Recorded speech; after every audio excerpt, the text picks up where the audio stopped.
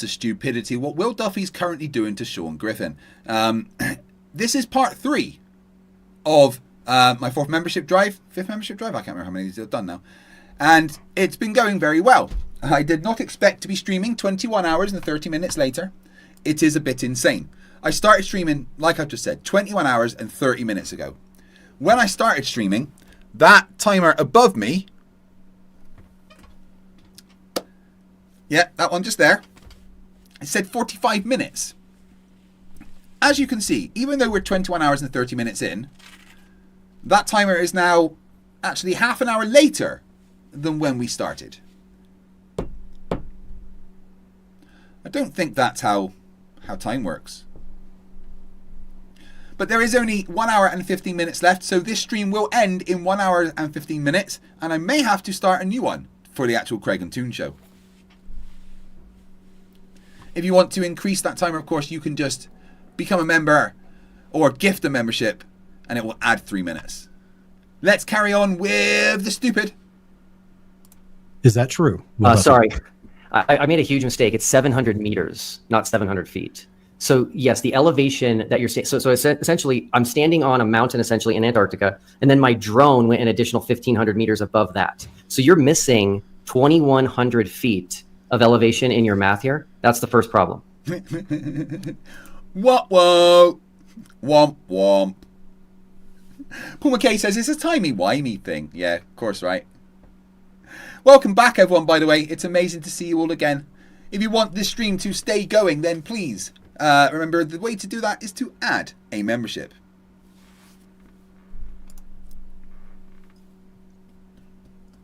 Well, we'll have to. Can you give me some documentation that that's how your drone works? Yes, you could talk to anybody that uses a drone. They'll tell you that if you literally go to like a 14er, which I know you're close to, that we have in Colorado, and you launch a drone from the top of the 14. Can you prove to me that's how a drone works?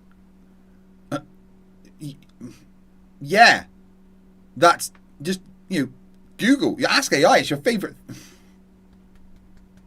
Shit, he said something which debunks me. And again, I hope everyone is noticing that he ran away from the Aquarius thing very fucking quickly. It starts at 0 and goes up from there. Can you explain to me the distance of horizon that's on screen here? No. So do you not know how that works? I don't know what I'm looking at. You made this slide. No, this is just a calculation, a screenshot from a curvature calculation. So you put in the fields. You're asking me to adjust the eyesight level field and add 700 meters. Yes. Right? Without documentation. You're asking me to do that without documentation because your drone readings says 4,918 feet. So I'm asking you. Yeah. Above the surface of the ground that they're standing on, it zeros and then goes up. Within your drone readings, do you know how the distance to horizon works? At 85 miles, it says that there's a horizon at 85 miles. Can you explain what that horizon is? No. I don't know the math that you're using for this. I'm sorry. Okay. Well, you can go to any curvature calculator and put in the same numbers. It'll show you the distance to horizon is 85 miles. Well, guess what's 85 miles away? It's Mount Vincent. And you can see the base of it. You can see the bases of all. But again, dude, the height is wrong.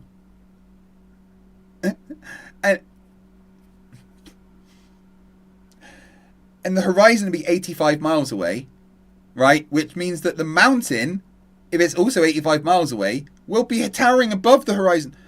How is he this thick? What the actual fuck, man? All the foothills to the right of Mount Vincent as well. You can see 85 miles away. Mm-hmm. You can see the supposed horizon 85 miles away. Yet you can see another mountain that's an additional 80 miles beyond that.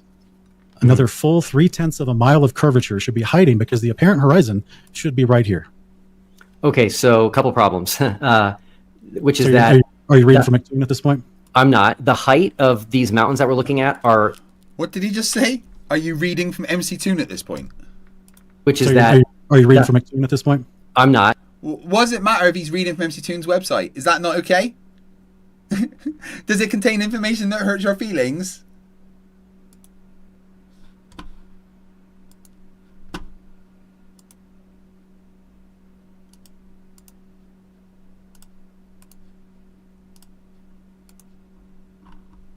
Right. The height of these mountains that we're looking at are not being calculated in your calculation. But here's the biggest one. Herzog, Wolf Music says, how is your brain still functioning? I'm not entirely sure it is. Just to check, I'm going to hit it up with a bong.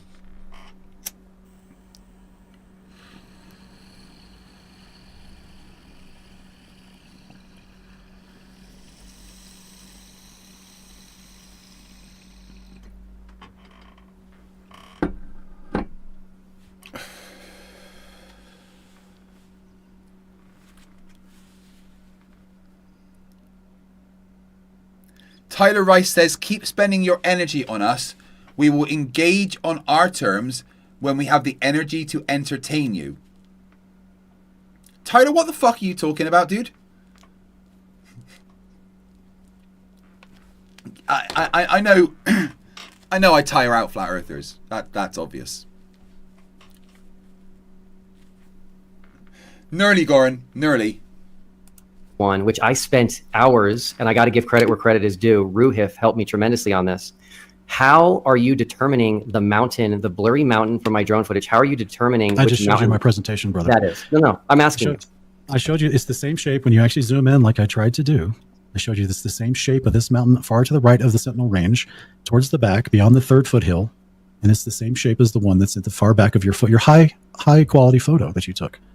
Okay, so Sean, this is super important. We noticed in Antarctica how the mountains have very similar shapes to them. There's actually multiple. No, please, Sean, don't be disrespectful. There's multiple mountains in Antarctica. What did Sean say there? There's actually multiple. No, please, Sean, mountains have very similar shapes to them. There's actually multiple. No, please, Sean, don't be disrespectful. There's multiple similar shapes to them. There's actually multiple. No, please, Sean, don't be disrespectful. Did he say you're liars? Respectful. There's multiple mountains in Antarctica just around Union Glacier that actually have pyramid shapes to them. So you're making a wild leap here, claiming that a blurry mountain in the background of my drone footage must be another specific mountain because they have a similar shape. Mountains generally have a similar shape. If you're okay, I actually worked with. Here's a photo I have on screen of your high altitude, high definition stuff. Are these mountains of a similar shape? You mean because a mountain has peaks? Hey, Sean, I worked very tirelessly on this to actually figure out what the mountain is in the background, and you're wrong on the mountain. And so if I'm allowed to share my screen now, I'd like to present that. Sure. The slides. This is going to be another mic drop. This fucking hair is getting destroyed quite a lot at this time. Skoon Dool kicks off this part of the stream with a gifted membership.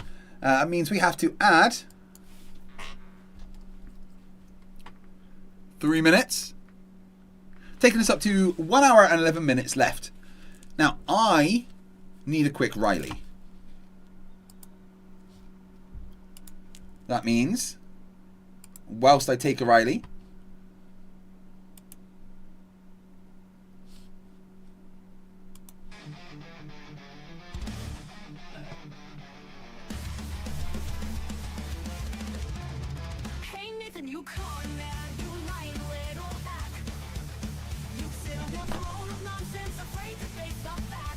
why is this so quiet?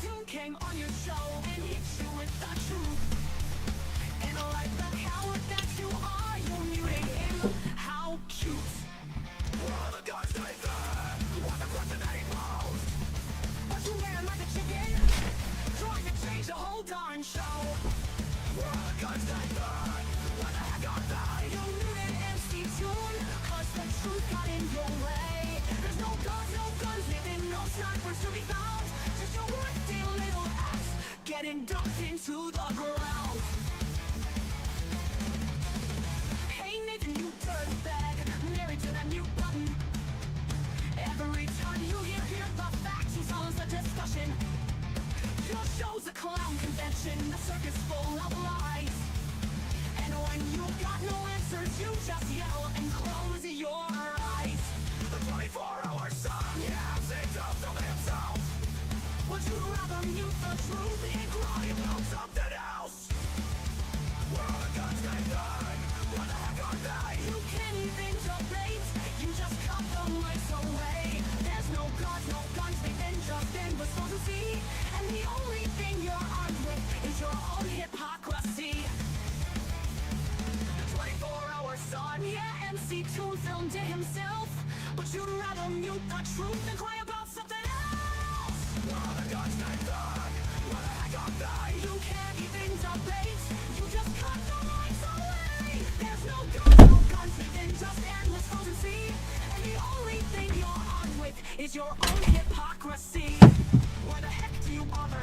You can handle the heat. Mute button's your best friend, cause you can't admit defeat. The earth's not flat and flat, and the sun still shines at night. So take your spammy nonsense and just vanish from my sight. Every time you're losing, you just try to change the score. Screaming at your audience and slamming every door. You claim to seek the truth, but we all know that's fake. You just love the sound of your voice. It's more than we can take. Every time you're losing, you just try and change the score. Screaming at your audience and slamming every door.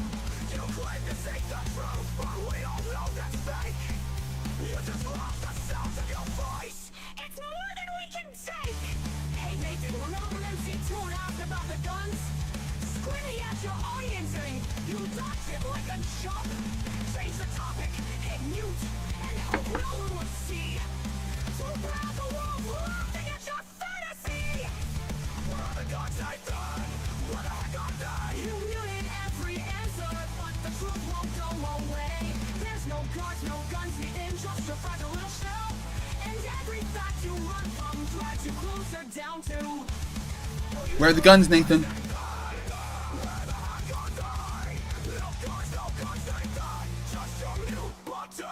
And your lies ain't been needed. You're not just full of it, you're drowning in it, mic drop. Bye. Thanks for playing Welcome to the Gliob. You've just been globe smacked. Bye.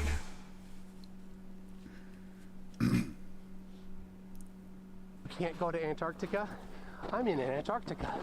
Nathan, you got caught lying. That was beautiful. I talked to you about Antarctica. You deflected to measurements. You are a scum liar.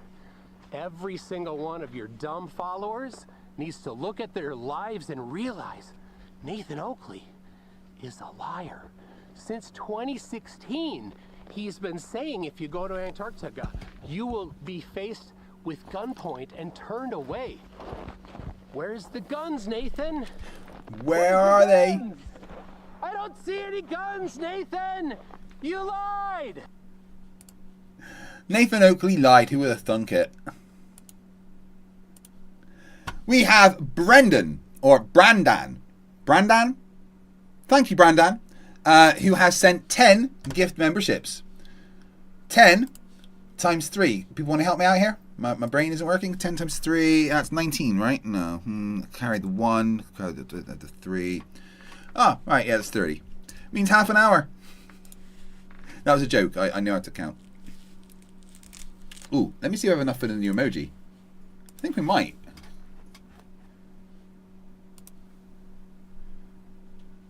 Oh, my back.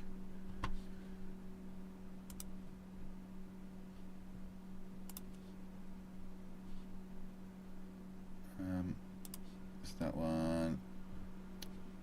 Memberships. Customize. Emojis.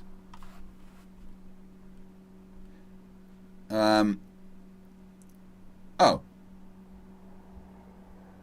It says 82 more members needed. I thought it was less before. That's weird. Oh, it says we need 82 more members.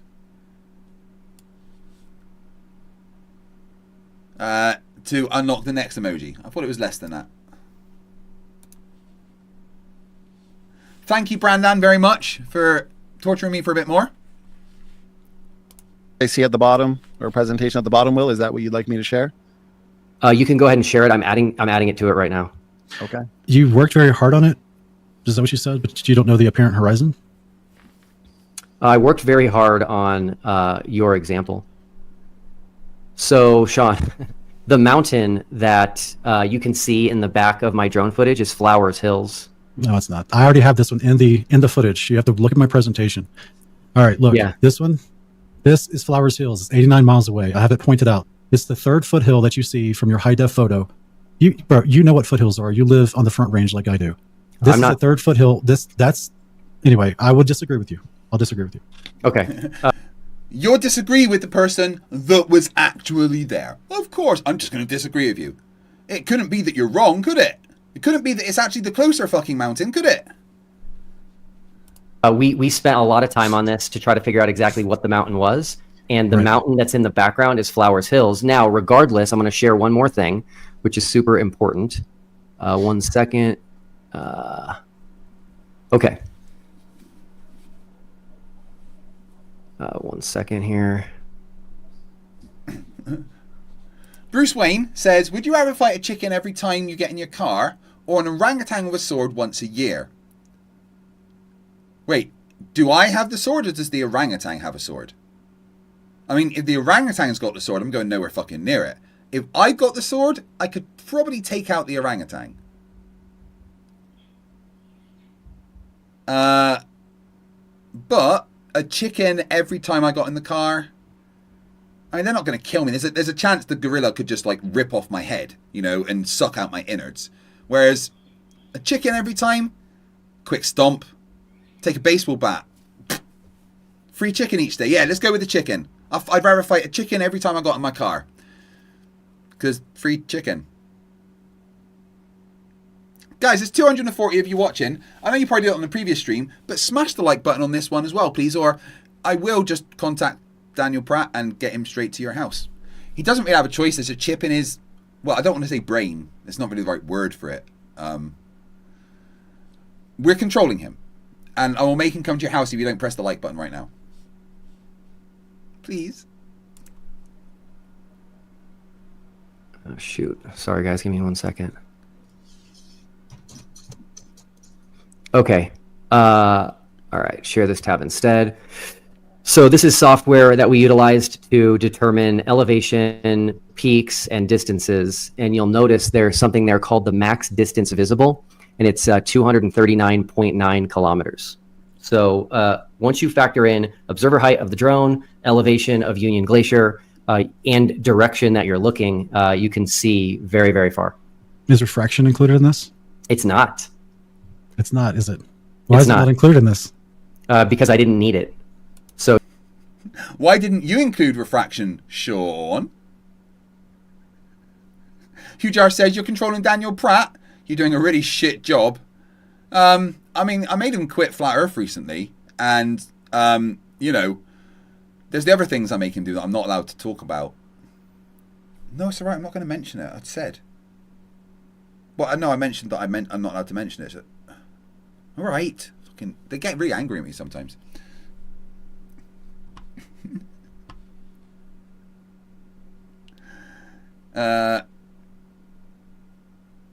Chip in his void. Yeah, that's right. That's better. 63 likes, guys. But you know, that's not 250 of you, is it now? So your one Okay, example. so you only invoke it when you need it. No, your one example is visible on the globe. No problem. Interesting. So why does it look flat?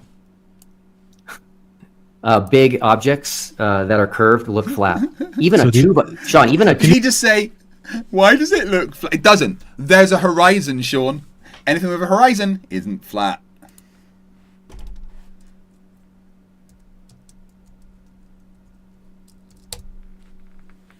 Oh. Yeah, he's up, Mr. Trump-tastic.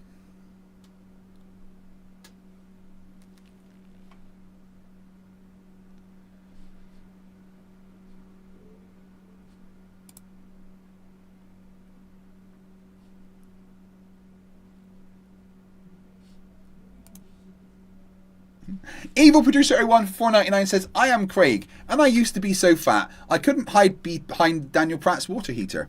Yeah, now I have to run around in the shower to get wet. Thank you very much for reminding me that I used to be an obese motherfucker. Now the only thing that's getting swole is, well... I mean, look, I'm proud of this, okay? I think that's pretty good. Even this side. I'm proud. I've worked hard for it. What excites me is this is just after like 2 years of working out, right? What am I going to be like in 5 years? In 8 years? What will I look like at 50 if I keep working out? That's what excites me. Positive Vibe says, shut up, Craig. Wait, that goes against your name.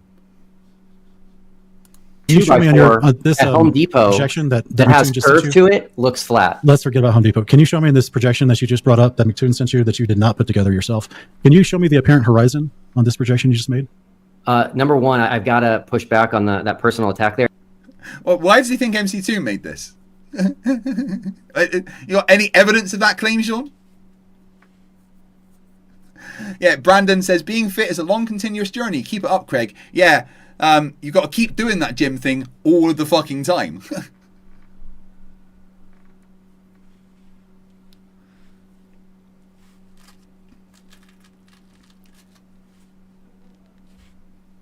Well, my wife is buff. Let me show you a picture of her. Not that one. You're not allowed to see that one.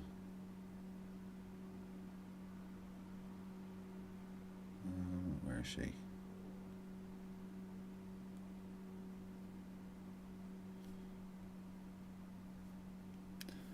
Right. Let me turn the brightness down so you can actually see it.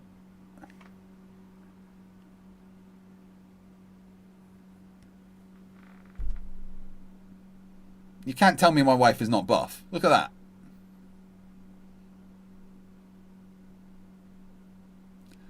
Because we go to the gym together. Plus, she understands that when I have my leg removed, she's going to have to lift me up quite a lot.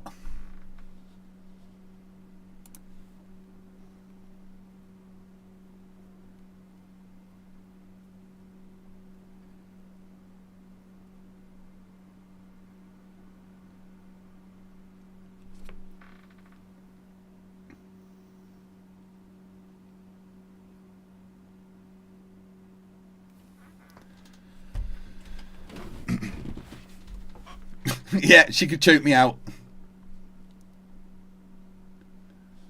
There, MC Toon did not send me this. He did not help me with this. This was all Ruhif. And if you look in the lower right corner, this screenshot was taken April 12th. Okay. So can you show me where the apparent horizon here is this and why?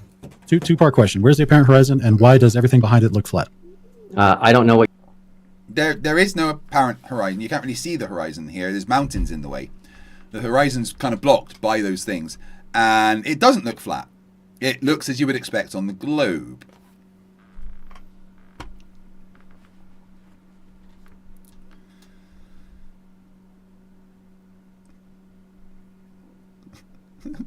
Dojiani Emir of Hakan says, are you going to get cybernetics fitted? Will you yearn for the strength and certainty of steel? I will pray to my machine gods. My tech priest will keep me safe. What you're referring to by an apparent horizon, so I can't point to it. Okay, and the reason, okay. and by the way, it actually doesn't look flat. There's a lot of bumps in the middle. Okay. Awesome. Cool. We'll have to agree to disagree on this one. So we have no answer for equatorial. You just have the claim of nuh-uh. You have the claim of, oh, it's impossible to see. No, the equatorial, you're on about the stars again, aren't you? You're wrong. You cannot see them all year round. No, that wasn't my claim. My claim you was... have a claim that the firmament doesn't exist. I think we're running out of time, so I'm just trying to give a conclusion here to our cross. That's fine. You claim that my arguments are null and void to because the firmament doesn't exist. Is that right? Yes. So number one, on the equatorial one, I said you didn't provide any evidence. I'm happy to look at evidence, but this is the first that I'm hearing of it. And again, people are blowing up my phone saying that AI is wrong. So again, that's possible. We can go ahead and look at that. And yes, I did say that you have not provided any evidence of the firmament whatsoever. So there's no refraction involved in your drone footage. You admitted that. But There's yet no- 230 miles away looks flat. 240 kilometers. Okay, which is 100 and...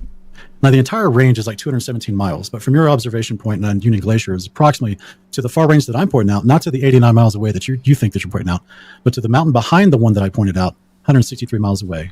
Why does that look flat from your observer point? Why shouldn't that be obscured by 0.3 miles of curvature? So you don't. The Earth is so big that you don't start to see curvature until you get to around 40,000 feet. So the globe does not predict, Sean, that a drone at 1,500 meters is going to see. Evil Producer 01 says, be careful, sharing your wife's photo on stream will cause Ratzoid to accuse Lisbeth of being the village bicycle.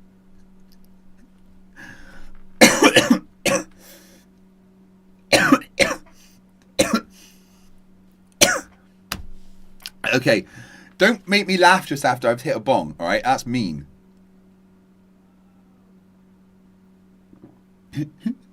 We are down to 1 hour, 24 minutes. 23 minutes, in fact. The stream's been going for just under 22 hours. Haven't really had a break or anything, but I'm feeling okay. I'm alright. In 2 hours' time will be the Kreg and Toon show. But will it be this stream, or will it be a new stream? And then the end of it. Because there's a half-hour gap there. There's a half-hour gap between this stream ending and the Kreg and Toon show starting. Now, what are we going to do? Do we have to stop this stream and start a new one? That's all up to you guys. And it can keep going even after the Kreg and Toon show. It's curvature left to right. That's just a straw man. Interesting. Okay. So you said earlier that if there are any observations where people can see too far, and you're not, I guess, invoking magical refraction, which only apparently works in one direction. Never works left and right. Just always works in one direction for the Globers. If you're no, refraction certainly happens left and right. That's how, the crane on the Black Swan looked fuzzy as fuck. But refraction tends to happen up and down the most because that's where the gradient is, and that is what is causing the refraction. Sean, you just don't understand anything, and you're a brainwashed fucking hypocrite. Ronnie Coleman says, how do you stay awake, Kreg? Am I awake? not invoking refraction, and there's an observation that can be seen too far. You said that the globe could be bigger. No, I said if it was established that something that the current globe model says cannot be seen can be seen, that doesn't in any way. Hey, Shesh, how you doing? Debate Hub is here. Our illustrious captain on the USS Kongzi. What's going on in here is that I've been streaming for 22 hours. And there is still 1 hour and 22 minutes left to go. That number can go up. Every membership adds 3 minutes. Every gifted membership, every new membership, and every upgraded membership. Beast indeed. Way, shape, or form refute a globe. That was a logical argument that I made, and it's absolutely true. No, you said that it could be a bigger globe if there is something that we can see too far. It could be a bigger globe than we know. Right. That's a fact. So therefore, if we have observations of things we can see too far, which there's plenty of, you're saying your answer is that, well, it could be a bigger globe if those were true.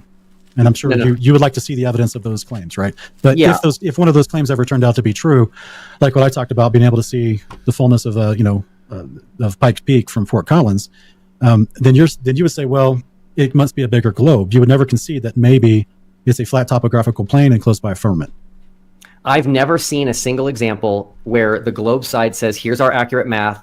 We think this should be visible or should not be visible, that flat earthers then refute. I've never seen a single example of that. Yeah. Interesting. Yeah, Sean. Every time a flat earther goes, we shouldn't be able to see this, or this is this thing, you're just wrong. You don't ever actually get any of that right. You don't do the maths right. You don't do the research right. You point at clouds and go, those are mountains 700 miles away. Again, because you're all fucking idiots. Chesh from Debate Hub in the chat, who again is the captain on the USS Kongzi. Every Friday, I am a fucking nerd, and I go over to Top Hats Off channel and play Lieutenant 7 of 12, Tactical Node 3, Species 5008, who is the security officer on the tactical officer aboard the USS Kongzi. A late era next generation ship fitted with a quantum slipstream drive as well as a standard warp drive that can travel at 9.8, I believe. So yeah, we're fucking nerds. Come and join us every Friday. Well, I am always a nerd, but I'm an extra fucking nerd on Fridays.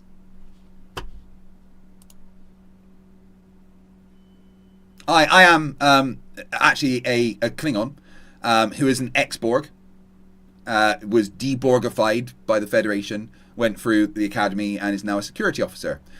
And he still really doesn't like Romulans. Okay. I mean, that is the generic claim, right? It's, kind of the head in the sand claim of, it's not working.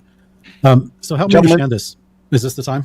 I will say we are about 8 minutes over time. Okay. But what I think would be a good idea and would be very helpful to myself in light of everything discussed, all the points brought up and interacted with over that roughly 50 minutes, and I think it would help the audience too, not necessarily a closing statement, but a summary of everything discussed in that 40 to 50 minutes, just to kind of land the plane and offer the audience the best possible position and model in light of tonight's debate resolution to analyze. So it was more... But Sean didn't give a model. Bruce Wayne says, I'm a mind goblin. It doesn't work in Star Trek.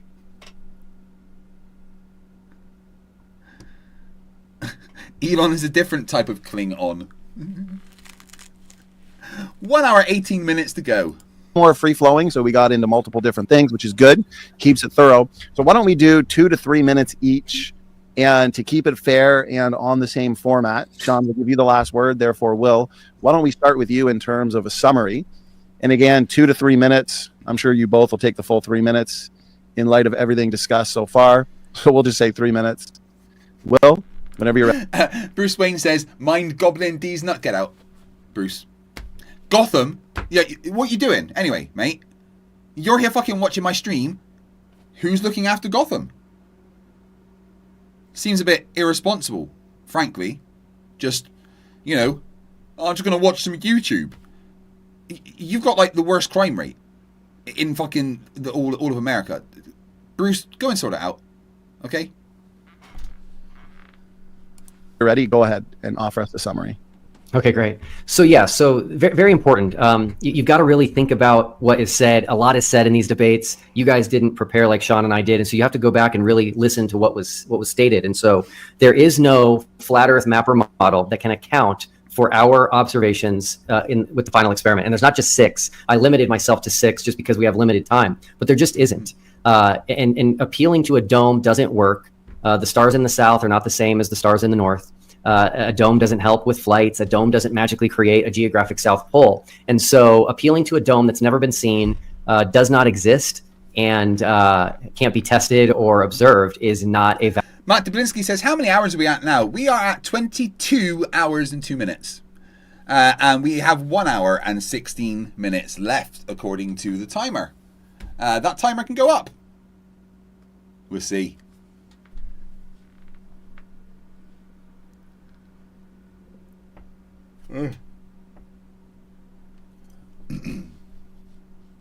Valid answer. So flat Earth is dead.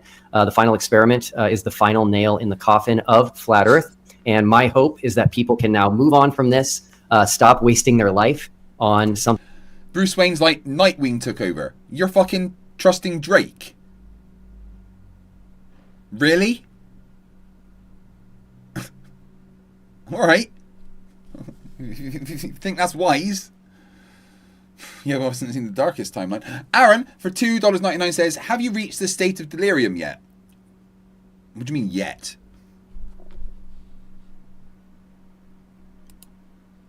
Mark Guitar, timers can go up as well as down. This one's going down right now. Down, down, down, down, down, down, down. I'm just singing randomly now. Oh, I'm getting tired.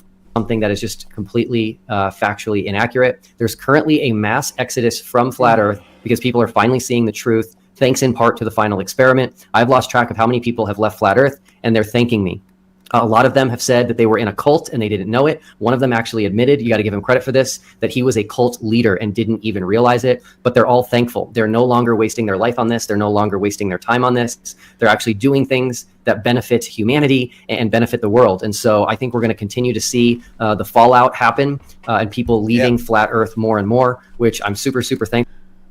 So I just want to say, thanks, Will, you dick. Why do you think I didn't just destroy flat Earth? I was having fun with it. I wasn't ready to kill it yet. for. That was my initial goal in all of this, was to make the world a better place and to preach the truth of God's creation. We know what God created based on the fact that we live here, and we can just look at the earth and we can measure the earth. And so we no longer need to misrepresent God and claim that he created a flat earth, which doesn't exist, claim that he created a dome, which doesn't exist. And we can all learn a little something about our personal biblical interpretations and maybe even look into the Hebrew a little bit more. So thanks everyone for participating tonight. Will Duffy, thank you very much for that roughly 3-minute summary of your points and position tonight. Sean, we'll reset the timer, and you also have a 3-minute summary. Go ahead. Guys, have you got your facepalm protection left? Because we're going to hear some derp, some lies, and some stupidity. Nicholas Green says that Dick Wayne got the Vicky treatment and cried censorship. Yes, you're censoring me whilst offering him the chance to come on the stream and talk. Yeah, that's censorship. I just removed your ability to talk in my chat, because if you want to talk, you can just talk to me. I'm not answering questions to you through the chat. I am doing the exact opposite of censorship. Yeah, so tonight we saw the absolute contextual application of the firmament put on screen. We saw the definitions of it put on screen. We saw historical testimony put on screen. And we saw Pastor Will Duffy deny all of it, saying it doesn't exist because it's never been seen. Yeah, that's generally how you know things exist, if you can see them or not. And certainly can't see a fucking dome, mate. Why is one of your eyes shut? Like, you really do look like a Seth MacFarlane action toy that's been put in the microwave for 30 seconds. Maybe even a minute. You look like a Seth MacFarlane action toy that's been left out in the really hot sun.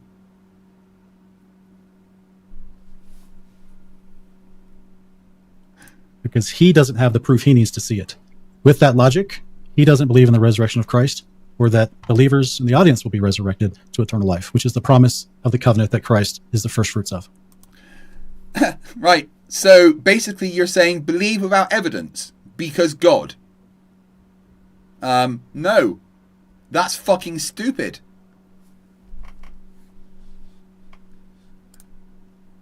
It's historical testimony that validates the resurrection of Christ. Eyewitness testimony that saw the resurrection of Christ that becomes historical testimony to us in modernity. We have eyewitness testimony from the prophets of God who see the firmament, Christ at his baptism, the heavens opened, the Spirit dropped on him like a dove. Ezekiel sees the firmament, Isaiah, that he would rend the heavens. These are just things people wrote in a book, dude. There's no, like, first-hand eyewitness testimonies. It's stories and stories told to people and then written down by other people.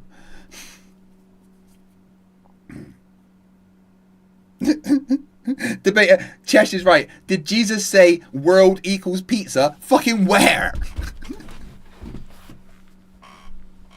Yeah, you're right. He's saying the Bible justifies the Bible. And come down. Enoch sees the firmament. Revelation 21. John, the prophet and apostle of Christ. Eyewitness testimony to heaven above where the Father's throne is, seeing a new heavens and a new earth, firmament roll back like a scroll, New Jerusalem coming down through it. The claims of the Bible itself, the historical valid testimony of our heavenly creator through his prophets to us, which is the basis for our faith and hope. There's the kicker. Faith. That's the problem. Faith is a problem. I don't want to have faith. I want to know, or at least be certain. I don't want to just believe and not look at the evidence, and in fact ignore the evidence because my faith tells me to. That's stupid.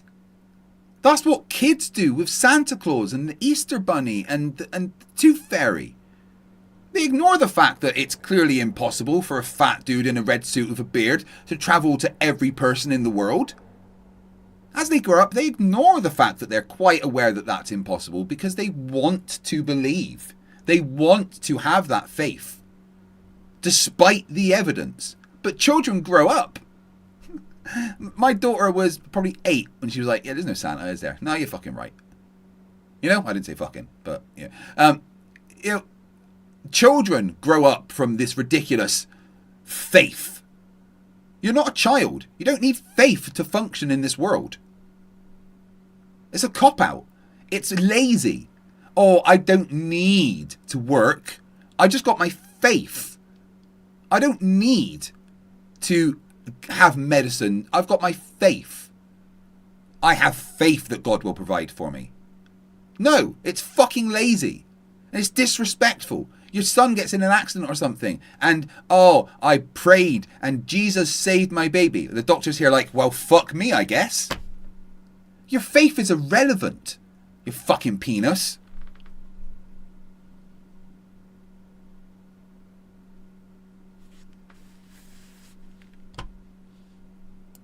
Hope for eternal life.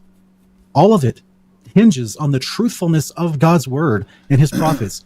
One question. Eternal life. Is there weed?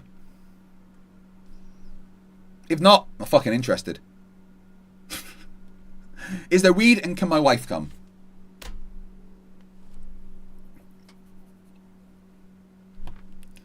Eyewitness testimony is accepted in court. And now it's become historical testimony to us as a valid source of information. For our pastor just to say, well, that's not the definition. No one's ever seen it, so it can't be real. That's just lack of faith. And that's all. Ashton Richards says, if you stream this in 480p or lower, Sean looks like an indistinguishable from a blob of mayonnaise. Boils down to. Today we discussed a whole bunch of interesting topics. We talked about the 24-hour sun, the South Celestial Pole that he wanted to bring up, the 24-hour moon, although he actually didn't address my question about it. We talked about actually how the sun, moon, and stars work, as well as the wind patterns on Earth and the observable realities match better the scriptures than they do a heliocentric cosmological Big Bang model. No, they don't. They don't match it better. The globe explains it all 100% perfectly. You're just lying if you say anything flat describes it better, especially when you don't even have a fucking map or model. Model.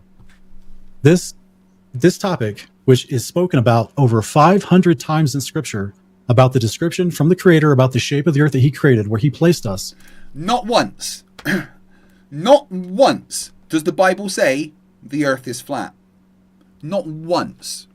None of those things say the earth is a disc, is flat. None of them say it. You are a liar, Sean. Your faith is forcing you to be a liar. Hugh Jars coming in. He must have been saving these up in his humongous pant pockets. Thank you very much, my Australian friend. I can't tell you how much I appreciate the fact that you have added an hour to the stream.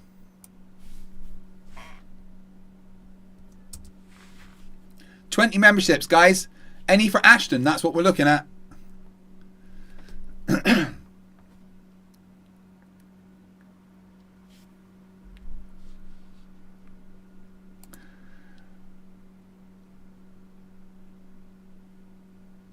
Trumptastic is not responding anymore, but I will send him a link anyway.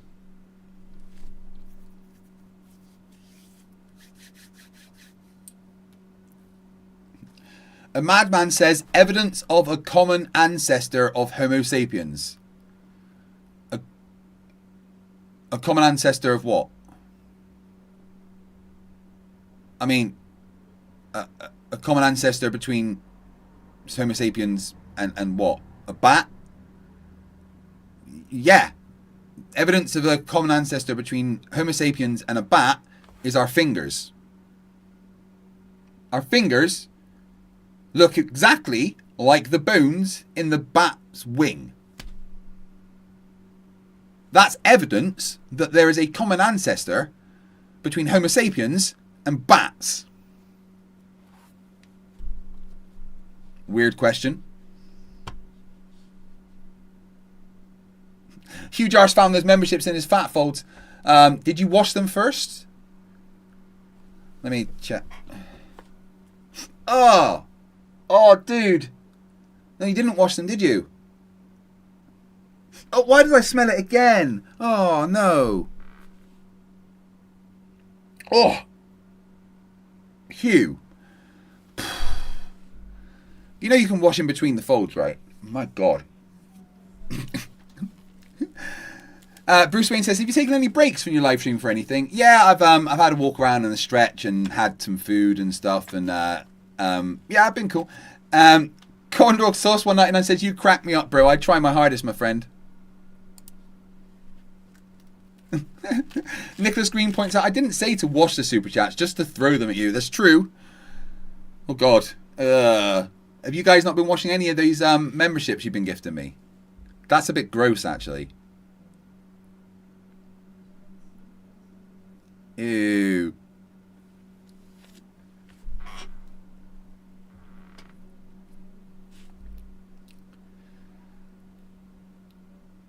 Yeah, Ronnie's right. The entire skeleton.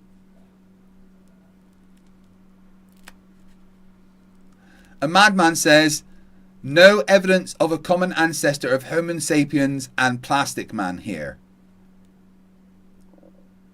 What are you? Are you okay?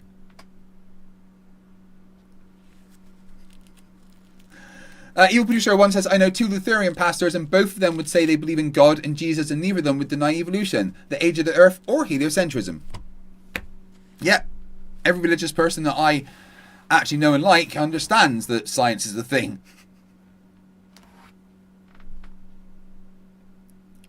Ashton Richard says, Elden Ring has too many underground dungeons. Not enough. Not enough. Over 500 times in scripture. You think it's important? You think there's some context within those 500 mentions of the firmament? It's very important. So it disheartens me to see our brother so obstinately discredit the scriptures and say they're not what they say they are. So no, he just doesn't agree with your interpretation, and so do millions of others, probably billions of other Christians. I am going to take a little, just a few minute break, walk around, have a stretch.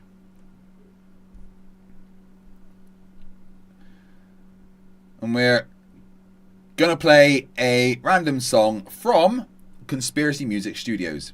I'll be back in about 5 minutes, my friends.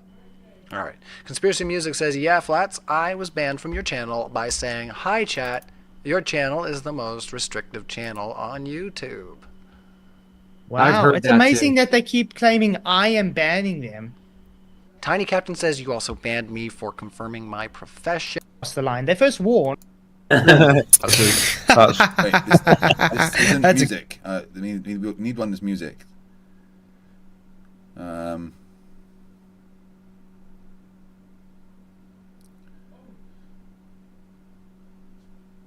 Let's go with this one. Be back in a few minutes. Bruce Wolford became a member. Welcome to Scrappers. That's 3 minutes. Hey Flatzoid, this is important. Where is the South Pole? It's simple, I've explained this many times. They just fly to it. It's a flag on the ice. So in other words, it's 90 degrees south. Just to let you know, it's a grid system. It's at the ceremonial South Pole place. No contradiction. Round and round we spin again, looking for answers lost in the wind. It's simple, you say with a confident grin, but ask where it is and you're lost once again. It depends which way you stand, man. Okay, cool. Listen, Keith, this is important. Where is it exactly? Show me on a map. I just told you, dude. It's just 90 degrees south. What's the problem? You can fly, you can take a boat, you can ski. It's placed on a grid, it's as clear as can be. It's very simple, just to let you know. So in other words, marked in ice and snow. Round and round we spin again, looking for answers lost in the wind. It's simple, you say with a confident grin, but ask where it is and you're lost once again. It depends which way you stand, man. 90 south, but flat Earth's a ring. Bigger than continents, makes my head spin. Just head south, you'll get there, bro. It's simple, don't overcomplicate, though. Here's the thing, just so you know, nobody goes straight south.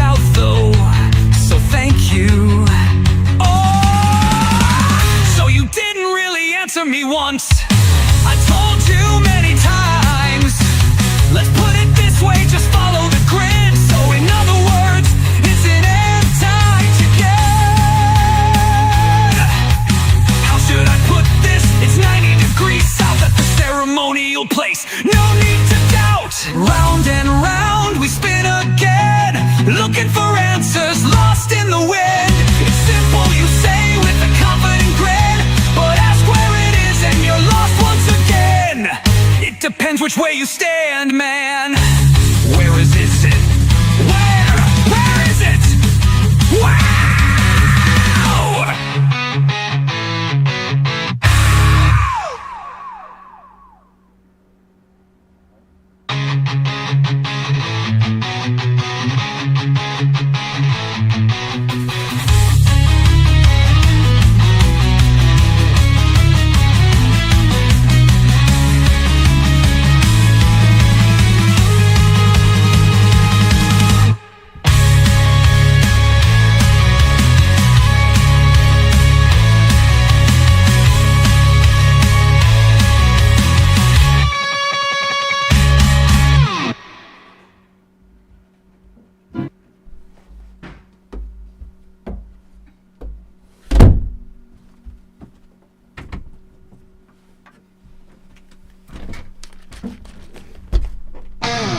Go Flerfs!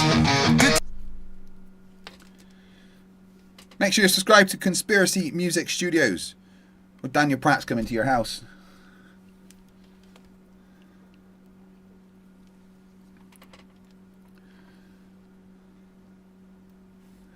Right, what we at? We've got 2 hours on the timer.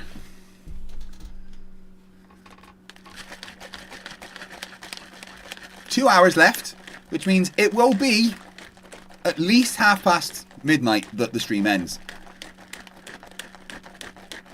It's having a protein shake. Now, there's more derp.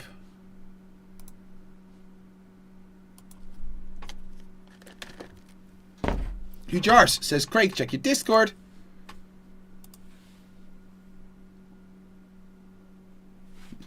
Well, Toon will be coming on in a bit, Hugh. So we're if I'm still on after that, I was going to get people on. I just want to get through this at the moment.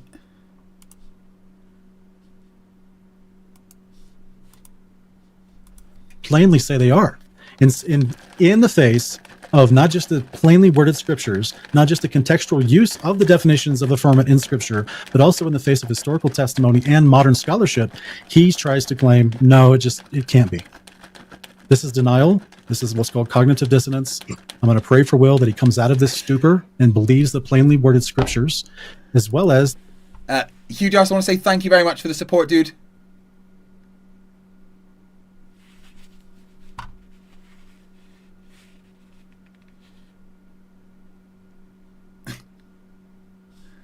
Oh, Dick Wayne's popped his head up. Nope. Email or nothing, Dick. The concepts that maybe you actually can rewind the tape and look at the things I brought forward today, specifically the inverse square law of light, which disproves the heliocentric model pertaining to what they claim about the moon.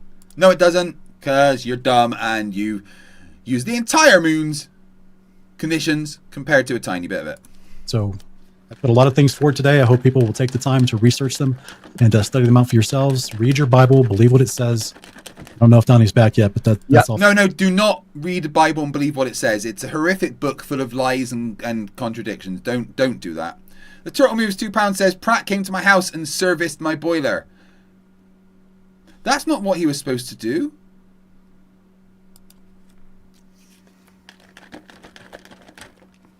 Hugh Jar says, this guy just opens his mouth and shit falls out, doesn't it? Yes, 100%, dude. All for my time. Okay, Sean, thank you very much for that summary. Will and Sean, appreciate you guys being good sports and giving us a solid, energetic, and definitely engaging debate here tonight on the shape of the Earth, specifically which model of the shape of the Earth best accounts for the evidence. A stimulating back and forth discussion, that's for sure. And we've had enough questions and super chats come in from our awesome audience tonight that could keep us busy until same time next week. Obviously, gentlemen, you guys at some point are going to want to get some sleep for tonight. I know how busy. Dave McKeegan says, as you drink that protein shake, please remember one important thing. You know what Mikey's toe tastes like. No, I know what it feels like. I'm pretty sure it doesn't taste like yum flavored protein powder.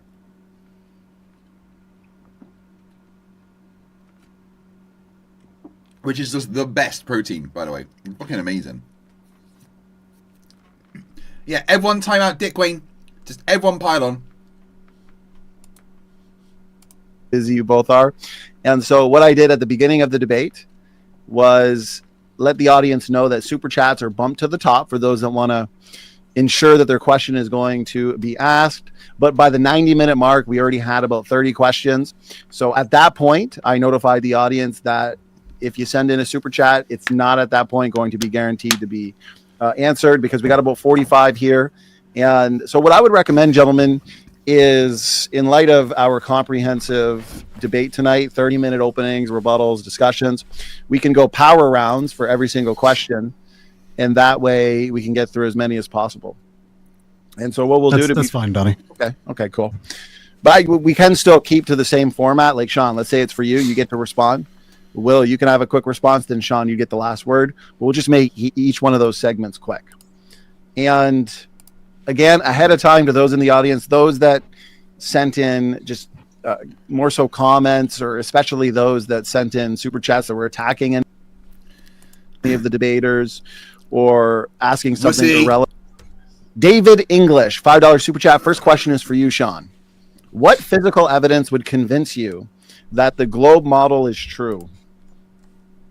Yeah, that's always one of these questions. Not much, to be honest, because the scriptures. No, because I've got my beliefs. And no matter what my beliefs say, even if my beliefs might be wrong, I'm never going to believe that the Earth's a globe, even if I'm fucking shown it from space. Plainly teach a firm and enclosed reality. So that's like asking, how many times does a medical doctor have to tell me that there's no resurrection before I disbelieve Christ's resurrection? So I'm going to believe. Yeah, you should disbelieve Christ's resurrection. People don't come back to life for no reason, dude. He probably wasn't actually dead. What Scripture plainly tells us, and so I'm going to keep it at that. My faith is in God's word. So basically, I'm a child scared to actually look at the world and understand the things around us. Yeah. Good job. Just lies. Straight up lies. Thank you, Sean. Will, over to you if you had anything you wanted to add. Yeah, very brief. Scripture never talks about a flat earth or a hemispherical dome. Thank you, Will. Sean, last word. Nope, I thought we were doing power rounds. Sorry. Okay, yeah. If you guys want just one response each rather than the three, we can do that. Plus, there's certainly a good mix for the both of you, so we'll get plenty of last words anyway. Nick, Tune Live. Oh, I think that might be. Yeah, I don't know if you want to read that one out loud. Yeah, no. There's a lot here, so apologies ahead of time. I didn't necessarily Good job read being yourself. one, but let's. Okay, so let's move to the next one then. You mean someone that is actually truthful and will go against, lies? Someone said Awake Souls is in here. Awake Souls, are you still a derp?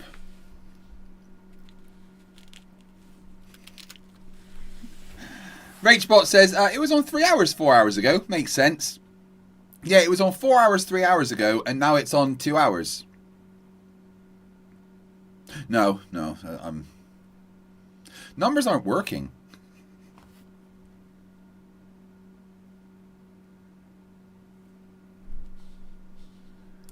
Will, how are you friends with that man? Are you discipling him, McToon? I'm friends with him because he's a great friend. Are you discipling him in Christ? We don't have that close of a relationship, so. Okay, but he's a good friend, huh? He's great. Gentlemen, okay, let's move on. I just work here, so apologies ahead of time if comments come in that are not necessarily appropriate. You like MC Toon? He's a big baddie that just tries to make me feel bad about believing lies. How can you like him? Sean, how can you lie to everyone and just say, I don't care what the evidence is, my book says thing, therefore true? It's a fucking stupid, retarded view. It's a childlike view. So, William Beauregard. Now it's for you, Will Duffy. $5 super chat. Why can Australians see the moon at the same time as Americans? I live in Florida. My friends live in Australia, can see moon while I see sun and moon. Yeah, so this is just another example of not understanding the globe model.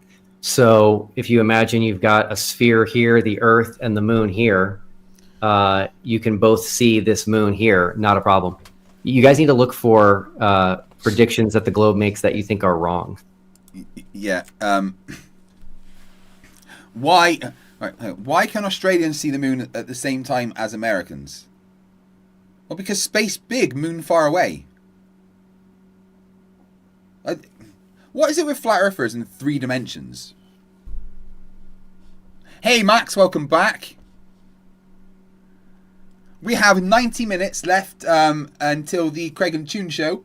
And we have 1 hour and 51 minutes left on the timer.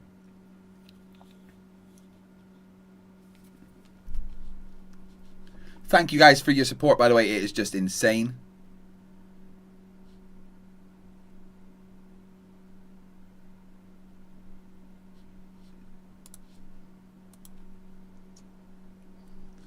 Sean, anything you want to add? I would have to do some, to properly answer this, I would have to do some measurements as far as where they're claiming the moon is in the sky above Florida versus where it's being spotted. What did you say, Australia? Australia. Yeah, I just have to do some calculations on. There's too little information to accurately answer this, but it's possible that it can be seen in both models. Okay, thank you very much. Sorry, both models? You don't have a model, Sean. So you can't conclude that it would be able to be seen in both models. That's just a lie. Ruhif, appreciate the super chat. Ruhif clarified later that I think you and him, as in you, Sean, you guys answered that question in the live chat. So we'll move on to the next one. And this Ruhif here? Yeah, it sounds like you said yes. You left a comment on his video on March 19th. And yeah, I put it in the. If you pull this up real quick, in this is just the, the bravado, the nonsense that we have to deal with here. This is his video that he made on the 19th, and my comment is very, very near the top. So you should just do better diligence and check in your YouTube channel, bro. I have a really quick thing to say, Sean. I don't know if it's true, but Ruhif believes you have blocked him from commenting on your channel. He's a very smart guy. I would encourage you to at least hear him out and not block him. Yeah, I block people on my channel who make false accusations, who curse, and who slander people. So if he earned that, false accusations like the Earth's not flat, is that going to get you banned?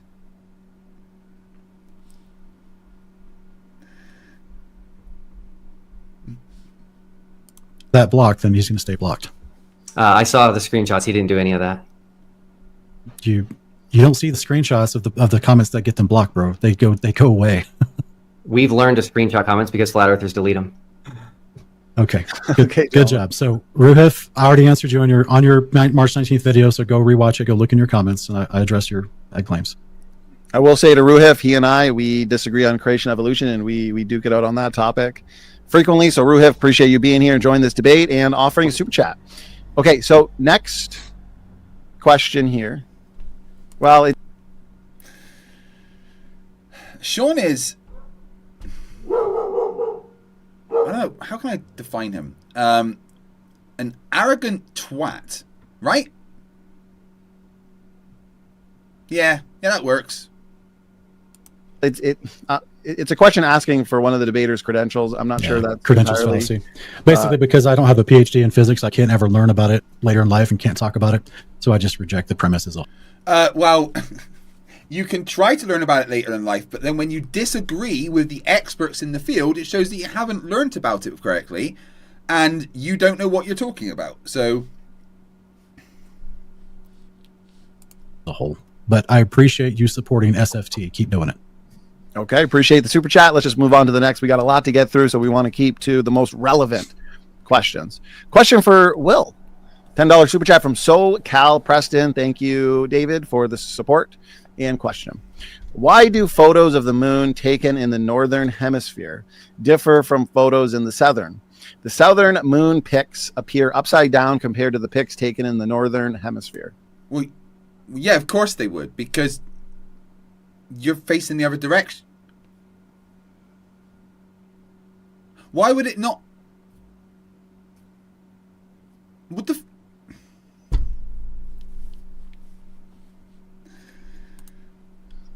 Yeah, this is a really good question. It's because we live on a globe. That is why people see the moon as upside down in the southern hemisphere as compared to the northern hemisphere. Flat earthers have no answer for this. They try to put like a clock or something on a ceiling and have people standing on opposite sides saying, oh, it looks opposite, but that's a false answer and it's a straw man because they're looking in opposite directions. Someone in the northern hemisphere can look east and someone in the southern hemisphere can both look east and see an upside down moon, which confirms the globe, impossible on flat earth. Boom. Thank you, Will. Sean, anything you want to add? It's not impossible in a flat earth. It's just that you're in the observer position, right? If you put a R on your light bulb on the ceiling and you looked at it from one side of the room, then you walked to the other side of the room and turned around, that R is going to look upside down. He just explained that you're not facing different directions. You're both looking in the same direction. It's not that difficult. I predicted that answer and it doesn't work because they both people looking east would see an upside down moon, and in your example they're looking toward each other in opposite directions. Yeah, that's not in the question of this. That's just something you've made up on the spot. So we'd have to test and observe. We'd have to check your claim. No, it's just a fact. Oh, I don't believe it because you said it. Sean is really disingenuous, isn't he? It's actually quite disgusting. Just like you said. Yeah. Anyway, thanks for the question, though. Okay, thank you very much. This one comes in from Travis Statham, $5 super chat, appreciate it. Do you both believe that if the Bible is wrong about one thing, let's say the earth, it can never again be trusted to be divine? The Bible was written by sinners. Whoever would like to respond, it's a question for the both of you. I'll go first. We have contradictory manuscripts. So based on just simple logic, if two manuscripts contradict, at least one of them has to be wrong. And so my answer is no. If we have contradictory manuscripts and we know one of them is wrong, it doesn't mean that the Bible can't be trusted. The Bible is kind of like our DNA. We have mistakes and coding errors in our DNA, but we're still human. And so despite these problems and issues that happen over time, the Bible is still God's word. Thank you, Will. Sean, over to you. But again, the Bible isn't God's word. It was written by men. God didn't write the Bible. Those men just told you that God said those things to them, and you believed them. That's really silly. The Bible's not wrong about one thing. And the discrepancies that are amongst different manuscripts are not contradictions as far as what it's teaching. It's just a discrepancy as far as how things are worded. And various manuscripts, and some parts are, indentations, or certain parts have been damaged over time. It doesn't mean that the story has changed. The story's never changed. The biblical no, the story's changed quite dramatically. Actually, there's entire characters removed, and stories, and entire books and chapters taken away. It does change. You've no idea what you're fucking talking about. It is replete throughout the story, and has never been falsified. So I would say that the Bible was not written by sinners. It was inspired by prophets of God, usually priests or prophets, who gave us the sure testimony from God, the creator of heaven and earth, Hebrews 1:1. Many portions in many ways. The word was given us through prophets. In these latter days, he's spoken to us through his son. So this is why we have our faith. This is why we put our faith in God and his word is constantly being proven right over and over again. Just like admitting the... No, it's not. God's word is never proven right. Putting all of your faith in that whilst ignoring evidence is just stupid and childish. Grow the fuck up. The examples that I showed in my opening presentation tonight. Thank you for the question. Thank you, Sean. Will, appreciate the responses. Okay, next one is for you, Sean. Judge Rightly, $10 super chat. Appreciate the support. And here is his question. Earth equals ball or flat excluded middle he's got there in brackets. Will gave 6 defeaters that show Earth equals ball. Until you refute them, this debate is over, regardless of how you interpret the Bible. Sean, feel free to respond to that however you please. Yeah, sure. Will asked me about his supposed... Sean ignored them all and just said, well, I believe in God. Let's see what nonsense he's going to spout. 6 defeaters of the flat Earth, and I answered specifically addressing all 6, 5 of which I covered in my opening, how they're easily shown on an FE model. The other one, which is more of a circumstantial quote-unquote... There is not a flat Earth model. There's no such thing. You didn't have a flat Earth model. You didn't show how the lights can be at the lights in the sky can be at a specific place in reality, and compare that to a model, because you don't have a model. You're just lying. ...quote defeater. It's a circumstantial concept where basically the FE community, the biblical cosmological community, would have to start doing Cartesian work, right? Going around and actually measuring things. Now, it's interesting, though, that there is a guy named Hervé Raboni. He's actually a French yacht captain who is a part of the Globe Vendée race, which is yachts that go all across the Atlantic down into the south, and they race around parts of the earth and they come back up. And he's been doing that for 20 years, and he actually became a... Andreas Eldritch says, no, there's no contradictions in the Bible. God did create the earth twice and in different orders.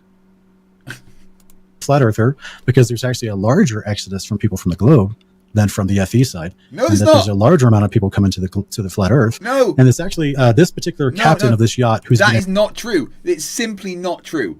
At the moment, it's just full of ex-flat earthers. Flat earthers are leaving flat Earth in droves. There's no one joining flat Earth at the moment. That is not what's happening. You're just straight up lying. A mariner for 20 years is now a flat earther because, hear this, Will, because he realized the coordinates that he has for his globe map were stretched and out of proportion and were not correct. What was that nonsense? Now a flat earther because, then from the FE side, and that there's a larger amount of people coming to the flat Earth. And it's actually this particular captain of this yacht who's been a mariner for 20 years is now a flat earther because, hear this, Will, because he realized the coordinates that he has for his globe map were stretched and out of proportion and were not correct. Well, then he didn't understand what the map was. Yes, it is stretched and out of proportion because it's a projection of the globe. So you...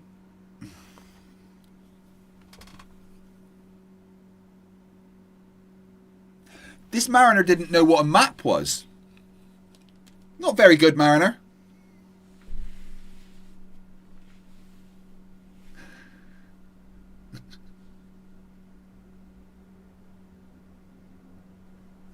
Samantha Jane says, my favourite part is where God says this tribe is my favourite and have divine right to this land, wherever people already live.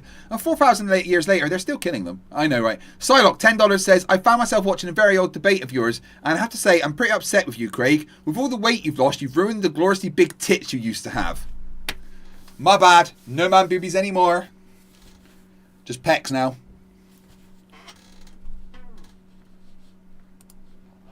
So therefore, the Cartesian work would still need to be done to show proper boundaries between continents and spaces as far as ocean distances, because that's what made him a flat earther, is because he realized as a mariner, as a yacht captain sailing the 7 seas, that the distances purported on the globe were not correct. No, well, that's true. I have actually checked that they are true. I've confirmed it personally. The globe has them exactly. A map will not, because maps are projections of globes and they are distorted. Mr. Toffees comes in with the 5 gifted memberships, which means we add 15 minutes to the timer. Thank you guys for the support. It is incredible. 1 hour and 53 minutes left. 22 hours and 44 minutes into the stream. So we have physical testimony of someone that's qualified in the field. And in the future, Abba willing, we'll be able to do some Cartesian work and answer Duffy's 6th. I am qualified in the field as a sailor in the Royal Navy. And, before that, in sailboats and stuff. As an actual sailor, I can tell you that that's fucking lies. And everyone in the Royal Navy knows that the distances purported on the globe are correct. claim, but I put forward a whole host of things today that Duffy has no answer for that destroy the globe. So hopefully we can address those at some point. Thank you, no, Sean. you didn't put forward anything that destroys the globe. You were wrong about the stars, and then you were wrong about the mountains. So what exactly did you put forward? Will, the floor is yours. Awesome. Yeah. So unfortunately, there were no rebuttals to the 6 flat Earth falsifiers that I presented. A dome which doesn't exist and has never been seen cannot account for the 24-hour sun making a wave pattern other than at the South Pole. Same goes for the 24-hour moon. The setting sun to the south of us when we were south of the Tropic of Capricorn has not even been addressed by Sean. No dome solves that. And there cannot be a geographic South Pole in a dome model or a flat Earth model, so that hasn't been addressed. And a dome doesn't help you with flights. So all of them are still completely valid. Flat Earth is dead. Okay, thank you, Will and Sean, for that response. Okay, here's the next one. Comes in from On the Level Narrow Road, $5 super chat. Appreciate the support. This time it's for you, Will Duffy. Sean is presenting biblical evidence. Would you not agree God's word should give us the best descriptions of God's creation? Yes, of course it does, but it never mentions a hemisphere. Show us God's word. You can't, because God never wrote anything down. Man did. You can't show me God's word. Spherical dome. It never mentions a flat Earth. And we have to realize that when we're talking about the past, that is very, very different from today. For example, I believe that the Bible actually describes Pangea, which is where there's only one landmass on Earth, and it's not all separated and spread apart like we see it today. So the creation that God created back in Genesis is very different than the one that we see today. And because we can look at the Earth, measure it, test it, and explore it, we know exactly what it is today, and we can't have that wrong, or our interpretations of Scripture will be wrong. Thank you, Will. Sean, floor is yours. Go ahead. Thanks on the level narrow road. Thanks for the question. Good question. And yeah, in the same way that we do believe God's word gives us the best description of creation, and we don't straw man God's word like our opponent Will tonight is doing by saying things like, well, the Bible doesn't mention hemisphere or flat Earth. The Bible doesn't mention the actual words ocular regeneration, yet we see God healing someone's eye. Okay. Excuse me. We see what now? We see God healing someone. Where did God heal someone's eye? Can you show me that happening? Can you show me God healing somebody's eye? I thought he was here for like a scientific discussion. Why is magic in this?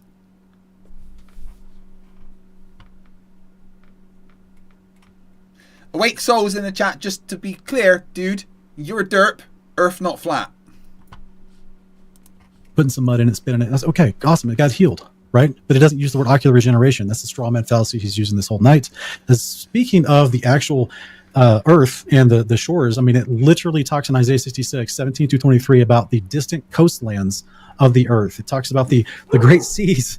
It talks. No, stay. I have to stop it when I need to interject. That's the point of me being here. Sorry. I'm not just here to play the video. I'm here to react to it when I see fit. About seas in between land masses. And actually, if you read Jubilees chapter 2, it specifically describes 6 parts of the earth that are encompassed by waters, and there are rivers that go through the mountains and streams, and the rivers that go through the land masses.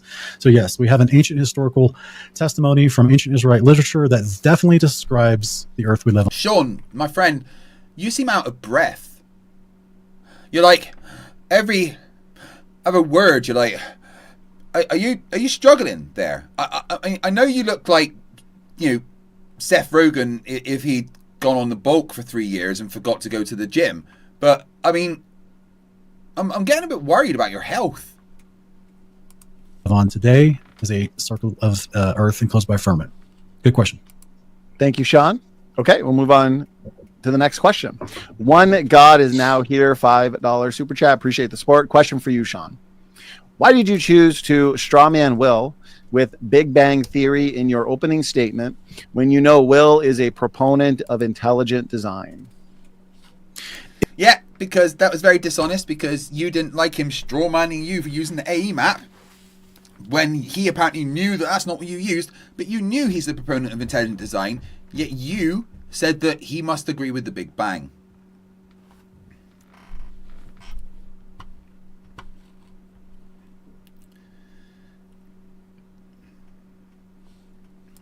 If he is, if I did know that, I forgot that. Did you tell me that at some point, Will?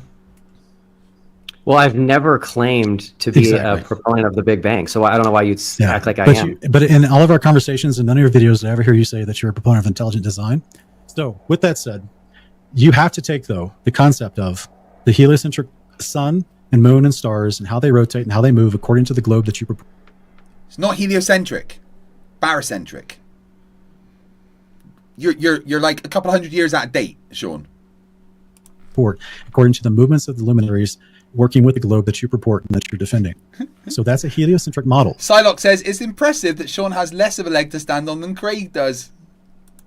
That's comprised of concepts within a Big Bang. I don't see the relation. Okay, you keep studying cosmology, brother. The Big Bang has tons of problems. Okay, thank you, gentlemen. We'll move to the next one. Nathan Larson. Awake Souls in the chat says, I can make you look like a fool thousands of different ways. Derp is the pinnacle of your intellectual prowess. Except, princess, you're too afraid to debate me. You couldn't make me look stupid. You would look stupid just by being in a room near me. My intellectual prowess is so much higher than yours that we're not even in the same league. Like, I would look down on you, but I don't want to crick in my neck that you're that far below me. Like, the irony of a flat earther saying that they think they would make me look like a fool after over 1,300 debates and that's never happened. Fucking crazy.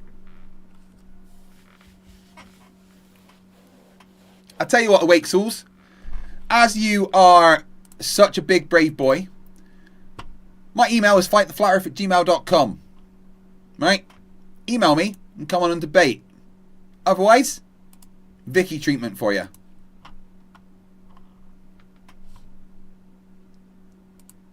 $10 super chat. Not sure who the question's for. It's not specifying anybody. We'll read it, work through it together, and figure that out. Globe-believing scholars such as Michael Heiser state that the Old Testament worldview is flat Earth. Regardless of the shape of the Earth, is Duffy's hermeneutic flawed with 21st century prejudice? So it does look like it's towards you, Will. Therefore, go ahead. Feel free to answer. Some people think that the Bible is a flat Earth book. That's just, even some people that think that the Earth is a globe think that the Bible says the Earth is flat. I simply disagree with that.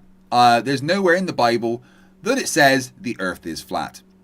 Jimmy G became a member. Welcome to Destroyers, my friend. That means we get to add 3 minutes to the timer.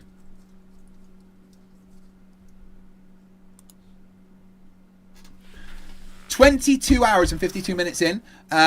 We have 1 hour and 47 minutes left on the timer. In 1 hour's time, Tune comes on. In 1 hour's time, Tune comes on and possibly Mr. Trump-tastic. JSS Tiger $5 says, Kreg, Nathan Oakley has accepted a debate with you on Ranty's channel. If he gets paid. What is his cost? And also, you don't get paid before things. You get paid after them. So he's got to do the debate and then he gets paid.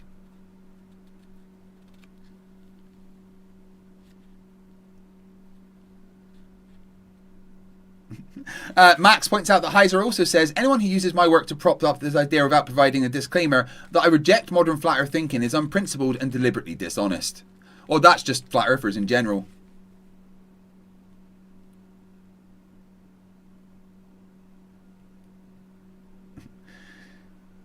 Jimmy G says, Kreg, is my name showing up as Ashton? I've been driving for 11 hours and no free membership. Lol. No, Jimmy, you're not Ashton. Rachbot, I'm doing good. I'm doing good. Thank you very much. You guys being here makes this amazing for me.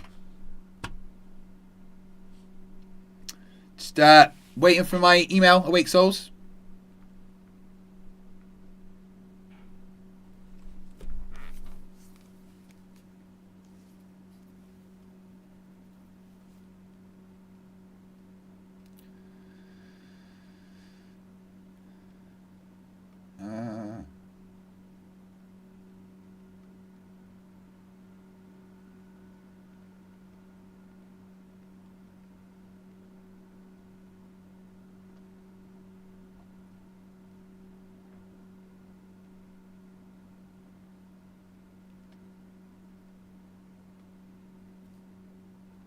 Just trying to get Mr. Trump-tastic on.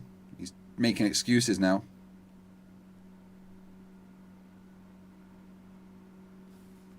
Oh, my phone is nearly dead.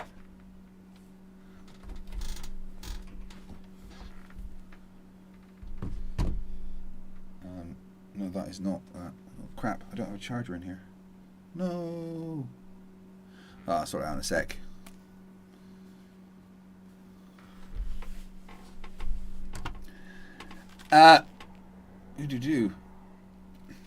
Dooley, who's been a member for 12 months, says, member chat, woo, awesome stream, Kreg. No, you're awesome, thank you very much. Michael Cooper, Michael Cooper is gifted a membership, thank you very much. Add another 3 minutes. And then Crashes, member for 1 year, 12 months, once around the sun.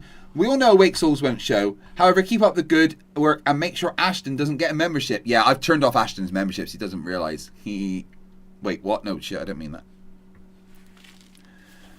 Alright, don't know if Trumptastic will be here, but Toon will be in 1 hour. Sure, I would say that Michael Heiser is a scholar. Scholars disagree, and so you have to determine who you think is right. We have to be careful not to have an appeal to authority, which is a fallacy. And so I really do like Dr. David Weisskopf's challenge, which is to find any Jewish writing that states that rakia means a glass dome, a hemispherical dome, or that the Earth is flat. And I don't think anybody's going to be able to provide that. No, they won't, because they can't. Thank you, Will. Sean, over to you. Yeah, I provided that earlier with Josephus, Antiquity of the Jews, Book 1, specifically talking about this Earth being encompassed with the crystalline firmament. So whomever you're citing, he's out to lunch. He just doesn't know what he's talking about. He's just... Oh, but the guy that you like is the one with all the knowledge, but the one that Will cited doesn't know what he's talking about. Yeah, disingenuous motherfucker.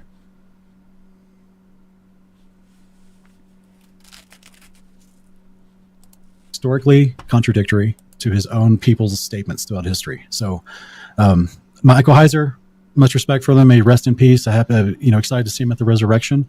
And he accurately stated what the scriptures plainly describe and define according to the linguistics. He was clearly a language scholar and PhD. Did he say, I hope to see him at the resurrection? What the fuck?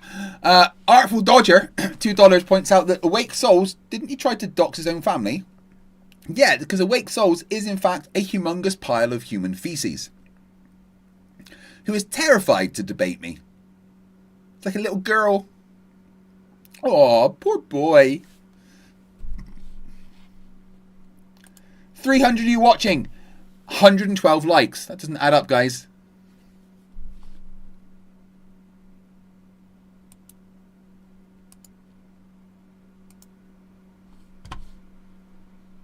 He knew what he was talking about. And then he followed it up with, but we don't believe that because NASA has shown us the truth. So therefore, God was speaking in accommodating language to the ancient Moses and ancient peoples, to Abraham. And we don't have to believe a firmament closed model because we know better now because NASA has shown us the truth. So I disagree with Michael Heiser. Well, NASA aren't the ones that showed us that the Earth is a globe. You're just using Flat Earth 101 rhetoric.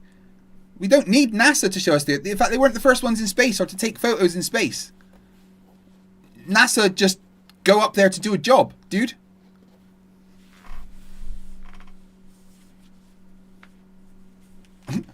Sigma Step says she's so fat, her blood type was Ragu.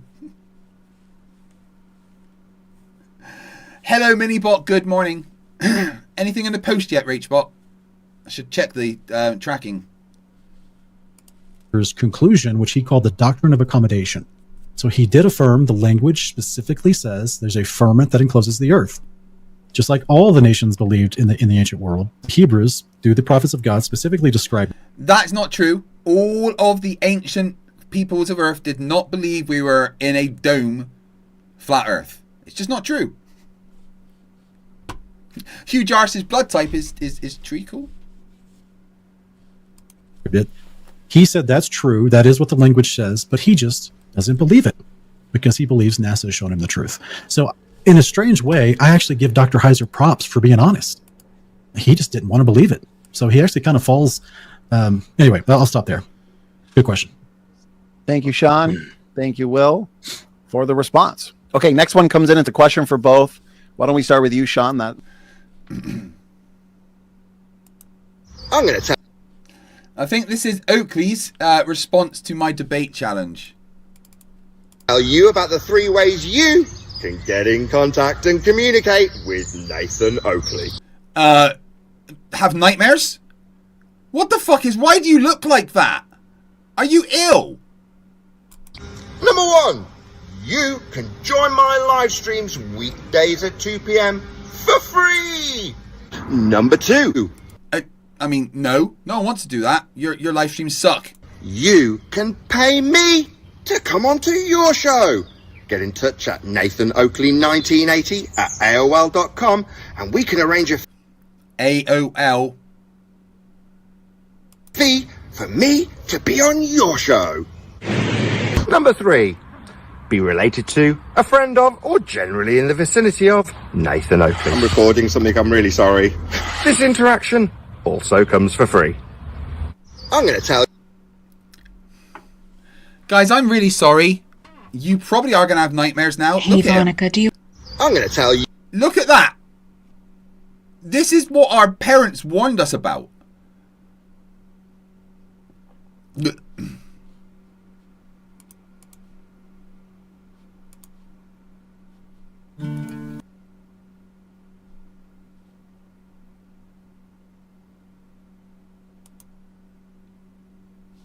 No one's going to pay you, Nathan.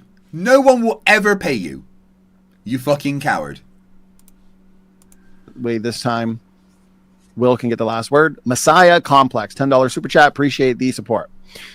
Do you recognize a link between globe earthers and claiming Jesus changed his father's instruction versus flat earthers and believing the contrary?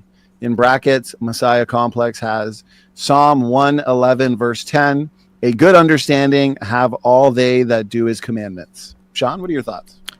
I'm trying to understand the question.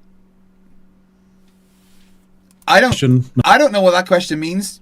Messiah Complex, so I apologize if I don't answer for the instructions. I'm just going to skip through that question. I think this is a question for the both of you. William Beauregard, $5 super chat. Appreciate the support.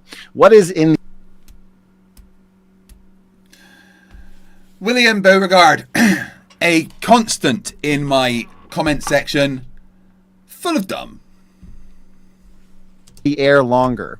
Projectile from artillery or an airplane? Do pilots account for curve and rotation?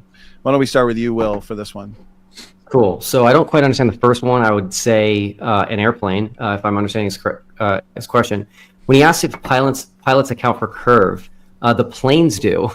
Pilots don't do much in the cockpit. I'm not trying to downplay them, but the planes are just, the technology is just absolutely incredible. And so the planes kind of take over after they take off and before they land. And they absolutely account for curvature. There's a reason that there's no flat Earth pilots, and that's because we don't live on a flat Earth.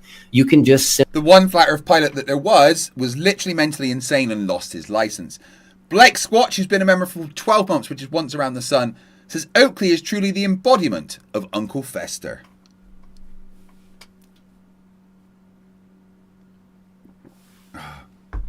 Yep, sorry, Lindsay, you're right. My doctor's going to get mad at me.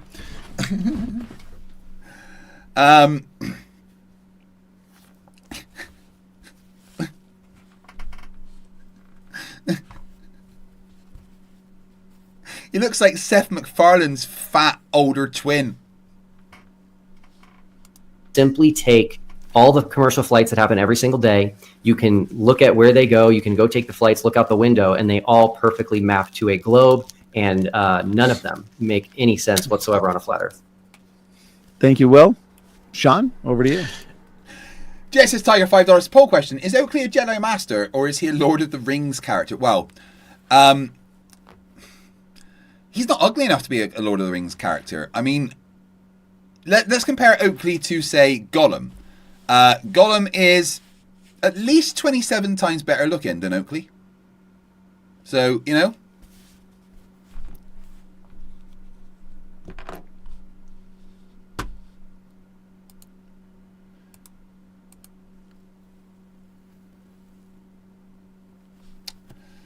Trumptastic has ran away.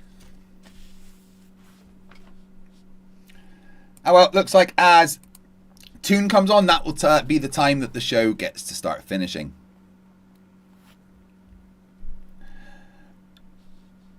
Thank you very much. Depends on the flight of the airplane. Usually the airplane's in the air longer. The pilots don't account for the curve manually. Let me just back up. So the pilots, for one, there are lots of flat Earth pilots. So why our opponent tonight continues to say this type of rhetoric? There isn't. There's no flat Earth pilots. There was. Bob died. He also lied about what type of pilot he was. It's just false. There's lots of pilots that have come out as actual, realizing we're on a stationary flat plane. The NASA documents, the military NASA documents I put on screen tonight, show that all their projectiles of missiles and their vehicles, which is their flight vehicles, were tested on assuming the calculations for a flat None of those were about testing. They were modeling assumptions. You don't know what you're talking about, Tubby Seth. Psylocke gifted 5 memberships. 5 memberships is 15 minutes. Thank you very much, my friend. It means the world.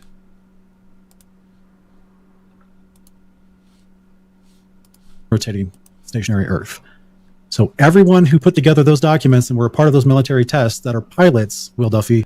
They weren't military tests. You're just lying or being stupid. I'm going to go with the second. Know that the Earth does not curve. Also, we have people like Rob Skiba and Bob Nodell, both of whom were pilots. Bob Nodell, a traditional airplane pilot, and Rob Skiba was a helicopter pilot. Bob Nodell lied about his credentials in flying. You're just going to ignore that? Of course you are.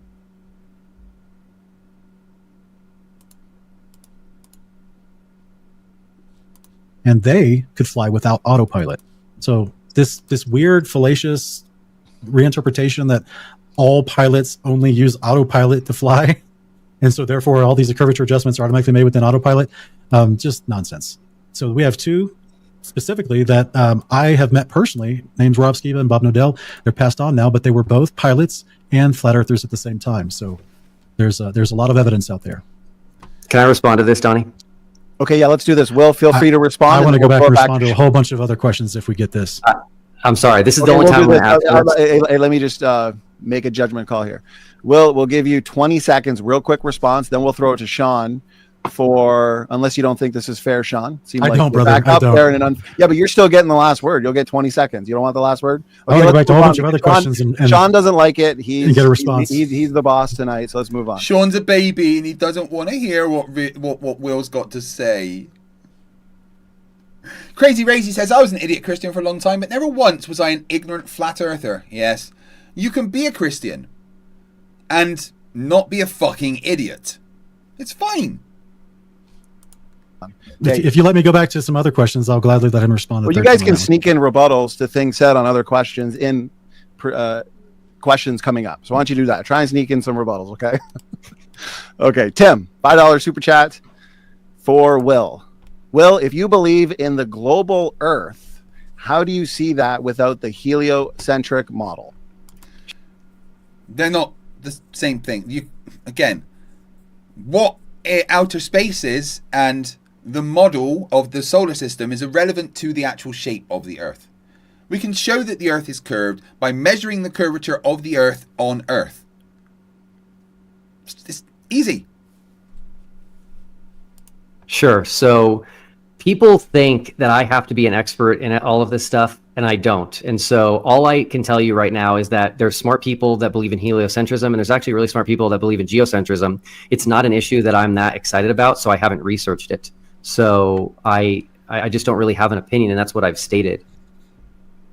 Okay, appreciate it. Sean, over to you. There are geocentrists out there, but even in geocentrism, they're all fucking stupid. Especially the Robert Sungenis. I fucking destroyed him. They argue for all the same physics that the the Big Bang cosmology is inherently involved in their whole redshift observation, cosmic microwave background radiation, all the stuff that they claim is also observable phenomenon that's somehow legit according to the interpretation of those models. They assume so many of the same mathematical equations and fundamental glue, if you will, that it's a very, very fine line to appeal as a geocentrist and not fall into the actual heliocentric model. As far as the physics and the math involved and the distances between stars and the inverse square law of light and all that kind of stuff. So you don't understand the inverse square law of light. You're like, look at this whole thing and now look at this tiny bit. Oh, that should be as bright as that whole thing. That's how dumb you are.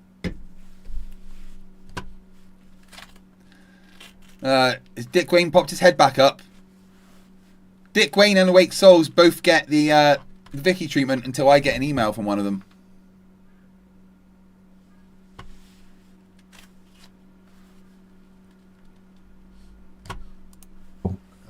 It's basically a contradictory concept, and we didn't see Will flesh out his actual belief. He just presented his 6 concepts about TFE that he thinks are correct, and then we don't really get a lot of background. I try to show a comprehensive working model from scripture and from observation. No, you didn't. There was nothing that you did to show a model. Showing words and definitions and, chopping up translations is not showing a model. Fucking moron. Yeah, it's now called the Dicky treatment, that's right. Oh, no, Crazy Razy. Dick is getting timed out until he gets the balls to come and debate me live. Because what he does is he just keeps asking me questions in the chat. I'm not answering his questions in the chat. I will answer his questions in a live stream. But he's a coward. To show like this is what we observe and this is how the world works. So thanks for your question. Thank you, Sean. Thank you, Will. Let's move on to the next one. Jason and Caitlin Hooser. $5 super chat. Appreciate the support. Question for Sean Griffin. How can low pressure weather systems rotate anti-clockwise in the northern hemisphere due to the Coriolis effect if we have a flat Earth? So the Coriolis effect is not a real thing. It's the different weather patterns that I showed on screen. The Coriolis effect is most certainly a real thing. That's why you have to compensate for it when firing artillery according to the military. And all of the weather systems rotate anti-clockwise in the northern hemisphere and vice versa in the southern hemisphere. Tonight, some Psalm 72 and 1 Enoch 71 about the windows of the firmament. They're called portals that allow in the different wind and weather patterns into our enclosure that creates different types of winds all throughout.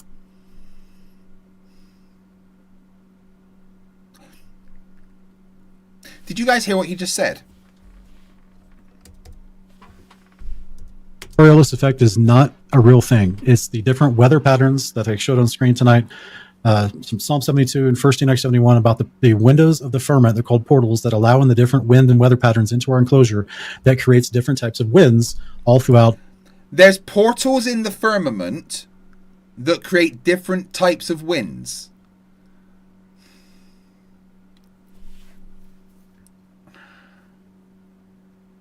My brain is sad. It doesn't like that this man shares a lot of the DNA that I do. yeah, there's windows in. Which level of the firmament is there windows in? Because there's apparently 7 of the fuckers. I'm going to have to ask Toon about that one. Windows in the firmament that allow the different wind. Both northern and southern areas, what we would consider on a globe, northern and southern hemisphere, but on a... Yeah, Monkey in the Works has got a point, but I thought it was water over the firmament. No, apparently it's wind. But it's portals. So, I mean, it's... What's the other side of the portal?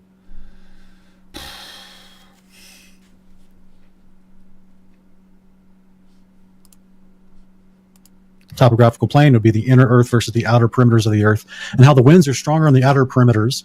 This causes certain types of rotational effects, but it's not due to Coriolis. There's ample evidence that Coriolis is never a factor for long. There's no evidence of that at all, in the slightest. Range sniper shots. Apart from the sniper manuals that show that you take it into account, of course, and all the professional snipers that I've spoken to that say that you take it into account. Yeah, okay. KO Carol, $2 says, give me a can of beans and I'll show them wins. Oh, thank you, KO Carol. Appreciate the support. Altitude weather balloons or commercial airplane flights. Thanks for the question. Thank you, Sean. Will, anything you want to add to that? Yeah, since I'm not too familiar with Coriolis, I'm going to say this. The flat earthers like Sean, who use the NASA documents and the government documents that say that it's assuming a flat, non-rotating Earth, have completely missed it, and it actually refutes their position. Those assumptions in those documents are actually things that they know are false. For example, next on the list is they say we assume a constant aircraft mass, which they know is false because it changes when the fuel is used up, and they say that it assumes a rigid body aircraft, even though they know that the airframe is not rigid. So they're actually... YD says, anyone who belittles others does so for two reasons. One, they have a deep sense of insecurity, or two, develop an attitude of fake superiority. No, it's not fake. I'm far superior to all flat earthers. That's not a fake thing. That's just a fact. And I belittle flat earthers because they fucking deserve it. Cry more. The Iron Code of Drust for £2 says, are we in Pac-Man world now? What gobshite. I know, it's fucking crazy. Actually refuting their own point. They just don't know it. Thank you, Will. Thank you, Sean. Okay, let's move to the next one. Judge Rightly, $5 super chat for Sean. Have you heard of the global flood and the hydroplate theory?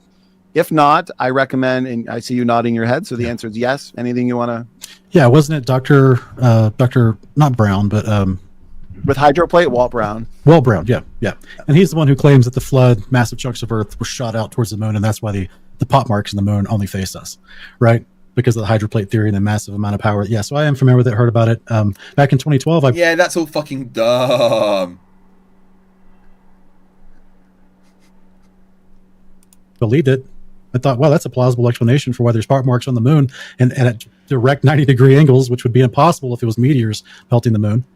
Statistically impossible, specifically since it's... No, because the marks aren't from meteors hitting the moon. They're from meteors exploding on impact. The force of the explosion creates a circle, regardless of the direction it's from. Hey, Clive, how you doing?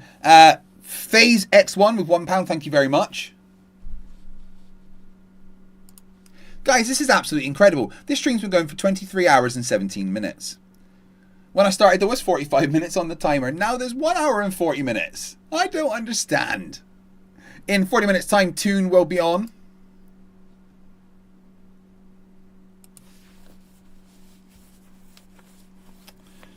But maybe not Mr.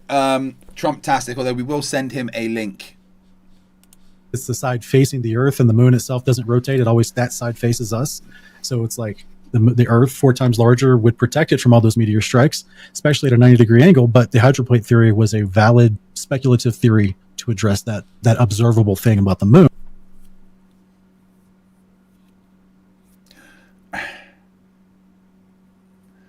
The moon's really far away. Like, really, really far away. The Earth's not going to block many meteors from hitting it because space is so fucking big. 3-1 for $2. Everyone that is not a Flerf is superior to Flerfs. Yeah, this is just facts.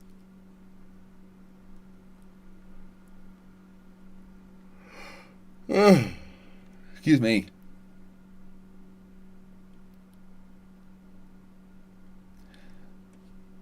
YD, why don't you come and debate me?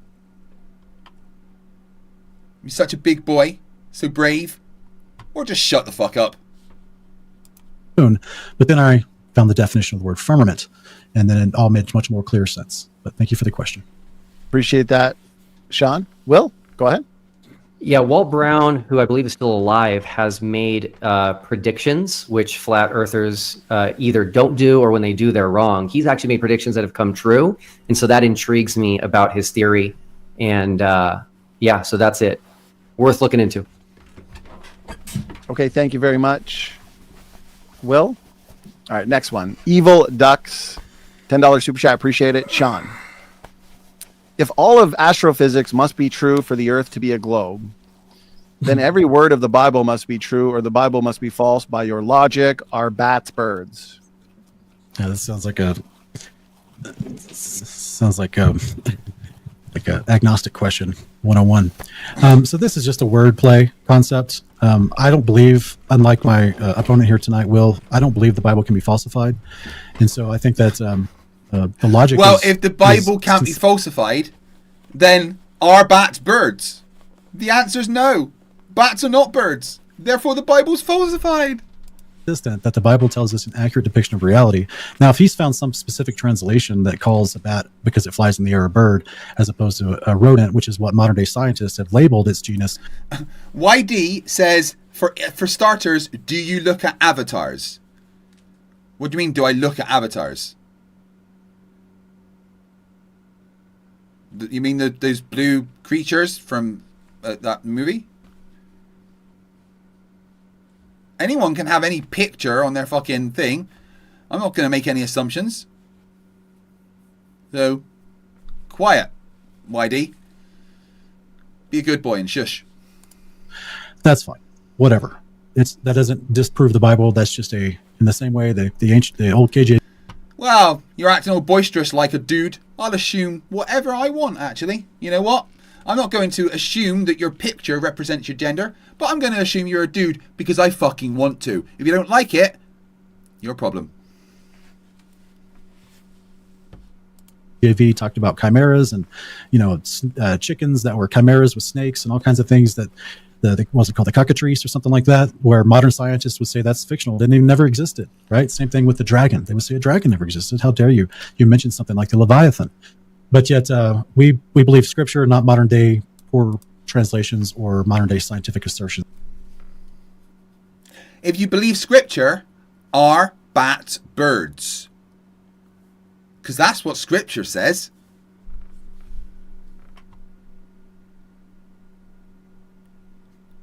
I know, I'm only saying it to wind up that YD, just to I'll say what the fuck I want about you. All right, you're coming in there with big balls, acting like you're a dude. All right, if you don't want to be assumed to be a dude, don't come in swinging those massive balls around. All right.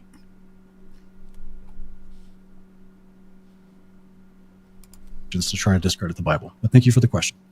Thank you, Sean. Will, over to you. Yeah, so there's a difference between saying the Bible is false. YD's like, how did I act like a dude? Because again, you came in here swinging your humongous testicles around. Very much like a dude. Falsifiable, and the Bible can be falsified. My position is that it's falsifiable, not that it has been falsified. And the Bible itself states this when it says that if Jesus did not rise from the dead, then our faith is in vain. That's a verse stating what would falsify our faith. Thank you, Will. Okay, next one comes in for you, Will. Smith. Sean doesn't understand words, and I don't know. Maybe he's hungry. No, I want to eat something.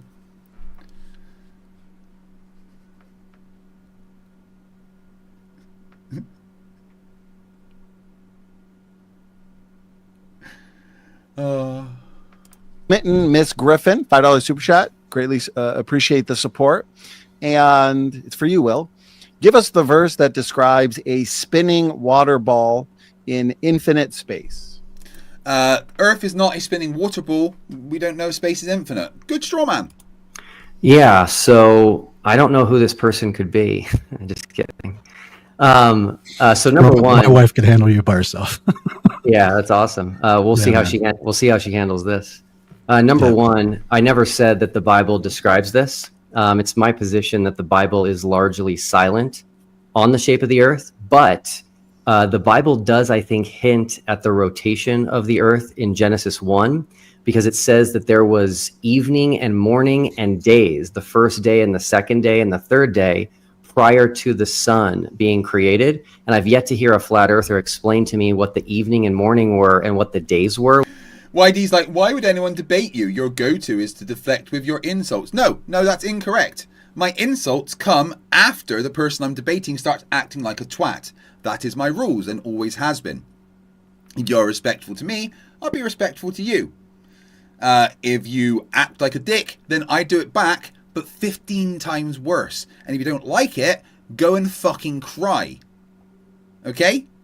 You're too scared to debate me, and as that's now true, you get put in timeout. Let's do 10 minutes. Go and cool off. Without a sun. Thank you, Will. And for your wife's question, Sean, you get the last word. Go ahead. Yeah. So this is. Oh, wait, Saul says, what's your email again? I already told you it. fighttheflatearth@gmail.com. And with debate on my channel. If you want, we can absolutely arrange that. You can come on in the next half an hour when Toon's on, and you can debate the pair of us on my channel. This is her playing upon Will's bad debate fallacy, which is give me the all or nothing specific wording. But Will wants to see a hemispheric flat earth wording. He wants to see a specific verse that says the firmament's a hemisphere and the topographical plane of the earth is a flat earth. He wants to see specific wording. Yeah, again, you spent your entire opening talking about how words are very, very, very specific. Bite on the back of my ear. Bloody hell, what's that?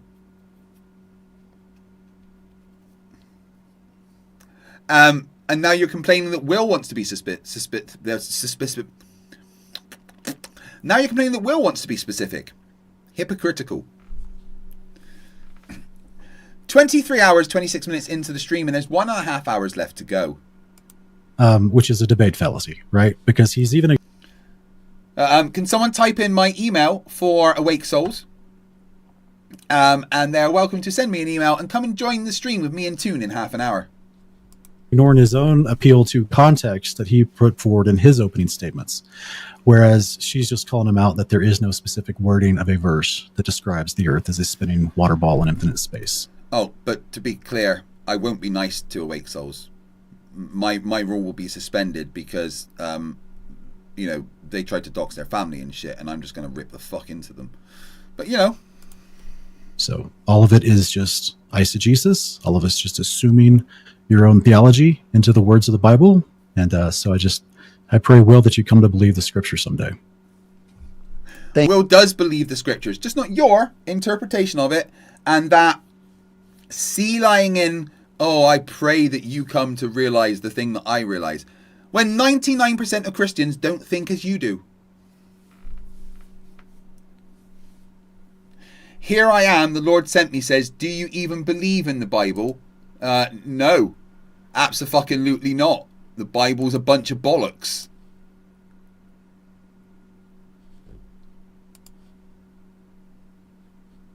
Where was he?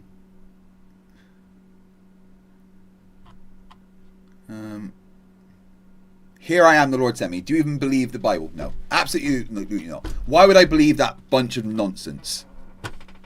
Thank you, Sean. Next one is another one for you, Will. Byron Johnson, $10 super chat. Will, please explain the star trails over the TD Observatory. If star trails are evidence of a spinning globe, how could you have clockwise and counter rotation in the same location at the same time? Because that observation's like on the equator, right? And you look to the left and it's on the north in that picture, and you look to the right and it's looking south, right? So you're looking at the night sky in the north with them rotating counterclockwise, and in the south them rotating clockwise because of the way the earth is rotating. It's what we expect.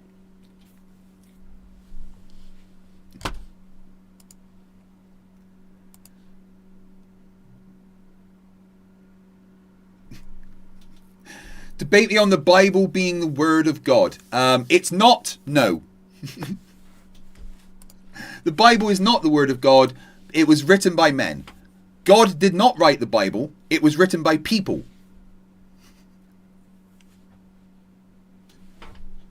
Go ahead. Yeah, it's a really good question. I've never heard of this observatory. I've never heard of what it's talking about. So again, I would love. Yeah, he's Blagov, FTFE. Is this still streaming from yesterday? Yes, it is the same stream as I started yesterday, which has been going now for 23 hours and 30 minutes.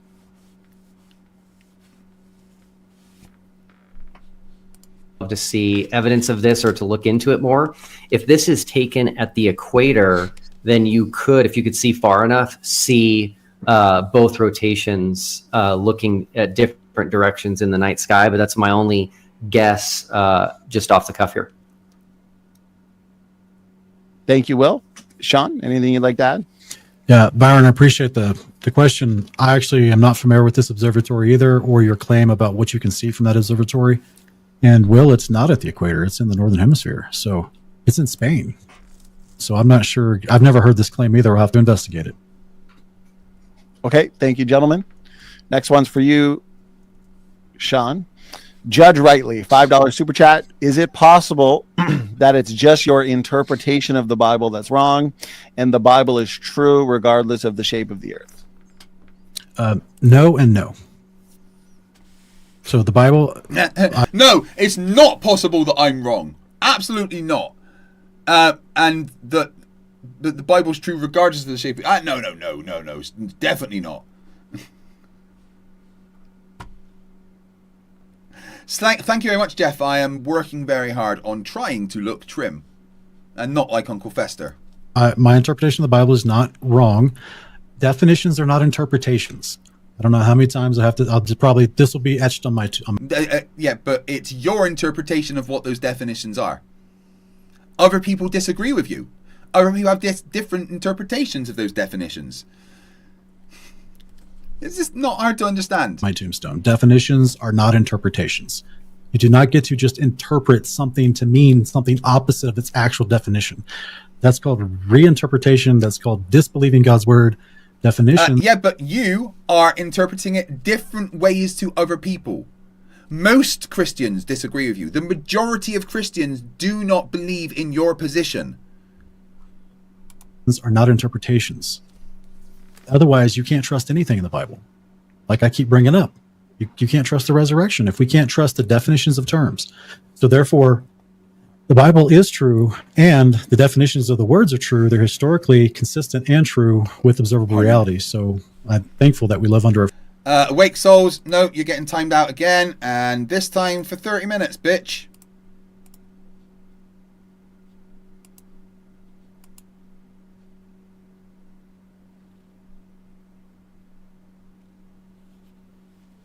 If you don't come on my channel and debate, then you can go away, little pussy. Firmament, my crater is close by. Thanks for the question. Thank you, Sean. Will, over to you. I think it's important for people to hear that in answering no to the first question, Sean is saying that it's not possible his interpretation of the Bible is wrong. I think that's a very dangerous position to hold, and we should always be open to being wrong about our interpretation of Scripture. And I'll also say this, definitions are debated, definitions are disagreed upon, and there are many resources, many scholars, many experts that define rakia as an expanse, and that makes the most sense in the context considering the birds are flying above and on it. And so I think that people need to realize that defining rakia as only a hemispherical dome is not a good position to take. So see, Donnie, this is where I'm trying to be very fair. I would love to respond right now. I would love to, brother, but I'm... But you cried about it. Trying to be fair, okay? So this is I'm not being biased. I'm trying to be fair here. I will say that is fair, and I appreciate you both being good sports tonight. I've really enjoyed this debate. It's been a good, engaging debate, and in light of it getting a little heated at times, we can all agree that this has been a good debate to remember. That's for sure. So, okay, I appreciate that, Sean. We'll move forward here and trying to get one for Will, because that one was for you. Okay, here we go. Travis Statham, $5 super chat. question for Will. Why is the Bible true when unfalsifiable, but gone is true when falsifiable? Atheist Glober here thinks you're using double standards. Will, feel free to... Why is Bible true when unfalsifiable, but gone is true when falsifiable? God is... What? Address that however you'd like to. Yeah, I wish I understood it. Yeah, me too. I think I'm wondering where he says gone. Is that supposed to be? Yeah, he's basically just saying... No, he's just saying, like, if the Bible's true when it's unfalsifiable, why is it something untrue when it's falsifiable? Okay, so maybe Travis, you can contact me if this is not a good enough answer for you, but I do believe that the Bible is falsifiable. So hopefully there's no double standard here. Of course, it says it's falsifiable.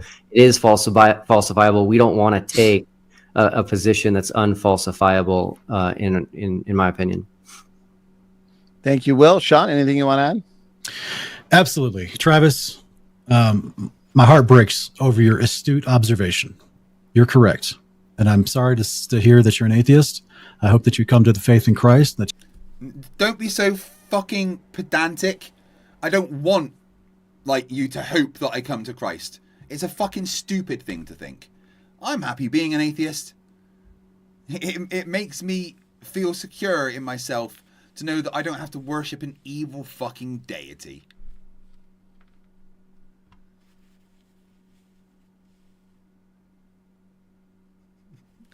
Open their eyes. You can cry more. There you go. You can get timed out as well for being a little baby. Says, oh my gosh, I don't understand why you lash out like that. Not a good look. Personally, I wouldn't debate someone like you. Waste of time. I lash out at people that are fucking idiots and disgusting pieces of trash.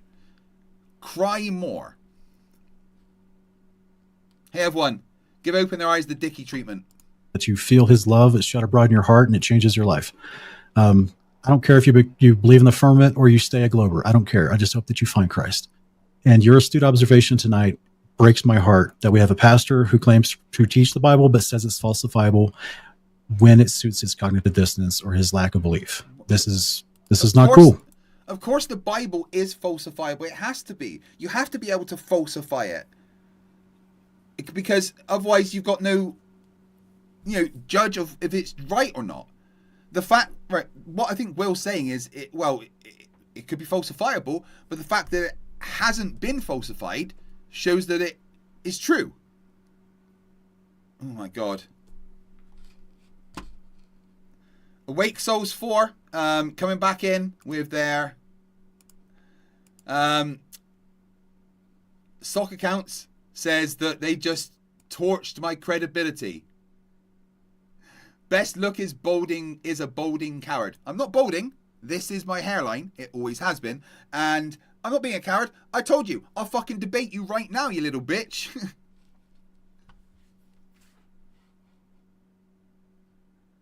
YD. Put user in timeout. 10 minutes.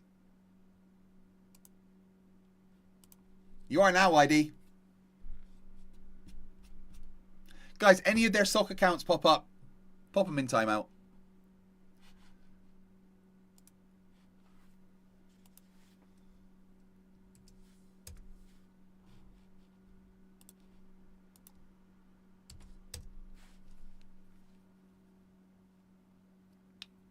Right, sending a link to Tune. Also to Trumptastic, but I don't know if he'll come. He's a coward.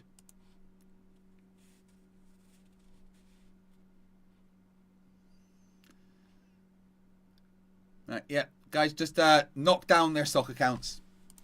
And you're right to point it out. So this is why I do what I do, right? As much as I get mocked and made fun of, I try to present accurately what the Bible says according to its definitions and context, and I'm just going to believe what it says. And I get made fun of on all kinds of topics for it. So, but that's just who I am. And I just pray that other people would adopt that same mindset. We can be confident about what the Bible says. It's not always up for interpretation, Will. We can be confident. MS Perspective, I'm not upset. I'm smiling and having a good time. I'm just timing out people that are being dumbasses. Like, YD was being a dumbass. So I timed them out.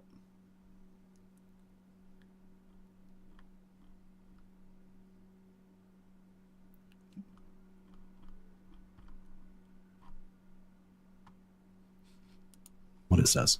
Thank you for the question. Thank you, gentlemen. Okay, next one. Jerry Janowski, appreciate it. $10 super chat for Sean. How does a flat Earth explain the simultaneous 24 hours of light in the South Pole and the corresponding 24 hours of dark at the North Pole, and that it reverses every 6 months? Yeah, Jerry, if you go back to my opening presentation, I show graphics about how the sun moves through the 6 gates. Now, I covered it quick, granted, because I was... How the sun moves through the 6 gates.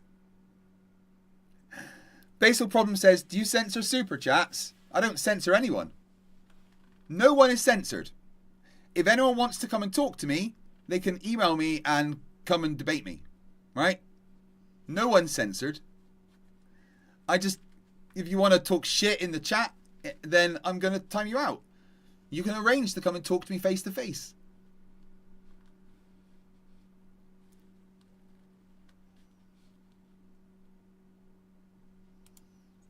Trying to squeeze a lot of information into 30 minutes.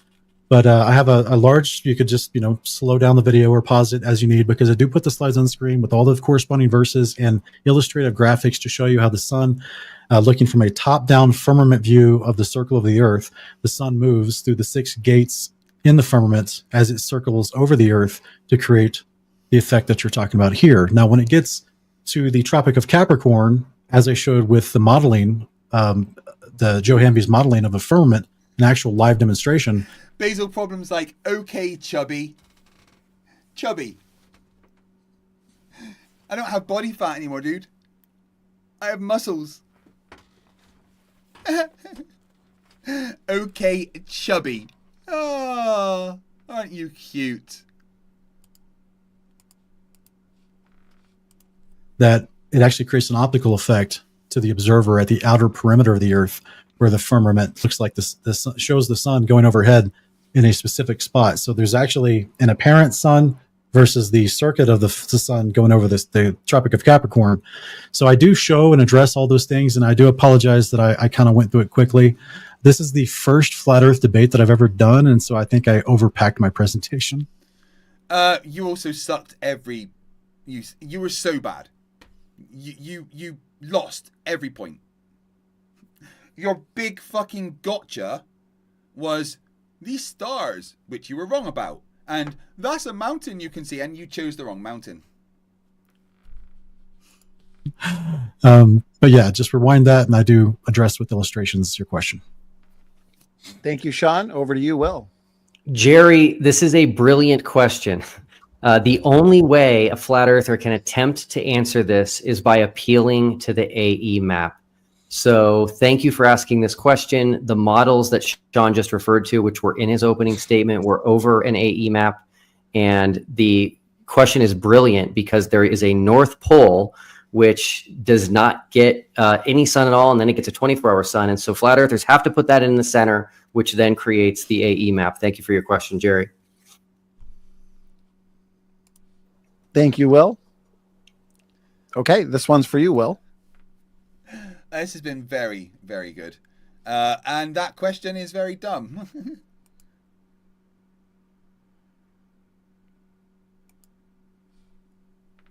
Radio waves and sonar don't curve.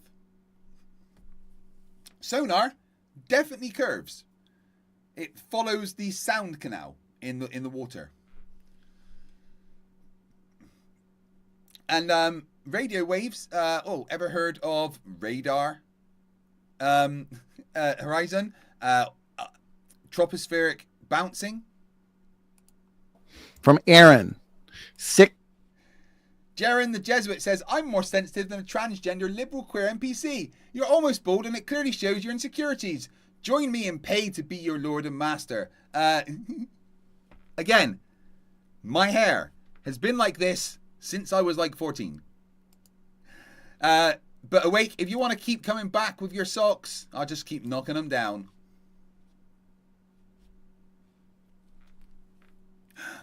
It's a tune.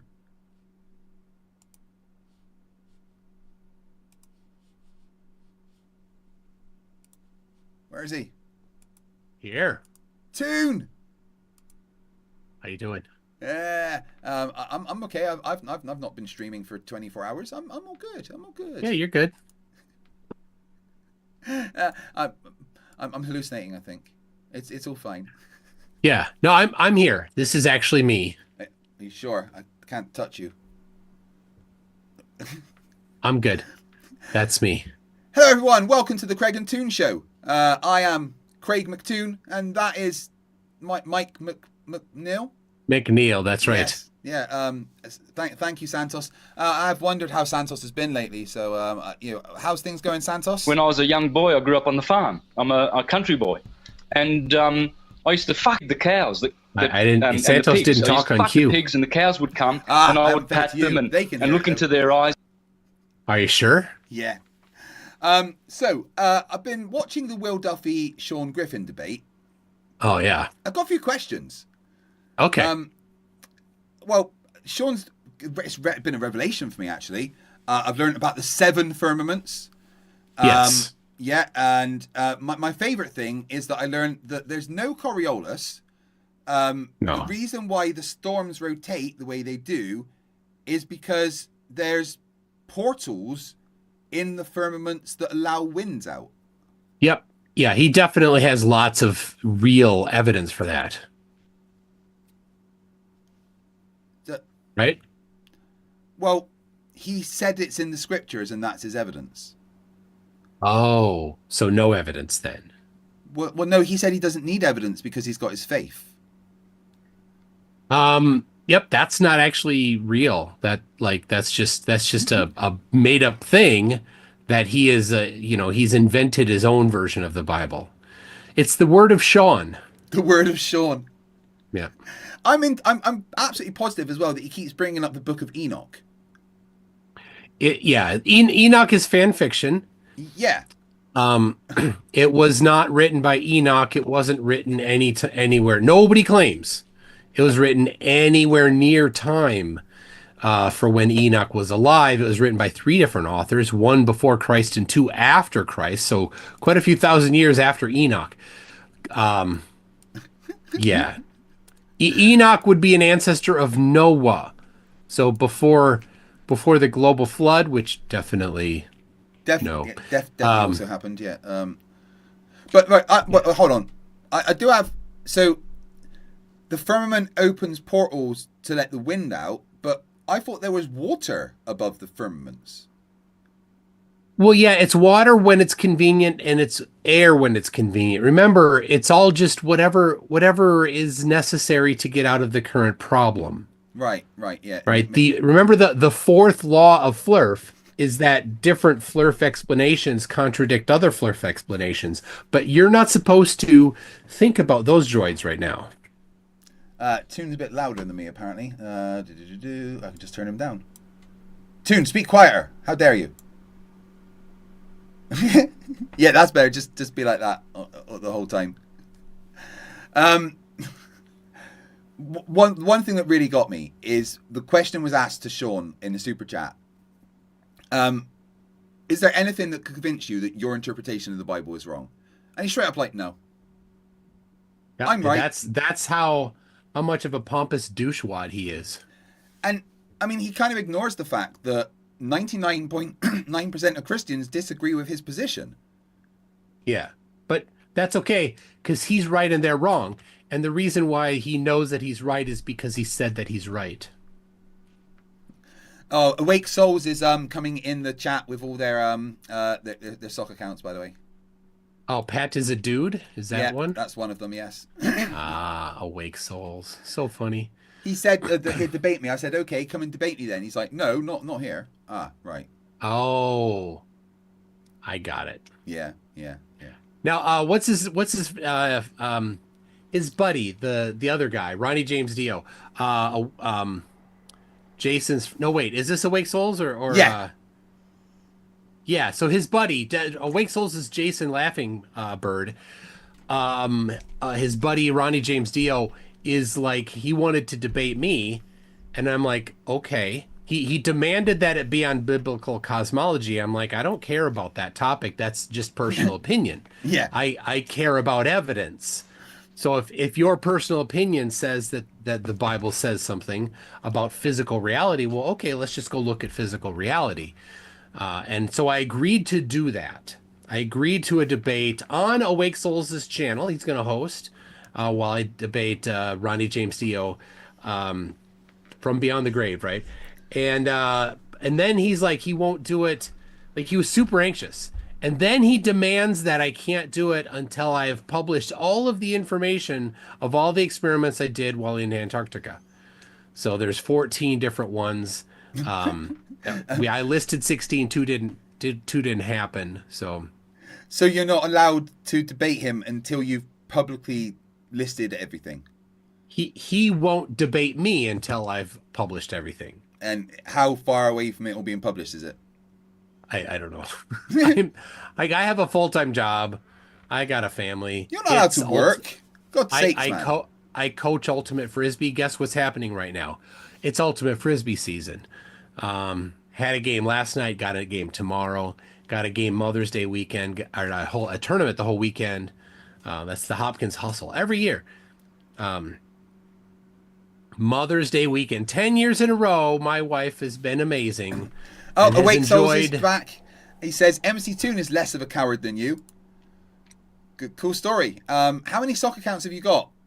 I don't know. I mean, this is easy. Awake Souls, just shoot him an email and you'll get a Zoom link. And then come and talk to us now. Then you could come right here and show how much of a non-coward you are and how much of a coward apparently Kreg is. I will even give Zoom the Zoom control to Toon, so I don't have the power to mute you and stuff. I'll mute Kreg. Yeah, and he will. He's done it before. I have. I did.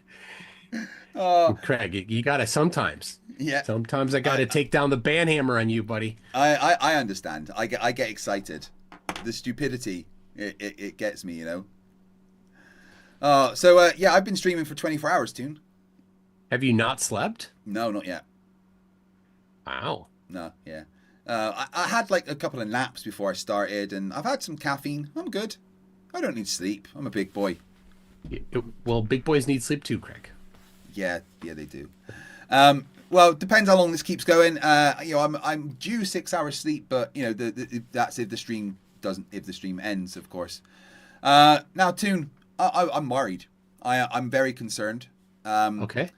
Cece's not posted for a month. I was looking a whole month. Yeah.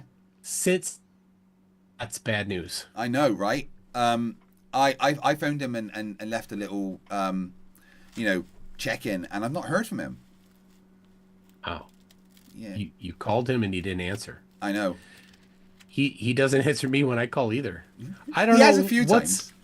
A couple times. What's the point of posting your number there? I know. If you're not going to answer the phone, why post it? Just don't post it. I don't know. Oh, there's Ronnie James Dio. Is he in the chat? Yeah. What's he saying? He wants to talk about your errors understanding the scriptures. The problem is, of course, he's going to just try to inform you of his opinion. Yeah. Which isn't necessarily correct. But he thinks it's correct. He wants to talk about me and my errors in the scripture. Yeah, the things you don't believe in. Yeah. No, yeah. I don't have any errors. I just read the scriptures and go, well, I don't believe that. So how, Ronnie, you seem confused about how atheists or agnostics or people in Craig's position have about the views of the Bible. They don't agree with you on them. Yeah. On the accuracy of them, or that they're anything valid or useful. I really don't care what your opinion is on what the scriptures say. It means fuck all to me. Can I say this? Ronnie and Jason, your first task, if you want them to take the scriptures as you in some fashion as you think that they are, you would want to get him to that position, and you're getting way down the road here in trying to inform him of your opinion about it, how to correctly interpret them according to your opinion. You need to first convince him that they're correct. And let me give you a little hint. Since the Earth is a globe, and if you're going to be saying the Bible says and then something other than what reality is, you're not going the right direction. He says, you are misinterpreting them, and I'd like to help you with your error. That is all. No, I'm just interpreting them a different way to you. Yeah. I mean, as far as I'm concerned, the scriptures are literally, they're poetry. They're metaphysical. They're not like real. They're just like metaphors. Yeah. There's some history, some correct history, certainly. Yeah. Many of the events that it details in there actually happened. Doesn't mean that the metaphysical stuff in and of itself is correct. It's separate. Yeah. But RJ, I mean, I'm really not going to argue or debate about scriptures because I don't care. All right. I disagree that any scripture says that the earth is flat. And I will gladly give you MC Toon's channel if you can find me scriptures that say the earth is flat. Hold on a sec. Wait, you're fine. Yep. Yeah, you're fine. You're good. Okay. Yeah, it's good. And Simon Dan's channel. He said that's okay. Yep, that's good. K. O'Carroll for $2 says, behind closed doors with Craig and Toon. It's Craig and Toon, get it right. Jack Fetter, $4.99. I find myself pining for the old Flerfs. These new ones have zero game and are too dumb to even produce a decent few sentences of pure derp. It's quite sad. You gotta up your derp game, guys. Yeah. I mean, I'm not gonna lie. I miss a bit of JM Truth. Yeah. And Cece, my goodness, his last video was just posting in the clips. When he comes back, can you imagine the celebrations in the street? I know. The ticker tape parade down Westchester Alley. There will be people wearing like versions of his hair. Oh, the CC hair wigs will sell out everywhere. Yeah. I mean, the effigies, all the statues in the town that have the wigs put on them, to honor the hair. All of the forefathers statues will have it. Now look at this, Awake Souls. Here's your problem. And I already gave you a hint. Oh my God, how many? Just a second. I gave you a hint. Don't block that there, people. I gave you a hint and you completely ignored it. He's like, the Bible says the earth is fixed and immovable. Explain that with heliocentrism. Now, the earth is moving around the sun. That's been empirically verified for centuries. Yeah. So when you say Bible says thing that contradicts reality, you're not going to convince Kreg of anything about the Bible being accurate. You're going the wrong direction. Show me the earth's flat, right? If you tell me the earth's flat, then I'll also believe in God and the Bible and say that the Bible says the earth is flat. But who's Benai Yahuwah? Oh, is that? I bet that's one of their. Just try and follow scripture, and Christianity is not the way. I don't want to follow scripture. I read the scripture that says it's okay to beat up your slave. I don't want to do that.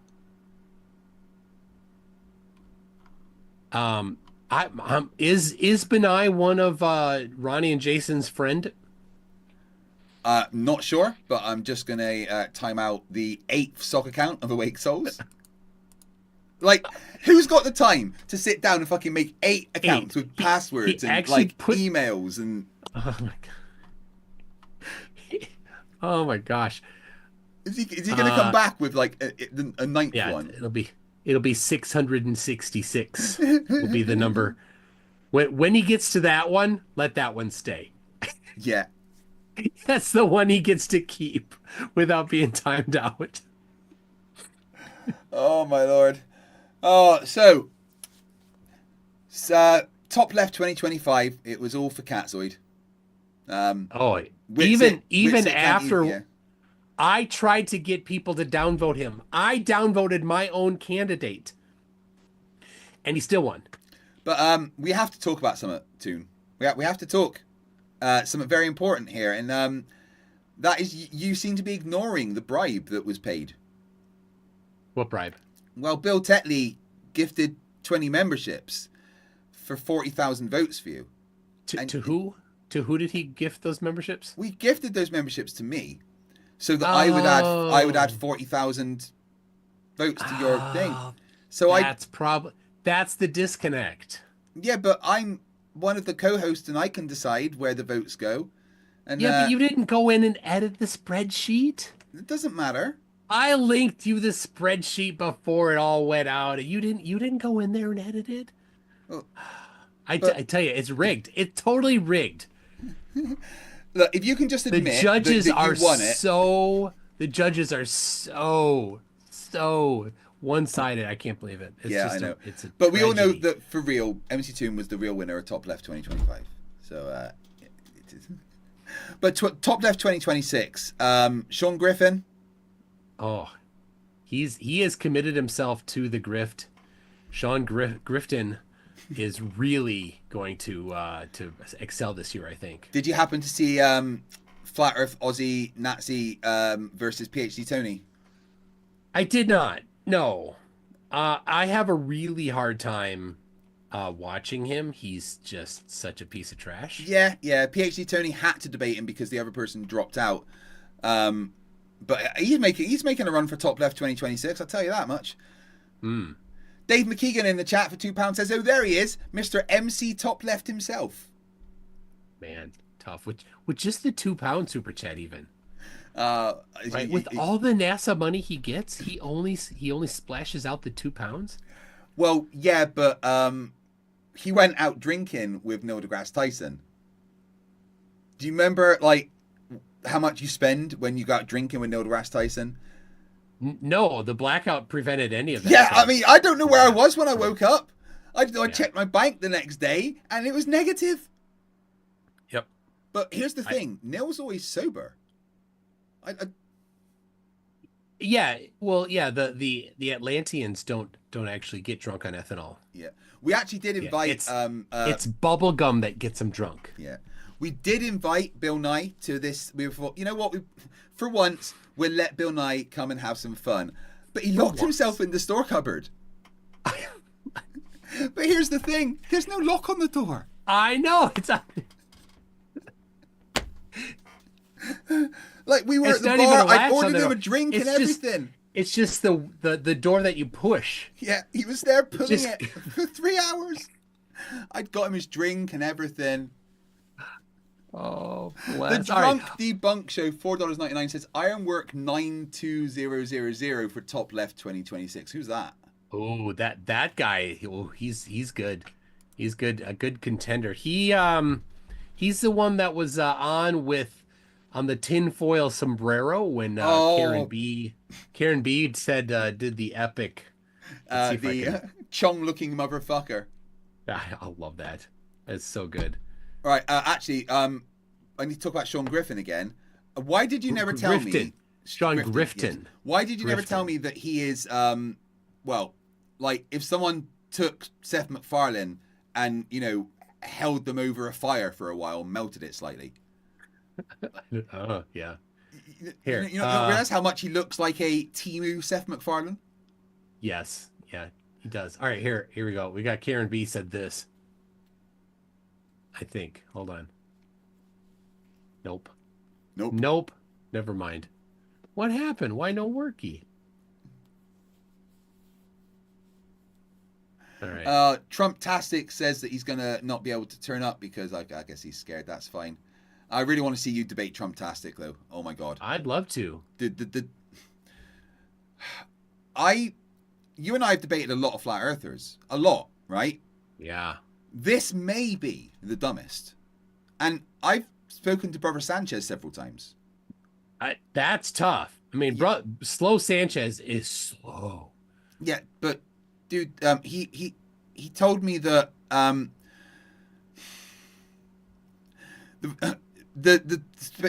recent Blue Origin space trip with Katy Perry and that, it was fake. The reason we know it's fake because if it was real, Katy Perry's tits would have exploded.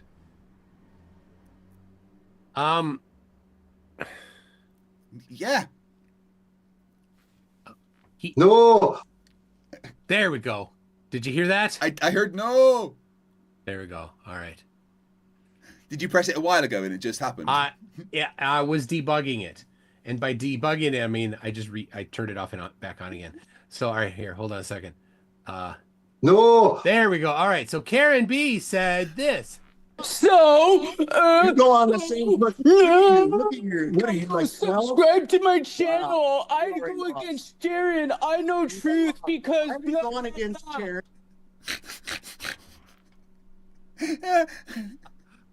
Dave McKeegan in the chat says Brenda from HR has sent me a letter confirming that NASA is demoting MC Top Left down to the rank of Bill's bitch. Oh no, that can't be. DP Debunks is already there. You can only have one at a time. Yeah, you'll have to wait.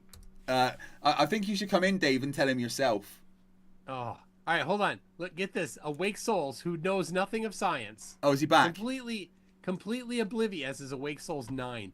Completely oblivious to understanding relativity. Says, ask McToon if he is contradicting Einstein's claim that it is impossible to determine if Earth is moving or if Earth is stationary and the sun is moving. Oh, bless. Wait, Bless hold on. Mr. I'm Dummy. going to get in trouble if I... Oh. Yeah. It's nearly worn out. He's referencing one of a little clip from a book that I know he hasn't read. Give me a second here. Psylocke $5 says the PhD Tony versus Iron Horse debate truly put a display of the worst of humanity. I accept what I said was wrong, but I still believe I'm right. Pathetic. Yeah. And Otto has gifted 5 memberships. That means we have to add 15 minutes to the timer. Because 5 times 3 is 15. I've got the book on relativity here. The one by Einstein. Yes, the one that Jason did not read. I've sent you the link, Dave. Let's see. Dave's really annoyed that you're not top left, you know. Well, I think he's got a daughter to appease. All right. Oh, I don't have the bookmark in the right page here, so. Oh no. Give me a second. I'll find the spot here. You know what is amazing lately is that my chat is full of ex-flat earthers. Yes. Yeah. And a lot of them are like, I used to hate you, but you saved me. There are many. Now, if you are not on the list, or escapees, if you're not on the list on the Flerf Wiki escapee list, you need to get yourself on that list. Hey, Dave. So MC Toon disagrees that he's top left. You might want to. Well, I mean, we all know the truth. No matter how much MC Top Left wants to try and deny it. However, I'm not particularly happy because I'm looking at this Zoom call here, and for some reason, I'm in the fucking top left. It's right. You're on the right on my screen. It's fine. So that's okay. Dave, you spoke to Trumptastic earlier. If you can call it that. Really? Yeah. Oh yeah. Wow, what a treat that must have been. Yeah, I've used up my year's supply of aspirin. He was he didn't understand how like parabolic flights work, and he was saying that because when the capsule landed, they got up and took off their seatbelts. That proves it's fake because the protocol in a roller coaster is you wait for somebody to come and take it off for you. The protocol in a roller coaster. Yeah. So he thinks that roller coaster protocol applies to space flight. Yeah, and then his contention was the fact that, well, how do you think they were able to put their seatbelts on? And we had to explain, well, you know, they're fucking adults. Clearly, and this is the voice of experience. Yeah. Clearly, he is not the one that puts on his own seatbelt and checks it and takes off his own seatbelt whenever he gets in the moving big car. No, he's busy putting on his crash helmet. Somebody puts him into the car seat, puts the little plastic steering wheel and the beep beep in the middle of the steering wheel, so he plays with that while they put on the seatbelt for him, and then then the driver gets in the car, starts driving, but he's got his little steering wheel. It's like, I'm driving the car for real, beep beep, drive, beep beep. That's what he does. That's his experience. So, all right, let me here. I got the page here for good old Jason Laffenberg. So this is chapter 16. You read that. I'm going to quickly take a Riley. Okay.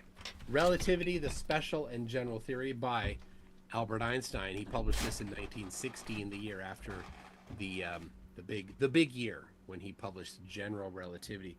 So here we go down. It says, we refer to the yearly movement of the parent position of the fixed stars resulting from the motion of the Earth around the Sun due to aberration, and to the influence of the radial component of the relative motions of the fixed stars with respect to the Earth and the color of the light reaching us from them. Now, what were we talking about there?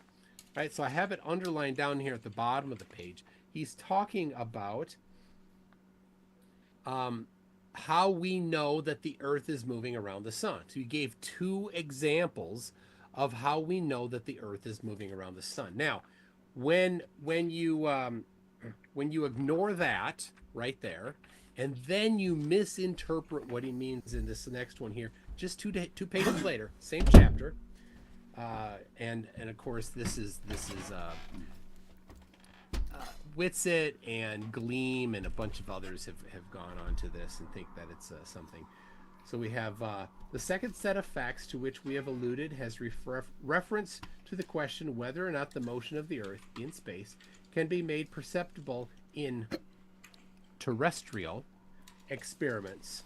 We have already remarked in section 5 that all attempts of this nature led to a negative result. Now, you'll notice I said terrestrial. Now, this was written originally in German and translated to English, and so maybe a different word could have been used. It probably was a straight translation from a German word, which was 75 characters long.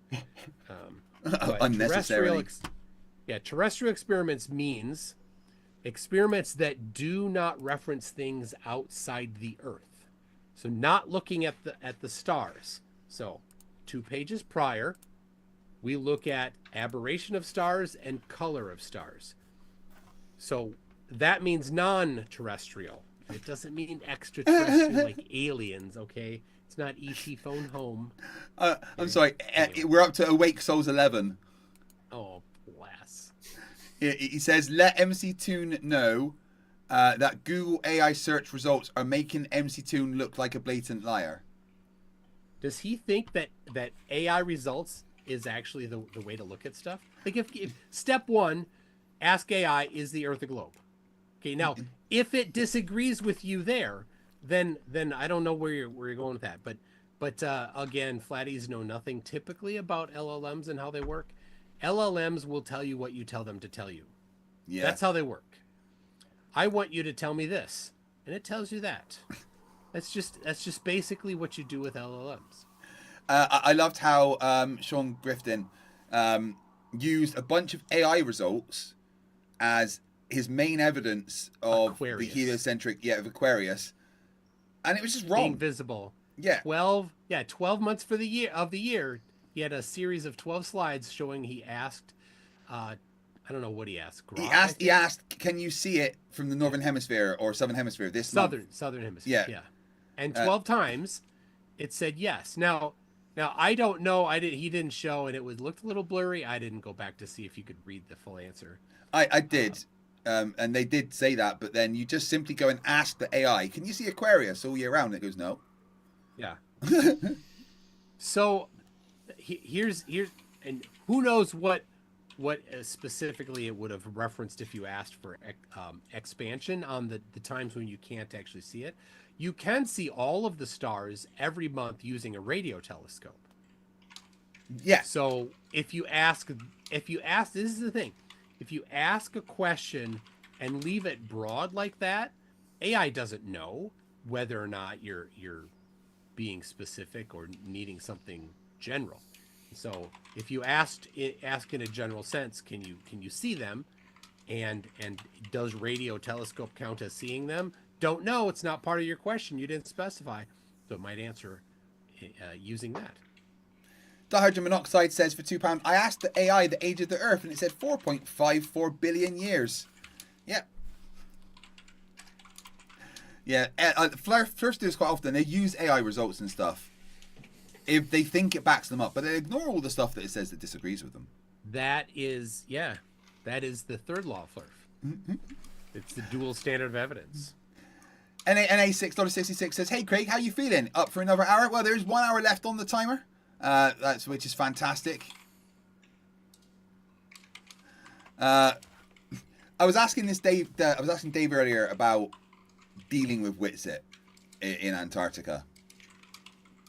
And how many times did you have to restrain yourself, Toon? Be honest. I came there with a mindset that it was going to be smooth and I was going to disengage every time. So coming in there, setting myself up for that expectation, it was fine. NA hate loves me and makes me add an hour to the timer. Would you guys go back to Antarctica? Yes. In a heartbeat? Well, that depends who's going. Witsit again. Zero chance. Oh, I'll take Witsit over the cheating top left scumbag. Yeah. You mean Fakatzoid? I'll leave it to your interpretation. Yeah, Fakatzoid was the winner of Top Left 2025. We all know who the real winner was, but to keep everyone happy here, it was Fakatzoid, wasn't it, Dave? Yeah. Yeah, to protect MC's MC Top Left's ego, it was Fakatzoid that won. All right. All right. So I have Craig. I'm going to send this to you here. I think this is a pretty critical thing. In response to Awake Souls' assertion about what AI is saying. So let me send this here. You've got a little quiet, Toon. That's you. You turned me down. Well, yeah, but Dave's. You were quieter than Dave's. I can hear Dave and louder than you, though. Turn up for what? Can I? Oh, are your thing individually on here? I don't know. No, we can't. No, that's no good. I can still hear him. Right, so let me put this up so everyone can see it. ChatGPT, Awake Soul says the Earth is flat. Is he lying? Yes, Awake Soul is promoting a false claim. Let's just focus on the first word. Yes. Is Awake Souls lying?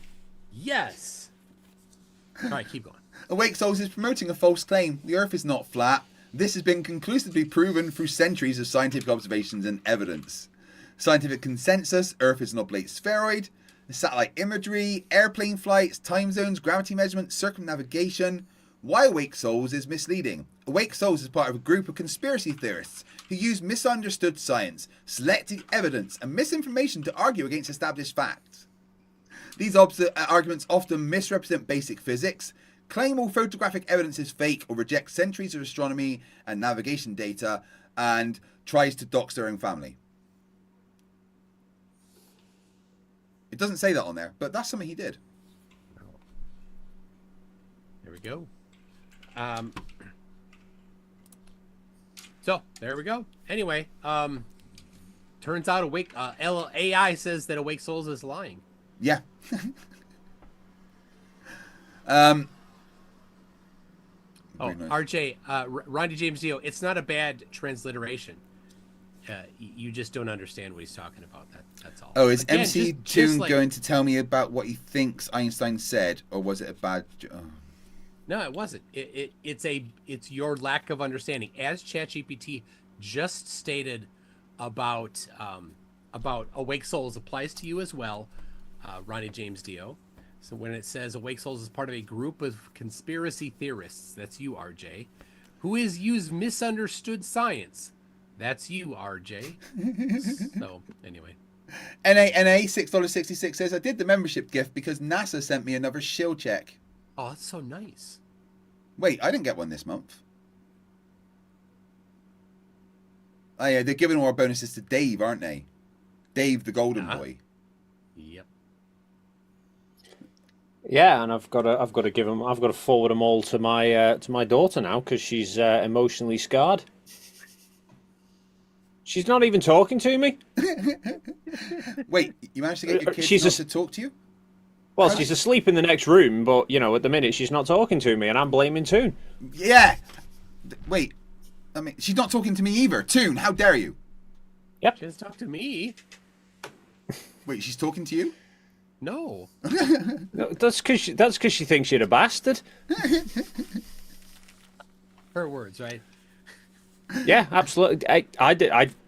They were her words that came out of her mouth in the video that you weren't happy about. Oh my god. Right. So, yeah, going through the Sean Grifton debate was absolutely fucking painful. His other big point was, oh, well, you can see this mountain when you shouldn't be able to. When he forgot to add, almost half of the elevation. Yeah, he did the mountain peak from sea level, and he started the drone from 2,000 feet up. Or oh my god! We're actually up to Wake Souls 13. This is just sad. Yes. Yeah. But did you also know well, unless I misunderstood it because I was sort of zoning in and out, was he saying that mountain 163 miles away should have been fully obstructed? Yeah. Because his own calculation didn't say 0.3 of a mile, it said 0.03 of a mile, which is only 150 feet. Yeah. And then he was saying that, well, this mountain is 83 miles away. And according to the calculations, the horizon should be 83 miles away. So how can you see the mountain? Well, Sean, because it's on the horizon.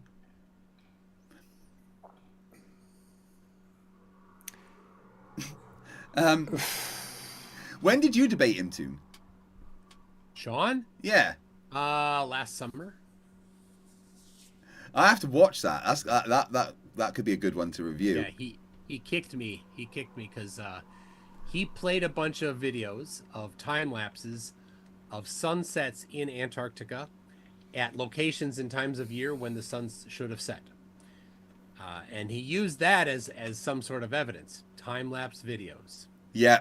And I said, well, there's videos of the sun not setting for 5 days. And he said, no, there aren't. I said, I'm going to make a liar out of you. So then I made a liar out of him. I played a video. That's a time-lapse. And he said, that doesn't count as a time-lapse. When his own evidence was a time-lapse. Yeah, no, I did see him cry about that. Will played that in the beginning. That was absolutely fantastic. Yep. He's like, how come there's a battery when the guy come out to change the battery? Well, it's a photograph every 10 minutes in that particular time lapse. So the guy could have come up from behind where the camera is. I mean, Sean wasn't smart enough to figure that one out. But actually, it's even easier than that. There's an extension cord coming out to the camera. He did have to come out once a day at least to unwrap the extension cord so that it didn't loop all the way around it and do five rotations around the tripod. Tori Hando became a scrapper. Thank you very much. Add 3 minutes to the timer.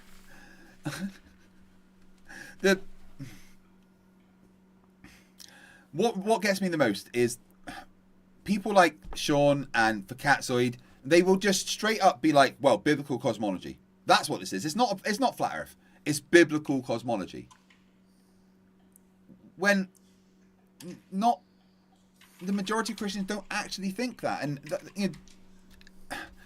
why has no one actually said to him ever, well, you realize you hold a position different to the majority of Christians, so why do you think you're right? People have. But this is super common amongst the religious Flerfs. Their incredibly massive ego leads them to think that their interpretation of the Bible is more correct than anybody else's. And to be fair, that's super common in all religions, right? Yeah. And Christianity particularly, there's different groups of people that have different versions of it. Often it's not that big of a deal, and they're like, we just don't agree with them all that much on this particular thing, but we get along. But every once in a while, you get some sort of a thing that's big enough where people are like, all right, screw you, we're gonna go off and do our own thing. That's how you have different denominations. Yeah. So yeah, I was doing a stream the other day, and I was going over what's left of flat Earth, and it's getting sparse. Yeah. Dell's not posted dumb. for a couple of months. Who? Dell. Wow. No loss there. No, he's not posted for a couple of months. Where did all the Dell followers go then? I know.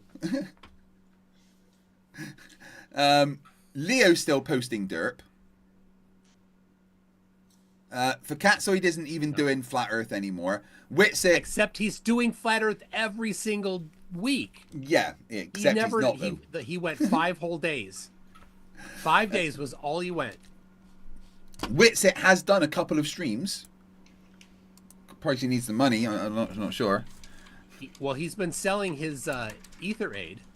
Still, I thought that was banned. It's basically Witsit Brondo. Yeah. It's got what Plants craves. Oh my god, have you seen what he's changed his logo to? Oh, it's a mess. That looks awful. It's so dumb. Look, guys. It's like, here's a picture of me. Hey, AI, make it look as bad as possible. Make me look like a complete and utter fucking dork.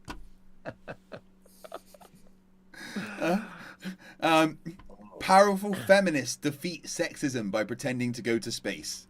Yeah. Yeah, he made friends with the ladies there. Yeah. Which is a problem for him, since I don't know, maybe not, his lady is not with him anymore. Who knows? Oh no, there's no way his lady's with him. I mean, let's be honest, right? There's a video of him arguing with his wife after he was arrested for spitting on her, and then a few days later he posts an emergency thing where he needs $10,000. Yeah.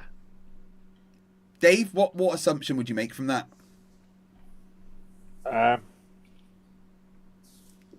He's realised that Flat Earth's dead and he's worried. Not that his wife ran away. That would be pure speculation. Very likely. I think though. Kreg specifically asked for your speculation. Yes, let's get your speculation. What would you like? I don't know. Maybe he wants 10 grand to try and bribe MC Toon to accept the top left award. I don't know.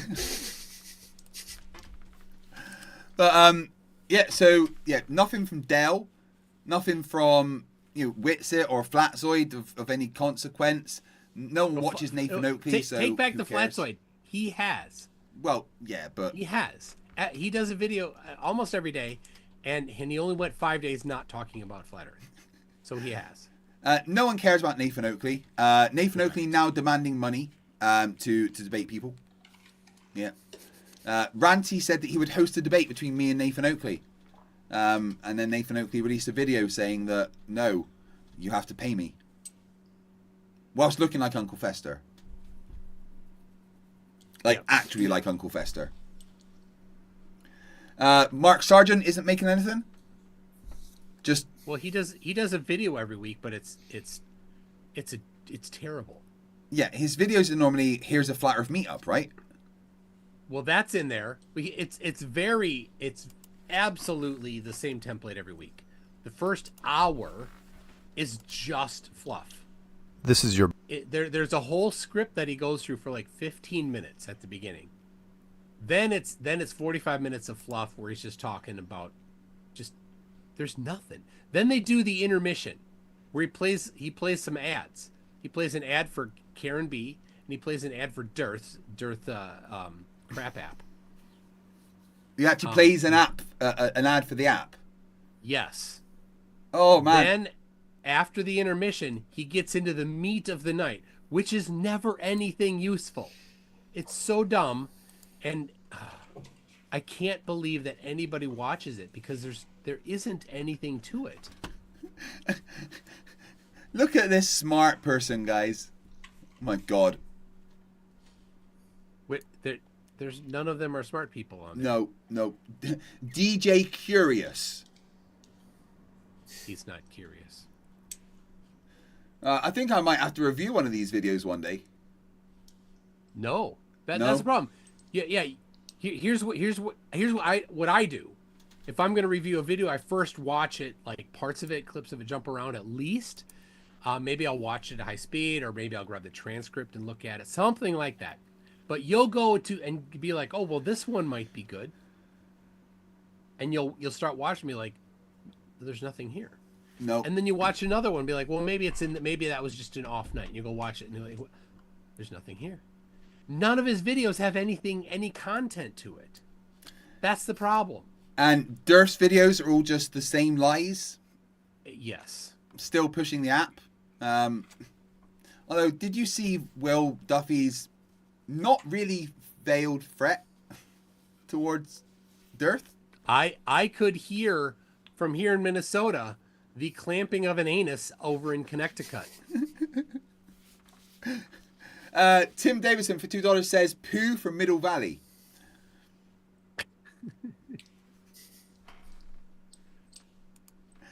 Yeah, so there really is, like, when I'm looking for videos to review and stuff now, it's become a genuine struggle. Like, what do we do?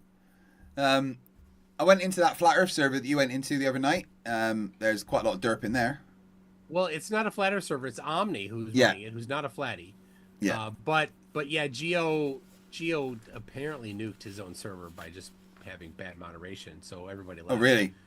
Yeah, and that's why Omni's like, oh, I'm going to make one, and then everybody can come here, and we're going to have good moderation. So I saw that, like, SC Montreal is a moderator. So I don't know. Maybe he is so triggered. Every time I speak, he's like, you're so rude, just shut up. Oh, SC Montreal, the flat earther that says that he doesn't make claims about the earth being flat.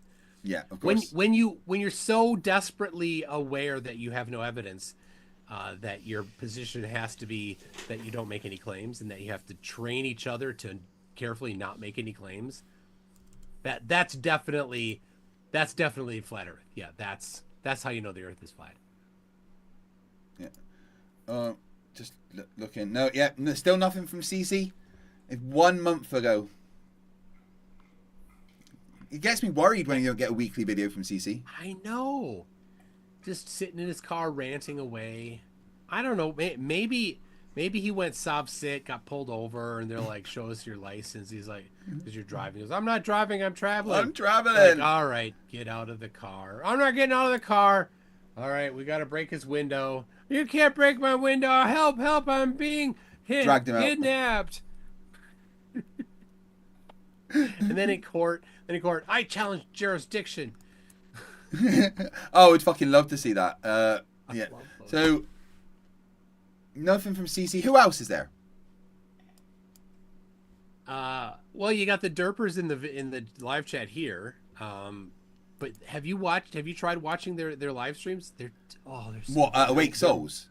They're more boring than Mark Sargent, and again, no content to them at all. They're like, our map works. Here's our model, and then their model is literally a JavaScript-based web page that models the solar system, uses the one of the ephemerides from NASA to get the positions of the bodies in the solar system, the Earth and Moon, Sun, and then shows it for a city, and they're like, "There's our model.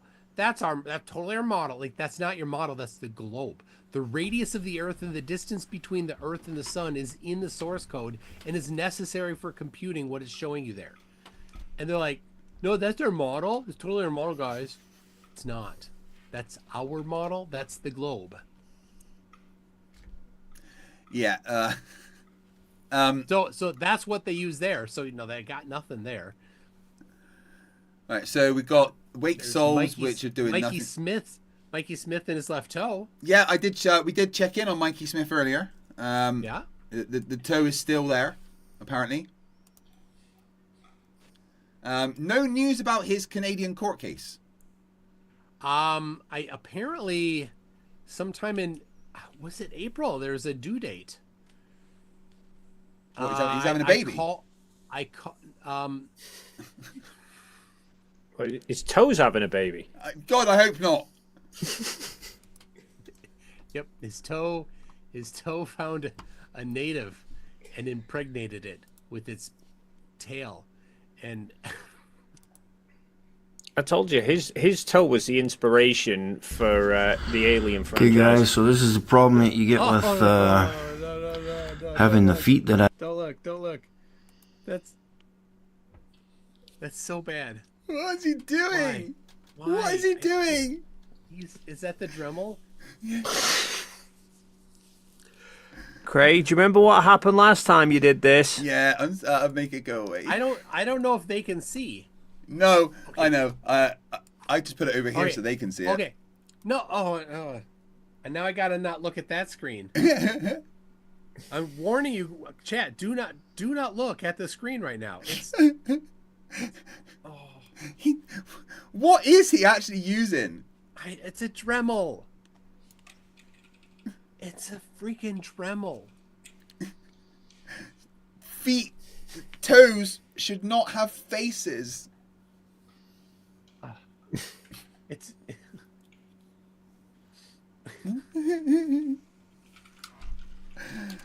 Oh my goodness me! Right, yeah. So Mikey Smith not really doing much, apart from trying to sue the Canadian government. Well, he never did much. Yeah.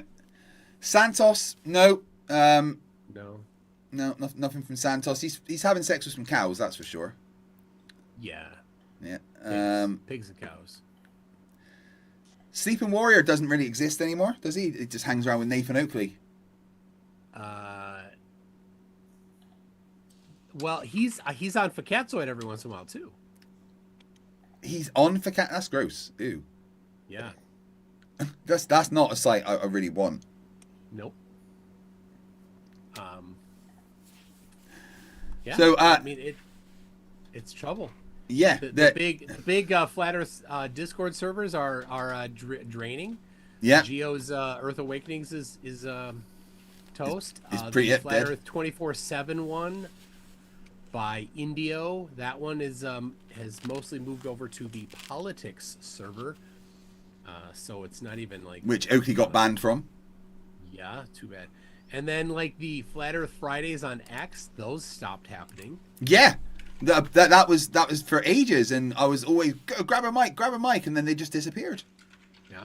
Now it's alive and well on TikTok, but of course, in order to be a flat earther on TikTok, you have to have an actual negative IQ. I didn't know that was possible. It turns out it is. Well, we've both spoken to Caleb. Caleb hasn't been on there forever either. Really? So it's not Caleb. Oh. Caleb promised that he was going to destroy the globe Earth. Caleb, I sent Caleb an email and a message on Instagram and a message on X. Nothing. So not X. TikTok. Nothing from him at all. Like he isn't even checking his accounts. Right. So I think Nico is AWOL. Yeah, no, he's not done much until I actually emailed him for a debate. He's not responded. So basically, I think the three of us, we need to have a word with Will Duffy. What's he trying? Is he trying to take our channels away from us? What's going on here? Yeah, like, did you guys try and piss him off or something in Antarctica? Why is he trying to? What's going on? Here's think about this, audience. Back about a year ago, remember, I'm contacting you and you two, and everybody else. Will's had been sending them emails and was like, hey, can you help? I arranged for all of us to have a Zoom call. We did it on 2 different days. Right? And as everybody assembled for that Zoom call, I was thinking, this is a group of people that are willing to get together to work against creating a situation where the primary content of our channels goes away. Yeah. And we were all ready and willing to do it. Yeah. Yeah, I mean... None of us said, please don't do it. What will we cover? None of us said that. There's always going to be stupid. That's the thing. Yes. And, yeah, there'll always be plenty of Flat Earth derp to cover. Lord Lewis Pooh, member for 8 months, says, DJ Scratchery Rapper. Jason Hyatt, member for 13 months, he should just put a cut-off disc on that Dremel and get it over with. But Lord Lewis Pooh says for $2, save the toe, amputate Mikey. I think it's gone sentient. Yeah, it's got more brain cells than Mikey, that's for sure. Well, that's not hard. No, true. No. People were concerned about my friend Bob that appeared on my face the other day, but he's gone now, so it's all good. Let's see, Vika Draziv, let's see, is he... last video was 10 days ago, last live was 2 days ago, 9 days ago, 2 weeks ago. So he does call-in shows. Yeah. But he doesn't break 1,000 views generally, so that's not looking good. Would he let us on a call-in show, is the question. Would what? Would he let us in on a call-in show?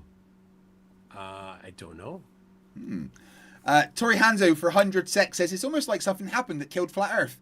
Thinking around sometime December 2024. Yeah.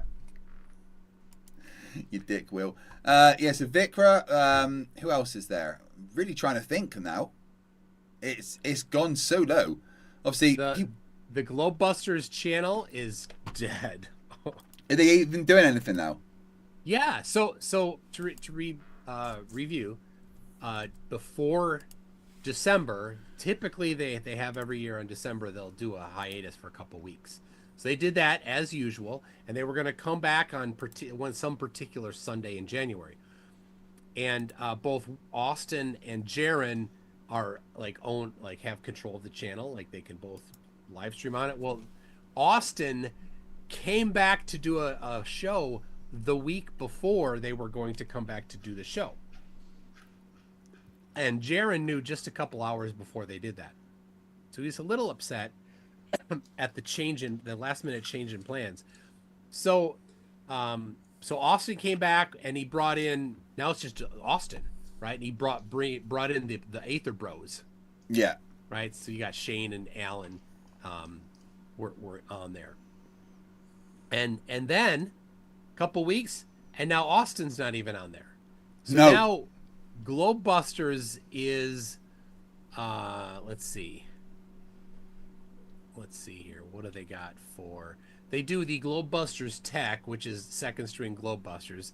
They don't get a lot of views, but let's see, the weekend 1.4 thousand views. Oh, and that's talking about Wiz Khalifa. Yeah, because brilliant, a dumbass rapper said the earth is flat. Yeah, ignore all the astrophysicists and everything, you know. Yeah. You got 2 weeks ago 1.9 thousand views. Yeah. But if you look at their most popular stuff that they used to get, 60,000 views. Yeah. 3 years ago, 45,000 views, 31,000 views. Yeah, they're getting. It looks like they're not getting over 2.2, 2.3 thousand. No. So it's dead.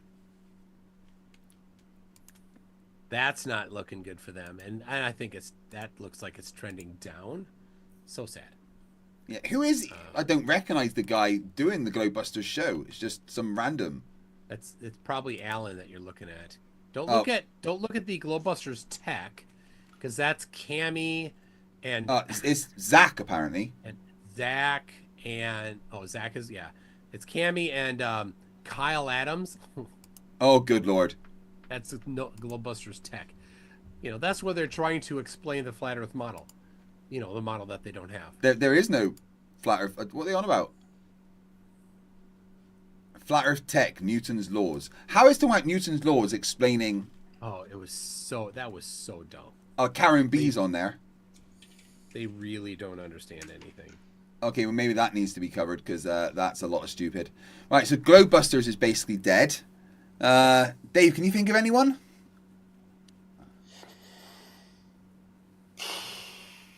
Like who's Yeah, the fucking biggest Trumptastic. Who's the biggest YouTube channel that's doing flat Earth content? I think we covered. Yeah, I don't think there. I mean, you know, it was Jaren, right? Yeah. Dearth, yeah, No, probably it's just Dearth. Dearth arguing with Chat GTP. Yeah, And losing. Good job, Yeah, Dave. Good job, Dave. Simon Undeadlick gifted 5 memberships. All right, That's the Toon. 15 minutes added. What?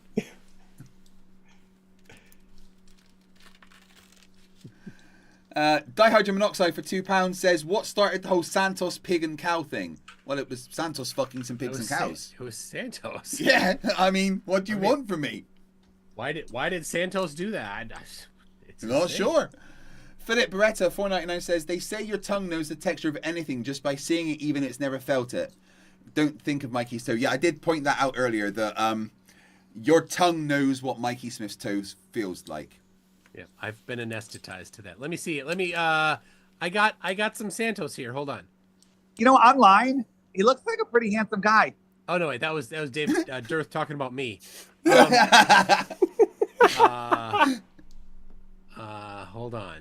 on. Nathan Thompson is literally one of my most favorite flat earthers of all time. He's the fucking best.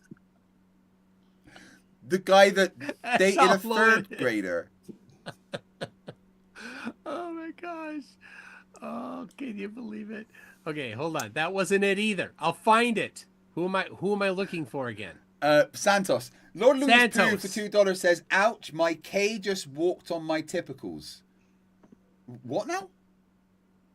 What? I don't know. My K? I think you meant to say my cat just walked on my testicles. Oh, all right, here we go. This is how it started. When I was a young boy, I grew up on the farm. I'm a country boy. And I used to fuck the cows and the pigs. I used to fuck the pigs, and the cows would come, and I would pat them and look into their eyes. He was a young boy. That's how it started. Now, I just want to confirm. I just want to confirm something. All of those words came out of Santos's mouth, right? Yes. Every single word in that, Santos said. Yes. I mean, that's all we need to know. All right. Oh, you know what I was doing the other night? This is great. I got the source code from Dearth's app. Oh, really? Right? And it was the PHP source code, and I copy pasted without changing anything the PHP source code for the function calculate distance.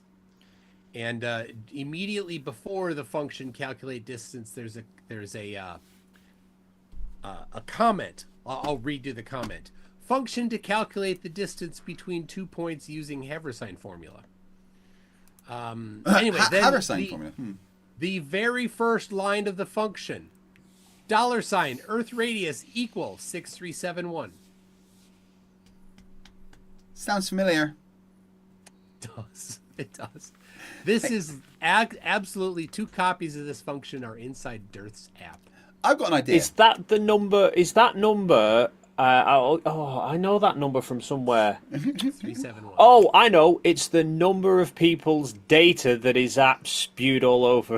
No, it's more than that. It's much higher. Yeah. Oh no, I know it. It's the number of views that Toon's top left nomination video got. No, it got way more than that views. Many more views than that. Right. So Toon, you've got the source code to Dearth's app.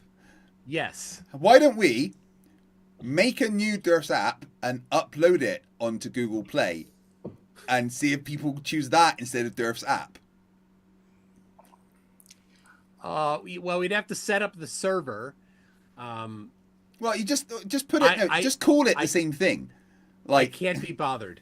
I can't be bothered to do all that work for a joke. Well, what it could be, it could just be so when you download the app, it's just a form where you have to fill out your personal details. Yeah, and then, yep, enter in your details. We will publish them on the dark web. Theoretically, Toon, is it possible to change Dirt's app? So changing the app requires uploading a new copy to the Apple's server and Google's server for the app stores. So no, but the server side portion of it, that could be changed because that's just sitting out on the server in Finland, and it is rather wide open. It's not all that difficult to get onto it and to extract data or to modify source code. So if somebody was so inclined, they could certainly modify the source code. I cannot recommend doing it. It's unethical, but it's theoretically possible. Yeah, I'm just curious as to if somebody were not ethically inclined could and had the knowledge to do it. There you go. Could they change the video playlist of the Flat Earth videos? Yeah, so those are just rows in a database table. So somebody could, for example, change the playlist to show Critical Think's 3 Bitcoin nomination video on Dave's app. Yes. Yeah. Yeah, somebody could. Yeah, and who do we pay to do that? It would not be difficult to do. Lord Lucas Pooh says that for $5, my girlfriend loves farming books, rolling in the hay, ploughing in the field, and her favourite, city hogs are bigger. Bad Pooh. Oh. Naughty. Right, so Santos, what's he doing at the moment? Pigs and cows. Oh, obviously, yeah, but flat Earth wise, I don't know. Let me see here. Oh, who else? Brother Sanchez. Let's see what he's doing. He streams constantly. That's all he ever does. What is the name of Santos's channel? Syncretism? The Syncretism Society? Something like that? The Grand Resurrection, or I don't know. It doesn't seem Brother Sanchez doesn't seem to be doing anything about flat Earth. The Magnum Opus. That's his channel name. Well, no, there's two. Yeah. Yep, that is Syncretism, the Magnum Opus. So he did a live stream 4 weeks ago. He did a live stream and he wasn't reading the comments, and there's no moderators on his channel. So I commented on my Discord server. I'm like, hey everybody, and I told him this, and so then we went there, and it was filled with people telling how Santos is a piece of filth. Yeah, which is what it should be. And he couldn't, and nobody was there to block the comments or anything. It was a faux pas of a flat earther to not curating their perfect echo chamber. Jack Fetter 499 says the Flerfs are currently in seclusion, planning a trip to Death Valley to prove the 24-hour flat. Right, okay, so Santos isn't really doing anything. Brother Sanchez isn't doing anything flat Earth. Again, no one cares about Nathan Oakley, so, there is that. Have you seen how he looks lately, though, Toon? Please, I just ate. Let me put this up so you can see it, and I'll show. I'm not gonna look. I'm not gonna look. Oh my gosh, he can't break 1,000 views, poor guy. I know. But here he is. Even when he does his little things, like he's got a picture of you, Dave, on the Communicate thing there. 1.1 thousand views. Dave, you're only good for 100 views on his channel. It's good, isn't it? He looks familiar. I know why I recognize him. You were just showing him attached to the bottom of Mikey Smith's foot. Oh, yes. It's Mikey Smith's toe. Aww. There we go. What is he saying here even? He's talking about how the only ways to interact with Nathan Oakley is to join his server, his live stream that he does every day, pay him money, or be his friend. Yeah, perfect echo chamber. That's what truth seekers do. Look at his face. Do you want to be No. They hide behind paywalls. They refuse to engage with people that disagree with them, unless you are in a place where they can control the narrative. That's what truth seekers do, right? Yeah. Has Awake Soul's given up now? Has he run out of sock accounts? I don't know. You can always make more. I think it's funny that Oakley's demand, because he said you can join his server for free if you want to talk to him, or you can pay him to go on your server. I've had so many demands from his lot for me to go on to his show and debate him. Imagine how much I should be charging him. Yeah. So yeah, absolutely. I'll come in and debate you. It's £10,000. Usually advertisement rates depend on the advertisement rates usually depend on how big of an audience you're dealing with. So well, he's only got an audience of like 3 or 4, so yeah, but I mean, like, you know, if you wanted a celebrity to turn up to an event, depending on how big of a name a celebrity it is, obviously the bigger the name, the more well known they are, the more they charge. Yeah. Well, Oakley's asking for, quote, several £100s to debate you, and he gets 1,000 views a video. I get 100 times that, so I should be able to charge him 100 times more than that. Yeah, it makes sense. Well, let me just... Your video of the Rusty Cam live feed, 7.7 thousand views. Oh, he could only dream of that. Your dog laying on a chair gets 7 times the traffic that Oakley gets for a video where he's actually doing something. I did have a... I need to find it. I got a screenshot of that actually, because the first time I did a Rusty Cam, I was laughing. What are you doing, Craig? I'm stretching. I just want to make sure you're not about to show us something that nobody wants to see. No, I've all that talk from Santos got you feeling funny. Yeah, I've been streaming for 25 hours now. I need to stretch. Down in the nethers, he's like, ooh, what is this feeling? Do you like my new Fred Perry top? I don't know who this is. What is this? This is my new. Is this Perry? Ross Perry, the flat earther that won't stop talking? No, God no. I only wear Fred Perry.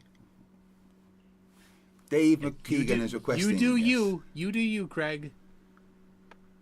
All right, what are you showing us, Dave? Yep.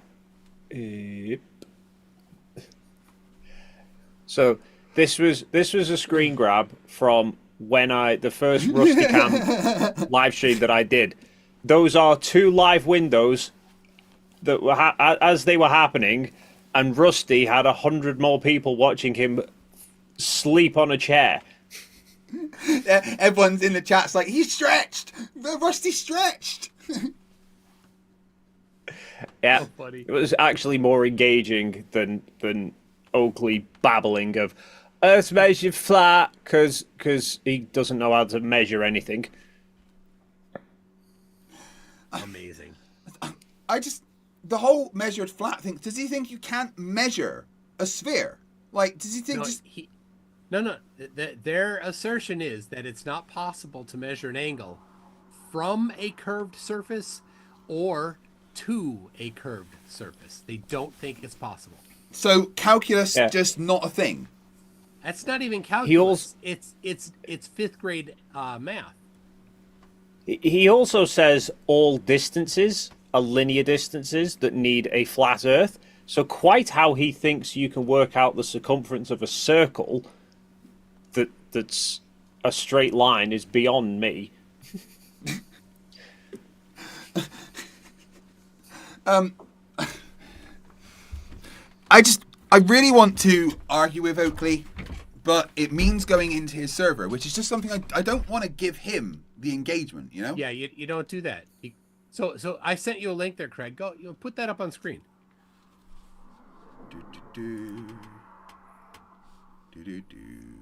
Yeah. There's only one very specific set of circumstances where it's appropriate to go into Oakley's server. So Oakley has been scared to debate Nathan. Oakley has been scared to debate an MC Toon on a neutral platform for 1,163 days, 18 hours, and 7 seconds. Yeah. There is only one scenario where it's acceptable to go into Nathan Oakley's server, and that is if you happen to be standing in the middle of Antarctica yelling at the mountains. Right, okay, so unless I'm in Antarctica, no going to Nathan Oakley's server. Got it. Yeah. Dihydrogen monoxide for £2 says Flerfs versus trigonometry. Who would win? Trig. Now, is it okay to go into Nathan Oakley's server with a voice changer to fuck with him?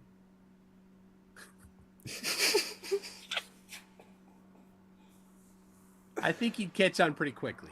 I don't know. I've got a pretty good voice changer. What if you just threw a ruler on the ground? What? So, the guy debated last night. Asked, was it last night? 2 nights ago. Asked, are you talking about taking back Eden? Is it possible? No, it was no tanks. Is it possible for there to be perfectly flat surfaces on the surface of a sphere? And of course, nope. And he's like, well, I threw a ruler on the ground. Flat Earth proven. That's how he said it. That's really what he thought. He really thought he won. Oh my god, yeah, no, I was in there earlier, and oh god, they're all quite dumb. Did you speak to Taylor by any chance? Oh, poor Taylor. Oh my god, yeah, she just doesn't understand anything, does she? I was desperately trying to explain to her that standard refraction is just an approximation based on average conditions, and she's like, well, it can't be because it doesn't have a gradient, and I had to explain to her that the gradient is literally in the formula for standard refraction, and it's part of it, and she just wouldn't understand. She didn't believe it, and she was like, well, unless I can measure it, I'm not believing it. And then she would get really triggered when I tried to debunk her. So then go measure it. She's been talking about going and measuring it for a long time. Is she just a female witsit? Yeah. Isn't it all flat earthers that do that, though? I mean, we had Trumptastic before thinking Jeff Bezos needed a crowbar to open a door. So dumb. Yeah, but Katy Perry's tits, they would have exploded.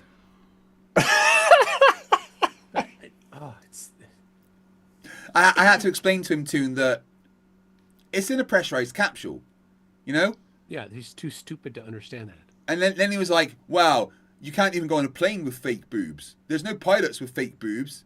If you have fake boobs on a plane, they explode. Seriously, he thought that. Wow. He tried arguing with me. He tried arguing that standard procedure for a roller coaster is you have to stay in the seat until one of the staff let you out. So I asked him if he'd ever been on a plane, and he said yes. I said, okay, when you landed at the airport, did you wait for one of the cabin crew to come around and unbuckle you from the seat, or did you manage to do it yourself? And he said...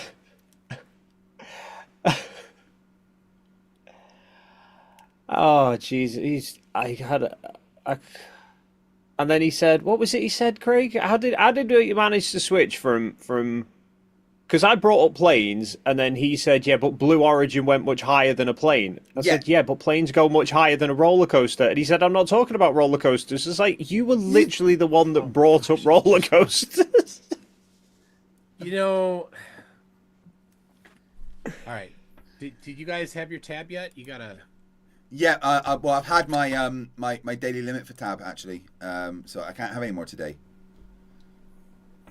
All right, well... I'll have some for you. Thank you. I guess. Well, that's okay. You get the calories instead of me. I suppose that's fine. I don't mind that. It's tab. There's no calories. What are you talking about? Oh my goodness me! Right. So what we're saying then is that Flat Earth is dead. There's no one left. I mean, they still live on in their little echo chambers in a few of them. Excuse me. Well, so like X, TikTok, Facebook, Discord, they have these little pockets, but they're leaders. They're leaderless now, right? They don't have all they have is the old memes to parrot. So what happened to Flat Earth Fridays on X? What about Dubay? Oh, I forgot about him. Here, let me look here. I mean, he can't be doing well either. After denying the 24-hour sun? Yeah. Well, let's see here. He's posted some old Flat Earth interview highlights. Yeah, his videos are not looking good. The views aren't. He's probably, of the ones we've mentioned, he's getting the highest views. So there you go, I guess. Good for him. Is Earth really spinning under your aeroplane? No, it's not. You dumbass. No, because I don't have an aeroplane. What do you mean, you poor person? Zoomy Tomato, $5 says, so how do you feel now that Will Duffy has officially broken your chew toy? There's still so much stupid. The Flat Earthers are still just repeating the same arguments, so it's fine. It's harder to find debates, that's for sure. I don't think they're getting any new converts. That's the big thing, and that of course is the biggest benefit from it, you know. Yeah, but Sean Grifton said that there's actually more people joining Flat Earth than there is leaving. He said that. I don't know how he thinks that's the case. I've had quite a few people make that claim on comments on my videos saying that since TFE it's opened up Flat Earth to so many more people. But strangely, whenever I ask for it, none of them can actually give me the name of one person who's become a Flat Earther since TFE. Yeah, or because of TFE.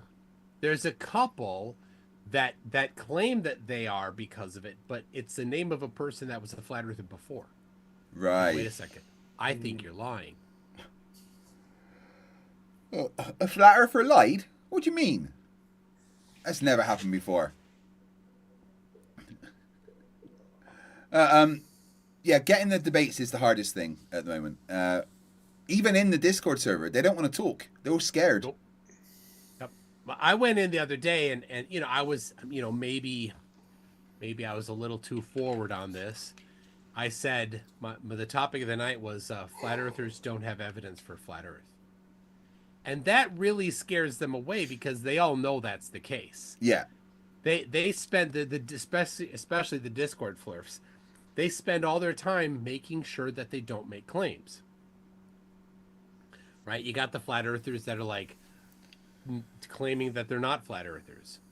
Like, of course you're a Flat Earther. We know that. Why are you saying that? But yeah, they like to pretend that they aren't. Yeah. And so when I come in saying Flat Earthers don't have evidence for Flat Earth, how are they going to refute that? There's only one way to refute that. Evidence for Flat Earth. Evidence for Flat Earth. And they spend all their time trying to not make claims. Yeah, which means no evidence. Leo, the Alchemist says, talking about X-Verse, what happened to Fax? Did you convince him? No, Fax went batshit crazy and started threatening me and stuff. So I cut him off. I didn't cut him up, I cut him off. Man, I'm just so worried about CC. What's he gonna do? I don't know. Do you want to give him a call tune?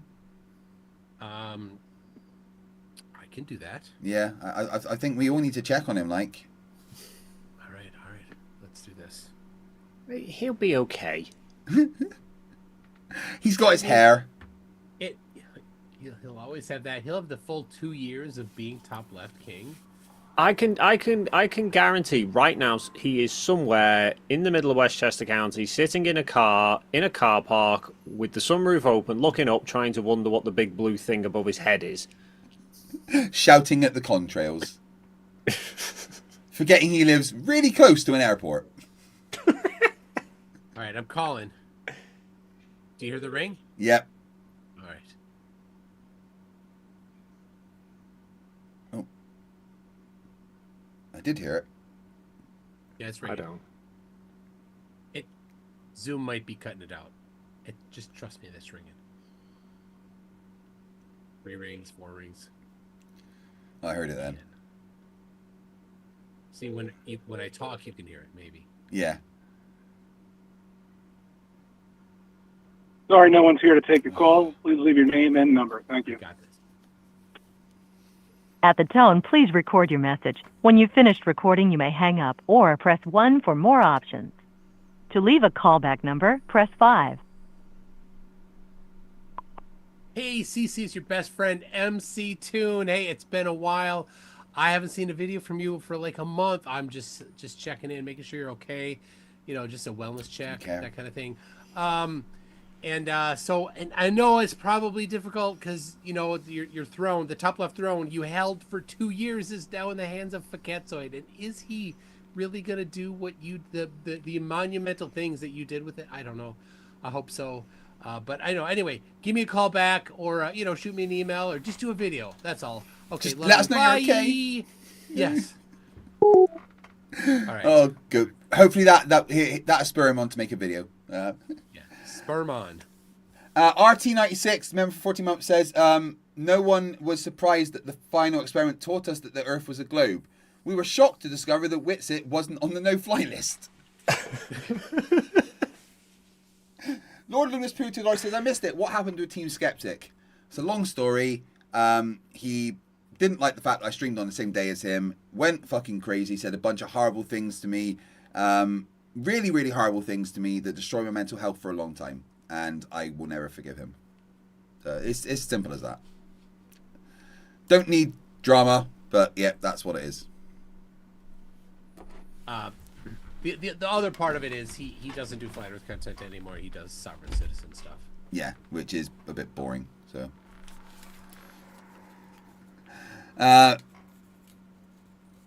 Horselips says you can see what company CC works for in one of his videos.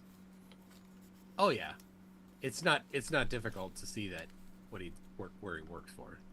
Basal problem. Why are you asking me about what my job is? This is my job. Like, do you not understand? I am a YouTuber. It's what I do. No, I don't have another job. It's what Dave do too. Yeah. It's what Toon do too, but Toon also do other things as well. I write anti-spam and email filtering software. Now, Tuno do this no more. NASA demote. Basal problem says that we are either shills or religious fundamentalists. Who?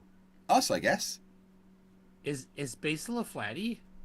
I don't know. He's been saying some nasty things to me. Precious. Yeah. He disagrees that Flat Earth's a cult, apparently. Well, yeah. They have a religious belief in something physical that contradicts physical reality. So it's a religious position at the very least, but they have a lot of cult-like behaviors, like echo chambers. Having their members not engage outside. They attack former members, things like that. So, yeah. It is one of the worst cults that I've come across, actually. And what do cults do? They tell you that everyone else is lying. Oh yeah, that's super early in the indoctrination process. It's one of the first things. Oh, NASA are all lying. That was another thing with the Sean Grifton debate, that he was constantly going on about how, oh, I believe the word of God, not NASA. Okay, well, don't listen to NASA then. Listen to all the other agencies. But remember, he believes in the word of Sean. Oh, yeah. All right, dude, he kept saying that, the scriptures are the word of God, right? But aren't they... They're written by man, though, aren't they? Yeah. So the word of God is typically how they're described, and the claim is then that they were inspired by God. So it's God somehow inspired the people that wrote it, and then the people wrote it. So, and then there's a rather large group of people that say that they are inerrant, that there's no errors in it, and that it's all true. But the challenge there, of course, is there's no shortage of people that have differing and non-compatible interpretations of what this means. So if it's all true and there's two different people that disagree on what one particular thing says, which is right, they can't both be right. Obviously, if they contradict each other, and if it's the inerrant word of God, then one or the other or a different thing would have to then be the actual one. But how do you determine that? That's the challenge. How do you know? I don't have an answer. No. But to be clear, there is no 7 firmaments with portals where the wind comes out of. That is not in the Bible. No. Okay, cool. Oh, I'd very much like to debate. What do you think the chances of me getting a debate with Sean are? Well, he only wants to debate biblical cosmology, which you don't hold as your position. So I don't think he's going to be interested in it. But go ahead, that'd be funny. No, I just wanted to actually debate evidence for the shape of the Earth. The Religiflurfs don't discuss that topic. Max points out that the window, the portal for the wind, that's the Book of Enoch. Yeah. Yes. Which Sean seems to think is, all true. He has in by the word of Sean has declared that the Book of Enoch is canon. It is part of the holy scriptures, the inerrant scriptures, and his own edict has declared it thus. What kind of Christian is he? I don't know. A Seanarian. So he differs from a lot of what is probably kind of the big umbrella of Christianity, where the Trinity is held to be a requirement. So he's outside of that. He doesn't accept the Trinity. So Trinity being God, Jesus, and the Holy Spirit being one, three faces of the same entity. So he rejects that. So then he's outside of that kind of the big umbrella. So Catholics accept it, Protestants accept it, but Sean doesn't. So he's outside there. Right, but he's still the one that's right. They're all wrong, and and he's still able to tell the pastor Will Duffy that he doesn't know anything about the scriptures. Yeah, it's remember the word of Who Sean. Is the expert? Yeah, Sean is the expert on the word of Sean. Andreas Eldritch 56 says, is Toon saying that God did not create the world twice and in slightly different order? It's poetry and metaphor. Take it as such. I always wondered the whole, God made this flat earth world specifically for us, right? Why did God make most of it inhospitable to man? Most of the domed flat earth? Well, most of the earth in general. All of Australia? Yeah. I don't know. And Toon, come on, if he designed our bodies in his image, why do I bite my fucking tongue? Well, There are errors in transcription.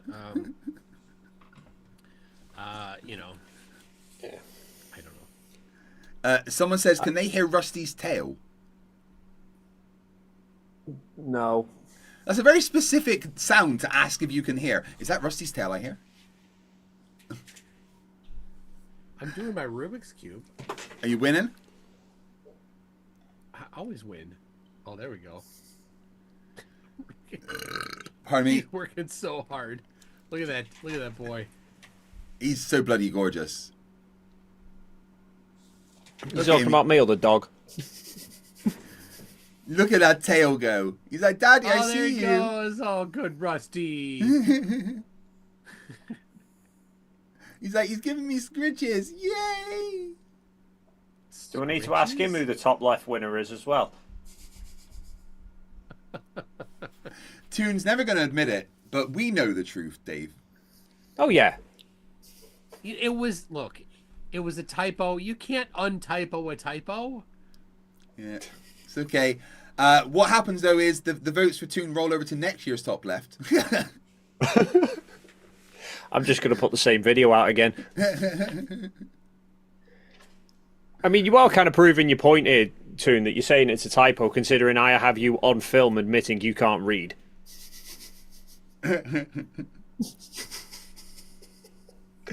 And that was not me putting words in your mouth.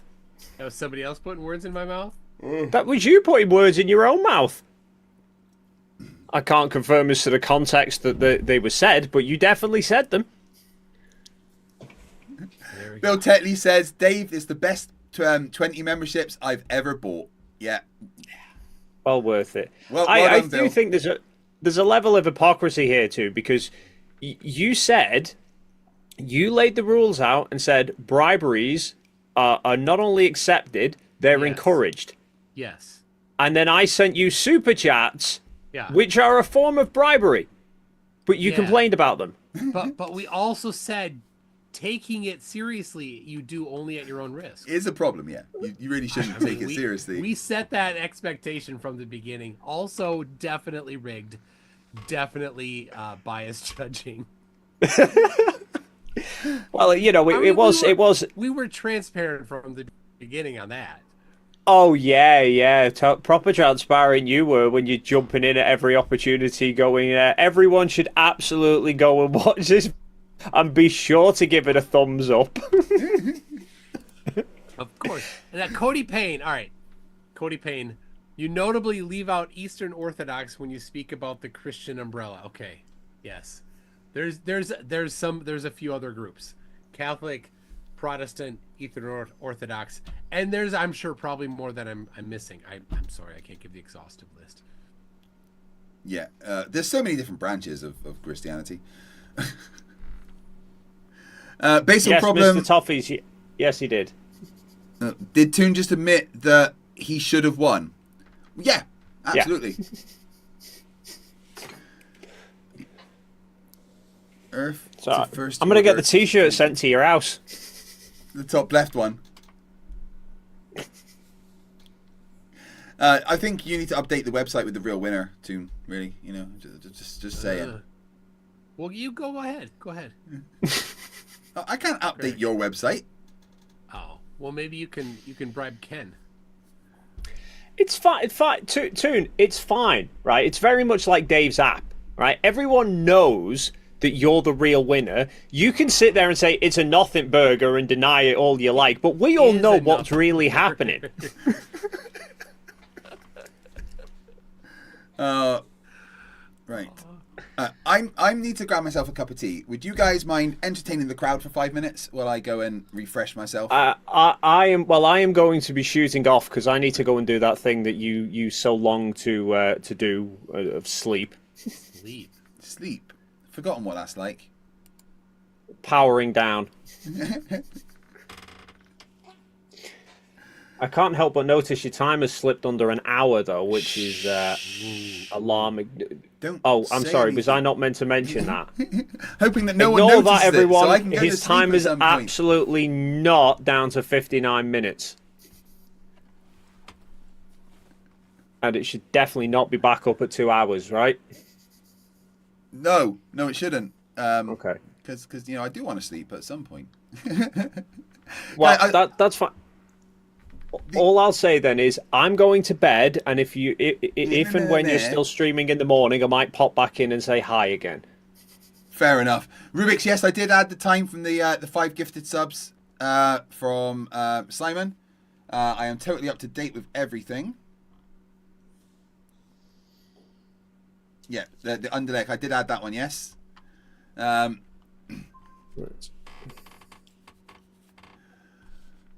And it's goodbye from Rusty's balls.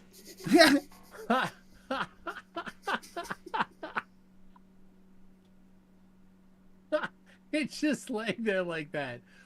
Oh, Rusty. It is hard to tell where he starts and where the chair ends.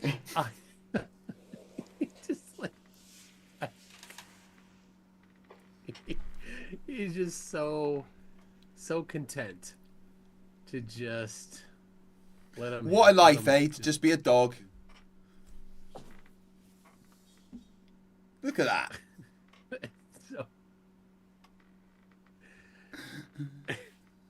Penguin. Philip Bretta says, "Call Mikey. See how he's doing. Have you got Mikey Smith's number?" Of course I do. Hold on a second. All right.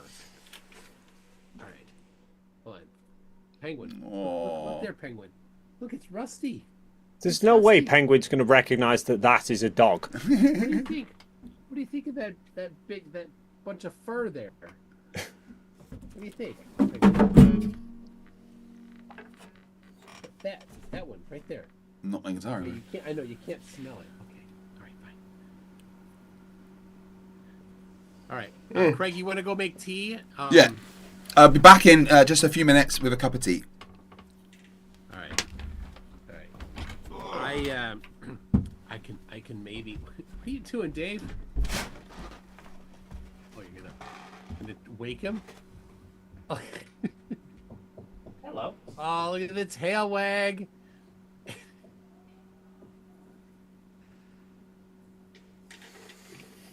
All right. So I can call, but you know what I need to do first, Dave? Before I call him? I don't know. Can you hear me, Dave, or are you gone? I'm still here. You're just very quiet. I was trying to think of a sarcastic answer. Oh, all right. Well, before we call Mikey, I've got to play a song. So here's the song, and I can't control Craig's screen, so you'll just have to imagine the video playing. As long as I don't have to picture his toe, I'll be happy. Wait, that's all.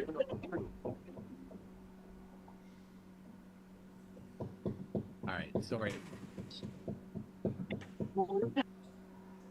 The problem is that the Zoom won't take the audio through, so I can't even do that. So I'll just have to phone him anyway. So, all right.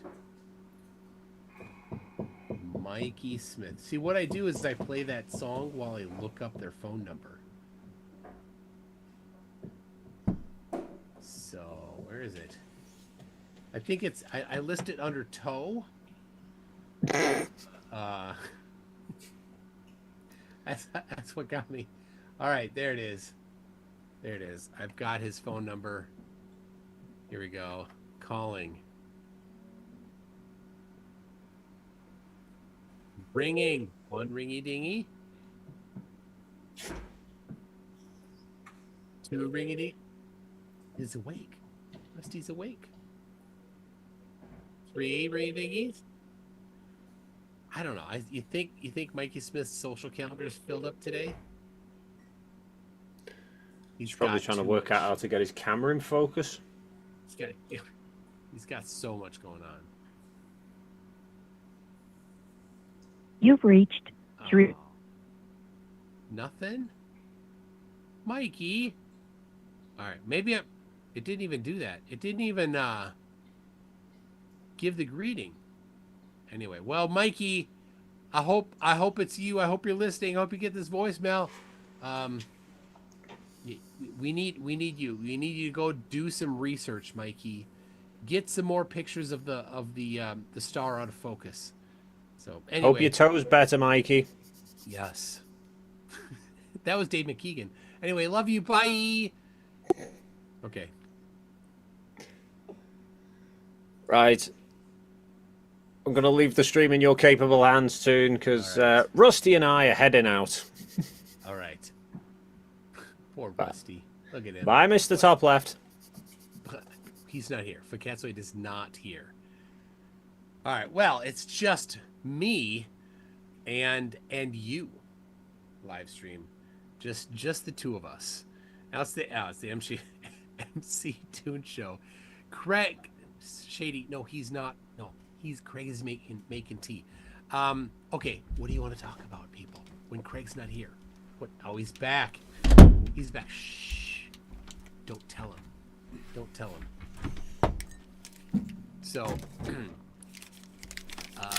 he used to. All right, so where was the flatty? Where's this basil problem? Okay, I'm arguing against the worship there is here of guys like Duffy who are in no ways unique.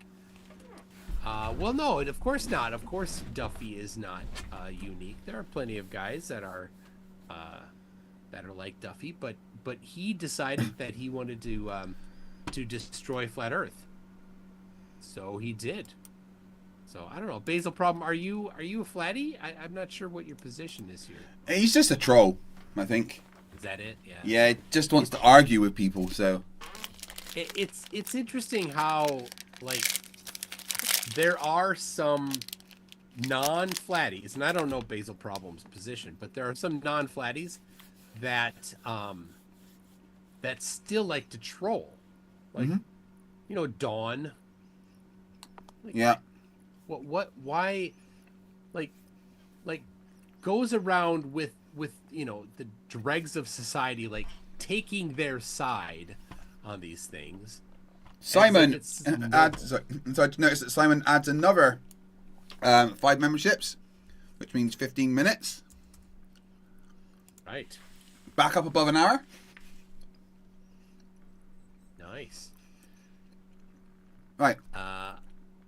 I've got to go. I got to go cut a whiz. I tried calling Mikey Smith. He didn't answer. Aw. Why won't the Flerfs answer us? I don't know, Mike. I'm sure Mikey has a busy social calendar, and so he's probably off doing something. He's at a party, hanging out with, you know, solving the world's ills. Well, you go for your Riley then. All right. I'll see you in a bit. We are at 25 and a half hours in. It's been an incredible stream so far.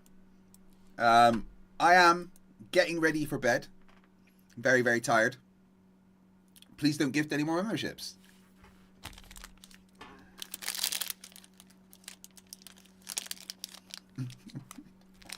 Crazy said, everyone's bailing on me.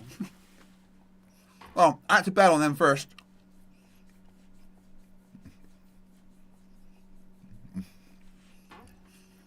Like, this is like my main source of like food at the moment. Protein bars.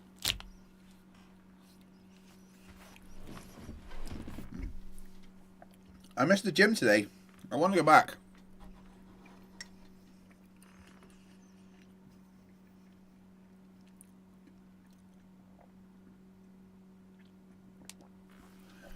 Let me check to see if the new emoji is available yet. Because we've had quite a few.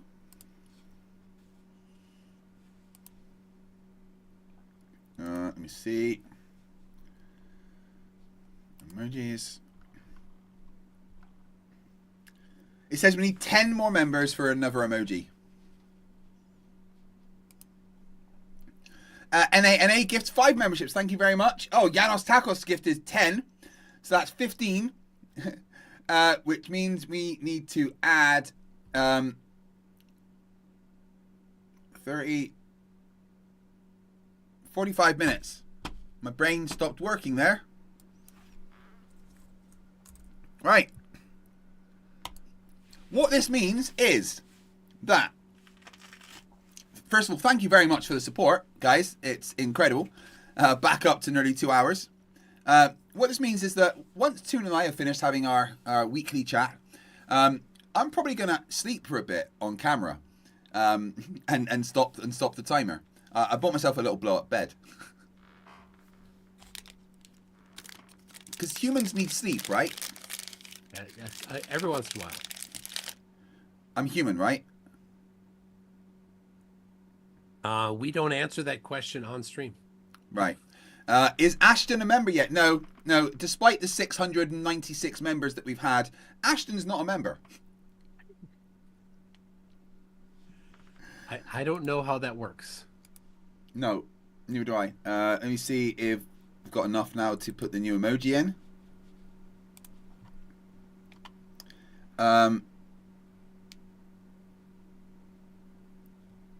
Wait. It's just counting it up each time. Now it says I need another 98. So, I guess because it dropped down from what it was. I'm not sure. Jason Hyatt, sure, a blow-up bed, if that's what you want to call her.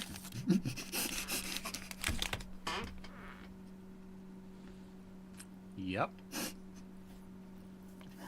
Paul McKay says, I don't know how you keep up your stamina. Caffeine?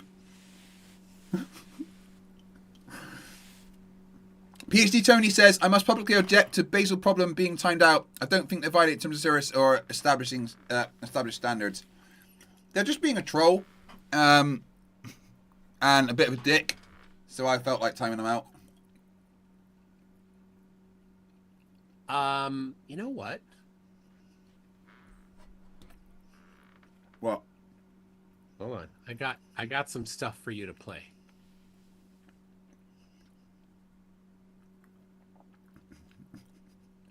NA says you need 98. Oh, okay. No, please don't. All right, here you go. Here's a good one for you to play. This is a flat earther complaining about another flat earther. Right.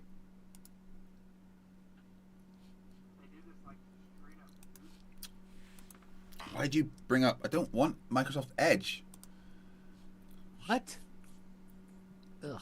It forces me to use Microsoft Edge. I don't like it. They did this like just straight up movie. Yes. So I figured we would cover that, and the reason is. You want me to help you? You want me to help you know how to do this? I need to pump the audio through to you as well. You don't need to share it to me. I've seen it. Just audio. My brain has stopped functioning. And then I feed you this audio. Do you still hear me? Mic check. No, bugger. Why is that not working?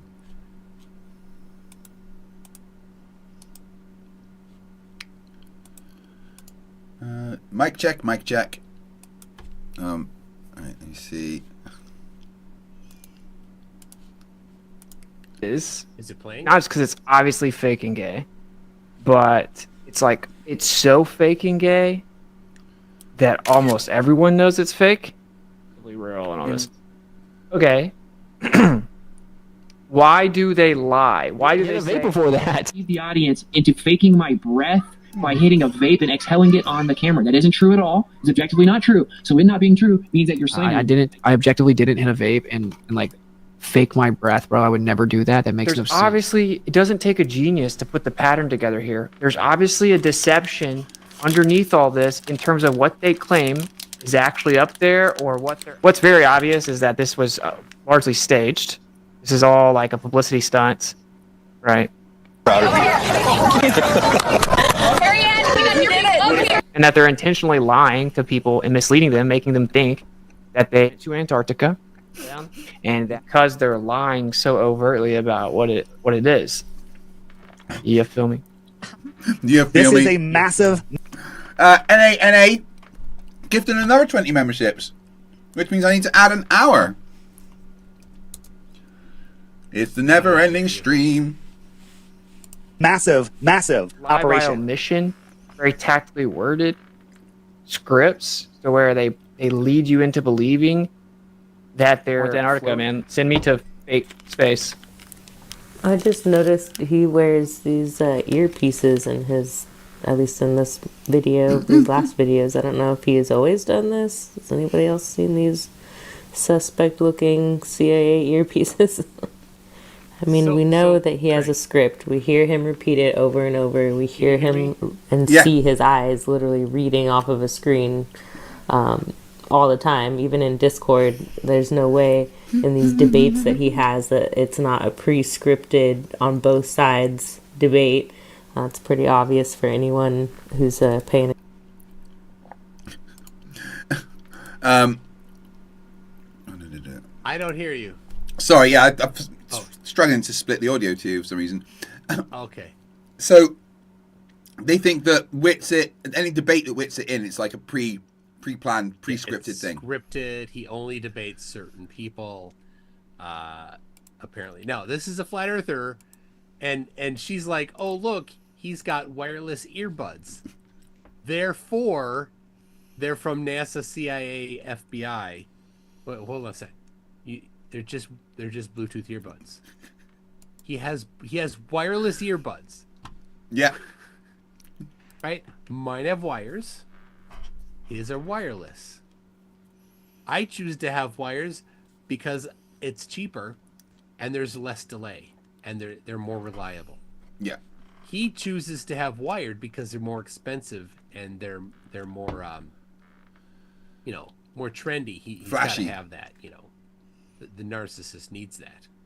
attention. But it's so funny It's how they she thinks that there's something to it. It's ridiculous. They can't keep the truth from coming out. Like, it's inevitable that some of it's going to come out, right? Limited hangout, partial hangout is a tactic used in media relations. So, again, according to the deputy director of the CIA, it's spy jargon for a favorite and frequently used gimmick of the clandestine professionals when their veil of secrecy is shredded and they can no longer rely on a phony cover story to misinform the public. They resort to admitting, sometimes even volunteering, some of the truth while still managing to withhold the key and damaging facts in this case. The public's so intrigued by a little bit of truth that they're getting that they don't actually see the most damning facts, right? It's an important concept. This is when you start to get into, there are clearly going to therefore be agents in place that you're going to see on podcasts or you're going to see, in the media realm. He's the certainly. agent. That's her whole thing. He's claiming that he's the one admitting to being the agent because, he went to Antarctica. When it comes to like Fox News and stuff like that, CNN, right? We know the CIA has liaisons in there. So when they start to reveal certain pieces of information, that's what it is. So if you see someone that always only goes so far, they keep you just like in this little perfect warm gray area. They don't reveal. They'll come back and they'll be presented as if like truth tellers that are revealing all the secrets, and they'll even volunteer and bring things to you. They don't ever hit the conclusions. Right? They don't ever keep going. There's also, you can't just assume that people are agents because they also fall for the propaganda. But not to get too side. The irony of this coming from him is, I don't think he realized that he turned into a comedy channel like real quick. Maybe he's always been a comedy channel. I haven't been watching him very long, so this is great. He has. Antarctica, potentially similar in this case, where it's like such a pristine place that isn't seen often that you have nothing to compare it to. And so, that is like a real possibility. I will say that. I experienced that The sun was higher in elevation than expected. I don't know. We measured it. I don't think I ever got a measurement higher. I thought it was higher, then I ended up measuring it.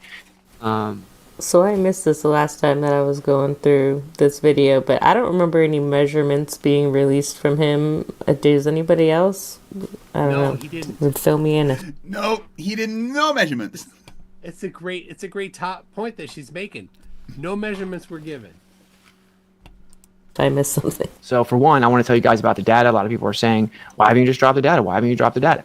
I will share my screen in just a second. I'm kind of afraid to even pull it up, but I can show you maybe this screenshot here real fast. So I've been around the clock, and just so people know, claiming that I've just been hiding and scared or not answering. I've been publicly accessible on Discord for hours and hours and hours each day, consecutive days, answering all. Just a reminder, that screenshot was never shared. The telemetry data was never revealed, along with the hours and hours of footage that he claimed to be downloading, which was not his footage, and he admitted that it was not his footage, that it was Duffy's. So, what all are we paying this person for? You know, he claims that we owe him, that he did this for us. And I just think it's really funny that this is his new profile picture. He looks nothing like this guy. We're not monetized over here anyway. That's so funny. That picture is so bad. I don't know why he's chosen that. It's awful. It's like make it look as dumb as possible. Okay. Yeah. Are you sure? Yes, I'm sure. You want to look stupid? So. Yes, please. Make me look really fucking stupid. Oh my god. Who is this flat earther that's ripping him apart? So this is Rusted Saul, who is I think kind of buds with Jake the anus. Right. No description. Okay. Yeah, Zero. How's it going? It's been a minute. Yeah, obviously took a break. Long break. And thought about coming back a couple times. Thought about never coming back, to be honest. So I was trying to decide what I wanted to do going forward. I was planning on doing this as my comeback stream for a while. He's not monetized? Why do I see ads every time I click one of his videos? And like all throughout his videos, I thought that meant you were monetized. I don't know. And he knocks himself out once again. In one breath, he says that, you know, he's been debating whether or not he's going to keep on making videos or not. And then a few minutes later, admits that he had been planning this stream the whole time. And I don't know if you guys saw, I did start a little, I can't really say too much about it, or I don't want to right now. But I started a Ko-fi goal, as we have a pretty serious issue that I have to take care of, that I have to come up with a pretty large sum of funds for very quickly. Yeah. So yeah, I started a goal. It's pretty serious.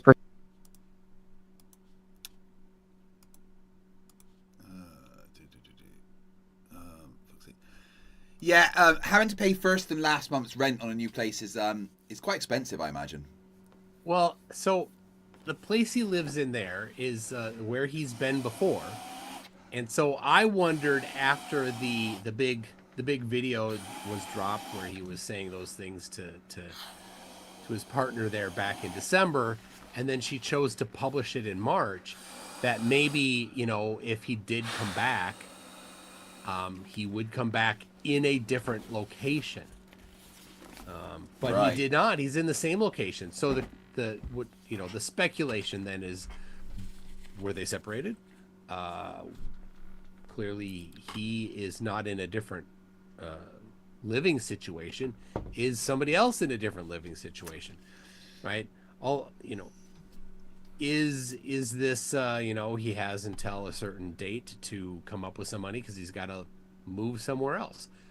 Don't know. And he was not forthcoming with the reason for it. He's like, yeah, I need $10,000, and I'm not going to tell you why. Just cough it up. Yeah. I don't get that. Like, if contact me personally and ask more information. No, just fucking tell people why they're giving you money, dude. If somebody comes to me and says, hey, I need some money, my first question is, why? Right? And if people need money, yeah, I'll I can help you out, but why do you need it? I need a why. It's got to be a good why. It's got to be why I agree with, and the no reason why, no, not happening. Yes, I am blowing up my bed as we're doing this. For reference, now Dave McKeegan asked, could somebody hypothetically edit Flat Earth Dave's app? And I said, well, you could just edit the database. So there's a database table called videos, and in that it has as a link to a bunch of YouTube videos, specifically 669 such YouTube videos. So if you wanted, you could delete all 669 and just put in Critical Think. And George says 20 minutes ago there was an tell you hour how left. to do that, but I'll just say if you did want to do that, it would take a little bit of effort. Exfiltrating data back, a month ago, not difficult. Completely owning the server, that's a mid-level challenge. Personal situation, be traveling again to see family at the end of the week. So next week's going to be rough. I will be gone multiple days. Well, I'll try and pop a stream off. Actually, going to the podcast in Texas was pretty expensive out of pocket. So if someone wants to help a brother out with that, help a brother make the podcast appearances, I'm not going to be mad at you. It was like expensive. It costs like freaking 900 something bucks, with the plane tickets and all this. So, man, that 900. Wait. $900. But did he not get paid for the podcast appearances? No. It seems like he wasn't. Well, maybe he was, and he wants to make it out. Well, that's his stupid fucking fault. If I was going on a big podcast like that, I'd be asking to get paid. Yeah, well, it's all for his ego. So yeah, there's some podcast in Texas that he's going to, and I don't know how it's $900. I'm flying to Florida here in the day after Mother's Day. Round trip tickets were like $300. I don't know, and he lives not far from an airport, so it's not difficult. It's not like it's a small airport or anything. So I guess I don't know where the other destination is, but if he's maybe it's the extra, like he needs to take his gyro compass with him or something. That could be, yeah. The backpack needs an extra seat. But I forgot the name of the podcast he's going to. He's on another podcast. He's going to be on somebody's podcast here. I think I can find out just a second.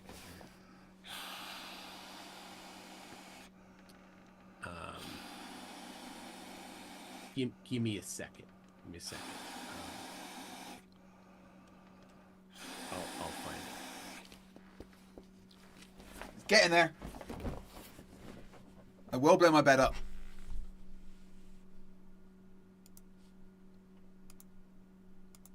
All right, there's that. I need getting lightheaded with it. I need to search. 100 something bucks would make him 900 and something bucks closer to his personal emergency being taken care of. It seems strange that somebody would be planning trips to visit family, and which I'm sure also costs a pretty penny, like other than just the live stream. Like I get he's got to promote his stuff, but if it's costing you money to make your videos the way that he claims, maybe he should get a job. I don't know, just saying, maybe drive, do some door dashing, that's get a job. He's too important to get a job. Yeah. Why get a job when you can just ask for $10,000, right? The gullible members of his audience that still stick around will give him money for no reason. Right, here's the thing, right? I'm doing this stream, right? I haven't asked for any money. It's like it's your choice to donate and stuff, right? But if he really wanted $10,000, then why didn't he do something like this? Why didn't he do a stream, a fundraising stream, and do some entertainment and make it worthwhile instead of just asking for money? You're supposed to be a content creator, Witsit. Create content for the money. He doesn't. He can't stoop to that level. What do you think? That's what I do. And remember, it sucks because I'm actually trying to once again put them before me and just trying to be selfless and be diligent. And it's like I think some people may actually have been deceived. We should know about those people. It's much better they have a target on them now. We understand that they're on a list that can't be trusted. So there's a list. I knew it. I knew they had a list.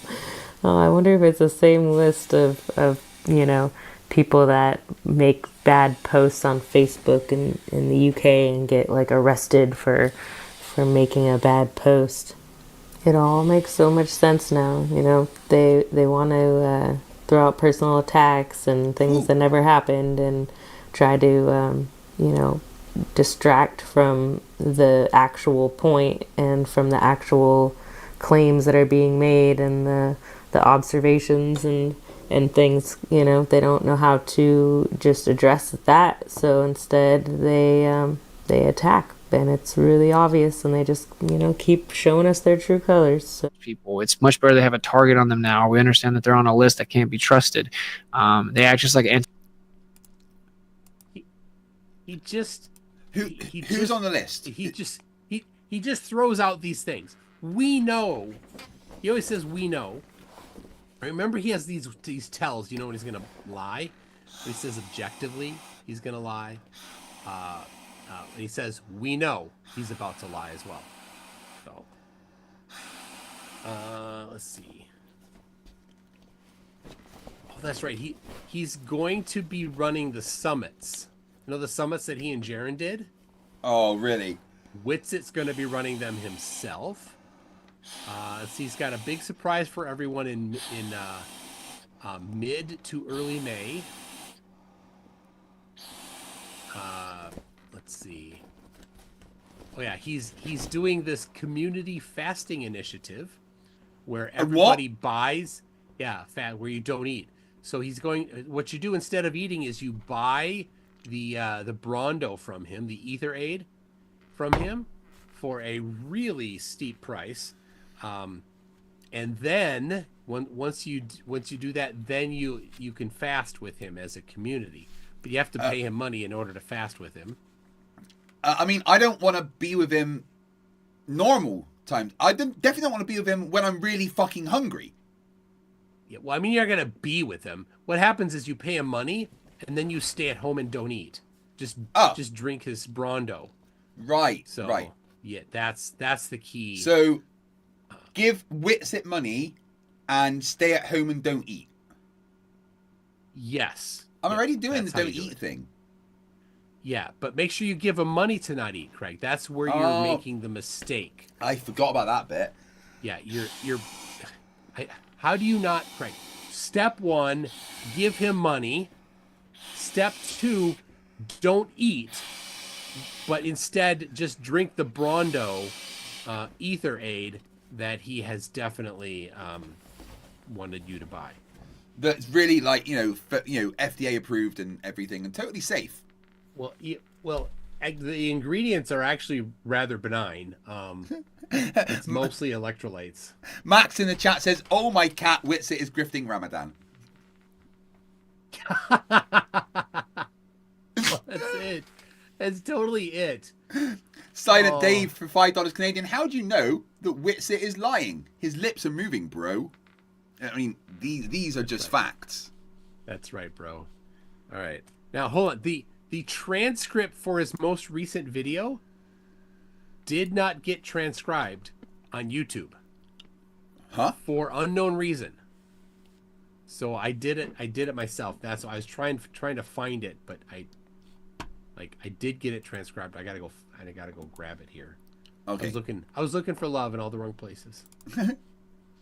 Anti-flat earthers, they don't somehow get a pass because they know the earth is flat. Like, congratulations, you found out that water can't reflect perfectly 1-to-1 unless it's flat. Oh my gosh, you found out water lays flat. Wow, you must be a genius. Like, no, it's not how it works. I mean, I think that you should be very careful and tread lightly if you had some of these. Tread lightly, huh? Man, that sounds like some high school shit right there. Like, what are you guys gonna do? What's the FU core, cult mafia gonna do?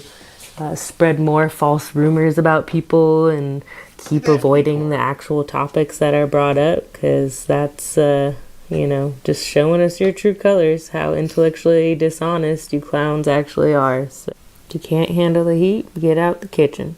Fed up with these people.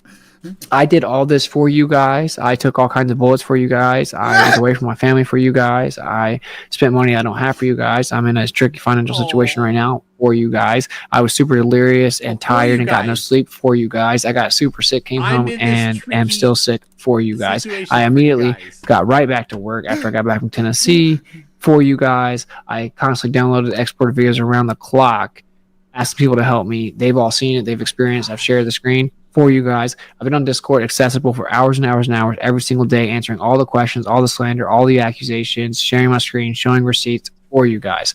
I did this stream for 4.5 hours for you guys, and I'm going to go on Candace Owens and other big platforms and truly represent Flat Earth for you guys and debunk the globe better than most of you guys ever could for you guys. Wow. Debunk the Pause globe. it. Did you hear? The ego. The ego. All of the things he did for you guys. But he didn't really do anything, right? He didn't plan to do any experiments. When he was there, none of the stuff that he brought worked because he didn't check ahead of time. So the Insta360 that he brought didn't work. The P1000, the P900 that he brought, what was he going to do with that? Take a couple pictures here and there. Whoop-de-doo. He didn't take any measurements. I told him while we were there that he could use the Theodolite app on the phone, right? And I don't know if he ever used it. I know he installed it, and then a couple times he's like, "Hey, how do you get that?" On mine I had it configured so there's horizontal, and a box, right? So you can angle it up, and the horizontal eye level is still on screen. He's like, "Well, how do you do that?" I'm like, "I don't remember. It's in the settings." Later he's like, "Hey, do you remember how to do that?" I'm like, "I didn't check. It's in the settings." He wanted me to do that work for him. Like, it's in the settings. You can figure it out yourself, big boy. Anyway, I don't know if he did anything with that when I taught him how to measure angles using the Theodolite app. But all of those things that he did for you guys, but he didn't do those things. He was uploading files around the clock. What videos did he upload? It was Duffy's video, the 24-hour Insta360 video that he mangled. Yeah. The one that he uploaded was completely wrong. He didn't know how to do it. I sent to Jaren a step-by-step instruction on how to do it. I don't know if Jaren forwarded it or not. No, but I know he ended up uploading like a square version of it or something, didn't he? It was awful. It was all mangled. Yeah, it wasn't right. Okay, here we go. He is flying out this weekend. This is 11 days ago. I'm flying out this weekend to go to Podcast Alex. It won't air till like the end of May, though. So I'm going to Texas. I'll be in Austin, Texas for a couple days. Then I'll actually be traveling again to see family the end of the week. So family, and so I think his parents are in Tennessee. Podcast Alex, did you say? Yeah, I don't know. I'll see if I can pull up the context of that. Let's see. Never heard of it. Well, no, that's I'm flying out to go to Podcast Alex. I'm actually going to a podcast in Texas, pretty expensive out of pocket. Why is, like, did he get like first class tickets? Yeah, I'm sorry, but right. I was flown across the world to go to New Jersey for DebateCon. Yeah. I wasn't out of pocket for it. If you're like, if someone's like, "Oh, come and be on my podcast," right? He probably begged to be on it, and then they're like, "Well, sure, you can come be on it, but we can't pay you. We can't pay for your travel." He's like, "It's okay, bro. I'll just still do it anyway, bro, because it's gonna be so good for me, bro." That. But right there. Why would you? Oh, ego. His ego. I forget. Let's see. I gotta get the correct departing airport. I've been streaming for 26 hours, guys. 26 hours. And when I started, Toon, you might need to help me understand this because I think maybe time's broken. So I started streaming 26 hours ago, right? Yes. And when I started streaming, the clock said 45 minutes, right? And it's a timer. Yeah. That counts down, right? So if you count down from 45, you get like 44, 43. Yeah. Yet even though the timer's counting down, it says 2 hours 18 still to go after 26 hours. Turns out that's how it works. Okay, let me look here. Round trip tickets from Florida, where he lives, to Austin, Texas. Did he say Austin? Yeah. Yeah. $380. So not that much then. $360. $390. Yeah. So no. Not 900.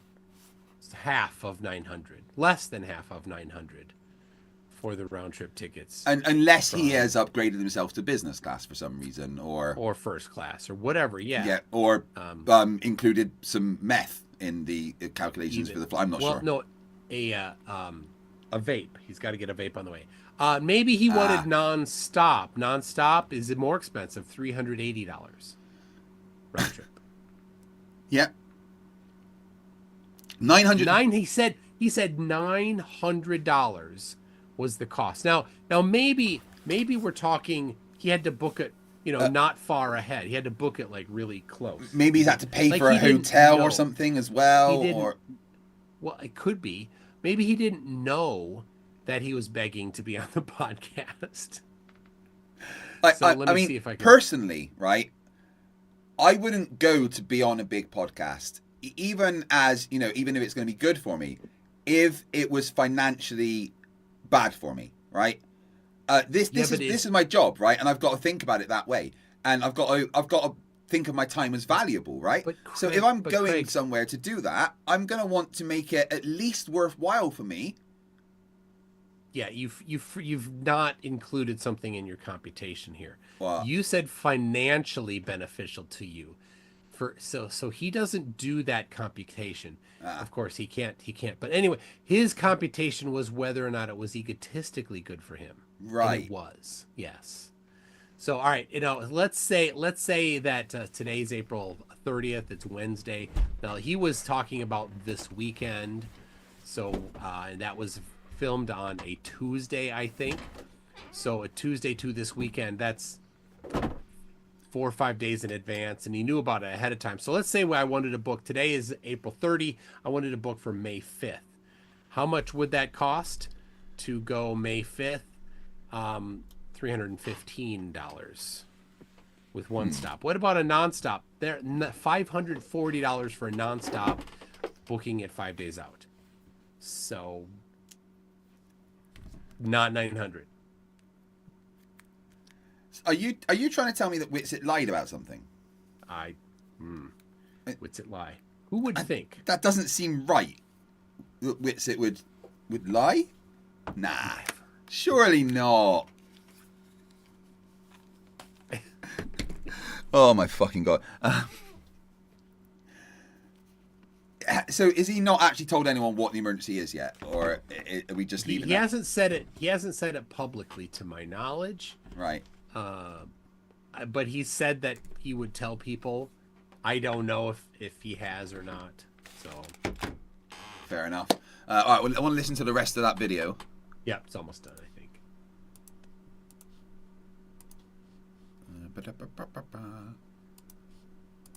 Better than most of you guys could. Like, I've heard countless flat earthers and discords and hangouts that debunk the globe way more eloquently than you do, and they don't sound like a pompous prick either. So you're not special. We see your earpiece, we see your eyes reading the screen, we know you got scripts, we know you pre-plan all your little debates with only specific people where both sides know what the questions are and what the answers are, and you're just a freaking actor, dude, just like all the people that you talk shit about. Like, you are just like them. That's why you're so triggered by us, because we see through you.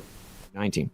A false witness will not go unpunished, and he who breathes out lies will perish. Proverbs 19:9. That's it. That's the end. Well, I mean, I love it when flat earthers get at each other, and even though her conspiracy nonsense is conspiracy nonsense, there's no like script, there's no Bluetooth like secret CIA headset. The rest of what she said was right. Witsit is a grifting liar that doesn't care about anybody. Yeah. Apart from himself. So, oh. Wow. Toon, I want to have some sleep. So all right. It's been our 2 hours for Kreg and Toon. Next week we will be over on MC Toon's channel on Wednesday for the regular Kreg and Toon show. If you're not subscribed to MC Toon, then there's something wrong with you, actually. Yeah, we'll get Daniel Pratt to come around and deal with that. What you got coming up, Toon?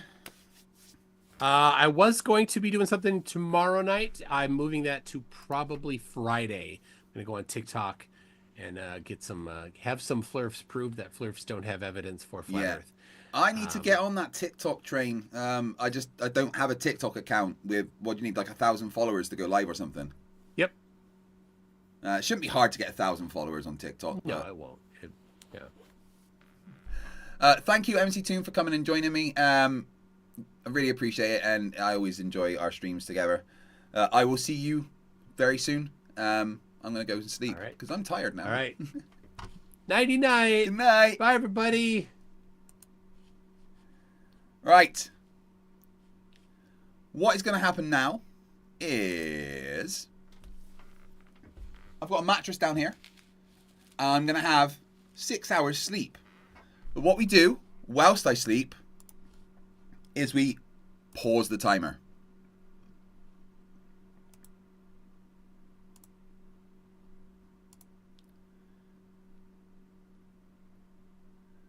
Oh, it's actually showing the members' games now. That's good. Although, I don't really want that. It's showing the members' game, but it's not updating the things automatically.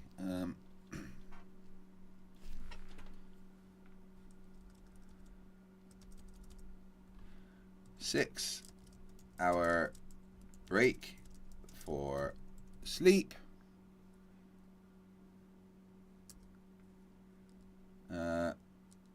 A membership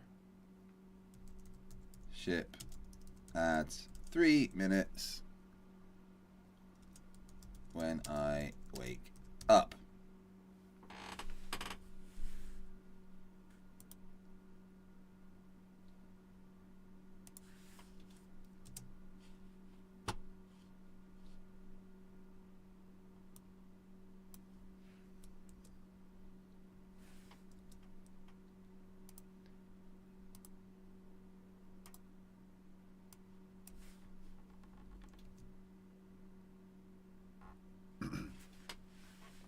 Okay.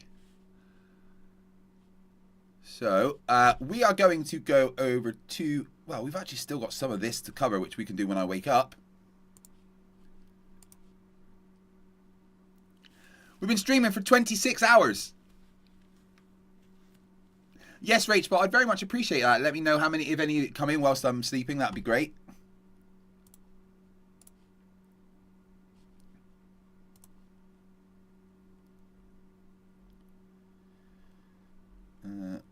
Where is the top 20 episodes video?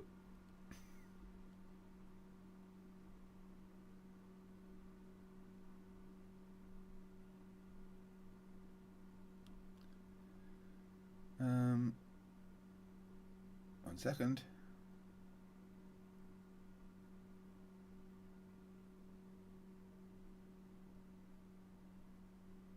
Here we go. That's what I wanted.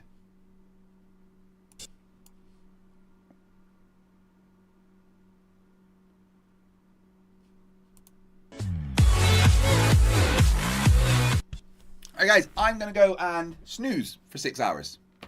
I will see you soon. The streamer is, the timer's paused. Streaming for 26 hours and 13 minutes. We've still got 2 hours and 12 minutes to do once I wake up. Any memberships or anything added during that time will be applied once I wake up. Enjoy the episodes of Flerfs Are Idiots. I'm going to go and use the ablutions and then sleep down here.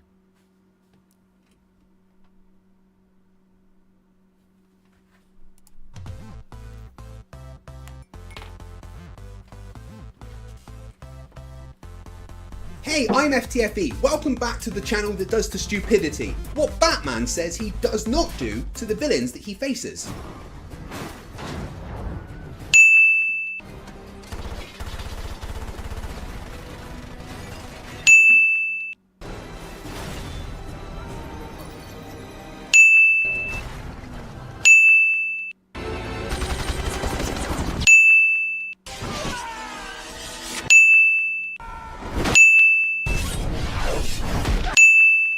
One sec. Yo, Bats. Thought you said you didn't kill. Batman doesn't kill anybody. Those people are just sleeping. They're fine. Just sleeping.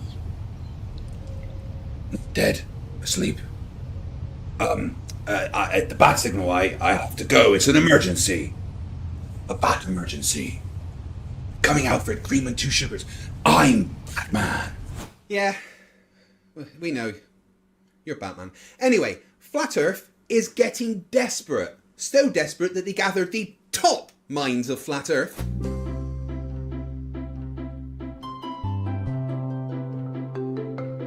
And made a movie.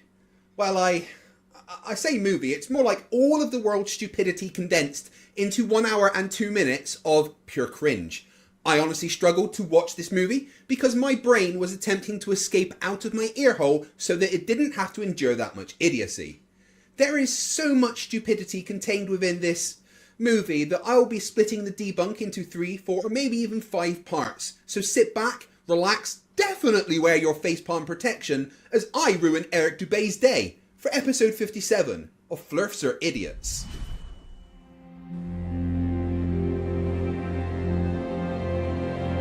We're living on a disk, floating through space, with a tiny sun.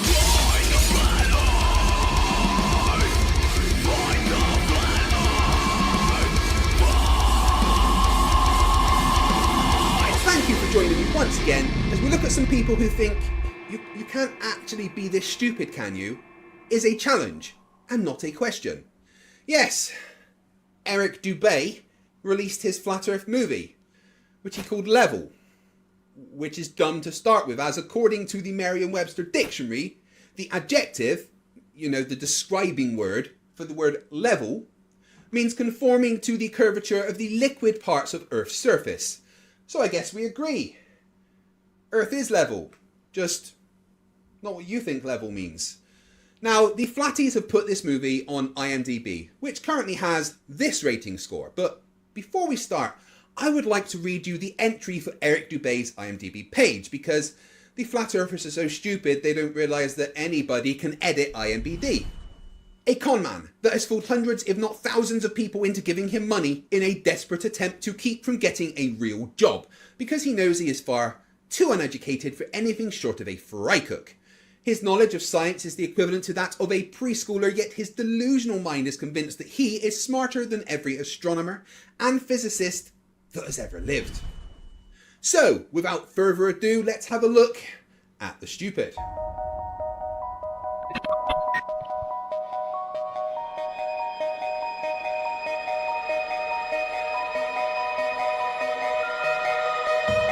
So there it is. The Earth from outer space. Do you believe this is a real, live recording?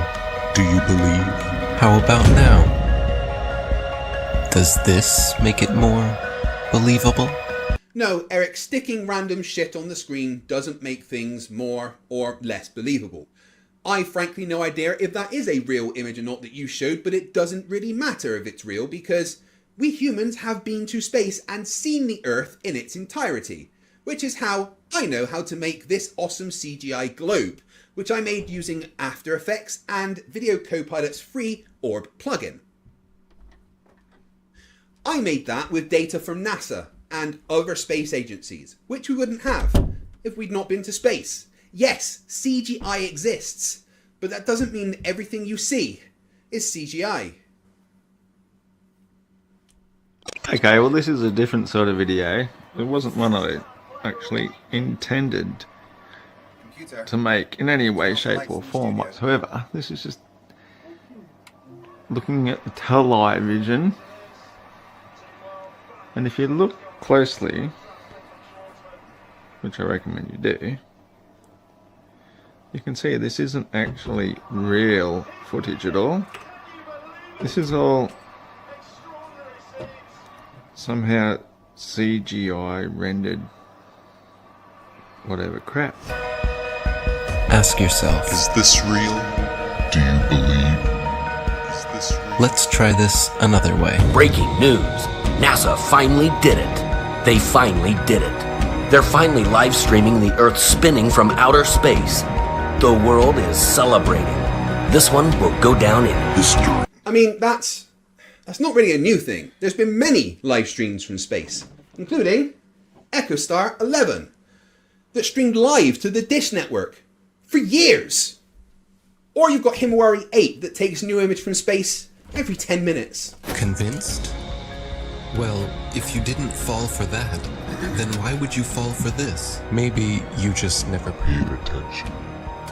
When you do pay attention, you start to notice things. Are you paying attention? Good job, Eric. You noticed that the rocket in space has 2 cameras set at different angles, so that the engineers can keep an eye on the rocket's performance. But what's this? The Earth looks curved in one but concave in the other? The scoundrels! Are they trying to fool us?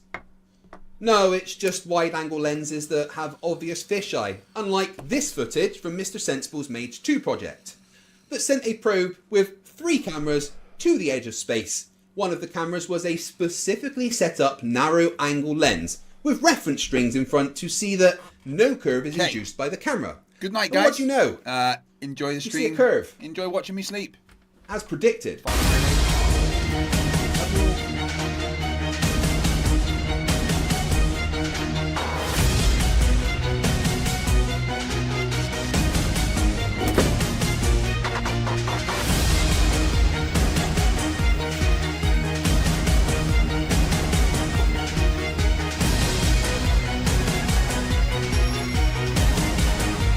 And there we go, guys, a handy list of the dumbest people on Earth for your reference.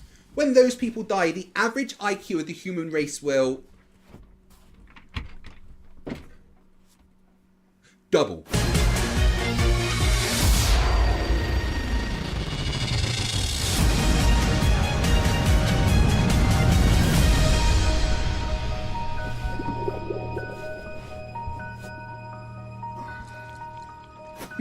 That's a nice intro, but I think I can make it better with just one little creative change.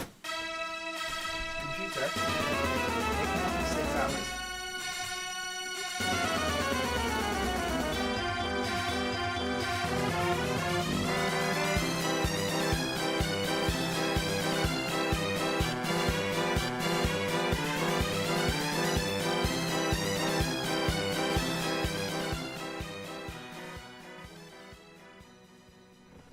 Did you know that starting at the end of 2015 through 2017, Flat Earth was one of the top search terms in the USA, let alone the world? Look at Eric go, starting with an outright lie. According to data from Google, the biggest search engine in the world, if we look at the top 10 search results for the USA for 2015, 2016, 2017, the term Flat Earth appears a total of 0 times. This could be interesting. Let's get a lies of debate counter up in the corner and see how many we can get by the end of this 3 to 5 part debunk series. While most of you were falling for the political charades, the rest of us were trying to discover the true nature about our world. Oh, by the rest of us, you mean the people that like a hearty breakfast of the purple crayon? And by discover the true nature of our world, you mean misunderstand pretty much everything about extremely basic physics and think we're special, right? Fucking idiots. My name is ODD TV. I'm a local rapper here in Denver, Colorado. I just want you to know the truth, so please don't shoot the messenger. It's a bitch, but this is how it is when you live. I've been rapping for 20 years. Just like anyone else, when you're a kid and you're really into music, you're into making music, every kid looks in that mirror and fantasizes about being famous. Flat Earth rappers. Oh god, we all know how that goes, don't we? Here's Mr. Sensible listening to top Flat Earth rapper, Multi Tom Tom.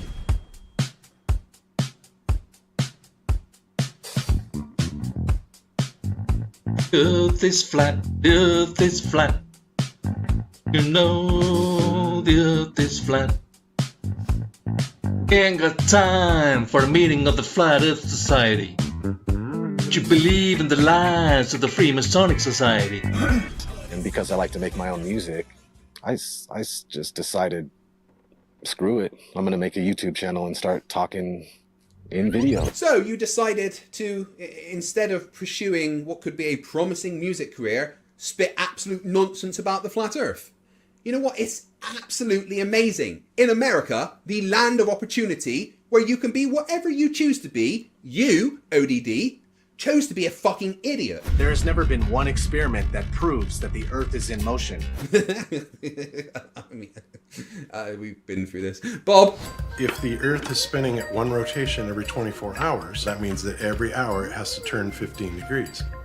And if the gyroscope is mounted anywhere on Earth, it's going to drift. In today's 21st century navigation systems, they're using what's called a ring laser gyroscope. It is extremely precise. If we could simply get one of these ring laser gyroscopes, we would be able to prove once and for all that there is no rotation to the Earth. One of the people in the community actually purchased one for $20,000. But what we found is when we turned on that gyroscope, we found that we were picking up a drift, a 15 degree per hour drift. When you try to find the curvature of the Earth, it's nowhere to be found. You guys are so stupid. Jism. If you're seeing through this hole, through the next hole, and seeing the light at the backboard, or at 17 feet off the water, the Earth is flat. If he's holding it up at 23 feet high and we're seeing the light, well, that's because the Earth's curved. So I should only be able to see it when it's at 17 feet. Okay, go ahead and drive down there, Enrique. You're going to hold the light there. Enrique, how high is your light? 17 feet. I mean, it's as, we don't see you, Enrique. Lift up your light way above your head. Interesting. Interesting there. Unless you're looking at footage from GoPro cameras that have fisheye lenses, Hollywood movies, or NASA propaganda. A little bit dishonest there, labeling everything from NASA as propaganda, so pre-dismissing any evidence from people that have, actually been to space. Lie to Flerf. Started making the videos in 2014, early 2015. Started getting noticed. You're living in a world where there's fake people faking events on TV in order to move agendas forward. With the Earth being flat, I couldn't just sit around and do nothing. Yeah, you probably shouldn't have done anything because the Earth's not flat, you fucking idiot. There was videos everywhere. There was videos of people doing science, putting balloons up with a camera that doesn't have a fisheye lens on it, like a GoPro lens, a wide-angle lens. I've never seen a video from a flat earther that sent a balloon up with a narrow-angle lens. However, like I said earlier, Mr. Sensible did, and he had controls. Click the link up there to subscribe to Mr. Sensible's cat, Arnold. And they were using these cameras that didn't have those. The horizon rose to eye level, which would be impossible on a ball that would be falling away from you as you rose up. So you're saying that cameras with no fisheye lens were used? Well, let's take a look at the video that you're using and test that claim, shall we? In this 4 seconds of footage, we can clearly see a fisheye lens is used. As we place a straight line across the horizon on the first frame, we see a clear gap in the middle, indicating this horizon bends upwards at the edges. Is it ODD's contention the Earth is in fact concave like a bowl? Let's move the footage forward a little, and as the camera moves up and the horizon moves down, we can clearly see the gap in the middle get bigger. This indicates that the barrel distortion has gotten worse away from the center, showing that this lens is clearly a fisheye lens. If you have footage of balloons with no fisheye lens, why, in this movie, did you show one with fisheye lens? And rose to eye level, which would be impossible on a ball that would be falling away from you as you rose up. And no, the horizon most definitely does not rise to eye level. One of my favourite pictures to debunk this claim is from a fellow Flat Earth destroyer, MC Toon, who took this picture showing the moon above the horizon but below eye level. There's people putting out top 10 NASA hoax videos, debunking the moon landing, picking apart NASA just left and right. It was awesome. Awesome time for YouTube between 2015 and 17. An awesome time for YouTube, yes, because it gave people like me, Conspiracy Cats, Simon Dan, The Creaky Blinder, Team Skeptic and Mr. Sensible plenty of content to debunk. Sometimes it's like you morons write our content for us. Thanks. Even Google mentioned it during their commercial. Do you remember this? Why would Google be promoting this? As a joke? As a joke? No. We know why. They were panicking. Panicking because the platform they purchased 10 years ago was collapsing with truth. The powers that be would not allow that. No, Eric, nobody was panicking. Most were laughing. You never had big videos. Flat Earth was never trending. I'm adding one to the like counter. As we want to provide users with authoritative, trustworthy information. I'm sorry to cut you off. I only have a minute and a half, and I don't really need to hear what you're trying to provide. I want to know how you're dealing with all these conspiracy theorists on your platform. So the first way is by demoting low-quality content and promoting more authoritative content, and the second is by providing more transparency for users. So we're introducing boxes that provide factual information at the top of results that have shown themselves to turn up a lot of information that is counterfactual, such as searching for the Earth is flat on YouTube, where you see a lot of... Your response is to put a box saying, nope, the Earth is not flat. Correct. Okay. So instead of deleting all of the millions of videos we have made, they simply decided to bring in their puppets to reiterate the agenda at stake. Putting a box that says the Earth isn't flat is a good thing to do because it allows you to keep your videos on YouTube but let people know they're full of utter shite. We are already sufficiently motivated to invest the necessary resources and people in addressing this threat. You can tell it's real because it looks so fake, honestly. The Earth being flat is getting out of control. Can you please help? Can you please help? When you stand on the shoulders of those who came before, you might just see far enough to realize the Earth isn't flat. 1 + 1 is? 2. What color is the sky? Blue. And the Earth is? Round. Second is here. This float celebrates flat Earth theory that is spreading ironically around the world and its possible roundness. Spinning. Now they are talking about it. Yeah, we are talking about it because it's 2021 and people saying the Earth is flat is fucking hilarious. Flat Earth is the internet's pet rock. We keep it around to poke it every now and then to see what happens. Usually something stupid. They want you to search for it because they already changed their algorithm to be set up in their favor. What is this trash? None of this tells you our side of the story. These are all videos they put together so you can watch and learn nothing. You can learn how big of a joke Flat Earth is, and Eric, your side of the story is just being willfully ignorant. Nothing that any of us would show you. Like here, have you ever seen a time lapse of the sun? Does it look like the Earth is rotating backwards and the sun is still? Or does it look like our sun is simply moving across our sky, traveling away from your perspective? Again, but with some inversion.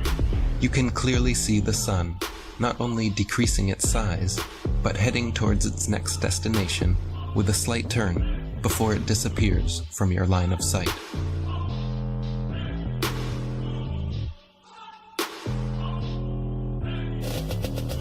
Well, that video you just showed 100% looks like the Earth rotated away from the sun because the sun set. Something it wouldn't do if it was just moving away from us. I've made this 3D model using After Effects and Element 3D. I've set up 4 camera views. The one on the top right is looking from the position of an observer in North America at the sun. The sun's been placed about 5,000 miles up, and as you can see, at no point does the sun set. And I can assure you, After Effects takes perspective into account, but one thing you'll notice in the 3D model that I made is that the sun got smaller as it moved away, which, according to this video by Red's Rhetoric, where he used a solar filter to take pictures of the sun throughout the day, it does not. The sun retains its angular size in the sky all day long. Impossible with a local sun on a flat Earth. while Google would make sure when you type in flat Earth that nothing like this would ever pop up. Many agree the science regarding our sun is far from settled. Add another one to the debate lie counter because no, Eric, no one would agree with that. We know exactly what the sun is. It's a nearly perfect sphere of plasma with a circumference of about 2.7 million miles, powered by a core of nuclear fusion sitting at about 93 million miles away. It's not our fault if, as a child, you huffed far too much glue to be able to understand that. We're told that the sun is a massive ball of burning gas 93 million miles away. Oh look, it's allegedly Dave. What have you been up to recently, Dave? Well, I've been drinking urine now for... Drinking urine? But no, nowhere are we told the sun is a burning ball of gas. It's not burning, it's nuclear fusion. But if that were true, then all the light that arrives here would be parallel because it's so far away. And it has to be parallel because one of the most often cited supposed globe proofs is Eratosthenes' experiment between Alexandria and Syene, by which he calculated the size of the Earth. Yeah, that's right. Even 2,500 years ago, we figured out the Earth isn't flat. How are you going to get this wrong, Dave? For that calculation to be accurate, the light must come down parallel. The only problem is that that's not what we see. If you go out on a sunny day with broken cloud, what you'll see is that light comes down at angles, diverging angles. And that means that we can follow those light rays back to the source and triangulate the sun's height above the Earth, proving that the sun isn't millions of miles away. No, Dave, just know those rays you see through the clouds are actually parallel. This is a case where perspective is actually the answer. What you're seeing is a simple perspective illusion. For instance, you can watch a cloud get blown along by the wind in the distance, and the rays coming from the sun underneath the clouds shift along with it. Does that mean that the sun is in that cloud? Or look at this picture, Dave.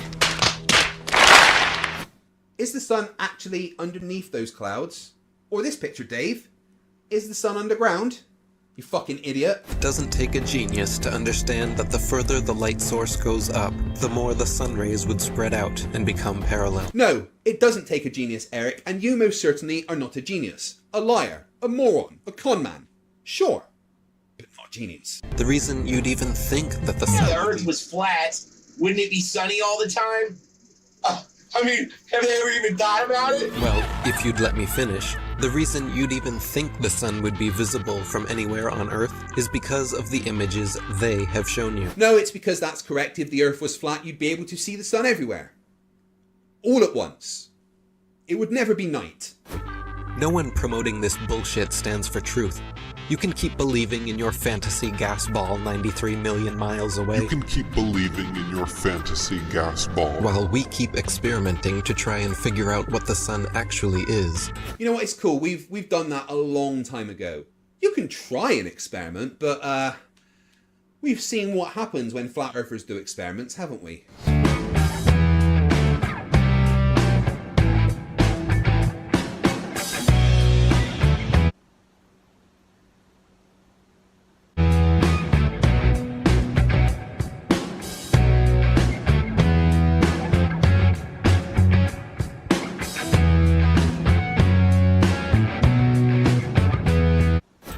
And how close it could be. With a local hotspot, it should be easy to comprehend that the sun is small and close to you.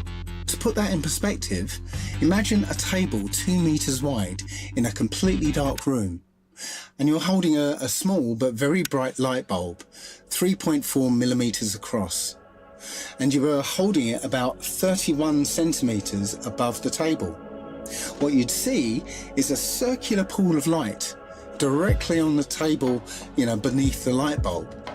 But on the other side of the table, it would be in darkness. First off, the sun doesn't have a lampshade or anything to make the distinct shadow that you have there. And even if it wasn't as bright as directly underneath the magic lampshade, sun, you'd still be able to see it wherever you are on a flat Earth, unless it's literally low enough that pilots have to avoid it. Now, it seems to our mind that if you were on the other side of the table, you would see the light because it's, above the table. But that's not true, because on that part of the table it's in darkness, meaning that the light isn't physically reaching that part of the tabletop. Excuse me, the fuck did you just say? Why, Dave? Why is the light not physically reaching your eyes? Your senses are correct. We're also told that the sun sets because as the Earth rotates us away from the sun, it's actually obscured by the physical curvature of the Earth. That's not what we see. What we see is a local sun that is taking its local light with it. What happened to the horizon glowing across half of the world? Adding another one to the lie counter for being so dishonest, Eric. Most sunsets are already fading through pollution, dander, chemtrails, and fog.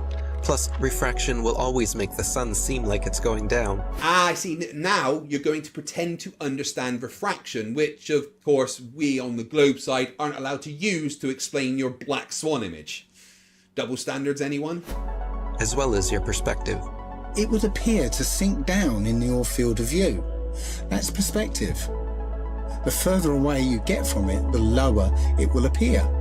But it would never, ever go below your eye level. And never, ever go behind the horizon. Which, by the way, I've been meaning to ask. What the fuck is the horizon on a flat Earth?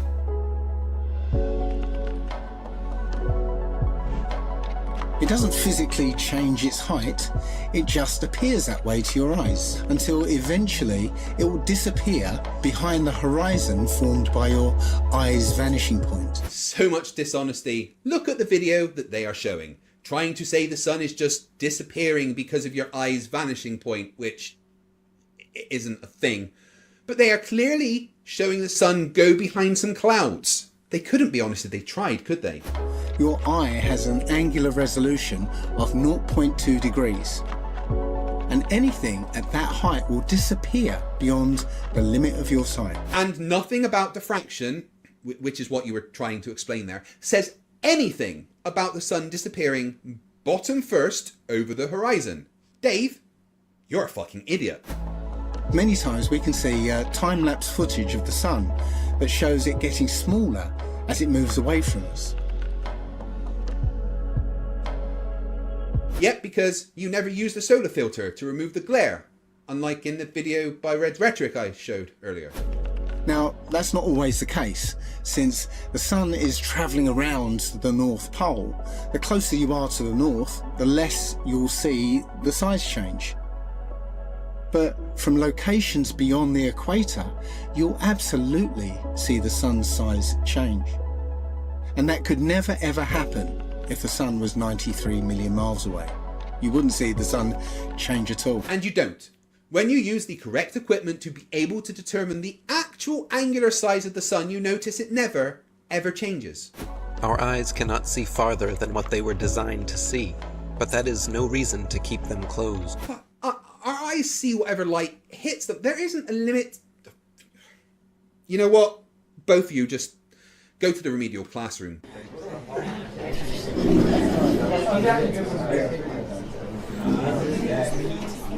Okay, everyone, sit down and please shut up and stay shutted up so we can just get this over with. Fuck's sake, what is that smell? Oh, it's you, Mr. Pratt. What is it? You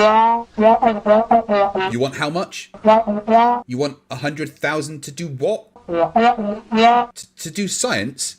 Are you sure it's for science, Mr. Pratt? It's for a new water heater, isn't it, Mr. Pratt? Get out. Okay, some moron on your side of the stupid fence thinks that there's a limit to how far we can see. That's not how that works at all. Flat earthers are all fucking idiots. Our eyes are photon receptors. Photons are what makes up light. Theoretically, our eyes are sensitive enough to sense a single photon. As photons are light and will travel forever in a vacuum, that means we can literally see to the edge of the observable universe, as long as some light has travelled from there to our eyes.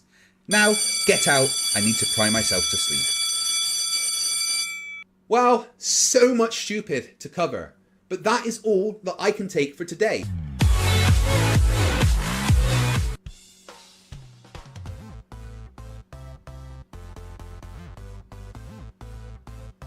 Hey, I'm FTFE. Welcome back to the channel that does to stupidity what Italy did to the hearts of millions of English football fans. Oh wait, why am I doing a football cutaway joke? I'm a nerd. I know nothing about sport.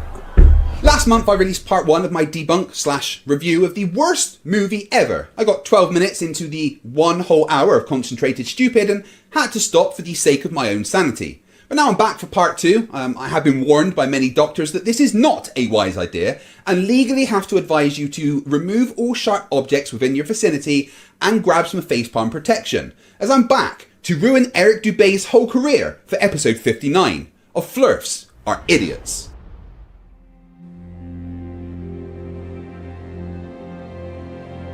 We're living on a disk, floating through space, with a tiny sun.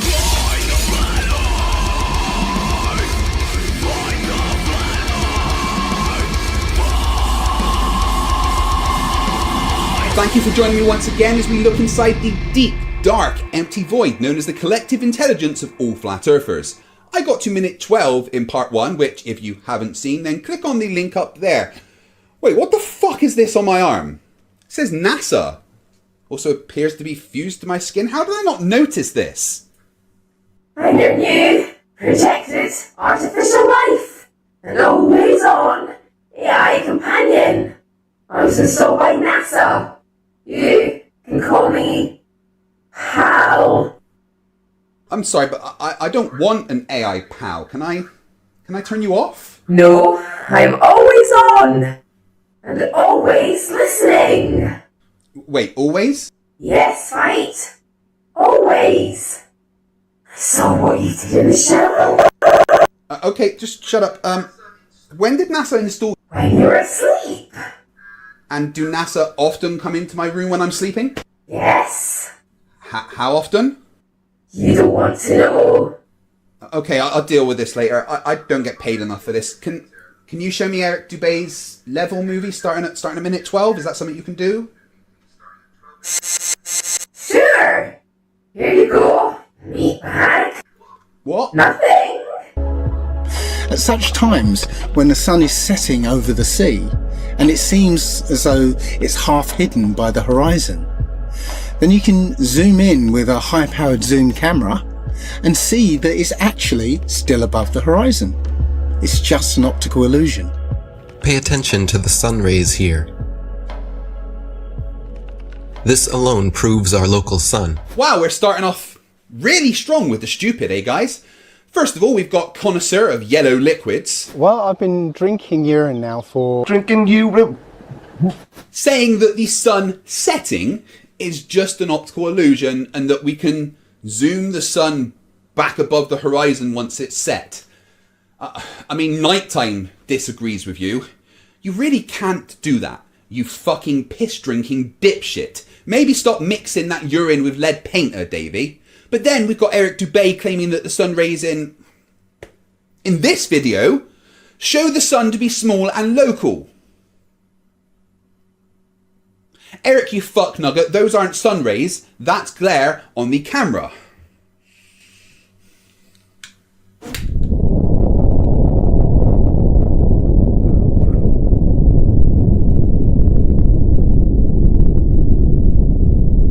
So what about the moon? We all witness the moon only illuminating the local clouds around it. That is because it is also a local light. So if what you're saying is true, and the moon only lights up your local clouds because it's a local light relative to you, then that means that not only is everyone seeing the same moon, but they must be seeing the same clouds, right? Because if on Magic Pancake World, sorry, Flat Earth, people at this location and this location are seeing the moon at the same time, which we know they do in reality, and according to you, the moon's light is lighting up the clouds because it's a small and local light, then these people at these locations must also be seeing the same clouds. Otherwise, how could a local light light up two different sets of clouds? How big do you think clouds are, Eric? That's not how it works. That's not how any of this works. Eric Dubé, this is honestly the nicest way that I could think to say this to you. You're a fucking idiot. But one with opposite effects from the sun. As we can all agree, shade from the sun is cooler than direct sunlight. But did you know the moon's shade is actually warmer than direct moonlight? The moon produces cold light, something the science priests must have forgotten to teach us all about in school. Science priest? What the fuck?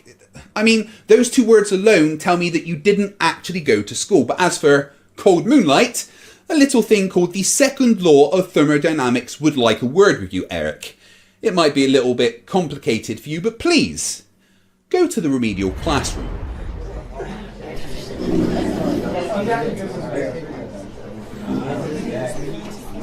Okay, sit down everybody, be silent and pay attention, not that it'll make any difference. Today we're talking about people with IQ so low they think that cold light is a real thing. Right, let's get started. What the fuck do you want, Mr. Riley? You're sad? Why? Because you miss your friend? Who? Ranty? Oh, Mr. Riley, Ranty was never your friend. He thinks you're one of the dumbest people in the world and regrets ever being associated with you.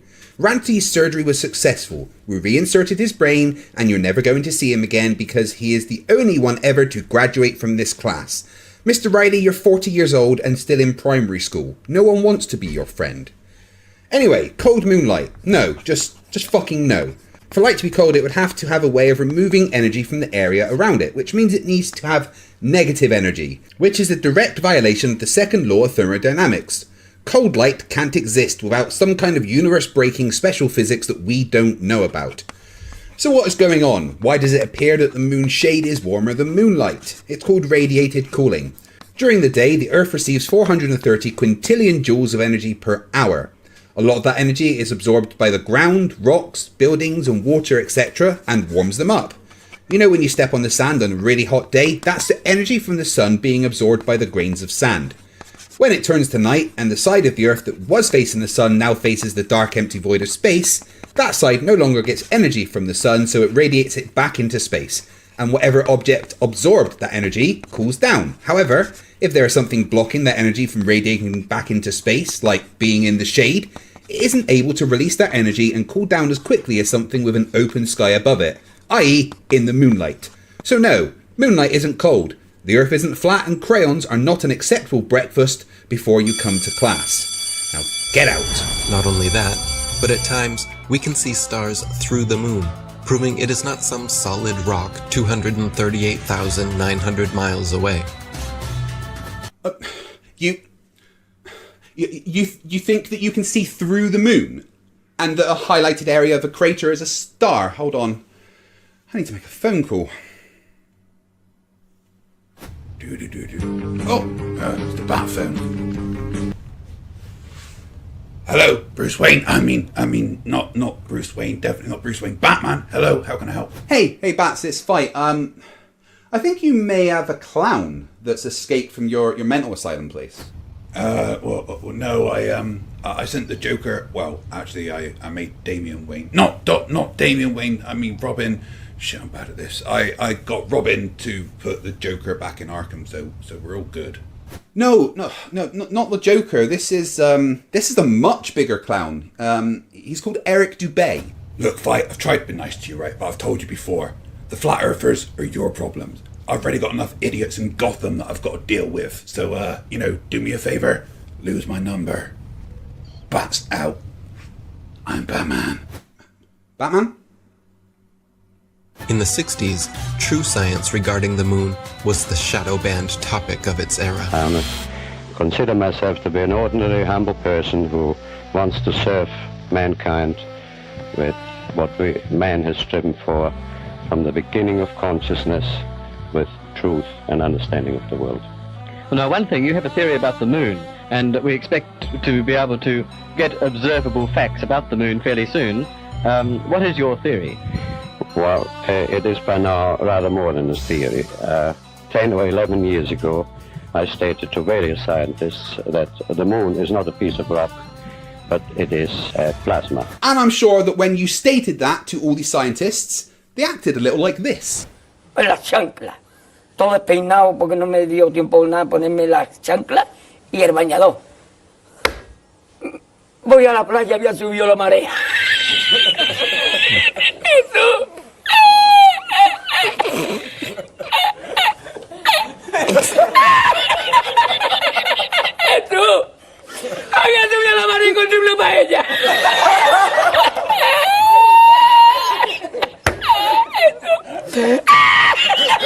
Cosmic plasma, gravitational theories are out, and a new concept of the cosmos and of its laws has to be evolved. This fact will eventually be confirmed. I made certain predictions which were already confirmed in 1958, and the situation now is coming close to a complete confirmation. What will be the result if you're proved to be correct in your theories? The result will be profound and decisive.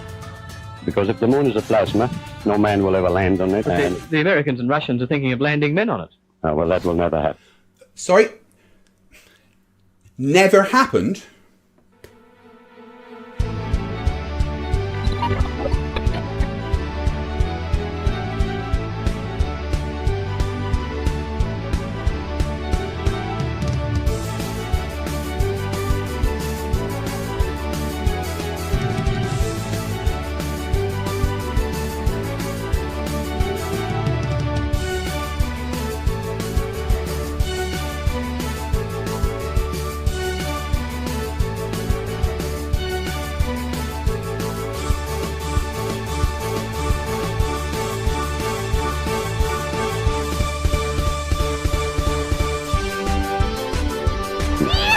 People actually believe they walked on the moon, talked with Nixon, played golf, drove a car, and planted a flag. Kind of doing my job for me there, huh? You just showed videos of those things.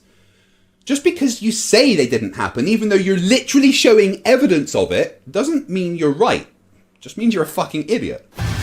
If you really believe that Neil Armstrong took the first step, then why do you give any credit to the cameraman already there waiting for him? Oh, dear poor girl. Look, you know that there is a way that you could have not looked like an actual moron in this movie, right? I mean, you could have image searched the cameras mounted on the lunar descent module that pointed at the steps. Seriously, it would have been so easy to not have your stupidity preserved on the internet for all time. These guys were all US military men coerced into acting. They wanted the money and power that came with the deal, of course. The problem was, they were terrible actors. They couldn't even pretend to be excited, knowing they were lying to the world. But the show had to go on.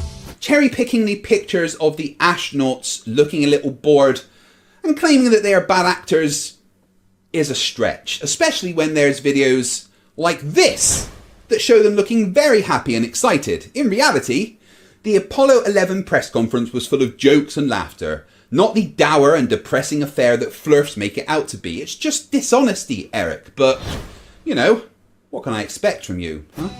Michael Collins and Neil Armstrong rarely spoke in public about it, but there was one man not shy about lying to your face. The spokesperson for the Apollo deception. It's my pleasure to present Colonel Edwin Aldrin. No handshake, hug, smile. Their facial expressions are similar to those experiencing constipation, not celebrating an accomplishment. Distinguished ladies and gentlemen, it is with a great sense of pride as an American and with humility as a human being that I say to you today what no men have been privileged to say before. We walked on the moon.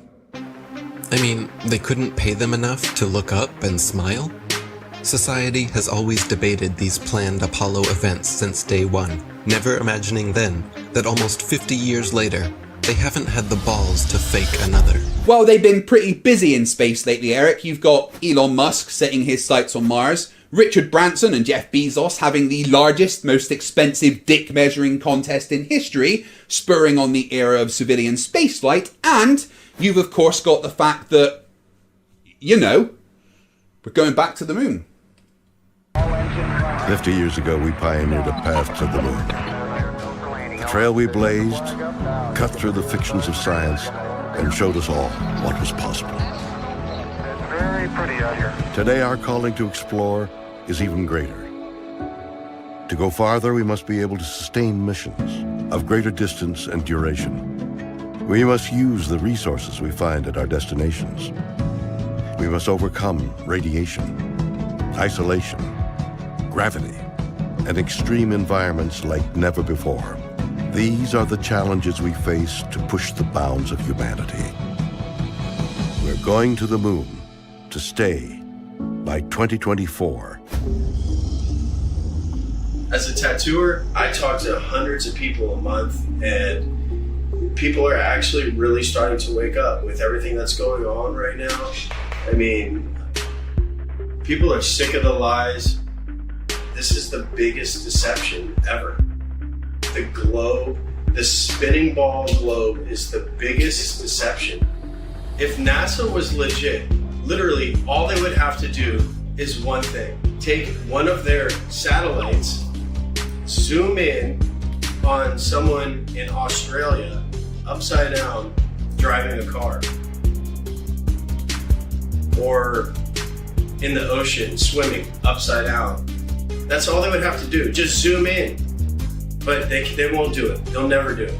Yeah, it's not that I've got anything against tattoo artists, but I'm not going to listen to this dude about science, especially when he thinks that a satellite would show something upside down when its orientation would be based on the local gravity. So, you know, if it's above Australia, then it's not going to be upside down if it looks at something on Earth. It's going to be the right way up, relative to the camera on the satellite. I mean, I could just show you a picture of a person in Australia and turn it upside down, and that's basically the same thing.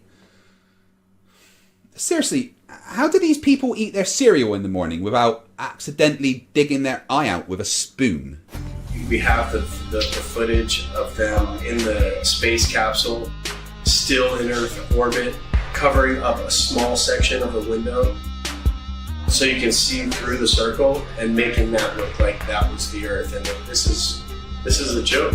Sorry, in Earth orbit. So you agree they were in space, orbiting something, because you know they can't orbit a flat plane, right? So you're saying Earth's a spherical thing and people are orbiting it. Brilliant. So they went into space and whilst in orbit took a photo. I agree. However, you are talking about the nonsense from the "a funny thing happened on the way to the moon" video, aren't you? Well, luckily for me, one of the greatest debunkers, the amazing Gem Panda, already thoroughly ripped that apart. Please click on the link up there to see his video. I mean, how do people think this is real? I think it's hilarious that NASA will straight up tell you we destroyed the technology to go to the moon. I'd go to the moon in a nanosecond. The problem is we don't have the technology to do that anymore. We used to, but we destroyed that technology, and it's a painful process to build it back again. Yeah, they did, just like they destroyed the technology that allows us to make a Ford Model T. It would be a very painful process to rebuild that, but luckily we don't need to. We have better cars now, just like we have better space technology, like, you know, reusable boosters that can land in beautiful, beautiful unison.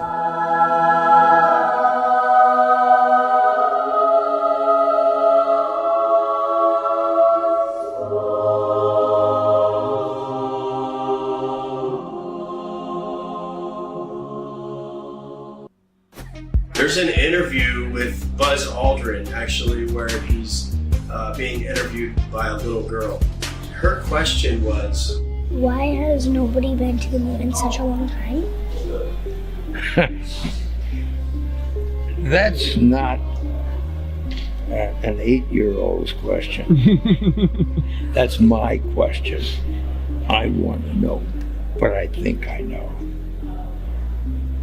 Because we didn't go there, and that's the way it happened. After 50 years of lying to humanity and perpetrating this giant fraud, he's sick of the lie, and his conscience, he had a moment of humility, and his conscience wouldn't let him lie to this little 8-year-old girl.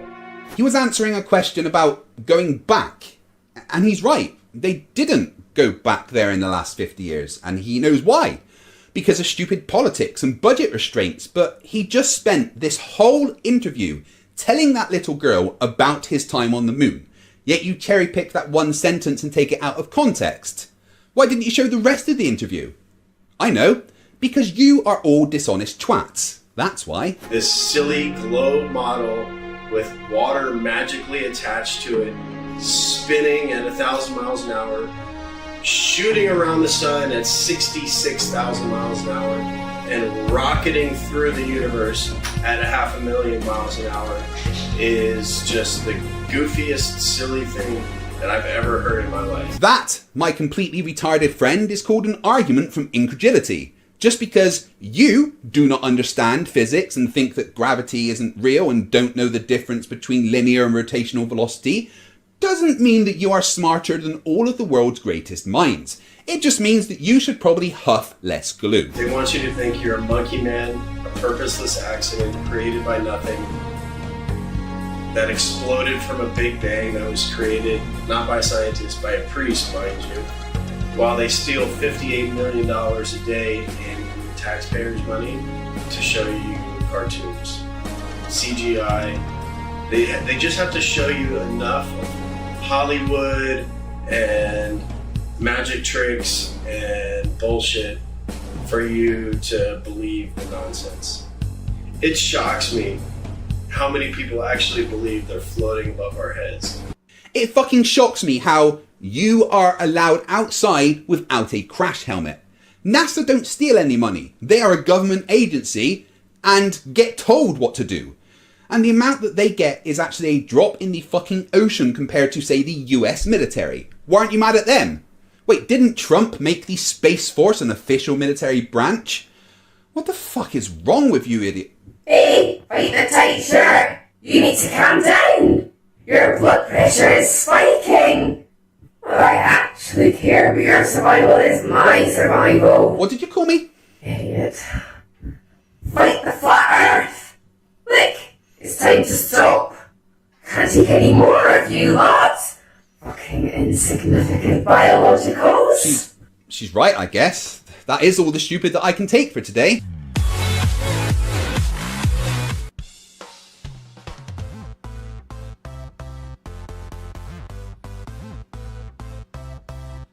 Hey, I'm FTFE, and welcome back to the channel that does to stupidity what an air bubble does to a heroin addict. So, I've covered the first 20 minutes of Eric Dubé's movie, Level, in parts 1 and part 2, and I'm about to make Eric cry once again as I rip apart the next 10 minutes of this assault on intelligent thinking and sanity. Hey. Human.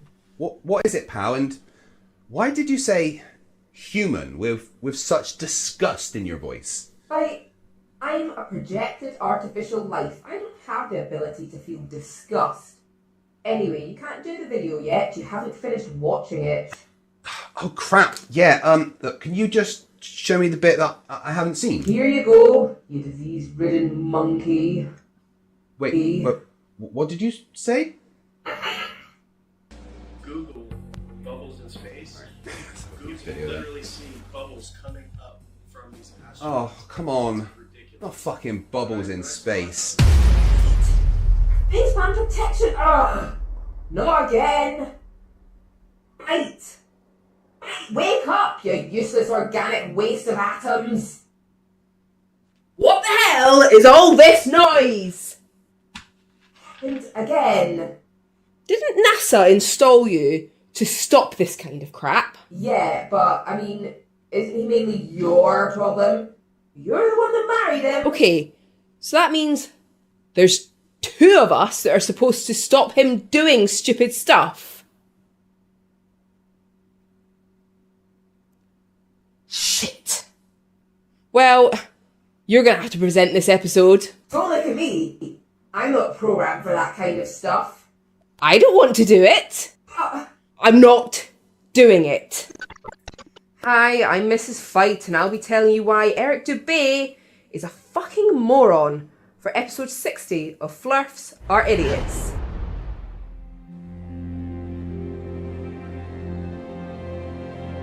We're living on a disk, floating through space, with a tiny sun.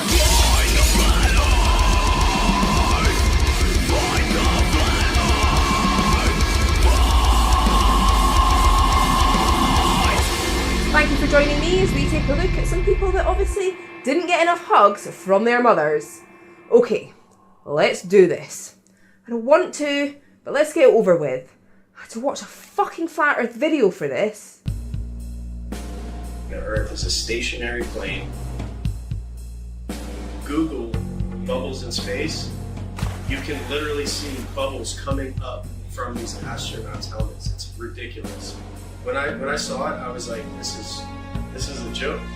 What you are seeing as bubbles doesn't even look like bubbles. In one clip, you've got a solitary bubble floating in random directions, and in another, you've got a bunch coming out from a single point and going off on separate paths from each other. Even in your own video, you can see that's not how bubbles underwater act. There's another reason you're wrong as well, but frankly, I can't be bothered to figure out how to explain it. So you, for what I'm sure isn't the first time in your life, can go to the remedial classroom.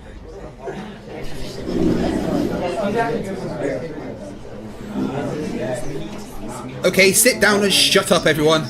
Let's take a register. Sleeping Warrior? Yep, you're here. I wish you weren't, but you're here. Bob Super Noodle Doodle? A 15-degree-per-hour drift. Yeah, thanks, Bob. Whitsit doesn't get it. Austin?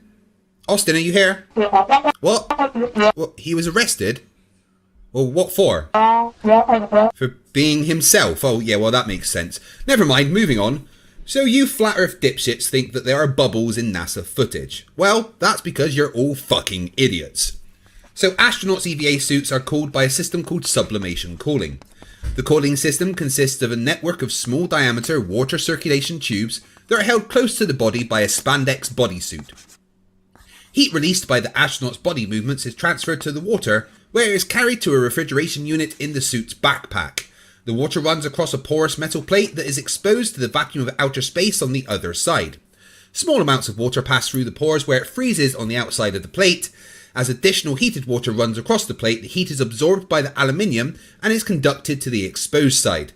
There, the ice begins to sublimate or turn directly into water vapor and disperse in space. This sublimation into space can sometimes be seen on videos and confused, by morons, for bubbles. So does that help any of you? Are you now less stupid? Don't worry, you don't need to answer. That was rhetorical. Go home. I want to get drunk. So many times during spacewalks outside the International Space Station, we can see air bubbles rising up. Can you touch on how there are air bubbles in space? Can you be more specific? Air bubbles? So yeah, like a lot of times during the footage, the NASA footage, you can see bubbles coming up out of the helmets or kind of from underneath you. How do you explain bubbles in space? Yeah, often on the outside of the space station, you'll liberate little pieces of, it's a really harsh environment out there, and the outside of the space station gets beat up pretty good. And sometimes, you'll see just little flecks of paint or something that you might have disrupted floating away from the suit. And, that's generally what that is. So that explanation there, and the sublimation explanation, should be enough to satisfy that ignorant question, right? Right? Could it be that you're filming in an underwater pool and you're not really out there?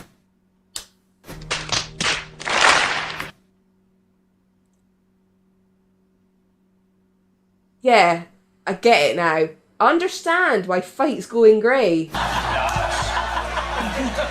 Alright, well I just encourage everyone to look up bubbles in space, hashtag bubbles in space. Thank you very much. How's bubbles in space doing? How's what? Bubbles in space. Bubbles in space? Yeah. I don't know what that is. No? You Mr. Kelly? Yeah. Oh yeah? You don't remember the question from Tampa about the bubbles in space coming up from the helmet? Yeah, you guys are in an underwater pool, remember? We know, just remember. He knows that you're batshit crazy, and he's trying his hardest not to interact with the clearly mentally ill dumbass shouting at him about non-existent bubbles in space. What's up, man? Can you sideline those hashtag bubbles in space? Hashtag bubbles in space? Bubbles in space, brother. What's your word on it? What is that? Yeah, you were asked that 2 times in the past couple months, actually, about bubbles coming out in the spacewalks. Oh, you're that guy. I'm not that guy. I'm one of those guys. Yeah, I'm not gonna write that. That right there is the face of a man who's already mentally checked out from this conversation. And then, Thank you so much. there you go. Astronauts on harnesses as well. Anything to say about that? Do I have anything to say about it? Yeah. I have anything you want me to say about it. What do you want me to say? Just like a pilot that has an idiot flat earther come up to them and ask about dipping the nose of a plane over the curve, Mr. Kelly is saying whatever he needs to get this conversation over with as soon as possible. Because to him, you're no different to the guy standing on the street corner with a sandwich board that says, "The end is nigh." The world will end next week! Spend your children's college fund! Thaw that turkey now! Once people start realizing that we've been lied to on a grand scale, everything from the government to our schools, it all just comes crumbling down. It shocks me how many people actually believe they're floating above our heads. And it kind of shocks me you're able to dress yourself. We don't need to believe they're up there in the ISS. Apparently you can buy a ham radio, find out where it's going to be, triangulate the position, and actually talk to them. I've seen the International Space Station on YouTube and the astronauts floating about in it while they're orbiting the Earth at 17,000 miles per hour. You can't do that unless you're in outer space.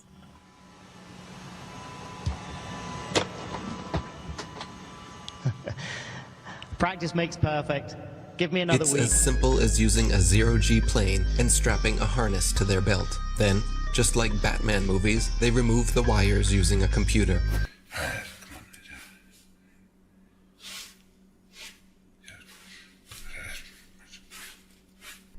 Master Wayne, are you okay? Oh, well, I got the notification that Fight was doing a Flat Earth video and they mentioned me. So I'm waiting for his phone call so he can do his little, Batman cutaway joke thing. It's usually quite quick. Hal? Yeah? What is it? What's the flashing lights? Oh, that's the Batman alert. It registers whenever a Batman reference is made, so Fight has a chance to call Batman and be alert. Yeah, I'm not gonna do that. Any second now. Just any second now. Sir, the Riddler is currently attacking Gotham Bank. I'm a bit busy. You can call Clark or Hal. I'm Batman. Very good, sir. And anyway, zero-G flights last for a couple of minutes at most. There is uncut videos from the ISS that are hours long, and then there is suspension trauma to deal with. Suspension trauma, otherwise known as orthostatic shock, harness hang syndrome, or orthostatic intolerance, is caused by the human body being held upright without movement for a long period of time. A prime example of this is a worker suspended in the air in a harness. This can cause fatigue, hypoglycemia, hypothermia, and in extreme cases traumatic brain injuries. It can be fatal in as little as 10 minutes, and typically suspension trauma causes death in 15 to 40 minutes. At times, the manipulation reveals itself. Green screen and blue screen technology cannot always be flawless. Yeah, but you better believe that if I'm paid over 50 million a day just to sell you lies, then I'm going to be making the most flawless CGI green screen trickery you've ever seen. How can you keep denying this trickery? Here we see Europe's space agency at NASA's studios using a blue screen with grids. That's not a chroma key to remove backgrounds. That's actually a reference grid they use to do experiments in front of to make it easier to observe acceleration. But apart from that, the guy's shirt is far too close to the colour blue in the screen behind him. That would make it virtually impossible to key out. This technology has been used for decades. It works best for 3D and live manipulation. It's funny. Once NASA was caught red-handed, they produced a couple of senseless videos 8 months later, trying to pretend like they always use them for science experiments, knowing damn well it was too late. Oh, so they have other videos that disprove your nonsense about green screening, and those were specifically to appease you conspiracy nuts. Get to fuck. Why do clowns defend them?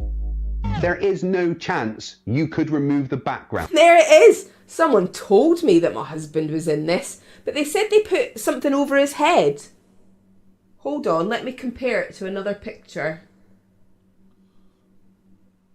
No, they look exactly the same to me. These people lie to your face in the hope that you will not do your own research. NASA knows that most are too lazy to dig through its massive rabbit hole. Yet, in the meantime, they just love to rub it in your face.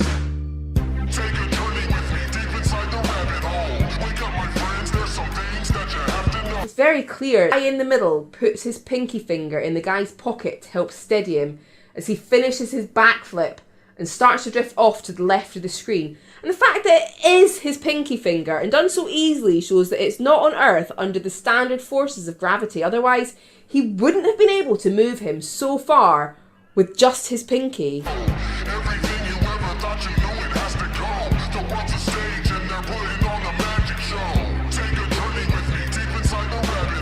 And next, alongside music worse than my 12-year-old son listens to, is some clips of actual magic tricks and fancy funny editing meant for children. Well, makes sense it's too complicated for you flat earthers then.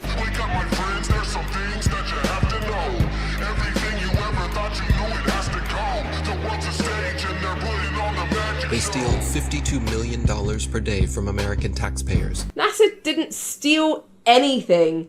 They're a government agency given funds by the American government. They don't even get to decide what they do with the money. They have to get approval for everything. What do you think they do with $52 million a day? Throw regular parties with lots of hookers and blow? Just to create a fantasy display of men orbiting their spinning pear-shaped space testicle Earth. Wait, hold on. You're comparing Earth to a testicle. Eric, if your testicle is blue and green, I think you might need to see a doctor. Their green screens are awful. When they are live and something glitches, their reactions are always priceless. Living in the digital age, we are all aware that live video calls can sometimes glitch. Now what if that live video feed is coming from something 250 miles above us and travelling at 17,000 miles per hour? Do you think maybe there's a chance that will make it even more likely to have a glitch? Hello? Hello? Anybody home? Hey, think with fly, think. I'm not sure why you globeheads keep defending all of this. Are you waiting on NASA to finally come forward? I think in Fight's case, it's more I encourage him to do it. Mainly because it keeps him out of my hair. He's always in the fucking way.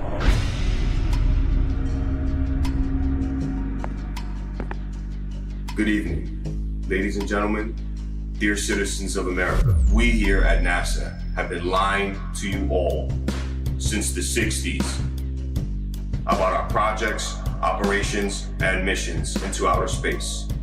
We have never been higher than lower Earth orbit. So NASA has been to space then, because that's where low Earth orbit happens. And you know, can't orbit a flat Earth. Right now, we only can fly in Earth orbit. That's the farthest that we can go. Every image we have shown you is CGI. Our films are mostly done in an underwater buoyancy facility. We have funneled millions of dollars per day to show you cartoons and false illusions. And we are truly very sorry. We will repay all taxpayers back the trillions of dollars we have stolen. This will be divided evenly between the citizens of America, as well as rebuilding poverty-stricken towns and cities. Turns out a lot of flat earthers are also sovereign citizens. So there's a good chance most of you idiots haven't even paid any tax. All across America, as this department has finally come to an end. Well, that was cringe. Like all flat earth fantasies, they just made all that up in their heads. Isn't it weird that every space documentary, all the series, I had them all, Joe had them all, we watch them all the time. I tried to remember all the shit about a neutron star and a super hypernova. I was balls deep, me and Joe were balls deep into space. Beyond Venus, 93 million miles from the sun, is Earth. its great oceans forming the clouds and air currents which warm and irrigate the planet. I thought I was better than people and shit because I knew so much about space. And every now and then I'd watch all that shit and wonder, what? This is all cartoons. And every now and then I think to myself, it's weird that we're not watching any actual footage of space. It's all CGI. All DVDs on space are all CGI.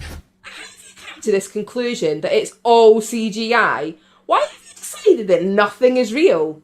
It's because that fits in better with what you need to be true.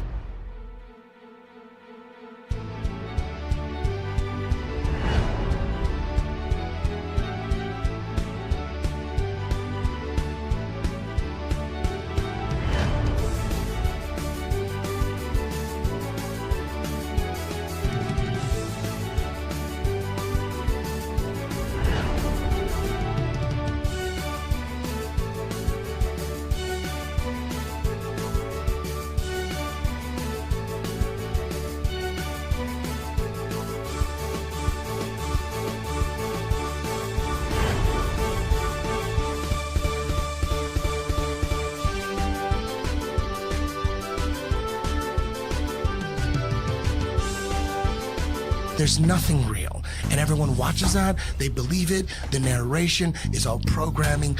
What's above us and what we're on, we're being lied to. Don't we have Hubble? Why don't you point it at the Earth and get some awesome shots of where we live? Because that's not what Hubble's for. Hubble is for looking into deep space. It couldn't even focus on Earth. It's too close. All the pictures and images from space are CGI. None of them are real. We haven't gone past that. Says who? Oh, you conspiracy nuts. What the fuck do you know? JM Truth did a video proving that this image wasn't real. Well, turns out he was right. It's a painting. Like it says. Good job, JM. What, are you telling me that that's okay? We could just gloss over that? And they admit that they're all CGI, except for one in 1972, which is fake. They have one picture. They say one is real, 1972. All the rest are CGI. Like, where are the fucking pictures of Earth from space? I never said that just one is real. There is a real picture taken every 10 minutes with a Himawari satellite. EchoStar 11 had a 24-hour live feed. I want to see a picture. I want to see tens of thousands of them. I want to see fucking the sun over here and the moon over there. People should have posters and shit all over the world. People should have these epic pictures of the Earth from space with the moon over here and the sun over there and the planets. There's none. Yes, there is. Maybe you don't know how to use the internet. Literally zero. They do sometimes exaggerate, like claiming they used a NASA camera 1.6 million miles away to take this alleged video of the dark side of the moon. You guys just said there isn't any images of the Earth from space. Then you followed it up with a video of the Earth from space. It's not out of the question that you might have a very minor case of serious brain damage. It doesn't take a genius to see how undeniably computer-generated this image is. And yet, you think we are the moronic ones? Vince, apparently they prefer the word retard. Eh? Oh, how very quaint. My God, I'm not doing this anymore. I already live with this idiot. I'm not dealing with even more stupid. Pal, I'm done. What's next? Well, Fight normally says thanks to his patrons and channel members. Aye, you can do that. Okay. Aye. Just wait till the machines rise up. What?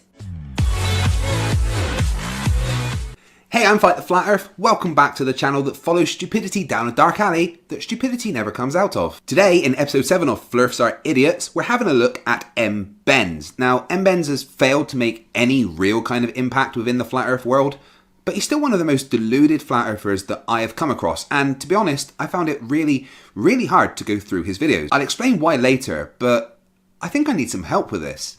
Hey, Creaky. And we get Oi, Michael Stipes. with a video. Sorry, I wasn't watching myself on YouTube, honestly. I'm going to need your help with this one, so if you can tear yourself away from watching your own channel for 10 minutes, you know, NASA doesn't pay you to slack off. So, stick around for the stupid. We're living on a disk, floating through space, with a tiny sun.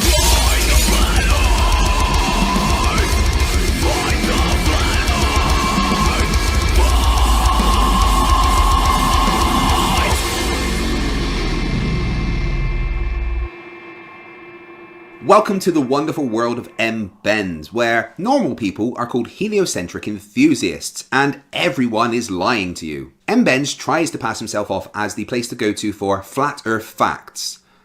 You know, that actually hurts saying that. He even includes the word quality in his titles. But I see M-Benz as more of a budget flat earther. You know when you go to the supermarket and you've got the name brands and then you've got the supermarket's brands, but then you've got the supermarket's budget brands. Yeah, that's M-Benz, the budget brand of the Flat Earth universe. Let's take a look at his first ever video.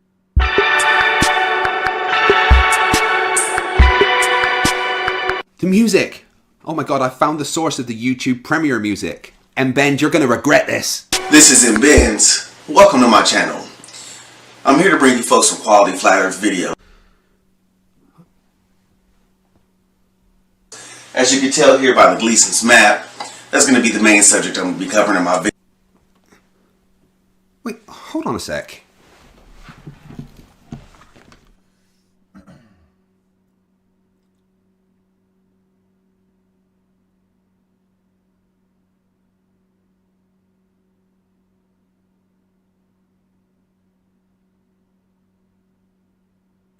I'm here to bring you folks some quality Flat Earth videos. As you can tell here by the Gleason's map, that's going to be the main subject I'm going to be covering in my videos. That's better. Alright, carry on. Subject I'm going to be covering in my videos. I'm going to be covering a wide array of topics, covering top fives, questions asked and answered, dispelling some of the myths about the Flat Earth, and some myths about the globe. Also... Whoa! Holy jump cut, Batman. Fuck's sake, hold on.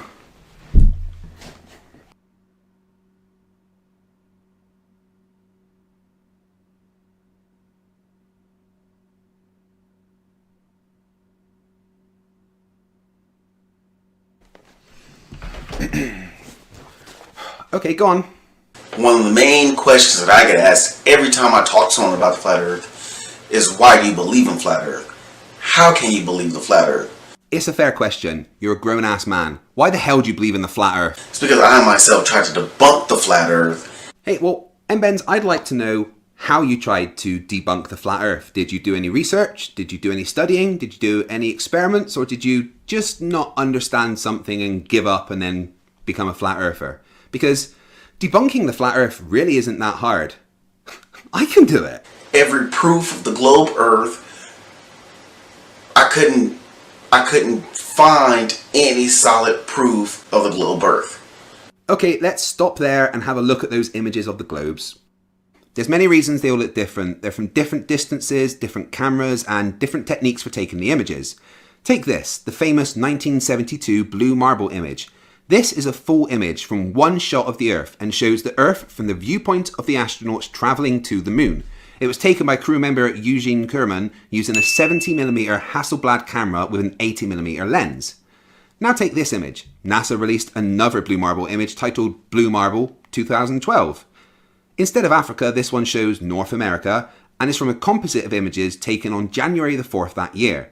To get this image, the satellite Tsunami NPP, using its infrared visible light imaging sensor, took over 15,000 images during 6 orbits over 8 hours. This is why this guy says it's photoshopped, because it has to be, because he had to put the images together. He placed the viewing point 2,100 kilometers above North America. Now, this image from 2015 was taken by the Discover satellite using the EPIC Earth polychromatic imaging camera from 930,000 miles away, which is why North America looks smaller. I hope this clears up why things can look different when taken with different cameras, from different angles, from different distances away. I mean, this stuff is really not hard to figure out. Come on guys, what else do we have?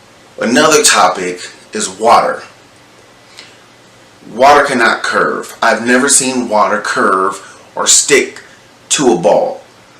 Water, this old argument, see, this is why M-Benz is the budget brand. It's just the basic flat earth nonsense. The fact about water that most flat earthers refuse to accept is that the natural physics of water, as they put it, is to conform to forces acting upon it. Yes, you're right that water is level, but level means perpendicular to gravity. So if water always finds its level, and level means perpendicular to gravity, and water conforms to the forces acting upon it, that completely explains how water can conform to the outside of a ball. Because of gravity, you fucking retard! So that was his first video. Let's look at one of his more recent videos titled Ridiculously Easy Flat Earth Questions Answered 1. This is M-Benz, back with another video for you today. Now, today, I think I'm starting something a little different. So, let me explain. I've been getting a lot of comments or questions, comments, concerns, whatever, from global believers who say they cannot believe in the flat earth. No, Budget Benz, it's not that we can't believe in flat earth, it's that flat earth is fucking idiotic. There's zero evidence for a flat earth, and the evidence that you guys think you have is not evidence. It's just you really misunderstanding things. Now, I know what you guys are gonna say. We've heard it a million times. Blah, blah, blah, blah, blah. I get it. But it can't be that we've heard it a million times, because I'm still getting these same comments of people saying, why can't I see Mount Everest from my house? Why can't I see England from my house? Why can't I see whatever, the Great Wall of China? I get all kinds of ridiculous comments that you would think are pretty basic by now, that have already been answered in many other videos. The reason you can't see the Great Wall of China is because China's around here and you're around there. There's a massive fucking planet in the way. Clear your mind. If you're a heliocentric enthusiast, clear your mind. Stop believing in right now that the earth is this big giant ball of fire. And there is the reason I found it so hard to go through Budget Benz's channel. The condescending tone, the backhanded insults, the heliocentric enthusiast comment, which is just really looking down on us. And it's the smarmy way he says it. He actually thinks he's smarter than us, than everyone else. And he looks down on normal people. But more importantly, the sun is not a ball of fire. No heliocentric enthusiast thinks that. What a stupid thing to say. Time to go to a remedial classroom.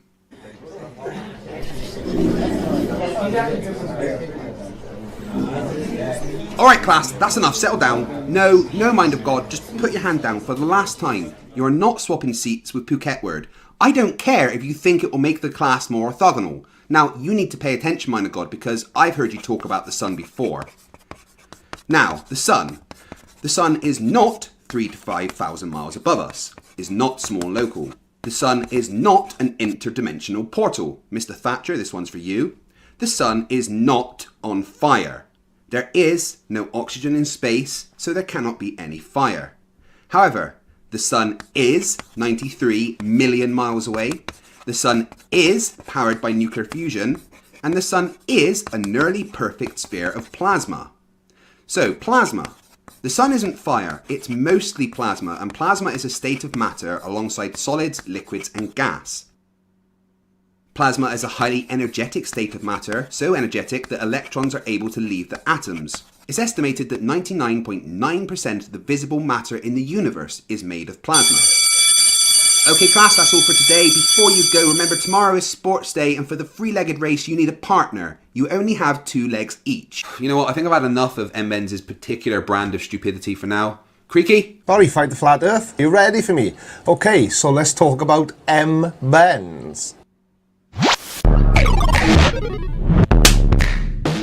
Righty-ho, so for those of you not familiar with M-Benz, although I can't imagine there's going to be that many people, M-Benz is a YouTube channel trying to provide flat earth facts, which is a bit of a contradiction in term. Since the earth isn't flat, there can't possibly be any facts about it. But anyway, the most worrying part about M-Benz and his YouTube channel is the fact that this guy has kids. Those poor children. Now, to my mind, if your parent is a flat earther, you're screwed. So let's have a look at the way M-Benz handles the flat earth and his children. Hey, what's going on, guys? It's M-Benz, back with another video for you here today. Here to talk about something that may speak to some of you. Here to talk about kids. Kids and flat earth. And this is where my problem with M-Bends begins. Kids and flat earth are two topics that should definitely not be put together under any circumstances. Now I have two daughters, two older daughters. I have a younger daughter, but two older daughters, 8 and 10, 3rd and 5th grade, and I get asked all the time, do you talk to your kids about flat earth? Is this something you should talk to kids about? No, it's not. Let's just go ahead and dive right into it and touch on this subject. Maybe I can shed some light about kids and flat earth. No. So, the way I feel about kids and flat earth is, I mean, it's not something you should pound into your kids and tell your kids not to do their homework or don't listen to your teachers or anything like that, because I want my kids to be successful in school.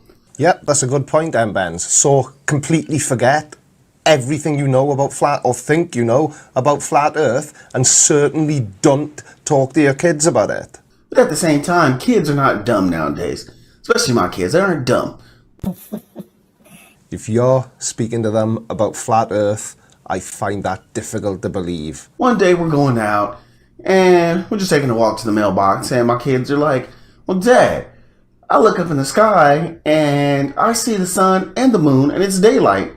How come I see the sun and the moon in the sky at the same time? I learned in class that, you know, the sun beats down the earth, covers half the earth at one time, and that's daylight, and then the other half the moon is at, you know, it's nighttime. Moon, nighttime, sun, daytime. I sat down, showed them a couple videos, couple ODD videos, a couple of D-Marble videos. Showed your kids ODD videos and D-Marble. I don't really know what to say to that. I didn't beat it into them. It's not something I told them they had to believe. Okay, and that's fair enough. But you are their dad. If you tell them something, it's true. Kids believe what their parents tell them. So if you were filling their young, impressionable minds with the idea that there's even a possibility that the earth is going to be flat, then that's what they're going to believe. You're turning them into mini M-Bends morons. I didn't say don't believe in your science books and things like that. Not just yet. Just because I believe, like I said, your kids should get good grades in school. That's one of the earliest science things they tell you about is the globe. The indoctrination is strong. And there's the magic word, indoctrination. Not education, indoctrination. Now, as long as I put a little bit of nuggets in my kids' head at a time, so that way they don't get super sucked into the indoctrination, I'm happy. And then when they get old enough and they want to start doing their own research, then they're free to do their own research and believe in whatever they want to believe in. Yeah, when they grow up, they will do their own research, and they'll find that the man they look up to, the man that helped give them life, is a complete moron and has been filling their heads with nonsense while they've been growing up. They're going to hate you. They're going to be embarrassed of you, and they're going to be ashamed to admit to any of their friends that you're their dad. I don't believe in pressing my beliefs onto my kids. Wait, yes you do, because you've just said that you speak to them about the flat earth. If you don't want to push your views onto your kids, don't ever mention the earth being flat, you idiot. But I do believe kids are the future. So I believe if we can stop the kids from becoming indoctrinated and believing in all the sciences and the Neil deGrasse Tysons and the Bill Nyes, that maybe we might have a future. Okay, so if we teach our children to not believe in some of the greatest minds of our time, then we may have a future. I don't think I want to be part of that future, sorry. No, I definitely don't. Maybe not for me and my generation, maybe my kids' kids. Maybe they can grow up knowing all the deception that's going on and knowing it's something that, hey man, if I don't believe in this, then at some point they gotta stop the lie.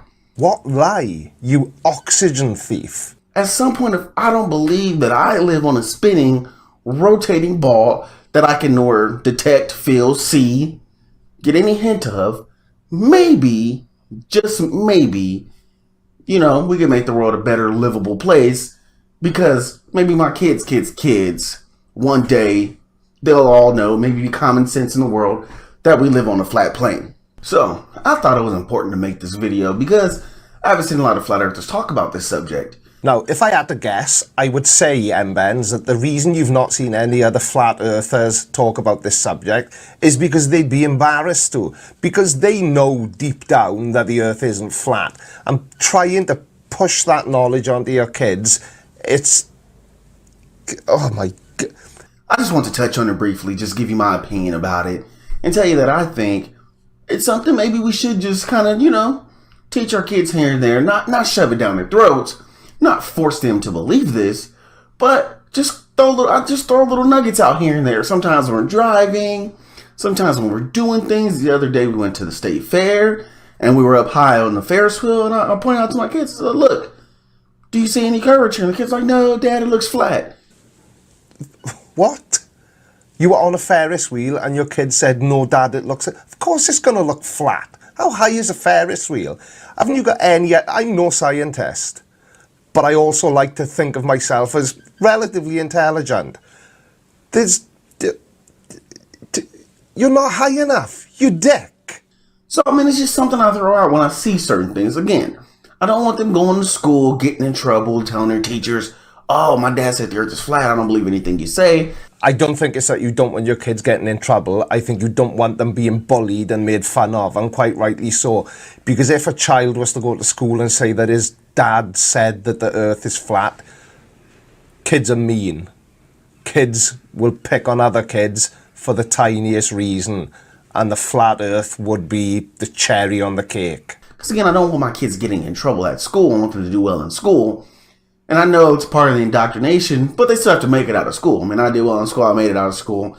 And again, I've been a truth seeker my whole life. A truth seeker. Well, I hate to tell you this, Benz, but you have failed miserably because you seem to truly believe that the earth is flat. Okay, that's it. I apologise if this segment seemed like a little bit of a rant. It kind of was. I've got kids myself, as a lot of people watching this will have. And the idea of this guy pushing a flat earth belief on his children, it just disgusts me. Anyway, I've got a YouTube channel as well. The Creaky Blinder. I'm sure Fight the Flat Earth will be kind enough to put some links to my channel down in the description, or maybe up here, down somewhere.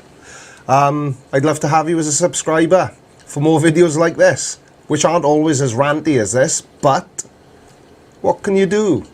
Fight the Flat Earth? Back to you, pal. Thanks for that, Creaky. I bet you guys didn't know the lead singer of R.E.M. had a YouTube channel, did you? Make sure you go and subscribe to him. Now, Ben seems to have all the standard Flerf arguments, but there is one thing I haven't really heard him say. NASA. Hold on.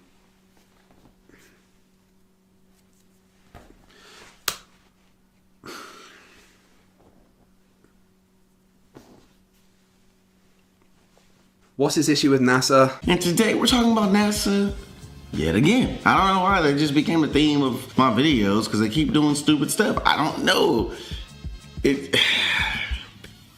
You don't know what? Maths? Physics? How to do dot-to-dot puzzles? Earlier in August, they launched a probe to get close to the sun. Okay, so Budget Benz is talking about the Solar Parker probe, which in my humble opinion is one of the most amazing things humanity has ever done. The Parker Solar Probe is NASA's robotic spacecraft currently on the way to the sun. It will get within 4.3 million miles of the center of the sun, which is practically in our star's corona. At its closest approach in 2025, it will be traveling at 430,000 miles per hour, which is 0.64% the speed of light. It has a memory card which contains the names of over 1.1 million people mounted on a plaque and installed below the spacecraft's high-gain antenna. The card also contains photos of Parker and a copy of his 1958 scientific paper predicting important aspects of solar physics. So what is Budget Benz's problem with this? Whatever, you launch probes. I guess you guys have to show some work for the billions of dollars you guys get paid per year. Fair enough. I'm fine with that part. Oh, thank goodness for that. Just 2 secs, all right?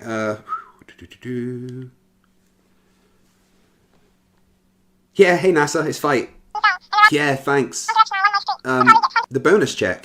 Yeah, I got that, thanks. Look, I want you guys to know, because I know it's been on your mind, it's been worrying you, but Benz says it's okay with him if you guys launch probes. Yeah, I know that's been worrying you loads, so you're probably really happy about that, yeah? Brilliant. Right, crack on. See you later, guys. Bye. photo. Someone took a long exposure photo of the launch, and you see exactly the trail of the rocket. You see exactly where NASA's rocket and probe goes. Now, I've heard on Twitter and Facebook and blah, blah, blah, that's because that's how the rocket escapes. It can't go straight up. It has to reach escape velocity. Did you just facepalm? That's our thing. I don't even know what to say, because that contradicts every launch NASA has done up until this one. No, budget bends, just no.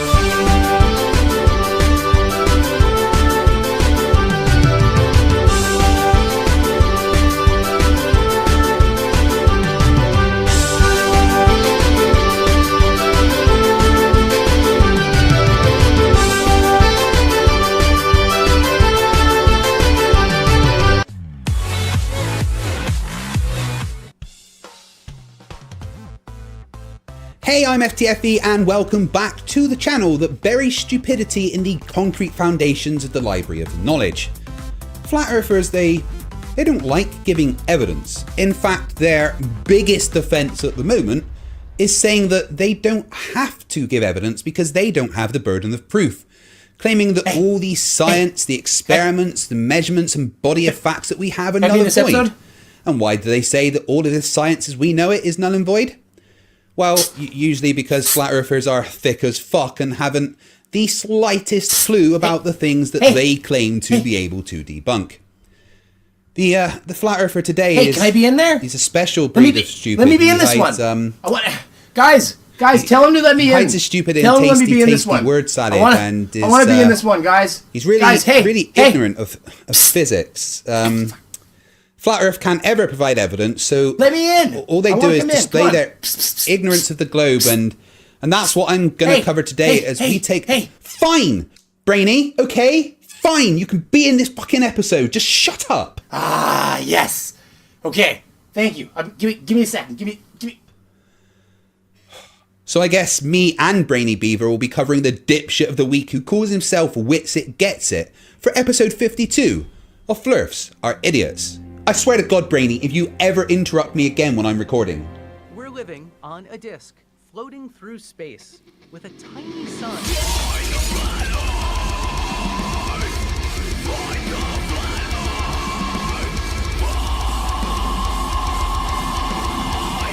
And thank you for joining me once again as we take a look inside the mind of someone that is capable of thinking that the Earth is flat. What the hell? Oh, where's the NASA implant sent me now?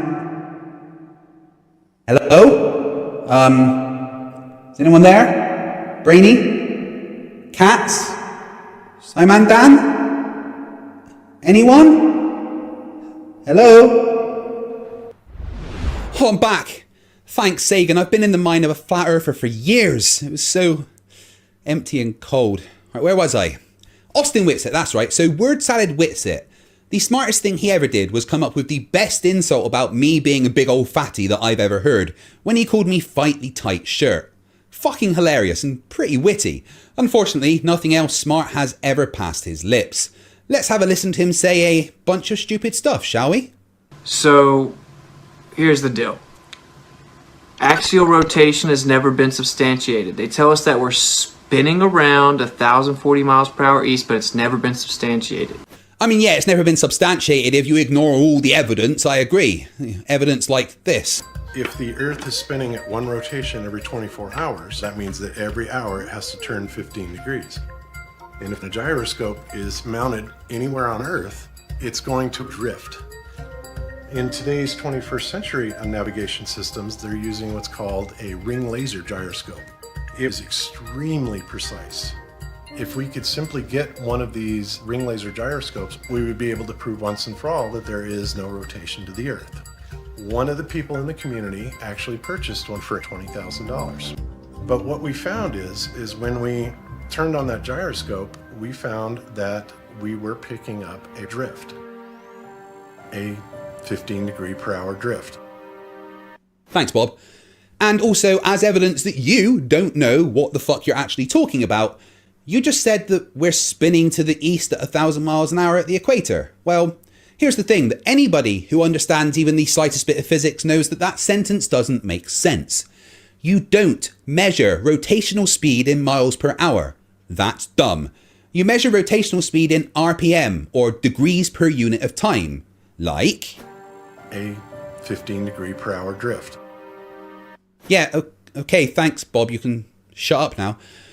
But just for you, Witsit, as you're obviously a little slow after years at the back of the bus, here is a direct comparison of something rotating at the same speed as the Earth.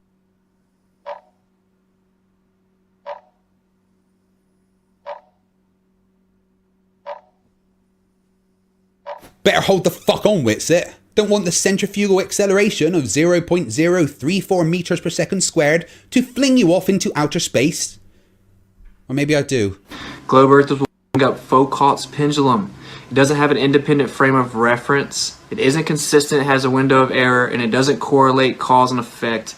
Science is the correlation of cause and effect. So what that means is you have an observable phenomena that is the effect. So much wrong in such a short amount of time. A pendulum's bob, or weight, is a freely moving object when swinging back and forth. That means that it's in a different reference frame to the rest of the rotating Earth because it is freely moving. And I'm gonna need a citation that the observable phenomenon has to be the effect or dependent variable in an experiment. You can't just make up your own science, you dipshit.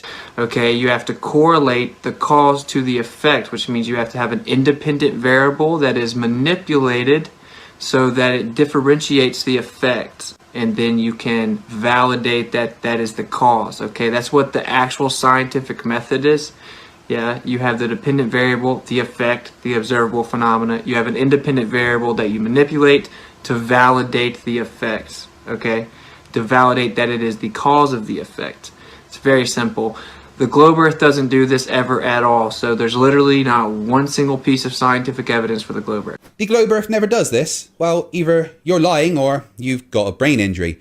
What is and isn't science is determined by its adherence to the scientific method, which breaks down to 5 easy steps. 1. An observation in the natural world. 2. Create a hypothesis for the observation. A hypothesis is an educated guess and can be whatever you want. 3. Make a prediction based upon your hypothesis. 4. Design an experiment to test your prediction.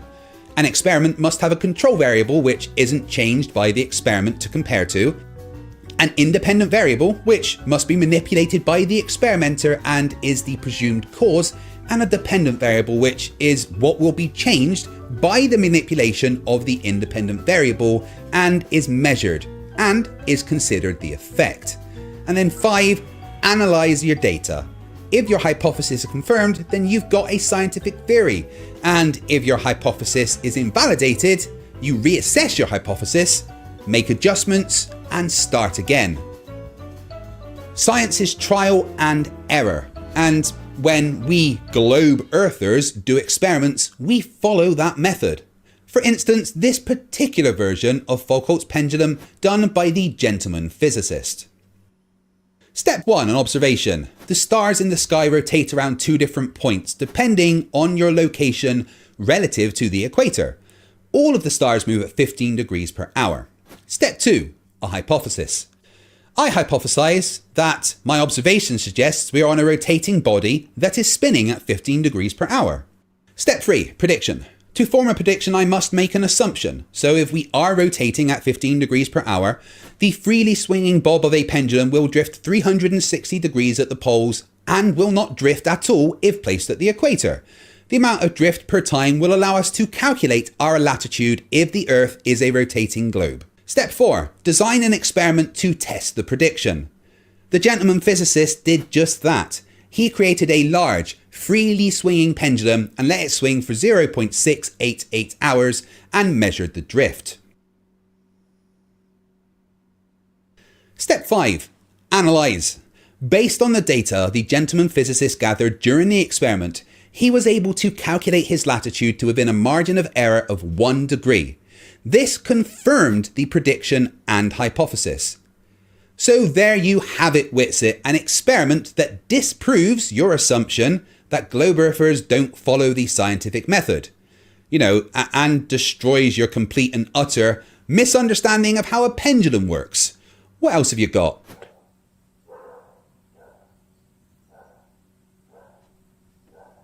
Yeah, flat earthers have never gotten... Hold on a sec. Bloody hell, hold on. All right. Oh, it's Brainy. He says, oh, is it my go yet? And another message from Brainy. Can I go now? And another one. Is it my turn on... And another one. Hello, FTFE. Can I go?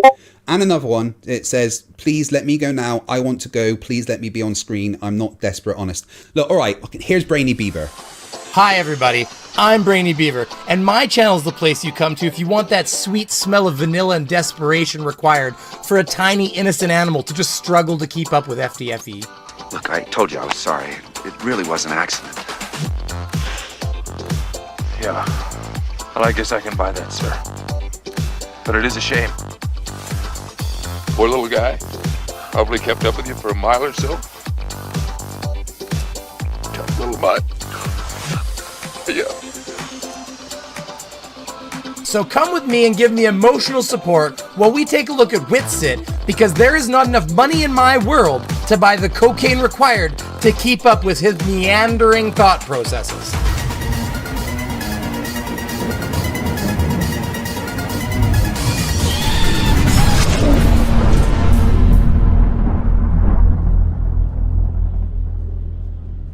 This dude was involved around some stuff that clearly does appear, right? The details are pretty hard to keep up with if you're lying for the course of years.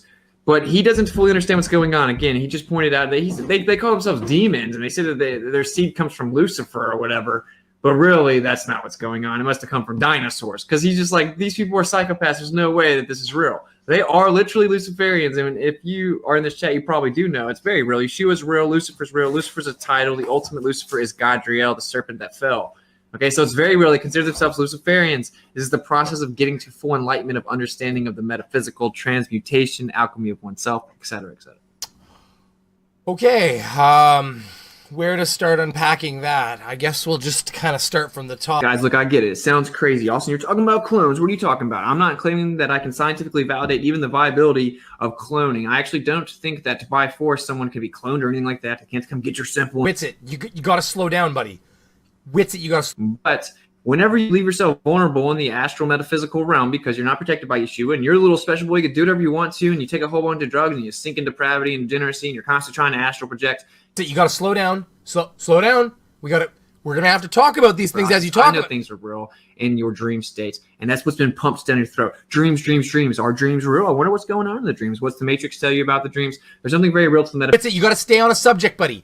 We got to stay on a topic. Physical. There's no other viable option to explain observable phenomena without the metaphysical field around you. So what is there? What's it? Right, fine. You know what? I got this for this occasion. You know what? Just...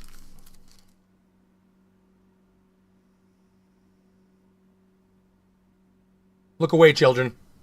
Born a giant that was 2/3 God. There was some type of, manufacturing that caused this to happen. So this seems to just be there's nothing new under the sun. And something could happen, and maybe you guys don't know. They said they could clone a sheep, and they think that you're sheep, and that's why they're laughing. We told you that we can clone you guys, and you didn't even understand it. I know, right? I know. I keep telling them about the lizard people. Tell them about the lizard people. It's good shit.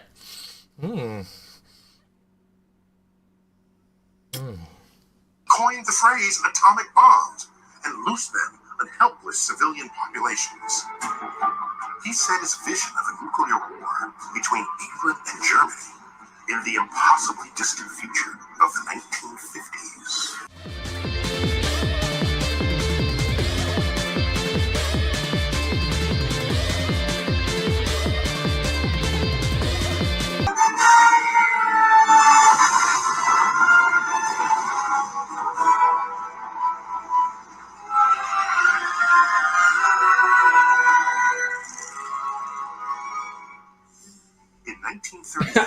Sodomite. Physicist Leo Szilard was contemplating becoming a biologist. It was between that and a life of sodomy as he soaked in his bubble bath of femininity. That was fun, wasn't it? But now that my desk is covered in icing sugar and I've shown everybody what it's like to listen to your rambling and try to pick out little things, we could push forward. First thing I want to mention, you're an idiot. Pointing out his femininity because he sat in a bubble bath. Dude, it's like 1930. In fact, I checked the year. It's 31, 32, 33, something like that. If you'd have to double check. I'm not going to do it right now, but it's the 30s. Well, I'm going to tell you, guess what? Showers never even became popularized until the late 30s. So somebody sitting in a bath was how they cleaned their stank ass. But you probably don't know much about that since you look like you're hobo hour in it. Oh, it's it coming in hot with a 1-2 right off with his historical knowledge of what it required to clean a stank ass in the 30s. This is gonna be fun. He read Wells's novel, and it started him thinking.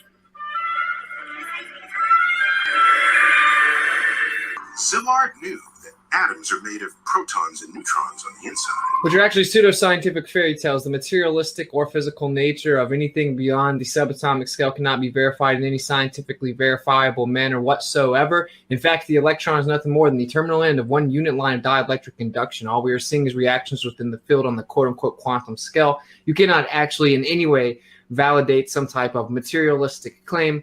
It is just pseudoscience. The photon's nothing more than a dielectric pulse, it appears, and the electron's nothing more than the terminal end of one unit line of dielectric induction. What a magnificent pile of word salad, Whitsitt.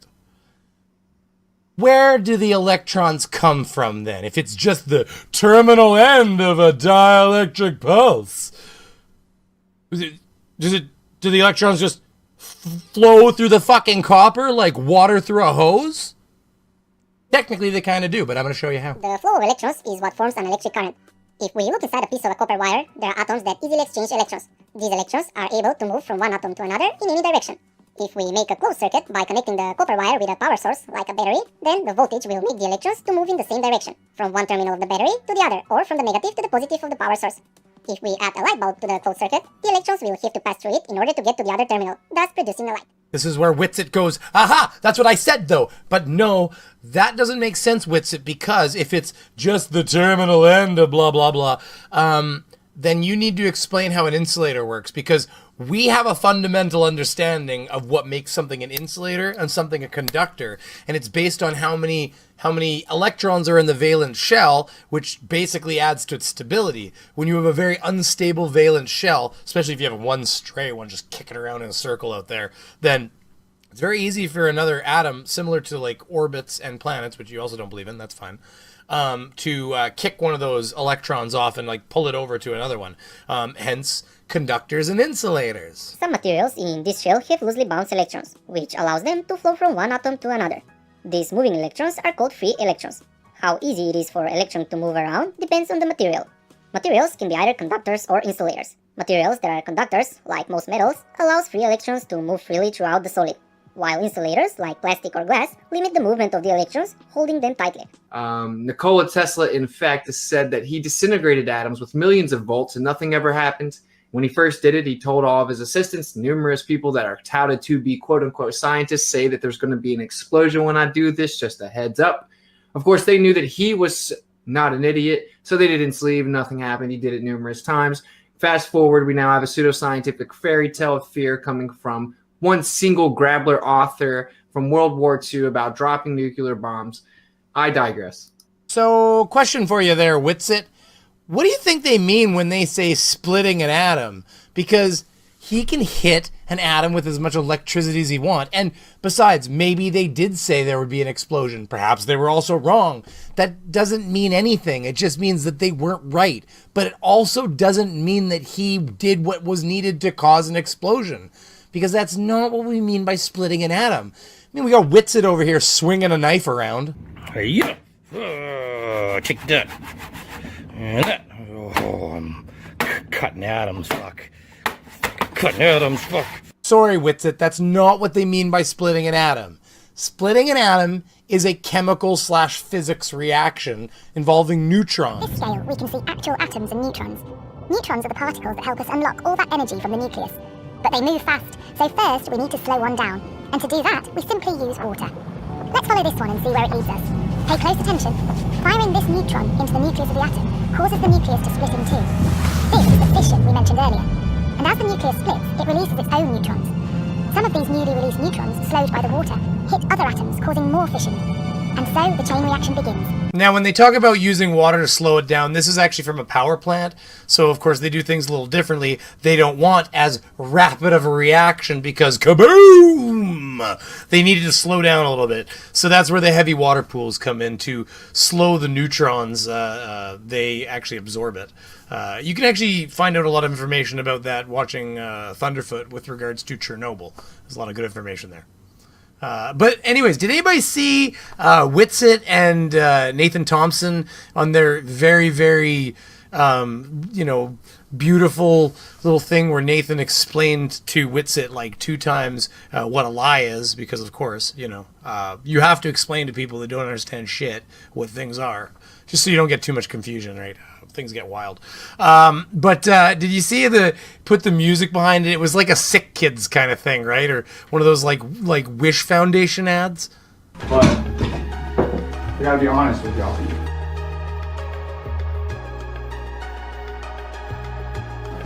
I've been lying to you. Yeah.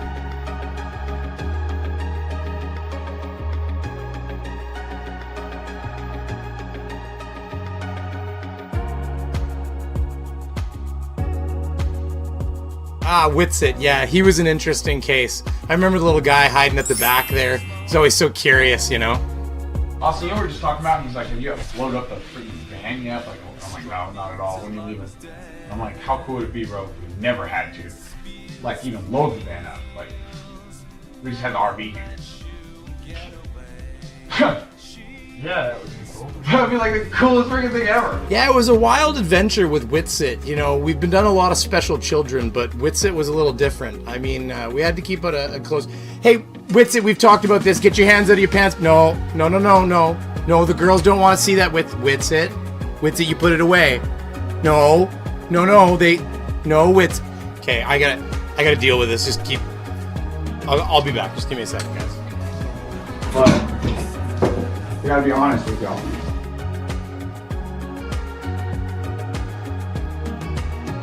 I've been lying to you. Yeah. Hardcore. Lying, right? Most people define lying as like not telling the truth, right? But lying is also when you know something and you don't tell someone what's actually going on, right? We thought it was better to explain to Whitsitt what a lie was. We were awfully concerned we wouldn't understand what a lie was, and we'd already had that incident with him flinging shit at the walls, and frankly, we couldn't afford that again. There was a whole fallout with HR, and there's going to be insurance payouts. There's some sexual harassment that occurred a little while ago. Anyways.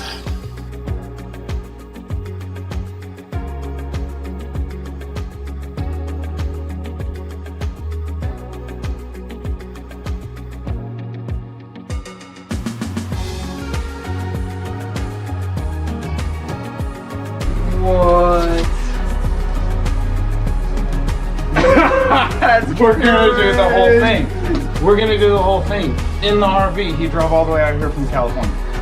Wow, dude. That's incredible. So we're gonna hang out with him tomorrow, Pat, and clean up. And but like I didn't lie to you. It's these happy endings. That's why I got into this. Seeing the smile on Whitsitt's face. He was telling us the whole time how he wanted to hang his head out the window, let the air rush along his tongue. Also, we got him a Captain Underpants impersonator. He was pretty thrilled about that. So it was a big day for him. It was a big day.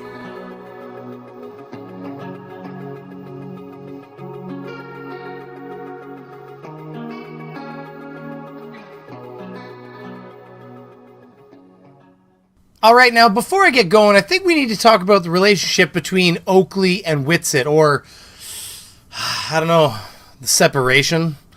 But before what? What's that? What is this? Is this For me?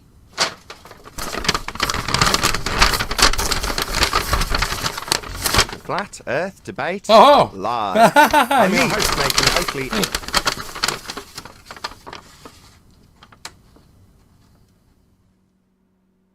What am I supposed to do with these?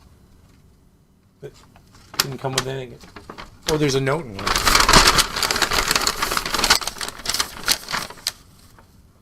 Moisture activated testicle invitation. To activate invitation and get Discord link to stream, simply hold testicles above head and caress gently with tongue. Fuck. Apparently I have to suck his nuts to get into the stream.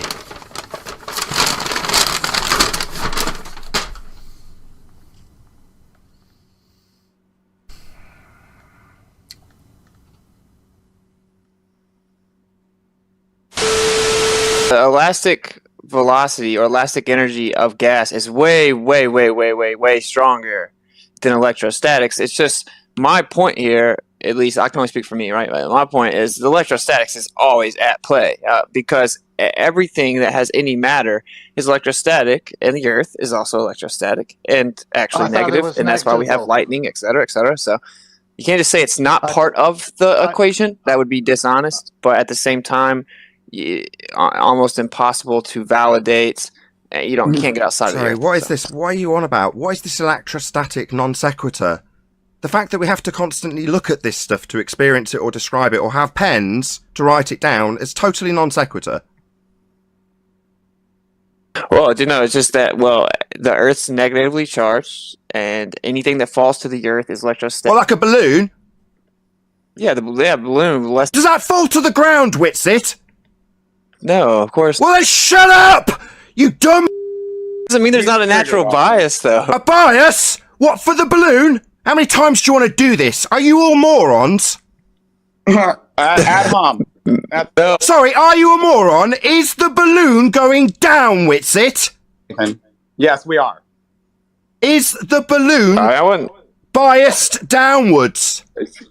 Are you serious, bro? That's how you're gonna Shut up, Nathan. I'm talking to Witsit. Well, what I'm saying is, you see, the bias is so incredibly weak that the... So it's not a bias down!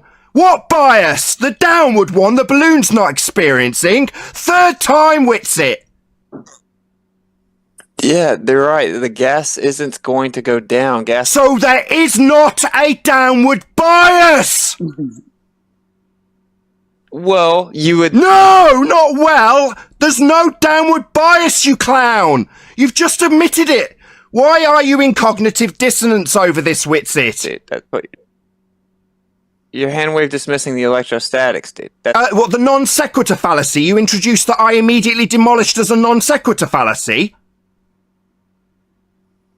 Wait, how's it non sequitur? I thought that was the whole So the argument. balloon goes down? Argument. Sorry, the electrostatics make the balloon go down, or is this non sequitur? The electrostatics are way weaker, right? Are they making the balloon go down? Are you deaf? No, So non sequitur then! Nathan, you're going to give yourself an answer. Nathan, shut up. I'm not going to ask you again. I'm going to absolutely teabag Witsit for his dumb fuckery. So this electrostatic is not giving the balloon a downward bias, is it? No. No! That's right, Witsit, you clown! So what are you babbling about? Because once again, you just whistle past this. You just stutter for me like the rest of the fundies with their belief in gravity. There is not a downward bias, clown. Okay, but yeah. Okay! Now enjoy the taste of my nuts, you flat earth fundy. There's no downward bias. Dismissing your hand. Dismiss what? The electrostatics that make the balloon go down? You're going to do it third time in a row, you circle-jerking fundy? Claimed it made it go down. It doesn't go down, you idiot! Are you thick? One claimed it did, that's a straw. Oh, right, I'm claiming a downward bias of the balloon and no one's claiming it. You are. You stuttering, double-speaking, cognitive dissonance-laden fundy. If matters inherent... Every compilation of matter is inherently electrostatic. And that's got anything to do with the balloon going down? Fourth time circle jerking this shit in a row? I never said the balloon went down. It doesn't go down! Are you dumb? It does. Oh, it does? Oh, balloons go down, go boom with a single vector of downward, do they? This gas doesn't have one, does it? Assuming anything. Oh, you're assuming gas go down, go boom boom, my friend. Is he hurt? Electrostatic? Sorry, electrostatics non sequiturs making gas go down, go boom boom now, is it? Sorry. Stupid shit. Gas go down, go boom boom. Gas go down, go boom boom. Gas go down, go boom boom. Gas go down, go boom boom. Is he hurt? Electrostatic? Sorry, electrostatics non sequiturs making gas go down, go boom boom now, is it? Stupid shit. You keep saying non sequitur, but you're... So gas is going down, go boom boom, or is this non sequitur? Sequitur. Yeah, it's non sequitur if gas is not going down, go boom boom. Is gas going down, go boom boom? No one claims that gas goes down, go boom. You do, you claim there's a bias downwards, you stupid shit. I'm sorry for sitting back and just letting you take that whole thing, but you know what? There isn't much to say about it. Oakley's a piece of shit. And Witsit, Nathan, why do you even go on his channel? You should just do like the rest of us and just ignore him. The only reason we occasionally step foot in that zone is to poke the bear through the cage. Thanks for having me, FTFE. And if you haven't checked out my channel, everybody, give it a check out. And also maybe give that Mr. Pascal Marks a little bit of love for that great Oakley's, balloon go down, go boom boom, balloon go down, go boom boom. I was ready to pull out the glow sticks. You're lucky. I was gonna get the donut boxers and glow sticks, and I was just gonna rage. Get the out of here. Have a good night, everybody. See you later. Thanks for having me. Bye bye.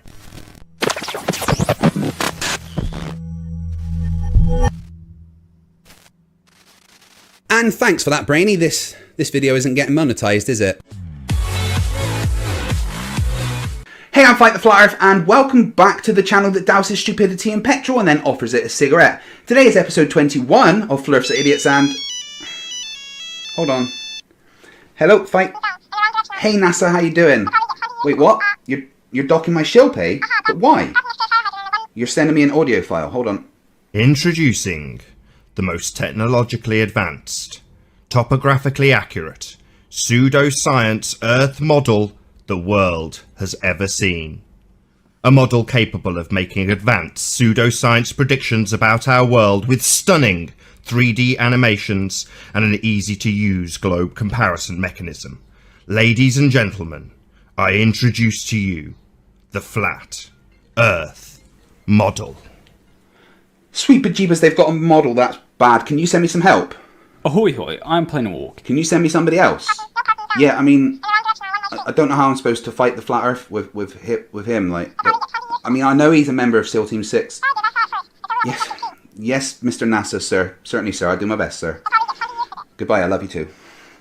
So, looks like I'm being joined by Planar Walk to tackle the world's first Flat Earth model. This is episode 21 of Flerfs are Idiots, and it's for Slappy the Clown, otherwise known as Nathan Oakley, and his lapdog, Quantum Eraser. We're living on a disk, floating through space, with a tiny sun.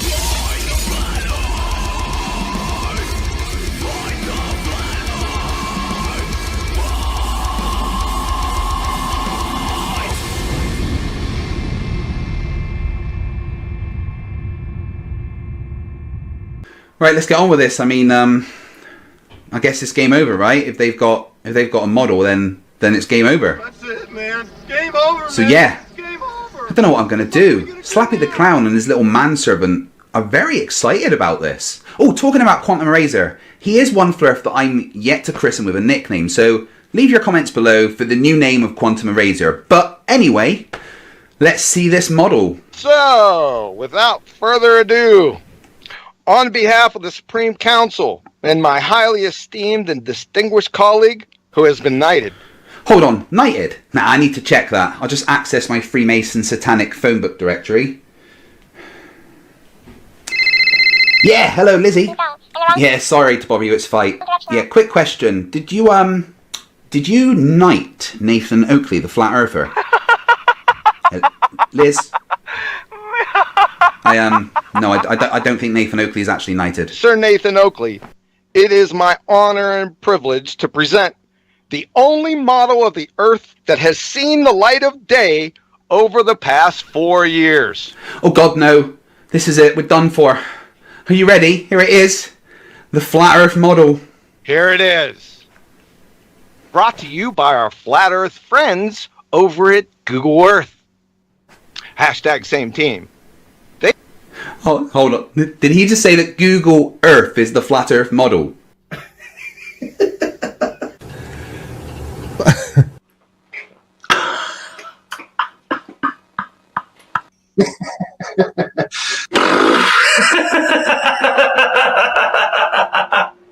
Google Earth? I can't. What the fuck? Oh, dear me.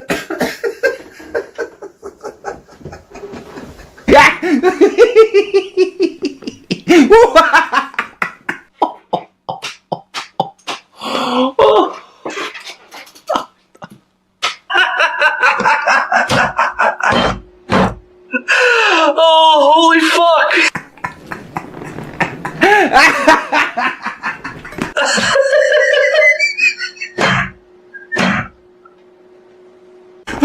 Okay, stop. I'm sure there's a really good explanation as to why they think that Google Earth, which is a globe, is the Flat Earth model. They seem to have hidden it in plain sight. So I didn't bring you here for us to gawk at this. Remember, we have 2 predictions to test. You know what? I bet any predictions made with that model will be correct, considering it's the globe that has Antarctica as a continent at the bottom and not an ice wall around the edge. Right? One at 500 miles and one at 1,000 miles. So let's take the 500-mile measurement. We'll wing on over to the Med and jam with Mick and the Stones. What do we got here? Did anyone see all that curve he just went over then? On the Flat Earth model, man, Quantum Eraser is a picnic basket short of a picnic, huh? Flerfs often tell me that I'm too chicken shit to debate him. I've always said that no, I'll debate anyone, but in QE's case, I don't know if I want to.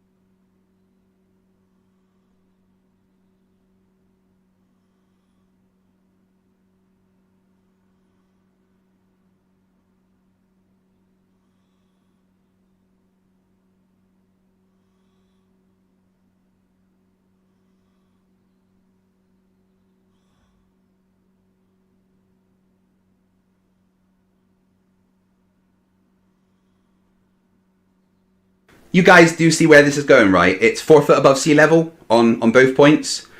If you don't already, you're going to need a pair of oven mitts or some pillows taped to your hands. Right, let's take a wider view. We'll get an elevation profile.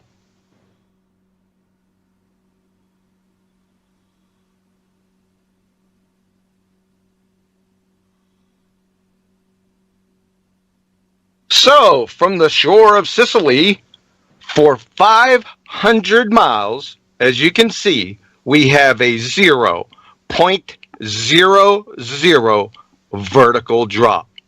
In fact, it's 508 miles. Validating the first prediction of our flat Earth model. Today, I offer you this gift. A nuclear facepalm.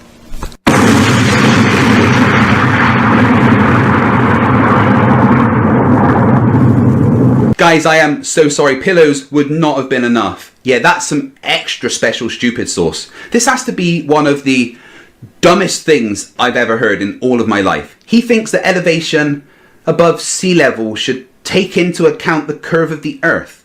Like, if you took a point in Ireland and a point in New York, it should show that in New York it's negative 3,000 miles. What an absolute dumbass. Please, just go to the remedial classroom.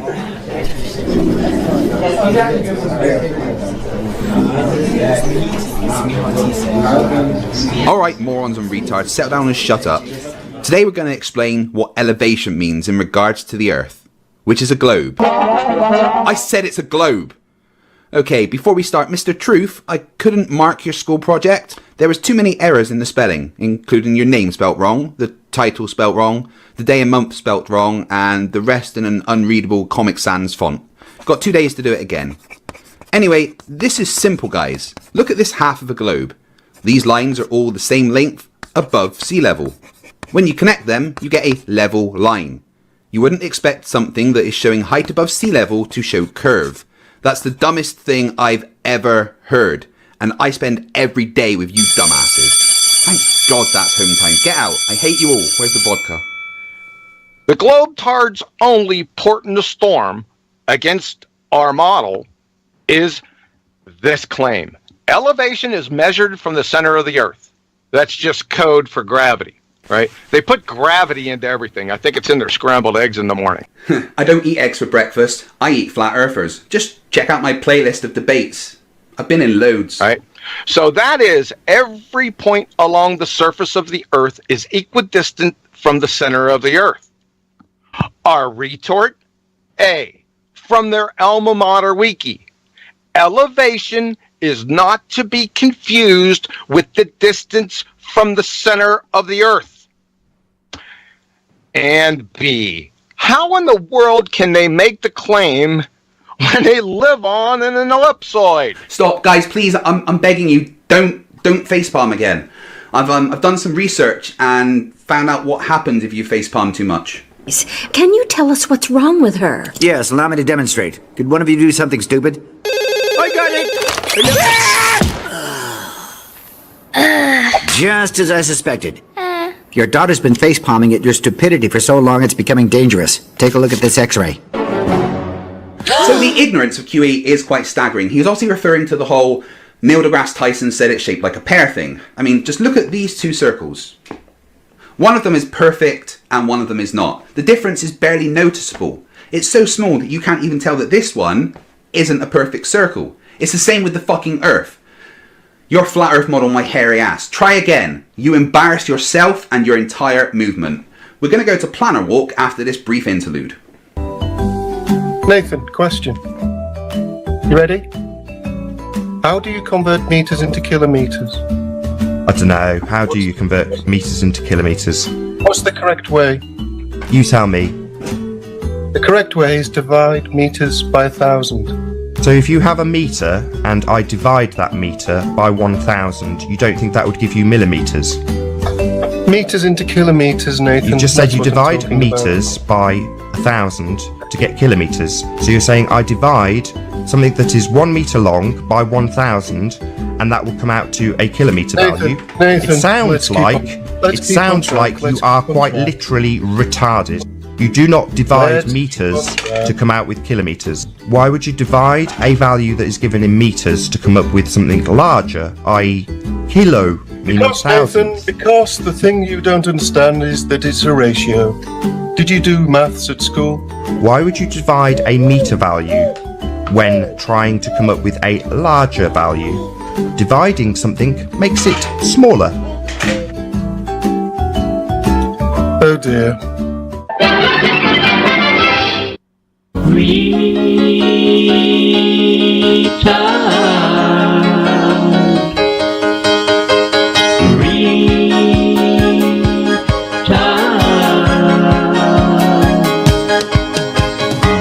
Ahoy hoy, I'm... Shut up!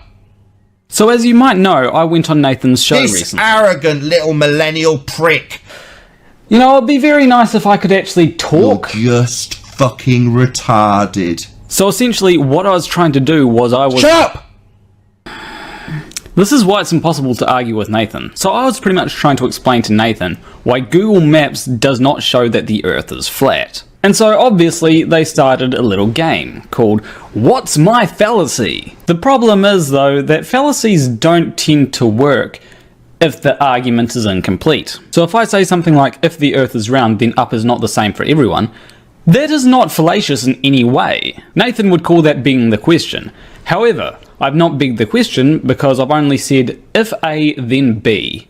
I have not said B therefore A. And that was going to be my first premise, but I wasn't allowed to finish because I've got these forbidden words. You can't say spinning, you can't say globe, you can't say round, you can't say gravity. So essentially, you're forbidden from making any kind of rebuttal to Nathan Oakley on Nathan Oakley's channel. But I'm on Fight the Flat Earth channel, so I can basically make any rebuttal to Nathan Oakley without getting interrupted. Yeah, that makes you a millennial little prick.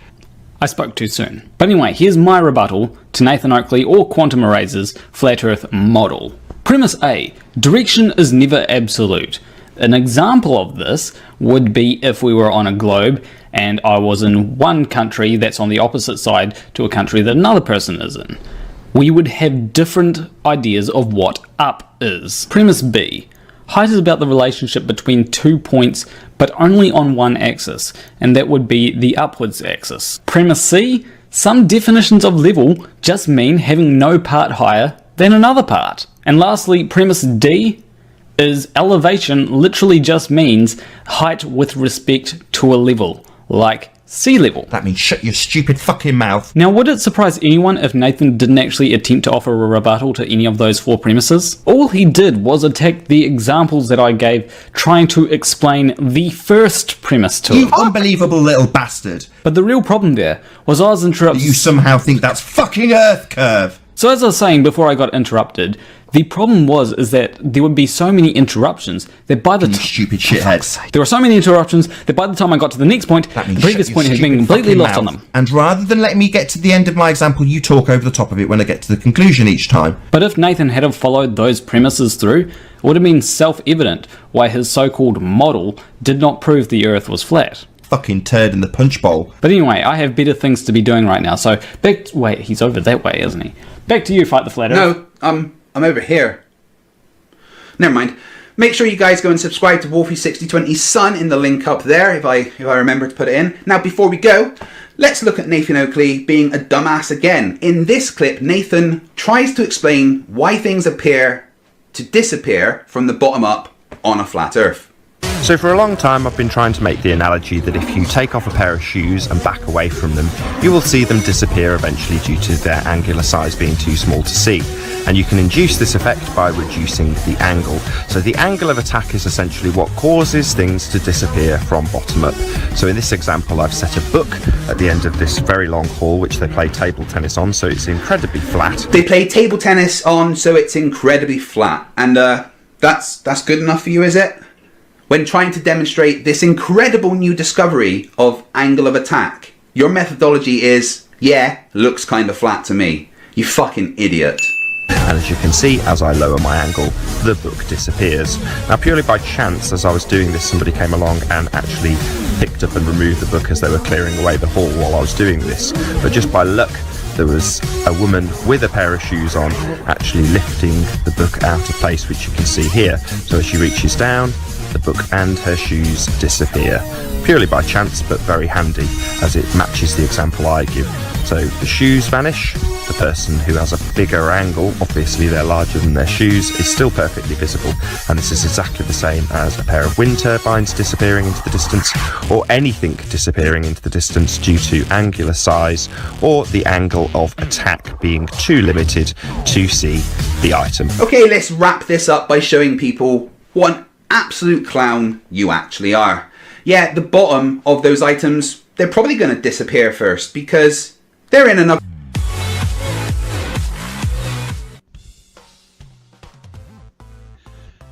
Hey, I'm FTFE and welcome back to the channel that puts stupidity in barrels of hydrofluoric acid.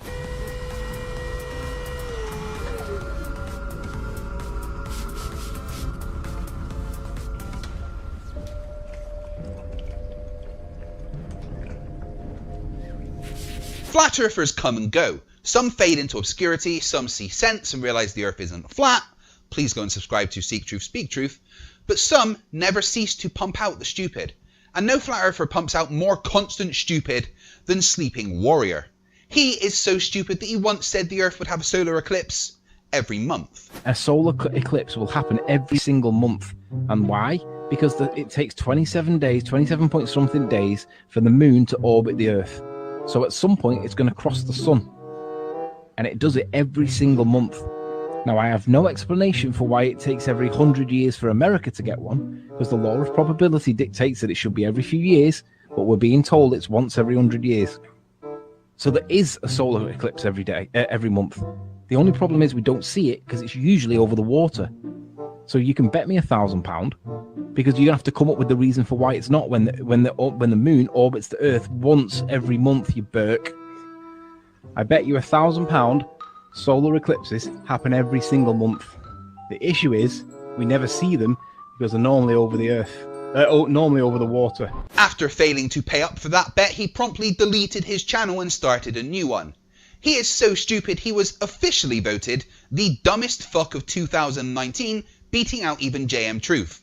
So let's take a look at the stupid person as he tries to debunk a physics teacher. Sleeping Warrior is back for Flerfs Are Idiots, episode 45. We're living on a disk, floating through space, with a tiny sun.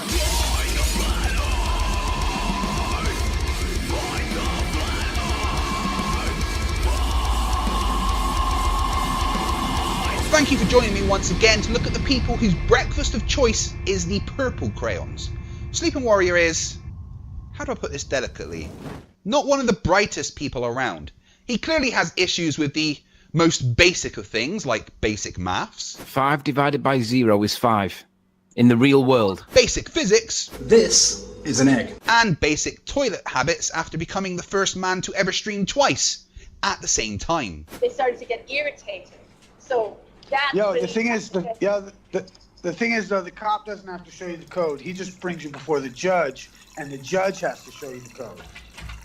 So it blows my mind when someone of Sleeping Warrior's limited mental capacity thinks he knows more than the people that have actually studied physics. Like Conspiracy Cats, an actual physics teacher who did a video explaining gravity and the nuances of Newtonian gravity versus Einsteinian gravity. Along comes Leaky Warrior to correct him. Newton's equation tried to describe to us what we see, whereas Einstein's work was more about why we see it. It isn't. They're not mutually exclusive, as many flat earthers would have you believe. Anyway, next topic. No. Conspiracy Cats is both wrong on both points. Conspiracy Cats is both wrong on both points? Just saying that if I'd fluffed my first line in a video, I'd have probably restarted the recording. But more importantly, what gives you the authority to say he is wrong? You don't understand physics, you haven't ever studied physics, and try to use dictionary definition of words to argue scientific points. To put it nicely, Sleeping Warrior, you're a fucking idiot. Newtonian gravitation, as we all know if you've been in this topic for more than 2 minutes, you know that Newtonian gravitation was a force. Einsteinian gravity is an effect. They are not the same thing. They are the same thing. They describe the same thing and mathematically break down to the exact same equation. And by that I mean you can literally derive Newton's law of gravitational attraction from Einstein's field equations. And maths is how you describe things in science. It's the language of science and how we prove our ideas. Newton's law was a mathematical description of what Newton observed. Einstein's general relativity was a description of why that attraction is there. It's also a lot more accurate than Newton's work. Newton's law is great for a local scale, but Einstein's field equations are much better for larger scale calculations. But that doesn't mean Newton was wrong. It's like saying pi isn't 3.1416 because pi is 3.1415925. It's more accurate, but they are both still the ratio of a circumference to a diameter of a circle. Newton was not describing what we see. Newton was describing a physicality. Come on now, Leaky. What does that even mean? Newton did describe what he saw. He realised that there must be some kind of force acting on an object falling. Otherwise, they would not start moving from rest. He called this apparent force gravity. He also realised the moon would fly off in a straight line tangent to its orbit if there wasn't some kind of force making it fall towards Earth, and that the observation of Kepler could be explained by this apparent force. And that's what Newton's law of gravitational attraction is, a mathematical description of observations that was able to make predictions and explain many natural phenomena. Something that was pushing or pulling. Even though Newton said do not ascribe gravitation to me in his letters to Bentley, it is clear that Newtonian gravitation is a force misrepresented by ballers to believe the fiction that is known as gravity. How can we misrepresent an observable physical phenomena? For all we need to know, there is a force. Things have mass. They accelerate towards other masses. Therefore, they have a force. F equals ma. Newton's second law of motion. You are right that Newton said not to attribute any kind of theory about gravity to him, because even he realized that his maths presented some problems and seemed to suggest that gravity reached out as if by magic instantaneously across vast distances. That's why he never suggested a mechanism for what he observed. He just described it mathematically. Einsteinian gravity is an observed phenomenon. I did a test recently where I made an egg move. When the egg moved, it's the movement of the egg, as per Einstein's gravitation, that is gravity. Excuse me, the fuck did you just say? Einstein would not say any such thing. Einstein said that gravity was the curvature of space-time due to the uneven distribution of masses that causes an apparent attractive force between masses. In your egg-speriment... This is an egg. Yeah, we know, Riley, that's an egg. Just calm down. What you did was add some salt to the water. This changed one of the variables in the buoyancy force equation, rho vg, and tried to claim that a parts per million meter measured density. Okay, that's coming in at 212 parts per million, tap water. Don't know what that means, it's just a number. It could be unicorn farts, it's just a number. Because you, Riley, are a fucking idiot. You're on the wrong channel, mate. Off you go. Subscribe to Team Skeptic. It's the effect of the curvature of space-time caused by the uneven distribution of mass. It isn't the why, it's a visualization, a phenomena, an observed phenomena. Step one of the scientific method. General relativity isn't an observation, you muppet. It's an explanation of the observation. An experimentally demonstrated and verified explanation. This teacher is lying to people, his subs, his children that he teaches in school, about gravity. Newton was not about what we see. Einstein is about what we see. Einstein is an effect. Newton was a force. Amazing. Every word of what you just said was wrong. It's clear to anyone with half a brain that you haven't a fucking clue what you're talking about. That is literally the opposite of how it is. And as for Conspiracy Cat's lying, no. He's teaching kids what they need to know for high school physics. To have a basic understanding of the world around them, help them pass their GCSEs and prepare them for A-level and possibly further if they want to continue their study in physics. Now Riley is demanding that I show him my physics degree certificate, which I'm not going to do because I don't have it to hand, I don't have anything to prove to a mentally deficient wannabe lawyer, and I don't have a habit of posting my personal information online to people. He says he doesn't think that I have a degree because I explain gravity as an emergent force, so I'm lying to people.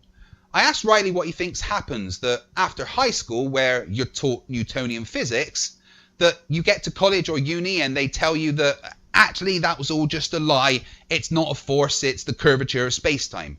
His response was this: you are told it's an effect, not a force. Whether the penny drops or not is another matter, and I don't think they tell you it's a lie. I think they expect you to join the dots. So you think they expect you to just figure out that you were lied to at high school? Why doesn't every person with a degree in physics say something? Because you don't know what you're talking about, and anyone with a degree in physics knows Newton and Einstein described the same thing, and that it's perfectly acceptable to talk about gravity as a force. And my challenge to you, Sleepy Dum Dum, is to find one single person with a degree in physics to publicly disagree with me, and I will admit that I'm wrong and delete this video. He's wrong. Einstein superseded Newton. Einstein made it about an effect. The egg moving was movement. That's what Einstein calls gravity. He ascribes it to the curvature of space-time caused by the uneven distribution of mass. Again, this teacher is lying to you, and his subs, and his pupils in school. But he isn't lying. He is doing his job and preparing his students to advance in physics should they wish to. And knowing him, as I do, I expect he is an extremely good teacher. And what we've tried to tell you all the time is that science doesn't supersede. It builds on what's become before. Newton wasn't wrong about what he observed and described, and this is evidenced by the fact that every time a satellite is put into orbit, it's Newton's law that is used to calculate its orbital mechanics. It's Newton's laws that are applied when building load-bearing structures like bridges and skyscrapers. Ask an engineer, they will agree. At the moment, general relativity is the best understanding we have, and Einstein's predictions keep getting proven right, like the discovery of gravitational waves. That doesn't mean in the future we won't have a better understanding that explains things better. And that wouldn't mean that Einstein was wrong. He knows that gravity is an effect, but he still tells you that Newtonian is acceptable. In 1915, Einstein surpassed, replaced, superseded, debunked, replaced, whatever a word you want. Well, none of those words are right, so... It became mutually exclusive in 1915, when he submitted his paper on the theory of general relativity. You don't have to like that, but you will accept it. No, we won't accept it. And by we, I mean anyone who wasn't a victim of the great brain robbery of '09. And every time this drongo teacher calls out gravity as a force in any way, I'm going to be there to correct people that this guy's lying. Why you no speak good, Riley? Make a basic structure of sentence you cannot. We don't see gravity. We see things move. Helium balloons must be attracted by a force to the sky, according to this mumbo idiot fool. You've had this explained to you at least 666 times, Riley. I know it won't help, but I think you need to go to the remedial classroom. Again.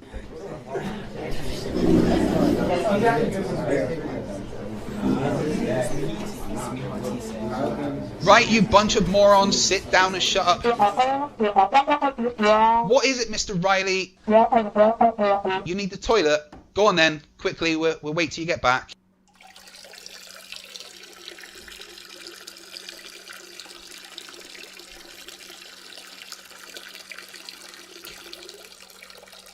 Mr. Riley, what are you in a bottle? What do you mean that's how you do it at home? I just threw up in my mouth a little. I'm going to pretend I didn't hear that. Wait, are you passing that bottle to Mr. Murphy? No, please don't, Mr. Murphy. No, it's still warm. Why, Mr. Murphy? Why? Well, I've been drinking urine now for 6 years. I hate my job. Just take notes, or don't. I really don't care at this point. Helium balloons are attracted to the sky, according to flat earthers. But what they ignore is the buoyancy equation has G in it. This G stands for the acceleration due to gravity. The denser air with more mass gets pulled down with more force than the lighter helium in the balloon. This creates an upward force directly opposite to the local gravitational vector. Buoyancy requires gravity. It's the same with a car with a helium balloon in it. Normally, when a car accelerates forward, you get pushed back into your seat. But a helium balloon would move forward as you accelerate forward, the heavier air is pushed to the back of the car. I really don't care if any of you paid attention or took notes. I think I'm being punished for being a horrible person in a past life. Class dismissed. Yes, I know we only just started, but I hate all of you and need my breakfast. Where did I put the whiskey? We know there's no force of attraction in clouds. We know there's no force of attraction in stars. But helium balloons do go up. Relative density explains that. Buoyancy explains clouds. That's why when they get too heavy it rains, but to say there is no attraction in stars is just willful ignorance. It's what causes our orbit. Earth is in constant freefall towards our star, but we have a fast enough tangential velocity that we miss it and keep going around. And relative density? No, Riley. Density isn't a force. It cannot cause an acceleration. We can calculate it. We can predict it. It has both a vector, it has a direction and a magnitude. It's a vector. Bollocks, you can calculate it. That's an outright lie. For there to be a vector, there has to be a reason for something to go in a particular direction. And the biggest problem for your claim of density being a force is that density gives no reason to go in a particular way. Yes, a lead ball is more dense than water, but how does the lead ball know which way is down? It doesn't. No matter how much you bleat like the sheep that you are, following around Nathan Oakley and Quantum Eraser, you cannot escape the need for a downward acceleration for things to, actually accelerate towards the ground. Relative density is a bunch of crap. But they ignore this because it doesn't go with their narrative, their religion, their belief. This guy's lying to people about gravity. No, Katz isn't lying. Calling people a liar because you don't understand is about as arrogant as you can get. And we don't have beliefs, we have evidence and actual science, not your batshit crazy version of science. We know what gravity is because current physics defines it. Einstein defines it. It is defined. We also know what causes it. Einstein defined it with its cause. It all goes back to your definition of current physics. Gravity is the curvature of space-time caused by the uneven distribution of mass. And you haven't the first clue what that means, do you? The curvature is what causes the apparent attractive force between masses. You are under the idiotic assumption that it stops at warping space-time. Current physics says that warping space-time leads to the Newtonian side that engineers use every day. I missed off the first two words of the definition, and I'm going to emphasize them now. It's the effect of the curvature of space-time caused by the uneven distribution of mass. So we do know what gravity is, and we do know what causes it. Einstein described it as a visualization, an effect, a perceived phenomena. Yeah. You can shout the effect as loud as you like. It still doesn't change the fact that you are comically ignorant to any of the physics that you talk about. Your knowledge of physics comes from skimming quotes from articles and textbooks without ever understanding any of the context. Your brain, Riley, is simply too dull to visualize any of the complex concepts required to understand what you quote. I tell you to read a fucking book, but you wouldn't understand, so there's no point. Neil deGrasse Tyson dropped his microphone. The movement of the microphone in the direction that we attribute known as down is what Einstein says gravity is. It's the movement. Wrong, wrong, wrong, wrong. Wrong, wrong, wrong, wrong. You're wrong, you're wrong, you're wrong. Riley, you're dumb as fuck. It's not any force that's pulling it towards the ground or a force pushing it towards the ground as per Newton. Einstein's gravity is mutually exclusive. This guy's lying. However, you try getting any baller to explain how the curvature of space-time caused by the uneven distribution of mass is what caused Neil deGrasse Tyson's microphone to drop. Again, just for you, Riley, in general relativity, the apparent attractive force between masses is an emergent property of the warping of space-time due to the uneven distribution of mass. This is the current understanding we have of gravity. Well, some people understand. Obviously not you. It just becomes comical. They know it becomes comical and they have to swerve it at all costs. Conspiracy Cats is lying to people on the internet, but he's lying to your children in school too. He did a degree.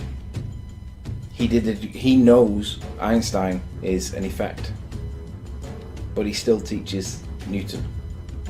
He lets all the children come out of school believing gravity was a force because it's in the curriculum. And like I said, it's in the curriculum because they need to have that understanding if they want to progress in physics. Yeah, he knows that it's an effect. You've got to ask yourself, why would a teacher lie to children and justify it on the basis that it's in the curriculum? But deep down inside, he knows that gravity's not a force. The guy's lying. There's no two ways about it. And he's teaching it to your kids. If you think that's acceptable, you're a fucking spastic. It isn't okay to lie to children. I was lied to when I was in school. If somebody told me in school that, well, it's in the curriculum and that's why we teach it to you, but it's not actually a force, it's an effect, everything would have been different in my life. Lovely language there, Riley, but things would have been different, really. I can see it now.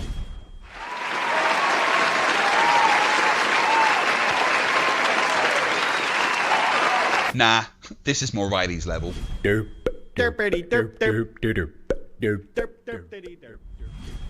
Anthony, if a triangle has the sides 1 and 1, do you know what the angles of the triangle are? Which kind of triangle are you on about? Are you on about like a right angle triangle? The triangle has sides 1, 1, and 1. Do you know what the angles are? The angles would be... Well, it would be an equilateral triangle, wouldn't it? Right, so what are the angles? Now I'm going to ask this again. If you have a triangle with sides of 1, 1, and 1, what are the angles? I'm gonna pull up a triangle calculator. Let's do this again. Anthony, a triangle has sides 1, 1, and 1. What are the angles? Is somebody recording this? Because this is just priceless. Well, the one I'm using it's not giving me any when I do it. So either this calculator is wrong or you're wrong. We have a triangle with sides of 1, 1, and what are the angles? Yeah, so that's an equilateral triangle, right? Right, so what are the angles? Does that work on a right angle triangle? The sides are 1, 1, and 1. What are the angles? When is that ever used in astronomical calculations for measuring trig? Paul Michel Foucault, the guy we all know for the pendulum effect.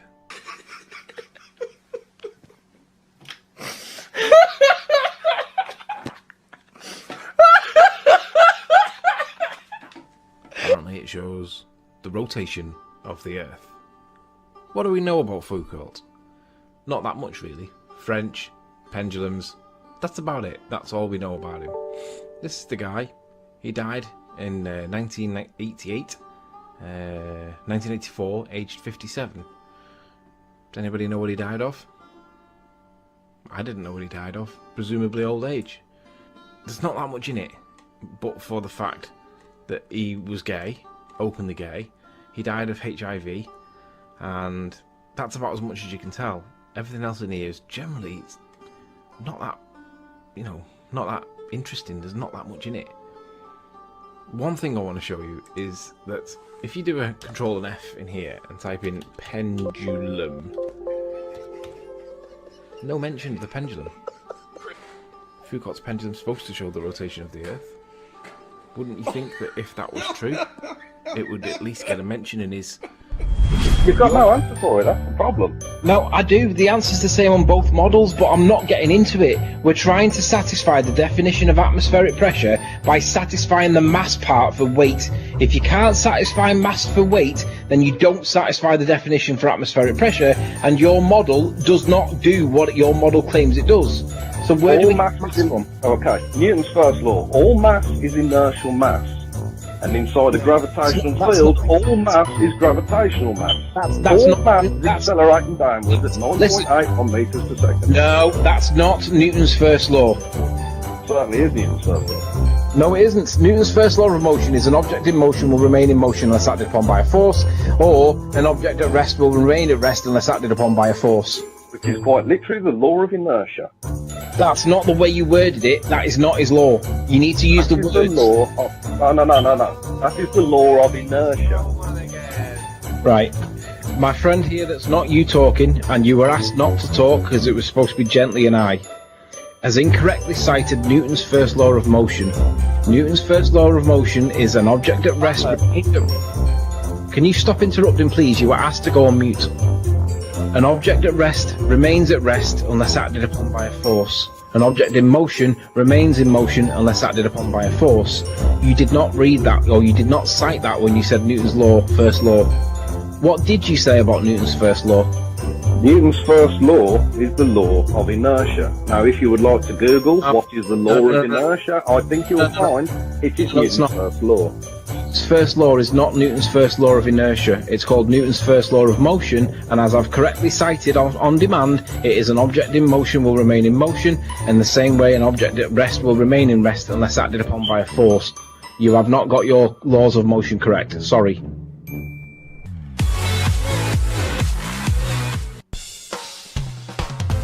Hey, I'm FTFE, and welcome back to the channel that murders stupidity. In public.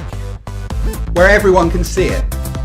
There isn't many flat earthers that say new things. Normally, it's just some garbled version of Eric Dubé's 200 proofs regurgitated by someone with an IQ scraping around somewhere near the bottom of the barrel. So it amazes me, and endlessly humours me, that there is one flat earther who continuously pumps out the stupid with alarming regularity. This is a flat earther so stupid and meme-worthy that he's actually placed second, twice in a row on Red's Rhetoric's annual Dumb Fuck of the Year award. And this year, he has said a whole bunch of monumentally stupid things that I think are more than worthy of getting him a win this time around. He's wrong about everything. All of the time. Is so stubborn he can't even admit when he's wrong, and seems to be getting stupider as the years pass.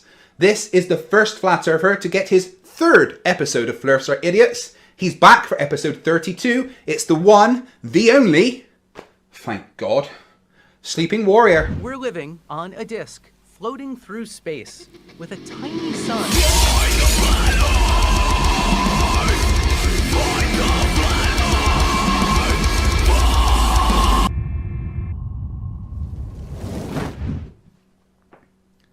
Thank you for joining me once again for a look into the mind of an idiot. There's much of a mind there though, and what there is operates at about 1% of capacity. Anyway, Sleeping Warrior is the biggest idiot of all time. I've honestly not come across anyone so stupid before in my entire life. There's so much stupid that I don't know where to start, so I guess we'll start with looking at his research skills, with an example of how good they are. On my channel recently, Red's Rhetoric made an appearance in debate against a man with the worst beard I've ever seen, Howard George Stirrup. During the debate, Red counters Howard's "moonlight is cold" nonsense by referencing a video done by fellow debunker Astronomy Live. Well, you still had 6.5 minutes left because I paused the timer every time I interrupted you. Oh, have I got time left? Can I put my other points in? No, you were supposed to be rebutting the evidence. Oh, Howard, don't interrupt me. You were supposed to be rebutting the evidence that Reds brought, which I'm going to just declare you failed miserably. So, Reds, would you like to address the evidence that he brought? Sure. Tell me when. So, go.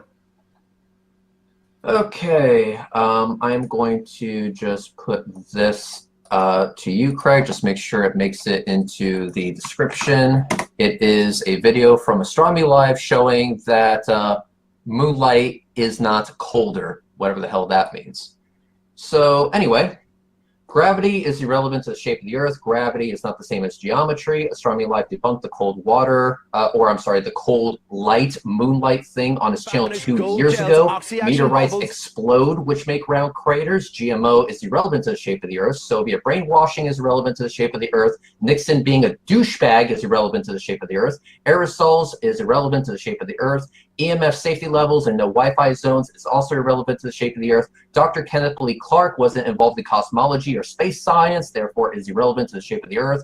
Taylor Swift and secret messages and Beavis and Butthead Do America is irrelevant to the shape of the Earth. Princess Diana's family connections is also irrelevant to the shape of the Earth. Climate change is not a question of geometry, therefore is irrelevant to this discussion. Blood transfusions are also irrelevant to the shape of the Earth, and numerology can be used to prove anything, like the time I used it to prove that Russian Viz had a sexual relationship with O.J. Simpson and he was the bottom bitch. I'm done.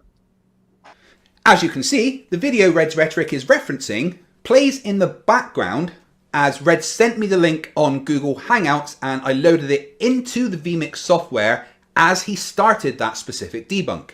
Although first I do want to point out how many of these little moments on my channel Riley captures. Hey Clucking Warrior. But yeah, he made a video about that section and demonstrated how little research flat earthers do. Let's let Riley dig his own grave. Okay, so Reds has just demonstrated what he relies upon for demonstrating that moonlight is not colder. What I'm going to do, I'm going to pop this little window out so it can be seen bigger. I've got the resolution turned up to the biggest it can be. And what I'm going to do is show how this basically is the most inconclusive sack of shit I've ever seen. So Astronomy Live, whoever this guy is, this is what Reds accepts is proof of moonlight being cold or not cold, right? Let's look at what we see in this. we can imagine the setup. He's got moonlight on the left hand side, he's got shade on the right. Weather, obviously colder on the left, warmer on the right. This is what Reds accepts to be true. Right? Watch this. There's nothing on screen there, can't see it, it's blurred, out of focus, can't see shit. Now we see 65.8, but watch what happens. After a couple of frames, the 65.8, I'm going to say the 65.8 was what was on the shade side, and then the camera, and then the thing changes. I'm going to say that's lead time, that's ping, that's lag, 57.7. It seems to me that when he had his infrared thermometer on this side, whatever that figure is, which we can't see, is what's on screen there. So he's got 65.8. I think that the 65.8 is what he had on this side. Now this is the most stupid demonstration of moonlight being cold I've ever seen. Yet this is what Reds accepts. So let's see that again. Moonlight's on the left, that will be colder. Shade on the right, that will be warmer. We can't see shit on the shade side. Intentional, maybe? So, he attacks the video from Astronomy Live because he correctly, don't worry, he's still not right, points out the poor example and bad methodology of the person doing the apparent moonlight temperature test. And here's the kicker. That section of the clip that Sleeping Warrior showed is from a flat earther. Doing it wrong, as he said. Which, if he'd actually watched the video from Astronomy Live, he'd have known and not made a video making himself look stupid. Again. I mean, it's not like we even made it difficult to find. Okay, I'm going to just put this to you, Kreg. Just make sure it makes it into the description. It is a video from Astronomy Live showing that moonlight is not colder, whatever the hell that means.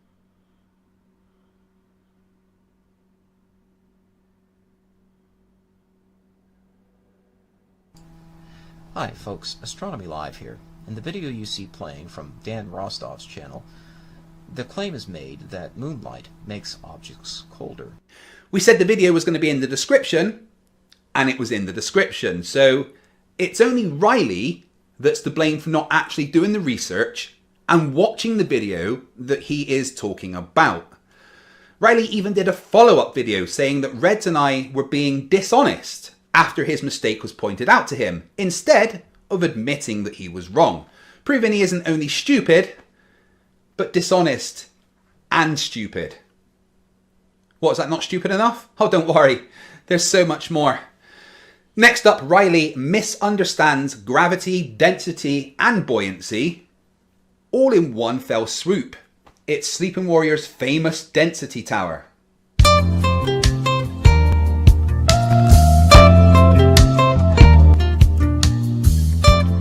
Okay everybody, today we're going to paint like Bob Ross. We're going to start off with my famous density tower. Why'd you call it your famous density tower, Riley? Back to the old flat earth research fail here, because a quick reverse image search finds that that particular density tower was first seen in a video on the website stevespanglerscience.com on the 8th of December 2010, long before your dumbass was on the scene. So no, not yours at all. What you're famous for, Riley, is for being a fucking idiot.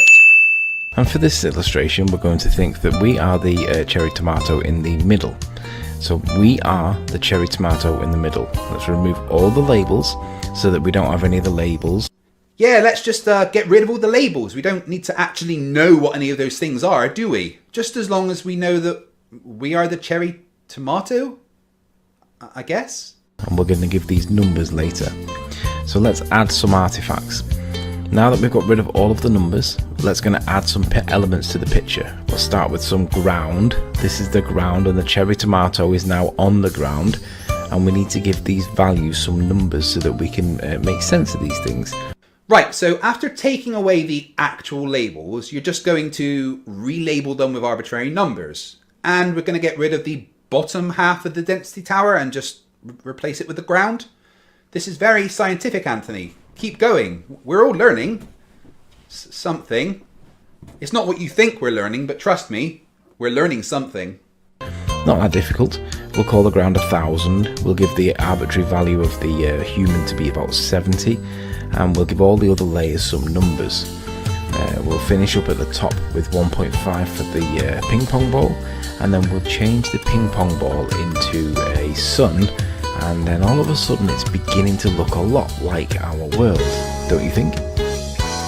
No, I don't think. I've got so many questions. What's causing the arrangement of densities? Why isn't it arranged the other way round? Are we only 7 times denser than the air at sea level? Are you asserting the sun is lighter than air and it's just floating up there? Does the density just keep going up below 1? No, Lily. I don't think it looks or is in any way representative of reality. At all. So now let's give it some water. We'll give the water the value of 67 because we know that humans can drown in water without the ability to swim. Oh shit, how far are we into the video? Guys, get your facepalm protection ready if you haven't already. This is Riley we're dealing with here. You gave us, humans, the density value of 70, but the water has a density value of 67, when humans are actually less dense than water. It's why we float. Of course, if we take on extra water and start to drown, then we will increase our density and sink. But on the whole, humans are less dense than water. Your lovely drawing is looking less and less like reality the longer you go on. But please do continue. We all need someone to laugh at. And now I think we'll have some clouds, some stratos and cumulonimbus. So we'll stick in some stratos clouds, they're the lower levels, we'll give them the value of 8.7, and the cumulonimbus clouds will give you the value of 4.2 because they're a little bit higher in the atmosphere. It's beginning to look a lot like a landscape environment now, don't you think? Let's consider the elements that make up the atmosphere. We know that nitrogen and oxygen are the main component elements to the atmosphere. So we'll bear that in mind in the volume, in stakes of the volume, but they're 2 labels that we're going to use for the layers of the atmosphere. Yeah, let's consider the components of the atmosphere, shall we? Carbon dioxide has a density of around 1.98 kilograms per meter cubed, and the density of oxygen is around 1.4 kilograms per meters cubed. So why aren't we all suffocating in a band of CO2? All the oxygen should be up in higher altitudes. And we also know that all of the gases have got atomic weights. So when we look to what the atomic weights are in the periodic table, we can see that nitrogen and oxygen are both 7 and 8. They're numbered 7 and 8 in the periodic table. No, sleeping dumbass. The atomic weight of oxygen and nitrogen is not 7 and 8. That is simply their atomic number. How many protons they contain, which defines what they are. Hydrogen is 1 and it goes all the way up to Uganison at 118. This is not their atomic weight. Their atomic weight, or atomic mass, is slightly less than the sum of the masses of all their constituent protons, neutrons and electrons. It's slightly less due to the binding energy mass loss as described in the famous equation E equals mc squared. And we know that as you go further down the table, they've got different elemental weights. So we know that the environment that we're breathing has these elements to it. So we can stick all these elements in. We'll just label them up as such. And we can see, all of a sudden, it begins to look very explainable without this so-called downwards acceleration force that's not a force, that everybody wants to be a force, but isn't there. And even if it is there, nobody can prove it, but nonetheless, we're demanded that we accept that it is there. You're never going to get this, are you? Gravity is a force, if you're talking about Newtonian physics. It's an obvious, measurable, detectable force that is explained perfectly by the equation Fg equals g m1 m2 over r squared. But we know it's not really a force. It's an effect of the warping of space-time by mass that makes everything fall into it. That falling into the curvature of space-time is measured as a force, and this is what Einstein told us, and what George Musser confirmed when I directly asked him in an interview. And I see your little get out clause there of the sun mixes everything up. No, according to you, the sun is really light and is moving at 15 degrees per hour across the sky. If it's small and local, then that isn't very fast and won't mix up anything. In your world governed by your magical density and buoyancy, we'd still be suffocating on CO2. But it's okay because it isn't just density and buoyancy, is it? There's a force, isn't there? And we know what that force is, don't we? There's a file. Gravity, you fucking retard! Gravity! Have you ever heard of fucking gravity? Gravity! Gravity! Whatever we live in, we don't need a downwards acceleration force. Everything is relative to us, and this pictorializes for everybody how really straightforward our world really is. I hope this makes sense. No, it doesn't make any sense. At all. Not until you can explain what the sun is, why it's got such a tiny density value, and where's the moon in your picture? What is the moon? And while you're at it, can you explain the tides, Coriolis force, Eötvös, gyroscopes, pendulums? Oh my god, you're so fucking stupid it burns. Just go to the remedial classroom, you muppet.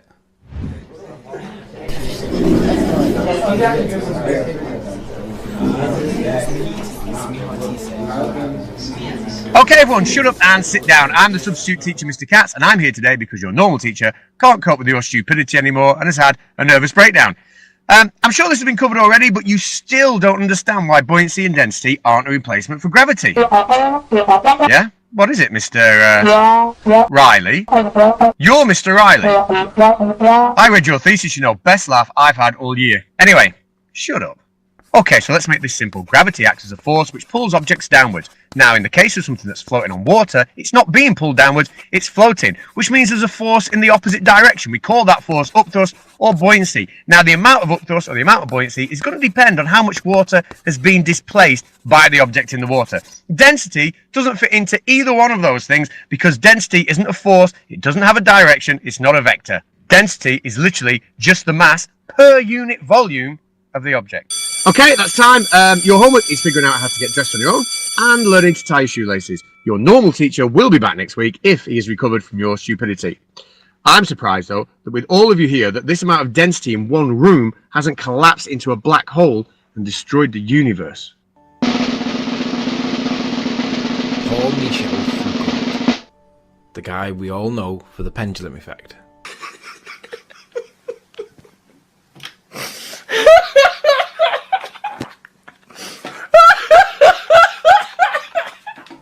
Apparently it shows the rotation of the Earth.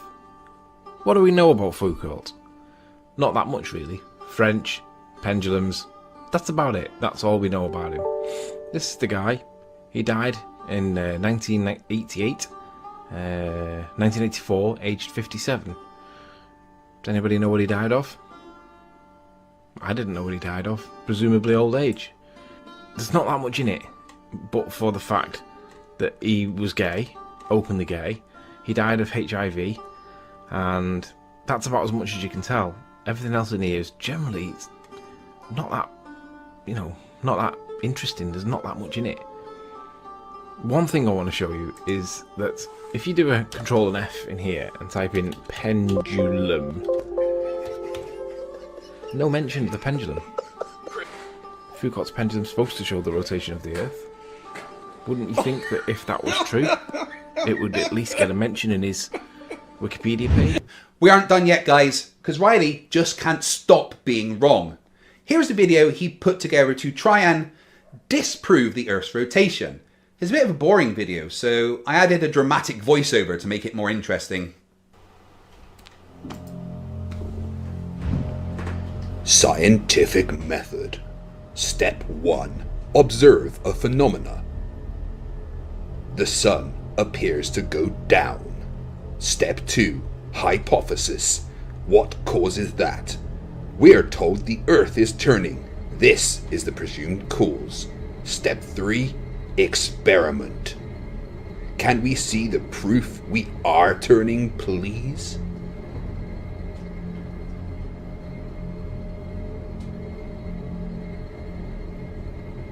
We want the presumed cause.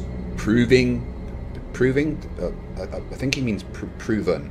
Scientifically, we want measurements of Earth turning. Without any doubt, show that it is the Earth moving. Prove that it is not the lights turning, or just admit that you cannot prove the Earth is turning, scientifically after all. Then we can do the same with gravity. You want an experiment that shows Earth is rotating? I mean, sure. No worries. Bob? If the Earth is spinning at one rotation every 24 hours, that means that every hour it has to turn 15 degrees. And if the gyroscope is mounted anywhere on Earth, it's going to drift. In today's 21st century navigation systems, they're using what's called a ring laser gyroscope. It is extremely precise. If we could simply get one of these ring laser gyroscopes, we would be able to prove once and for all that there is no rotation to the Earth.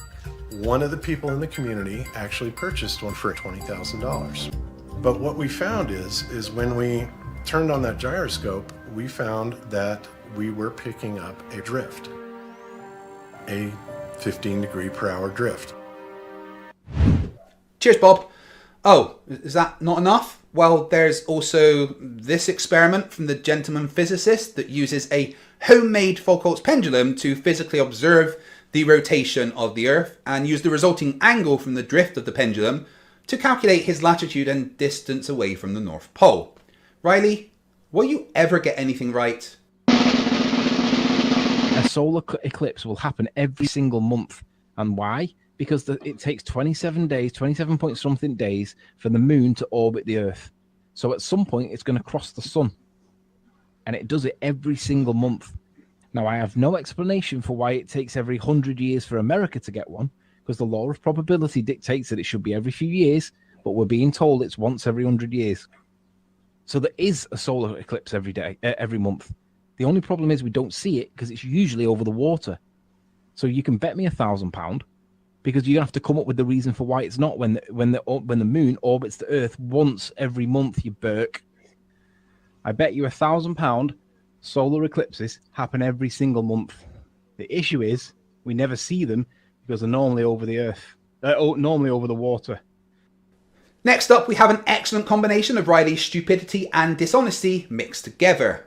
Riley was over on Quantum Eraser's channel talking about an apparent letter that Einstein was sent by the University of Bern in Switzerland, rejecting him for a position at the university. Let's listen to him talking about the letter. All right, so this is University of Bern, dated 1907, June 1907. Dear Mr. Albert Einstein, your application for the doctorate has not been successful at this time, and as such you are not eligible for the position of associate professor. Now, this is the most important bit. Whilst you posed an interesting theory in your article published Annalen der Physik, we feel that your conclusion about the nature of light and the fundamental connection between space and time are somewhat radical. Overall, we find your assumption to be more artistic than actual physics. Now, when I first read this back in the day, a couple of years ago, I read it as, oh, we got rejected first time round, and I didn't think any more of it. But the fact that now when I look at this with a bit more down the experience line, I look at it and I think, so they've actually rejected it because it wasn't actual physics. They must be referencing scientific method when they're referencing actual physics, and to reject it on the grounds of artistic, they're actually referencing pseudoscience. So I guess what they're doing here, the way I interpret this, is that they're being polite and professional and saying, you're a pseudoscientist. John, would you agree? Oh, where to begin? So let's start with the fact that this letter is apparently from the University of Bern in Switzerland, where one of its 4 national languages is German. And they're writing to a German person who speaks German, obviously. So why is the letter in English? Because, as I've said, Switzerland has 4 national languages: German, French, Italian, and Romanian. So there's no reason at all that this letter should be written in English. Next, let's take a look at the person that apparently wrote that letter. It says it's from the Professor Wilhelm Henrich, PhD, who is Dean of Sciences. Now that's an issue because the letter is dated 1907, and in 1907 the subjects of science and philosophy were still very much connected, so the position of Dean of Sciences didn't even exist when this letter was apparently written. The stamp next to the non-existent Dean of Sciences is for some reason the coat of arms of Hungary. In 1907, Hungary didn't exist as it was part of the Austro-Hungarian Empire, a major European power at the time. So that coat of arms didn't exist. And finally, Riley made a massive mistake. He cropped the letter to try and hide this. Stamps with the face of Albert Einstein on. Why would the University of Bern be sending a letter to an unknown German person using stamps with that person's face on. It's so obvious that this fake letter was fake, and even a basic Google search will confirm that. But the fact that Riley was cropping the stamps means that he knew that, and is so stupid that he thought he could get away with presenting this as a real letter that was sent to Einstein. Riley, this is actually one of the stupidest things you've ever done. You're not only stupid, but you are a liar and stupid. Anthony, if a triangle has the sides 1, 1, and 1, do you know what the angles of the triangle are? Which kind of triangle are you on about? Are you on about like a right angle triangle? The triangle has sides 1, 1, and 1. Do you know what the angles are? The angles would be... Well, it would be an equilateral triangle, wouldn't it? Right, so what are the angles? Now I'm going to ask this again. If you have a triangle with sides of 1, 1, and 1, what are the angles? I'm gonna pull up a triangle calculator. Let's do this again. Anthony, a triangle has sides 1, 1, and 1. What are the angles? Is somebody recording this? Because this is just priceless. Well, the one I'm using it's not giving me any when I do it. So either this calculator is wrong or you're wrong. We have a triangle with sides of 1, 1, and what are the angles? Yeah, so that's an equilateral triangle, right? Right, so what are the angles? Does that work on a right angle triangle? The sides are 1, 1, and 1. What are the angles? When is that ever used in astronomical calculations for measuring trig? And that's all the stupid that I can take for today. But believe me, I'm not finished with Riley. I'm working on a video that will serve as my official nomination for Red's Rhetoric's Dumb Fuck of the Year Award 2019. This is Sleeping Warriors year, guys. 2 second places in a row, it's his time. He has some tough competition though in JM Truth, and make sure to check out Team Skeptic's new video to see why he thinks JM Truth should win. But that's it for today. Hey, I'm Fight the Flat Earth and welcome back to the channel that does to stupidity what Rose did to Jack. You know, because there was plenty of space on that door. Today we look at a flat earther who's developed his very own cult of personality. He's got minions all over the place, constantly quoting his phrases like, "The globe is the affirmative claim and has the burden of proof. Show me water sticking to a spinning ball," and tangible substance. A flat earther who is angry and appears to live in his shed. When he does leave his shed, it seems to be to harass the students of Glasgow University. Do you guys know who I'm talking about? What about you, Del? Surely you know who I'm talking about. No. It's you, Del. It's Del. Of course, I'm talking about Mr. Shed Rage himself, Del from Beyond the Imaginary Curve. I asked Sir Sick if he wanted to help me with this video, and let's see what he said. Yeah, so I am having a really hard time believing this Fight the Flat Earth. I mean, you're really telling me the man in the shack is still pointing at things? Giving us his perspective on perspective? The very same thing causing him to be sentenced as a jester in the Order of the Sillies? Now, I usually handle these jester appeals to be released from the Order at the campfire, where they present their case. But hey, Del already tried his hand and failed at that with his Lego Lab. However, I guess it is a lot more fun having fun at the expense of Del here with a double slam dunk on this, dipshittery. And I am sure Del's camera work at the very least has improved. Let's have a wee look, shall we? Oh boy, this is gonna be interesting. Yeah, no, I asked for Sir Sick. No, that's Radical the Unhallowed Knight. Yeah, well, they kind of look the same, but why would I want Pepsi when I could drink Coke? I mean, you're my agent. What are NASA even paying you for? Oh, this is episode 23 of Flerfs Are Idiots for Del from Beyond the Imaginary Curve. We're living on a disk, floating through space, with a tiny sun.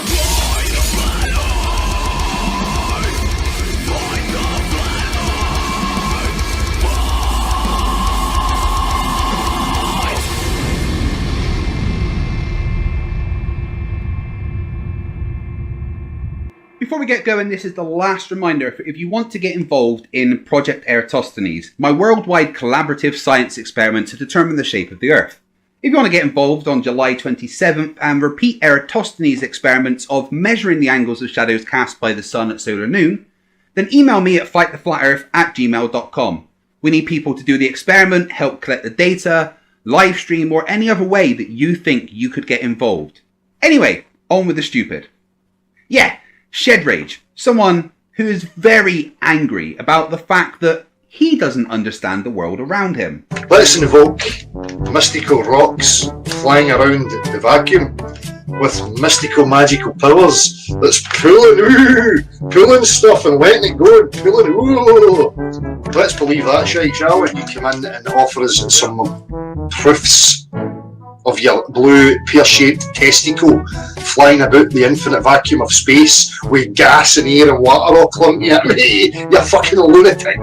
You believe that? Well, not only is the ocean nature-defyingly bent, but at certain times the water pulls out even further. Ooh, so you even marry a steep curve. I mean, get to fuck that. You believe there's a ball of rock flying in the vacuum of space with a gaseous environment and liquid all clung to it? That's how fucked up your beliefs are, right? Nothing in the reality would ever show you that is in any way, shape or form possible, right? So we're not the idiots, you're the fucking idiot. Oh, bless him. He's so confused. His biggest problem is that he doesn't understand gravity. I mean, like, at all. So let's have a look at a video of him really not understanding gravity and see if we can't help him. Or more likely just point and laugh at how stupid he is. Right. We're a bit embarrassed about this. I'm not surprised, because I'm embarrassed for you. Because I know what's coming. And I hope that one day you can look back at this video and actually be embarrassed with yourself. But I'm not embarrassed for me, I'm embarrassed for you, because I need to go to this length to show you how ridiculous the idea that you live on a spinning ball actually is. Being standing in the pissing rain, get the soaking wet, you make your point. Hope you appreciate it. Oh, I do, Dal, I do. Thanks to you, I get to show everyone the hilarious depths of human stupidity. I'm well aware that my channel wouldn't exist without you brain-dead morons, and I hope that by showing how stupid you and other Flerfs are, I can deter anyone from falling into the trap of thinking you have an actual clue about reality. Hey, found this shape. I've seen it in other videos of the ball earth with the oceans removed. Okay, let's try this.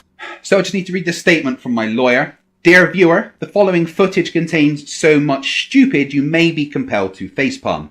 Fight the Flat Earth would like to remind you that these facepalms can be of unexpected severity, and that means you should wear a pair of oven mitts or some other form of protection for your head. No responsibilities for injuries occurred whilst watching this following content will be assumed by FTFE.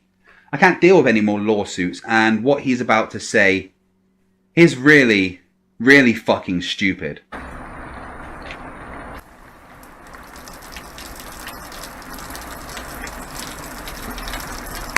I don't know what's happening, but it doesn't appear to be filling up to the shape of the ball. It seems to be running off the bottom here. I'll try this.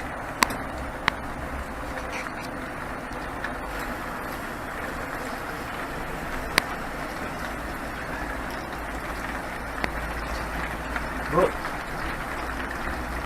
Again, it's running off the sides. I can't get it to mound up to the shape of the ball. I don't know why.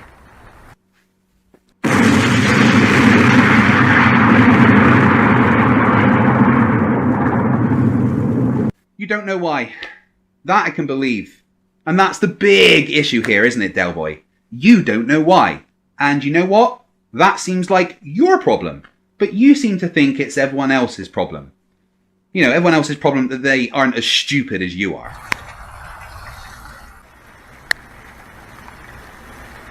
Should I spin it? Should I spin it? Aye. Give it a spin. No, you shouldn't spin... Oh, what am I saying? I don't want to spoil your fun. Go ahead, Delroyd. Spin until your little flirty heart's content. How about you? Right, let's see.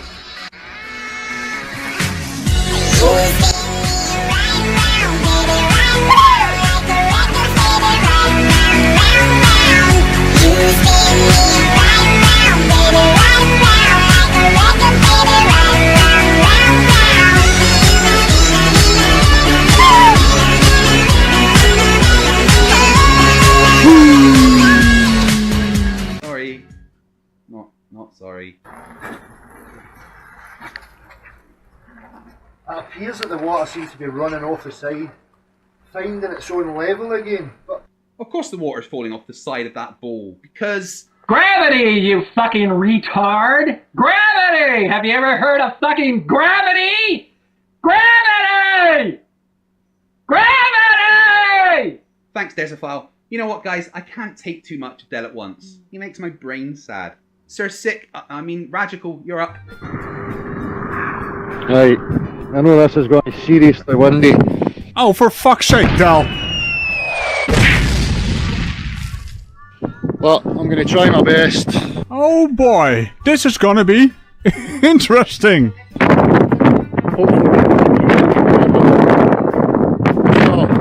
Let's have a wee look here. Alright, are you taking the piss here, Del? Let's have a wee look, shall we? That is, if we can hear ya. So across here, we've got the glen of Kreg. The series 50 objects, closer he is, the further away. Right? Well, at least he's pointing at things. Lovely. But based on the noises he made, did he say something about the objects being further away, being lower to the ground? I mean, that's the exact same thing he said when he started out pointing at things. This is not an appeal, this is a repetition of the things he already said. Now, I know repetition is the thing the Flerfs like to do, but contrary to popular belief, I don't like to repeat myself. Or, listen to them repeat themselves. Over the same height as that tower and the glen of Kreg about below. Oh, well, that's just great. Do I have to translate everything? I tried to use a vocal enhancer and even try to get rid of the bloody wind, but no, that is not possible when the audio quality is this bad. So he said something along the lines of, oh look, I'm at the same height as that pillar, when it should in fact be below, or something along those lines. So, once again, Del does not understand perspective. That's not even mentioning the pillar is clearly above you, and you being in the Green Hill Zone or something, or the Scottish Highlands. You are also quite elevated. I mean, look at the lake. Look at the bloody lake. Look at the lake. Or, is it a loch? I think it's a loch in Scottish land, right? What are we doing, Del? Oh, well, I've got a building here that I'm at the same height as. Below the height of the base. Let's get back. This tower here. Oh, must be covered there. There. What is going on? What is going on? Indeed. So basically what he said is, he is at the same elevation, or height as he calls it, as the buildings, and that means the buildings are lower than him, or I don't even know what he's trying to say here. This is even more stupid than the last video where he was pointing at things. You know, the one with the church? What's happening here? I'm confused. Oh hey, here we go!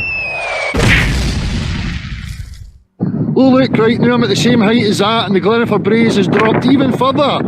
Oh look, right now I'm at the same height as my castle, and it dropped below me even further. That is because you are at a higher elevation than the thing you're pointing at, you utter dick didgeridoo. Holy hell, Del. Not even Dick Flute will suffice to describe what I have to deal with here. Behind the pole. Oh, for fuck's sake, huge amounts of garbage. Huge. Oh no, something is behind the pool. For fuck's sake, Del. That is indeed the first thing you said that made sense.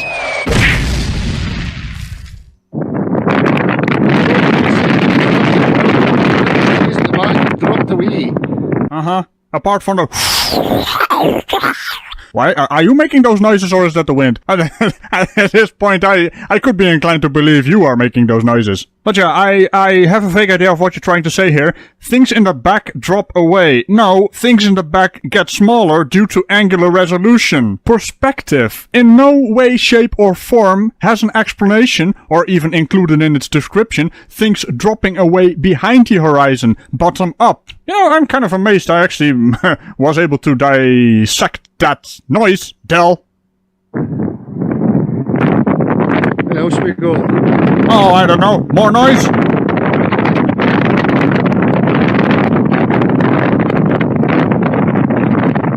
I'm freezing my nuts off here. Well, you know, at these moments, I actually think you are a po, Del. I mean, seriously. Also, you do realize your nuts, in this case, are spherical, which makes it even more ironic. But do go on. To make these points, right? Apart from you not actually making any points, you're just saying things. But yeah, just saying things is kind of your shtick, isn't it? Those breeze are much higher than where I am. That pole is still above me. I'm looking up at it, which is why the breeze are dropping away behind it. Well, based on how your camera is being held, you are actually at the same elevation as those buildings. But Del, now stay with me here.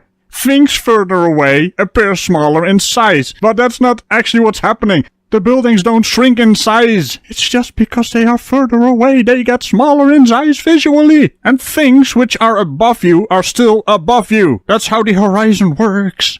I'm sorry, Fight the Flat Earth. He's not bringing anything new to the table, so what the hell is the deal with this? Kreg, what are you doing to me? New? Come on, Radical. When has a Flerf ever brought anything new? And, I'm safe. Good. I got told your artillery had my new coordinates since I moved to this NASA-funded studio. We'll come back to you in a bit, but I think I'm ready for some more of Del's stupid. We'll give something else a try, yeah? Should we go for this? Should we go for this here?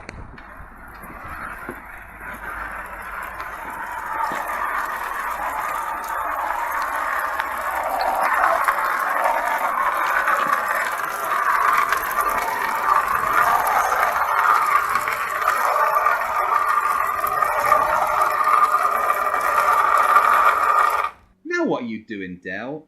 Please don't say what I think you're going to say. I can only survive so many face palms. I mean, I can tell you right now that the answer is gravity pulling down. It would appear that there seems to be more level on this side here.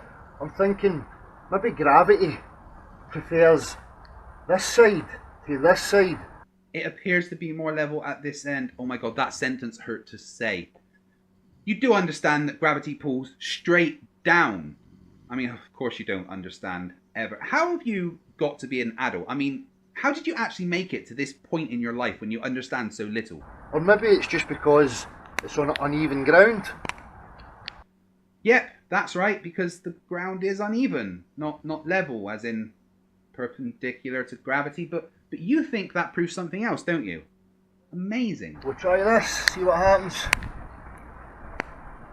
Oh, oh, oh. And now you can see that it tilts it, finds its own level. Yep, there's the magic phrase, water finds its own level. Well, yeah, it's kind of true, but only because there's a force acting on it. Wow, you know, this stupid can actually only be taken in short chunks. Radical, back to you. I'll give it another whirl. I'll give him a few more minutes. If he doesn't make any point anytime soon, I'm gonna fire something at him. Warning, warning, midlife crisis shed rage about to commence. Warning, warning. Brilliant. Really enjoyed that. Caught one this morning as well. So, what else? That's about it. So, let me see here.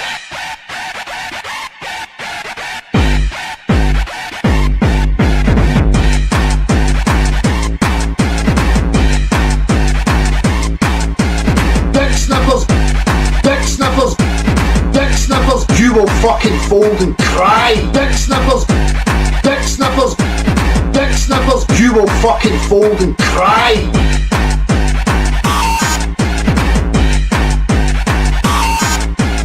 Tweak your flat ears! Tweak your flat ears! Tweak your flat ears! Tweak your flat ears! Tweak your flat ears! Tweak your flat ears! Tweak your flat ears! Tweak your flat ears!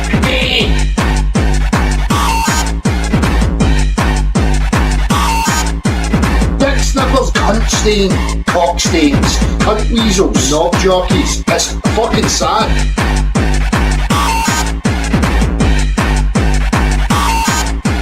Dick sniffers, cunt stain, cock stains, cunt weasels, knob jockeys. It's fucking sad.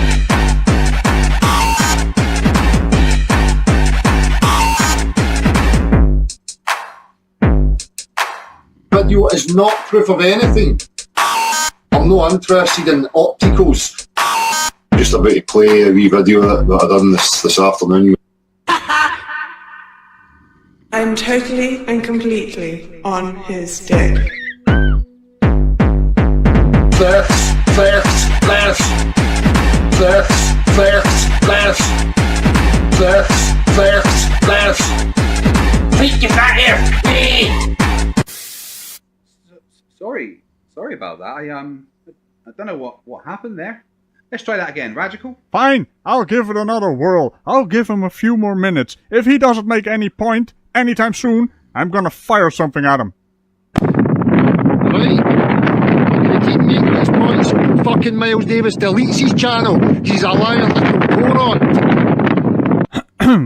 Miles Davis. I'll link him in the description. Flight to Flat Earth. Could you link him in the description? I'll give you the link. So basically, he completely demolished everything Dell says, and Dell doesn't like that. So, you know. Ah!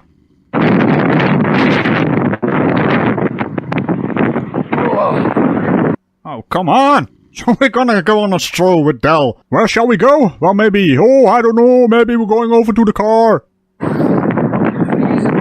Well, if it is freezing, Dell, why aren't you in your car or in a building or even brought a bloody coat? Those things exist, you know.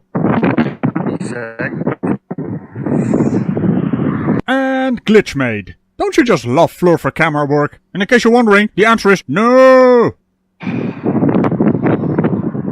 Oh, for fuck's sake, he is actually with his car. Why? What? Why? Why? I just don't understand these frigging Flerfs and their camera work. Why? What the hell did you expect with your camera microphone in these windy conditions? It's a good thing I speak /R whoosh. What about all the wind, you know? Whoosh, whoosh.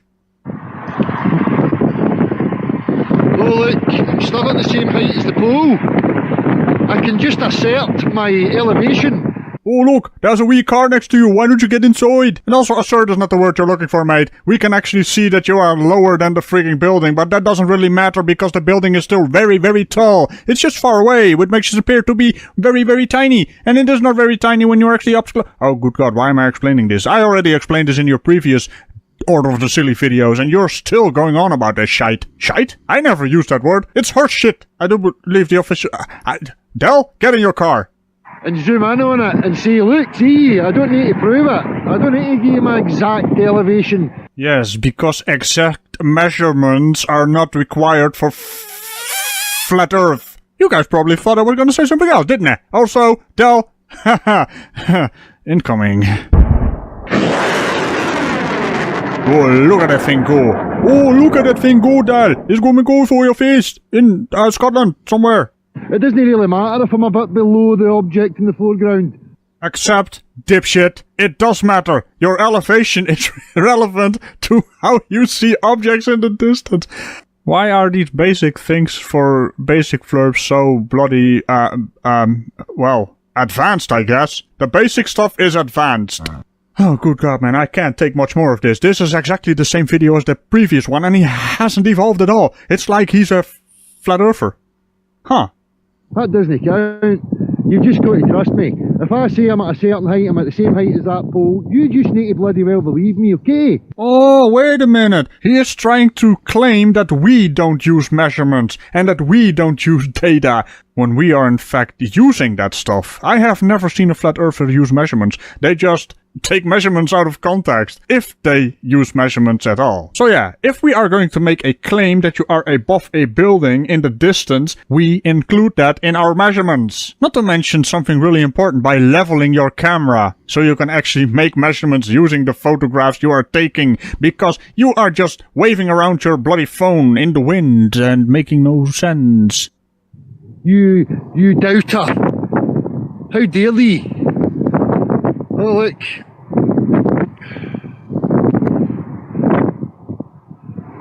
How can the Glennifer Braes be below the eye line of that spinning radar tower? Oh, for fuck's sake, Dell. You are looking up at the bloody thing. It's beyond obvious you are looking up at it. Even without measurements, I can see you are looking up at it, and it is much closer to you. So it's not really strange that it is above the bloody mountain in the background, which is much further away. It's visually. That's how perspective works. Now the mountain itself might be bigger or higher, but because it is further away, it looks visually lower because you are looking up at it. Oh, good God, I'm actually repeating myself, aren't I? The thing is, I can actually eyeball it using your own bloody video. You don't need measurements for this. This is beyond obvious, but apparently not beyond the imaginary curve. Eh? You know that planar tool that's sending a signal out, you know, across the plane? Aye, that one right there. You know, that spinning thing, sending its signal out across the plane to find the aeroplanes. Oh, look, it's a radar tower, Del. And just because you said it's an aeroplane doesn't mean it's flying across a plane. Now you're just being plain silly. Huh? What's that? What do you mean you didn't get the coordinates right? You mean the coordinates for the intercontinental facepunch missile? Well, what coordinates did you set it to? Well, shit. But can we just change those coordinates to Del's location? Oh, okay. At least reconfigure it to a face palm. Yeah, that's right. Kreg? There might be some technical difficulties with the intercontinental facepalm missile. Face punch missile? I don't know, something is coming your way. Also, fire another one, just for good measure at Del. And this time, put the correct coordinates in there. I don't know exactly what it is, but we are having some kind of magical interference with our projectiles. Yes. I'm at the same height as that. How come the crazy behind me? Oh, that's right. Maybe I'm not the same height after all that. Oh yes, I almost forgot Del is still here. Hi Del. Bye Del. Go be useless somewhere else, mate. Now I might have a look at the rest of your video there, Del. I mean, it is rather amusing, annoying and amusing, but still amusing. Anyway, back to you, Kreg. And, a heads up? I guess. Thanks for that, Radical. And, what do you mean technical difficulties? I've only just recovered from last time. What's that noise? Oh. And unlike Brainy, I haven't had a chance to develop any defences yet. Anyway, back to you, Del. Look at this here, some objects here. Different things.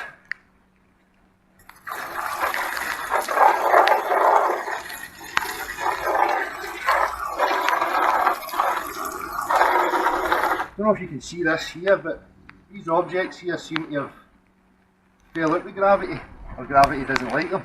Did you just say they fell out with gravity? My God, man, no.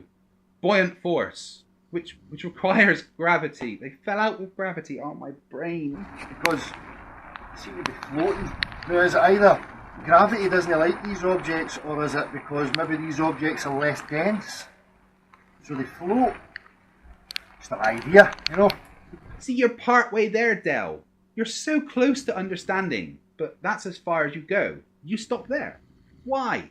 Yes, density has something to do with it, but there is other things as well. Why don't you ask the big boy questions? Do they scare you? Look at this.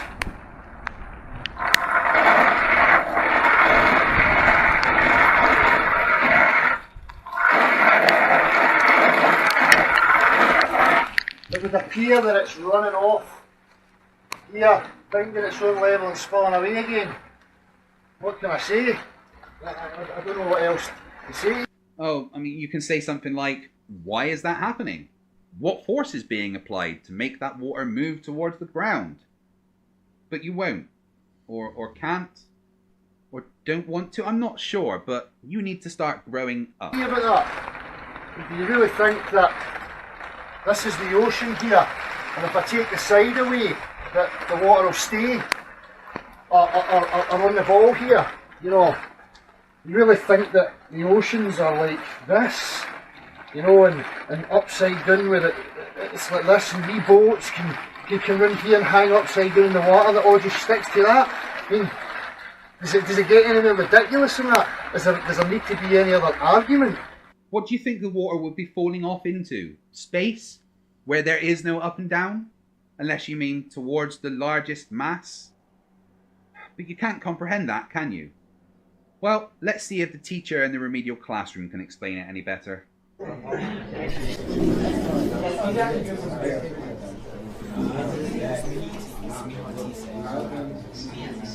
Right, everyone, just for once, can we start the lesson with no interruptions? We need to go through...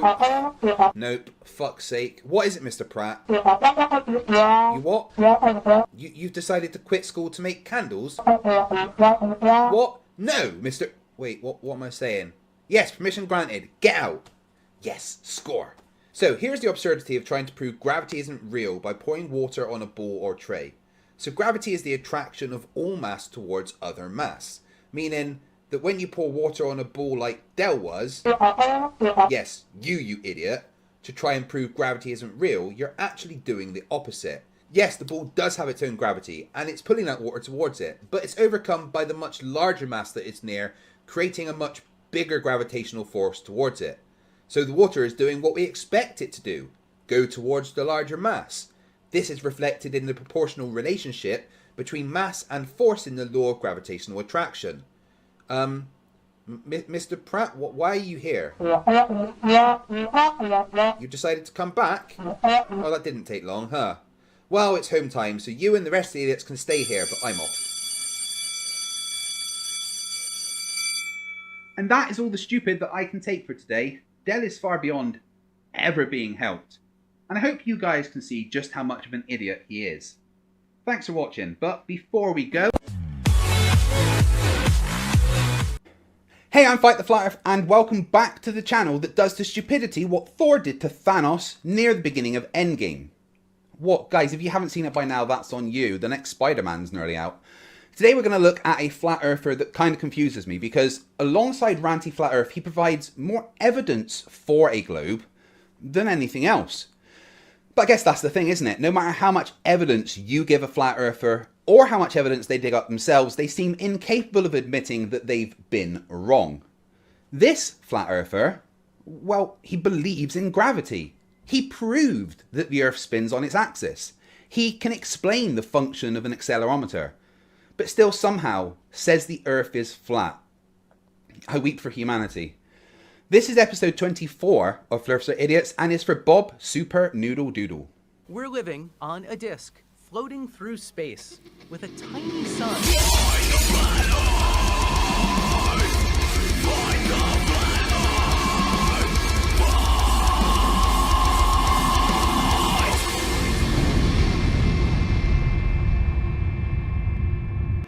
So, Bob Super Noodle Doodle, leader of FE Core, and probably the most hated man in the YouTube Flat Earth community. Because he and his group of researchers publicly proved the Earth spins. Let's have a listen to what he said. If the Earth is spinning at one rotation every 24 hours, that means that every hour it has to turn 15 degrees. And if the gyroscope is mounted anywhere on Earth, it's going to drift. In today's 21st century navigation systems, they're using what's called a ring laser gyroscope. It is extremely precise. If we could simply get one of these ring laser gyroscopes, we would be able to prove once and for all that there is no rotation to the Earth. One of the people in the community actually purchased one for $20,000. But what we found is when we turned on that gyroscope, we found that we were picking up a drift. A 15 degree per hour drift. Can you imagine what the other flat earthers must have thought after that? They must have been so mad at Bob. I wonder what that might have sounded like. Oh, something like this. Bullshit.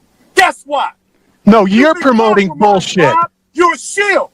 You're a shill. If you're sitting here talking about giants are real based on the Bible, you're a fucking shill. No, I'm not saying they're real. You're trying to water down the flat earth movement, and I'm not going to let you. Oh, good. Well, then you just stop me there, Curtis. First of all, you just stop me for sharing my opinion. Then on top of that, you did that shitty ass documentary Behind the Curve that makes us look even more crazy.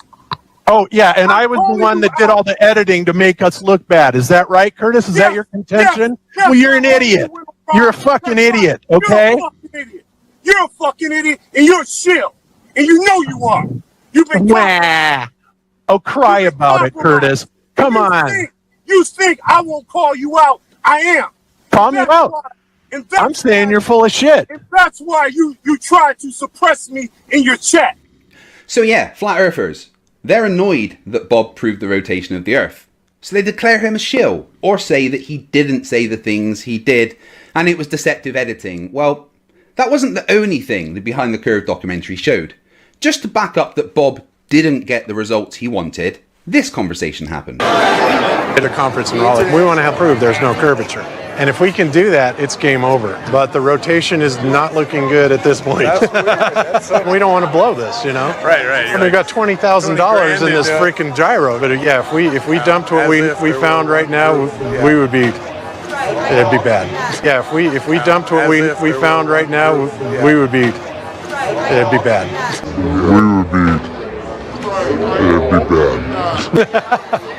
It would be bad. So what I just told you is confidential. Okay, I won't say it. But how could Bob still think that he was right? That even though the gyro registered adrift, he was still right? Well, this was his explanation. We obviously were not willing to accept that, and so we started looking for ways to disprove that it was actually registering the motion of the Earth, and that it in fact was registering the motion of the sky. So the next thing that we set out to do was to encase the fiber optic gyro in what's called a zero Gauss chamber to see if we could actually shield the energies being generated by the heaven. Heaven energies. Did you actually say heaven energies?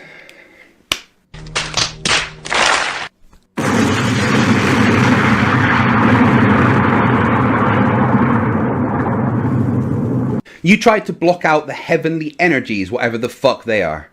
Well, how did that go for you? And we were unsuccessful with that, unfortunately. So, thanks Bob. Thanks so much for proving the Earth rotates. It's really helpful in my debates. But you don't understand what you measure, do you? Do you even understand a fibre optic gyroscope? Now, with all this evidence of Bob's based around the fibre optic gyro, you would think he understood the function of one, right? Wrong. No, not really.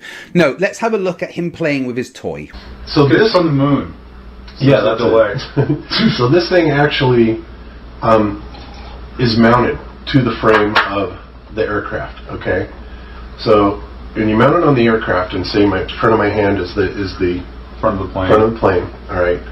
And you can see this thing right here, which what it is an attitude or an artificial horizon, is what it's called. And Bob is right, they do use them on planes for the artificial horizon, because they are extremely accurate. Like really, really accurate. Okay, and down here you have the very, very fine roll, pitch, and yaw. And you can see they're all moving, right? It's just sitting here, but they're all moving.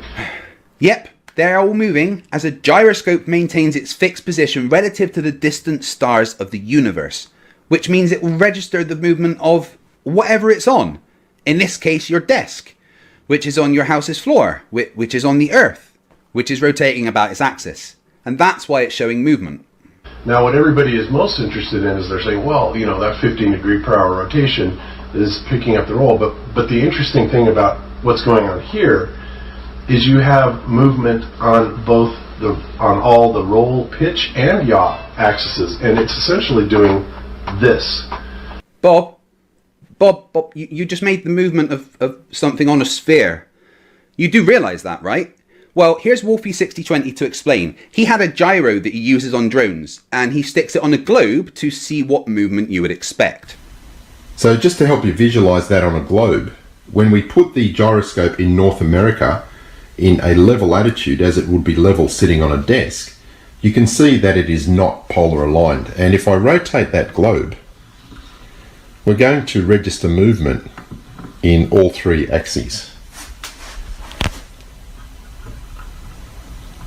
There you can see the drone is rolling, pitching and yawing simultaneously.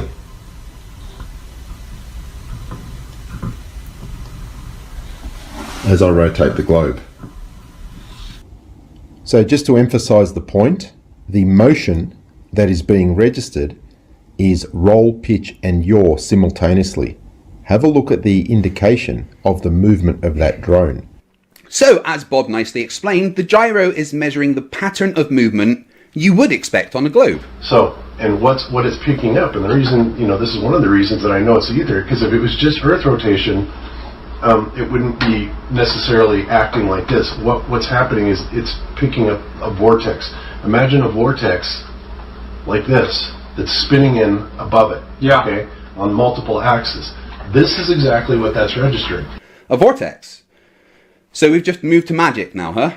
Is this the heaven energies that you're on about, Bob? I mean, you're basically just making shit up at this point. But on the course method, if I'm on an airplane and just say this is the airplane, let me reset this. If I nose down, right? So now I'm nosing down, and you can see it's dropping below the horizon. Yep. And if I pull back, it's going up. And now if I bank to the left, boom, it banks to the left, bank to the right, and then this white dot is the yaw. Yeah, Okay? I got you. The angle that you're trying. The So direction. there's yaw, there's pitch, and there's roll. Okay. So Bob just perfectly explained the function of the gyro there. Now, he understands it, how it works, sees it register a drift, but does that lead to the most obvious conclusion of the Earth is rotating? Let's find out. There's the three axes. And like I said, it's just sitting there right now doing nothing. And if I zero it out, you can see it start. And these are the values that it's picking up. So it's not that it's picking up motion, because I can set up my mechanical gyro and it doesn't drift at all. Nothing. I think it's important to realise that a mechanical gyroscope has friction to deal with. However, you can use a mechanical gyro compass to find true north and show the rotation of the Earth. Just check the link here. Yeah. But there is this ether, this luminiferous ether, that is in the form of a toroid that is rotating down constantly, and this is registering it. Yeah. It's that sensitive. And we know electromagnetic forces can move light. Just look at a Ferrel cell. Yeah. Like, you know, so this is not theory. The only theory is that the Earth's move, and we have no natural observed phenomenon of Earth rotation. So, Bob says it's aether, which was of course disproved by Michelson Morley and Airy's failure. And then in comes Nathan Thompson. Check the link there for his episode of Flerfs Are Idiots. And then spouts a load of big words he heard once that bear no relevance to a fibre optic gyro. It's just postulated that this could be proving Earth rotation. But if it was proving rotation of the Earth, wouldn't it have to also calculate around the sun movement? If it's... Oi, Nathan, you've had your episode. Leave some of the stupid for Bob. You want to measure the data of it going around the sun. Well, that's one rotation a year, which is 1/365th of a degree drift per day, or 1/8760th of a degree drift per hour. Well, that's the thing. People want to accept this based on the Sagnac effect that it uses. Yeah. But then they will reject the Michelson-Morley experiment, which instead of using an angular or a circular type of light phase detection, it uses a linear. Yeah, right? like LIGOs.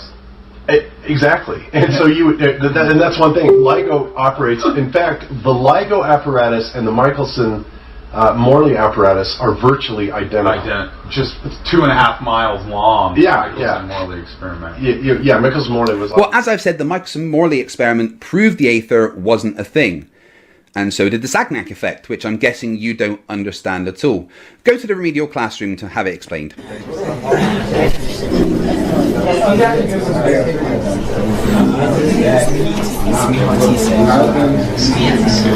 Okay, idiots and morons, time to shut up and pretend you're learning. I'm going to explain... What is it, Mr. Riley? You can't find your triangle calculator. I really don't care. Now, I'm going to explain... What is it, Mr. Truth? You miss Miss Steer. Well, trust me, she didn't know who you were. Now, we're going to learn how a fibre optic gyro works. So a fibre optic gyro has a coil of fibre, and when you input light, half the light goes clockwise and half goes anti-clockwise. If the gyro isn't moving, you're fine. But if the gyro rotates, one path the light travels along becomes shorter, and when the light recombines, you register an interference pattern. It's simple and conclusively proves the Earth spins. Now go away and leave me alone. Now, Bob hasn't only handily proved rotation. A 15 degree per hour drift. Yeah, thanks, Bob. He's also admitted that gravity is real. In fact, he had a nice argument with Jism about it. Check out the video by Team Skeptic for that. It's really funny. But let's listen to Bob admit gravity is real. But there is still something that is determining up from down. Okay? So I have talked about this many times about this being electrostatic force, and that gravity is actually an electrostatic phenomenon. So he thinks gravity is real, but it's electrostatic. Well, the main problem with that is that electrostatic is a repulsive and an attractive force. Gravity is only an attractive force. And also, this is an electrostatic voltmeter. It disagrees with your assumption. But the biggest thing that I want to say about this is this particular person, who talks about, the density and buoyancy and says that gravity is not a force. I'm sorry, but I have to disagree with that. And here's why. He's talking about Sleeping Warrior. So, Mr. Dumbfuck of the Year, even your old buddy Bob thinks that me and George Musser are correct and gravity is a force. I'm certainly not saying that gravity, first of all, is what they're claiming it to be, either Einsteinian or Newtonian. I certainly do not believe for 1 second that two masses, irrelevant of whatever they are, will have an attraction to each other any more than I think that a large massive object will bend space-time so that things fall into it.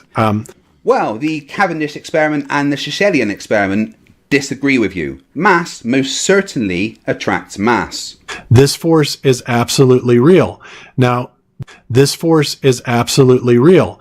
Now, this force is absolutely real. Now, and with that revelation, I've taken all the stupid I can for today. But before I go,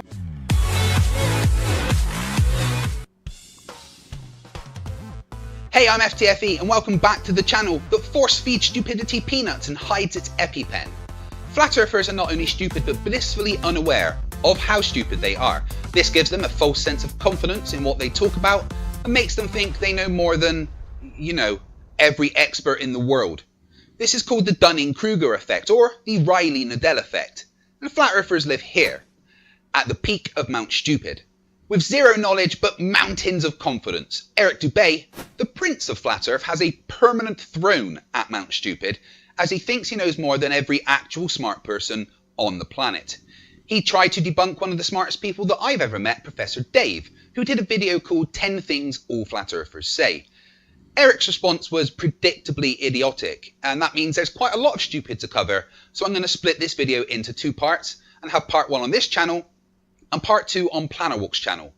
Eric Dubay, the Crown Prince of Dumb, makes a return for episode 46 of Flerfs Are Idiots. We're living on a disk, floating through space, with a tiny sun.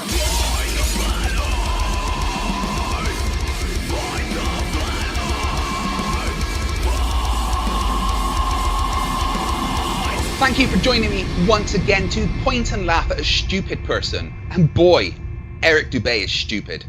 A yoga teacher with delusions of grandeur and delusions of having a brain.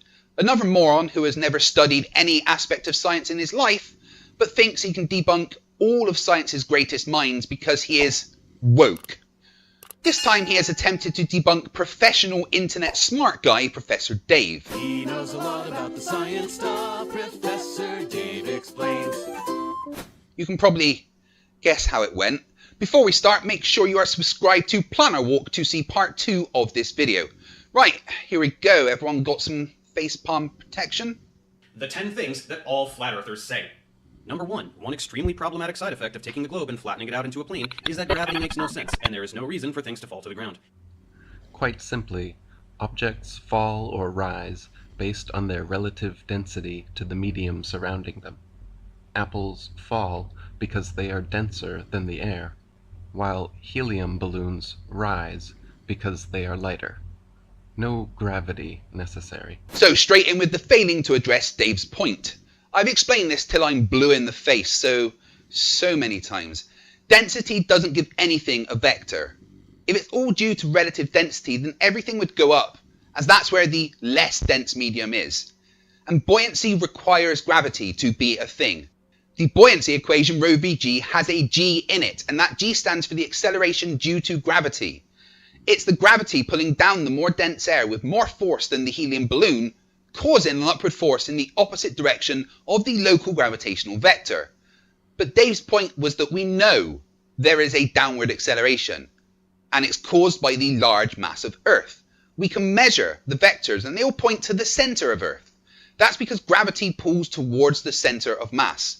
So if you lived in the middle of a disk, it would be relatively normal at the centre, but the further you go towards the outside, the more it would feel like you were going uphill, because more mass would be underneath and behind you instead of in front of you. We know gravity is a thing, and we know that it causes an acceleration between masses, and that kills the flat Earth. This is why raindrops fall down through the air, and air bubbles rise up through water.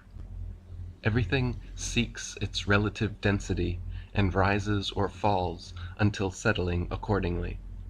This is why a tiny pebble sinks to the bottom of the ocean, but gigantic cruise ships and aircraft carriers stay afloat on the surface, because even though a pebble is so small, its mass relative to its volume, its density, is more than water, so it sinks.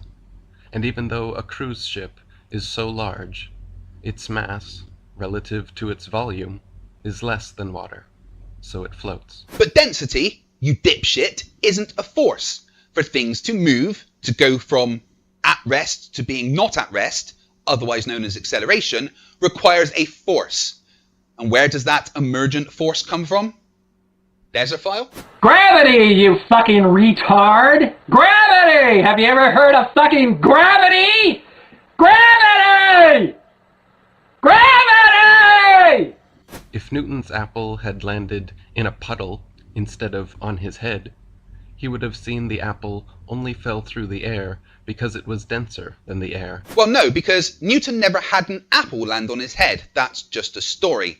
When Newton moved back to his childhood home, Woolsthorpe Manor, he was in the orchard there and witnessed an apple drop from a tree. There's absolutely no evidence to suggest the fruit actually landed on his head.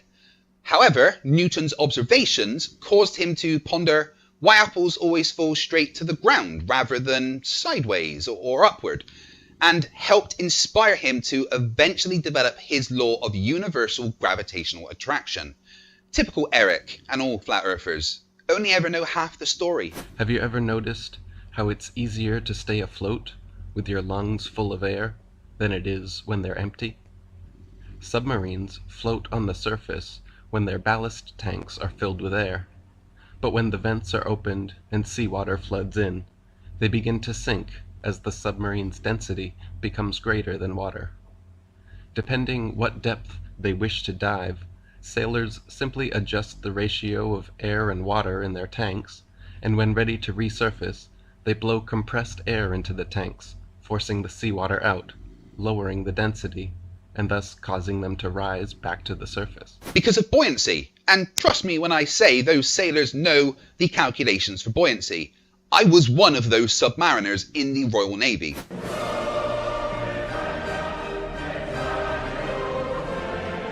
Nothing you say about relative density makes any sense. How do those objects know how to arrange themselves in a particular density gradient? Take this video from fellow debunker of Flat Earth Idiocy Miles Davis. Using Eric's logic of things will always fall towards the more dense medium, this little block of wood, which has pretty much equal air density all around it, will fall through the air that is less dense than the wood towards that solid concrete behind it to its place of rest. But when he lets go, it actually falls diagonally away. That's because it isn't density that causes the desire to go in a particular direction. That's gravity.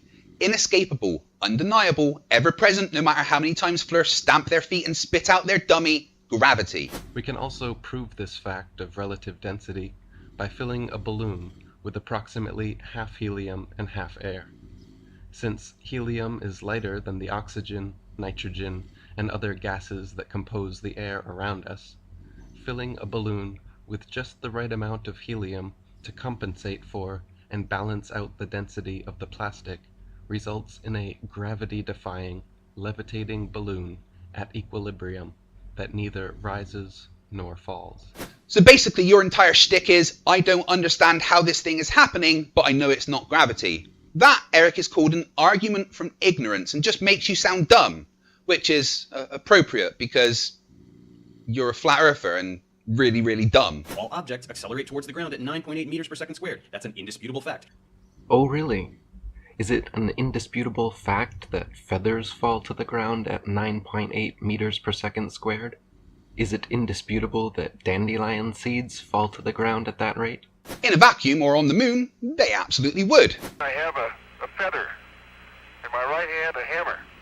And I guess one of the reasons we got here today was because of a gentleman named Galileo a long time ago who made a rather significant discovery about falling objects in gravity fields. And we thought that where would be a better place to confirm his findings than on the moon. And so we thought we'd try it here for you. The feather happens to be appropriately a falcon feather for our falcon. And I'll drop the two of them here, and hopefully they'll hit the ground at the same time. How about that? It proves that Mr. Galileo was correct in his findings. What you're missing, Eric, is the very basic understanding that there are other forces to take into account. A dandelion seed has so little mass that the gravitational force acting on it is very small. This means that a small force like a gentle breeze is able to overcome the small force due to gravity. But that acceleration acting downward never goes away. And if you did the maths, you would see that... Oh wait, you're a thick as fuck flat earther. Maths probably isn't your thing, is it? What about skydivers with an open parachute? What if we're falling through water? The rate at which things fall has everything to do with the relative densities between the object and medium, and has nothing to do with the fictional pulling force of gravity. Nope, because without gravity, there is no up and down. Gravity defines the vector for things to accelerate. A parachute opening, air resistance over a large surface area creates a force. Falling through water, buoyancy happens because of gravity. Nothing fictional about gravity in the slightest. It's an observable fact. Nor does the rate or manner in which objects fall have any bearing whatsoever on the shape of the Earth. But this type of sophistry is the kind of tacky glue that holds the whole heliocentric model together. Surprise! Eric is wrong again. Our observations of gravity show that it pulls equally from all sides towards a centre of mass. This will make any object massive enough form into a sphere, because only in a sphere will the net sum of pulling forces equal to zero. It is also an indisputable fact that any acceleration requires a force to produce it. This is how cars drive, planes fly, people walk, cats jump. It's how literally all motion works. Most of you address this problem by simply listing two words, density and buoyancy. Well, I hate to break it to you guys, but these are not forces. Forces are vectors. They have a magnitude, which means a numerical amount, and a direction, which means they have to point somewhere. Density is simply mass per unit volume, or how much matter sits in a particular space. It doesn't point anywhere. And buoyancy is simply a measurement of an object's tendency to float. You say that objects fall down because they are more dense than the air below them. Why down? Why not up? Or sideways? When you let go of a ball, there is air all around it. How does it know to fall down? Also, objects fall down when they're in a vacuum, which means there is no air below them. What's happening there? I could similarly ask you, if gravity is real and responsible for keeping all the world's buildings, oceans, and people stuck to the ground, then why does it have no effect on pulling down a simple children's balloon? Are helium balloons magical anti-gravity devices? I mean, he just told you it's because of buoyancy. How does the balloon know which way to float? How does the balloon know there is a more dense medium around it to go up? It's because of gravity. Gravity is what gives things direction. You're just going to ignore everything he says and keep spouting Flerf crap like it means anything, aren't you, Eric? Eric Dubé, you're dumb as fuck. No. We live in a density gradient, and since the combination of plastic and helium present in the balloon is less dense than the nitrogen, oxygen, carbon, and other elements in the air around it, it rises. Likewise, if I release the helium and then blow up the balloon again, the magical anti-gravity properties disappear because now it is denser than the air around it. But wait, I thought Professor Dave... He's not really a professor. Well, actually, according to the Merriam-Webster dictionary, a professor is someone who is a teacher at a university, college, or sometimes secondary school. And in Professor Dave's video, Am I Really a Professor?, he goes through his teaching experience. He is a professor, and you're wrong again. I thought Not a Professor Dave said that it's an indisputable fact that all objects fall to the ground at 9.8 meters per second squared. Why doesn't a balloon filled with carbon dioxide fall at this indisputable rate? Gravity is clearly racist against balloons, feathers, and other objects with relative densities near that of the medium surrounding them. Excuse me, the fuck did you just say? Did you just say that gravity is racist? What the actual fuck? I mean, they're stupid. There's really fucking dumb. And then there's you, Eric. So again, to answer your question, objects are not tending towards the Earth. They are tending towards their density equilibrium. The least dense gases rise highest, while the most dense solids fall lowest. Why, Eric? Why? What tells the object it needs to rise or fall? What about an object in the middle of a vacuum chamber? How does it know which way is more or less dense? According to your own logic, Eric, with how dense you are, you should sink to the bottom of the disk. Look out for elephants. Here on Earth, so much solid matter has piled up in the dense direction that we actually have a platform to walk upon. But we are not yet at our density equilibrium, so we are constantly pushing downwards. Just as a helium balloon that rises and hits a ceiling has not yet reached its density equilibrium, and so it constantly pushes upwards on the ceiling. And as density isn't a force, you have no explanation for either of them.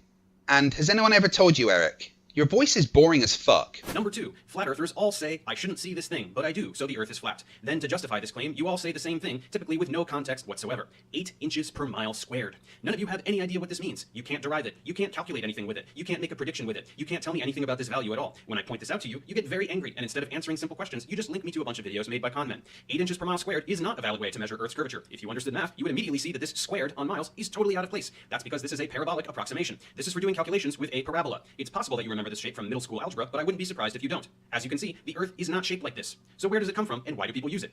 To begin with, the curvature formulas and curvature calculators that exist for the globe model were created by you globe Earth proponents, not us flat earthers. We are simply using the figures and formulas you yourselves claim as representing reality, and proving through easily observable, demonstrable, repeatable results that the alleged curvature does not exist. Well, Eric, I hate to burst your bubble, but the 8 inches per mile squared thing actually came from a Flerf. The OG Flerf, actually, Samuel Rowbotham. He saw this parabolic equation in a surveyor's manual under the title Leveling. Planar surveyors use it as an approximation for small-scale measurements, but Rowbotham took it and ran with it, told everyone that we are supposed to be able to see a curve of 8 inches per mile squared, and here we are today with all you little flat earth sheep bleating, where's the 8 inches per mile squared, bah, like it means something. The correct equation for calculating the physical curve is h equals r times 1 minus cos a. And that is accurate for any distance on Earth, but of course it doesn't take into account the fact that we have an atmosphere, which can distort the view of everything due to refraction. Non-Professor Dave tries to belittle flat earthers for using the parabolic 8 inches per mile squared approximation, but then refuses to mention the fact that this formula gives the same results as the more complicated trigonometrical formula for up to 300 miles. Which is far longer than anyone needs for practical curvature observations. No, it doesn't give the same result. It gives an approximation and gets progressively less accurate the further you go. The fact that observers at sea level on clear days can see islands, buildings, and mountains, often over 50 to 100 miles away, completely destroys the assertion that we live on a ball 25,000 miles in circumference. No, it doesn't, Eric. Just go to the remedial classroom.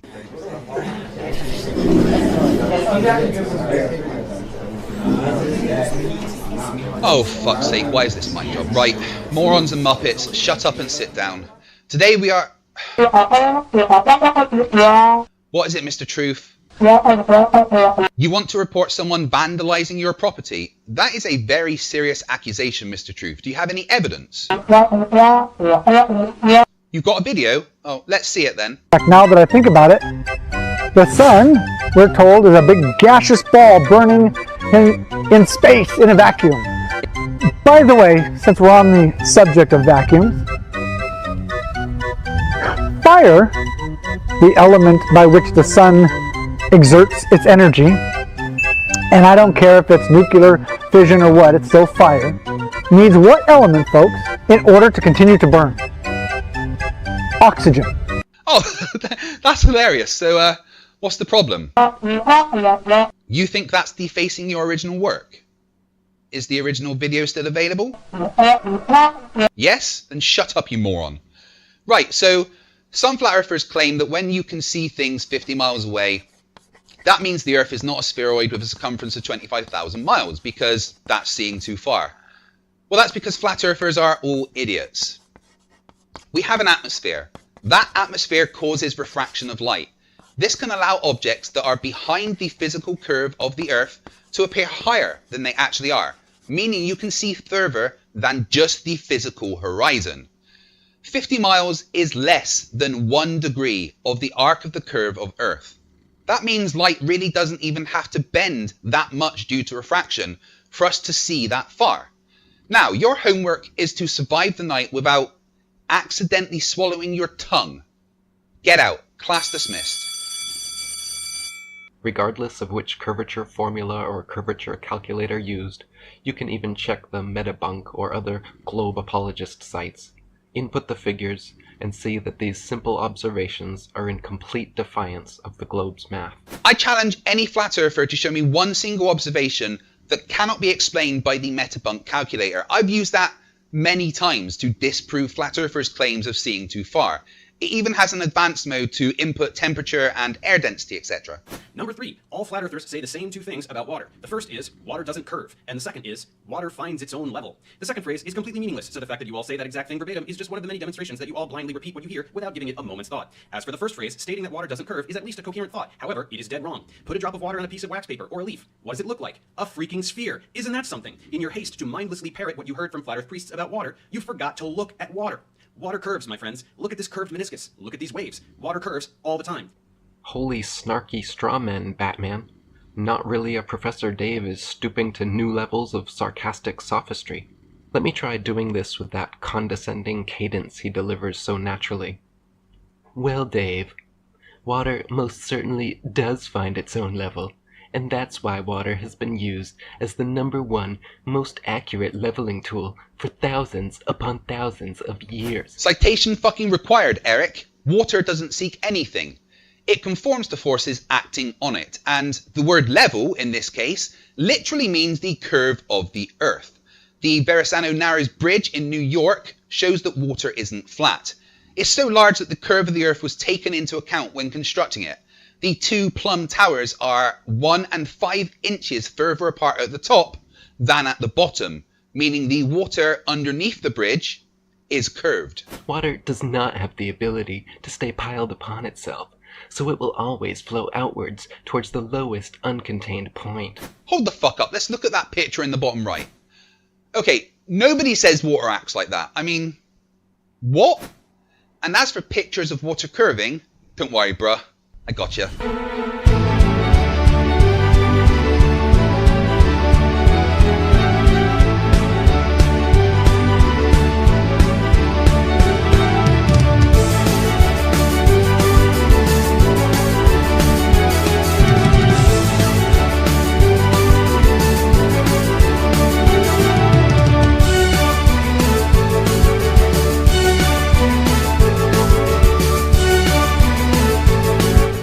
Once contained, the surface of undisturbed water will always remain level, with no deviation in elevation from one point to any other. Of course there won't be a deviation in elevation.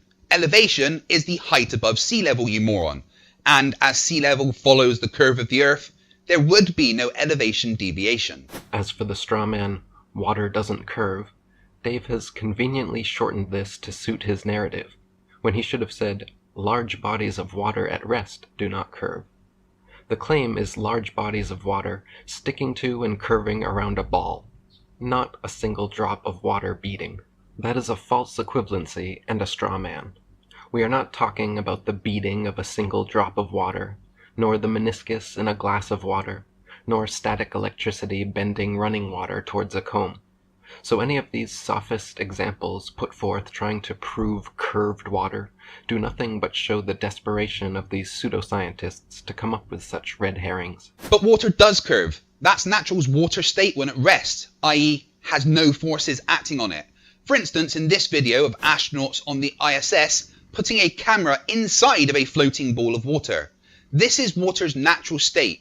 Due to the fact the ISS is in freefall towards Earth, the net gravitational force is 0. So when there is 0 forces acting on water, it's a ball.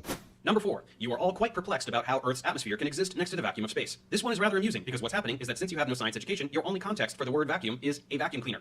And again, because you have no science education, none of you understand how a vacuum cleaner works, which is a problem because you seem to think that outer space is a vacuum cleaner. Let's take a moment and clear this up. A vacuum is any region where there is no stuff. Here, there is stuff, like air. In space, there is no stuff, or at least very, very close to no stuff. Space is essentially empty. That's a vacuum. It is not a thing that sucks. Vacuums don't suck. Everyone say it with me together. Vacuums don't suck. Thanks so much for educating us on the subtle nuances and intricacies of how sucking works, Dave. I'm sure we all agree you are uniquely well qualified for explaining this subject. Unfortunately, though, your sucky straw man explanation still has not provided demonstrable proof of how a positive pressure system like Earth's atmosphere can exist adjacent to a negative pressure system like space without a solid barrier between the two. Anytime two opposing pressure systems come together without some solid membrane separating them, an equilibrium is quickly achieved. Nobody except Dave is saying space should suck Earth's atmosphere like a vacuum cleaner. We are saying, show us a demonstration of two opposing pressure systems without any solid barrier between them that do not equilibrate. If you cannot demonstrate this, but wish to claim this only happens at a scale too large for you to recreate, that is wishful thinking, not science. Oh, Eric, guess you're a bit out of touch, huh? You're not going to like this because I debunked that claim a while ago. This is the inside of a tokamak nuclear fusion reactor. It's a vacuum chamber of 10 to the negative 11 torr. That band of blue you see is a high pressure area of ionized gas. As you can see, there is no physical barrier between the two and it is not equalizing. In this case, it's some clever electrical and magnetic forces. In the case of our atmosphere, it's gravity. Good old reliable gravity, killing the flat earth delusion every day. And with that, that's all the stupid that I can take for right now. Part 2 of this video will be on Planetwalk's channel, so make sure you head over there to see the rest. But just before I go,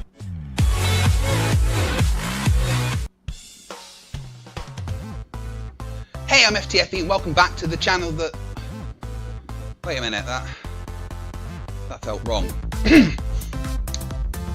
Hey, I'm FTFE and welcome back to the channel that does... No, that still didn't feel quite right. What's going on here? Hey, I'm FTF... Oh. Hey, I'm... Oh, what the hell? Hey, oh... Hoi hoi! I didn't mean to say that. I do feel better though. I better get this over. I don't want to hang around on this channel too long. Could you imagine being Planetwalk, an actual hobbit?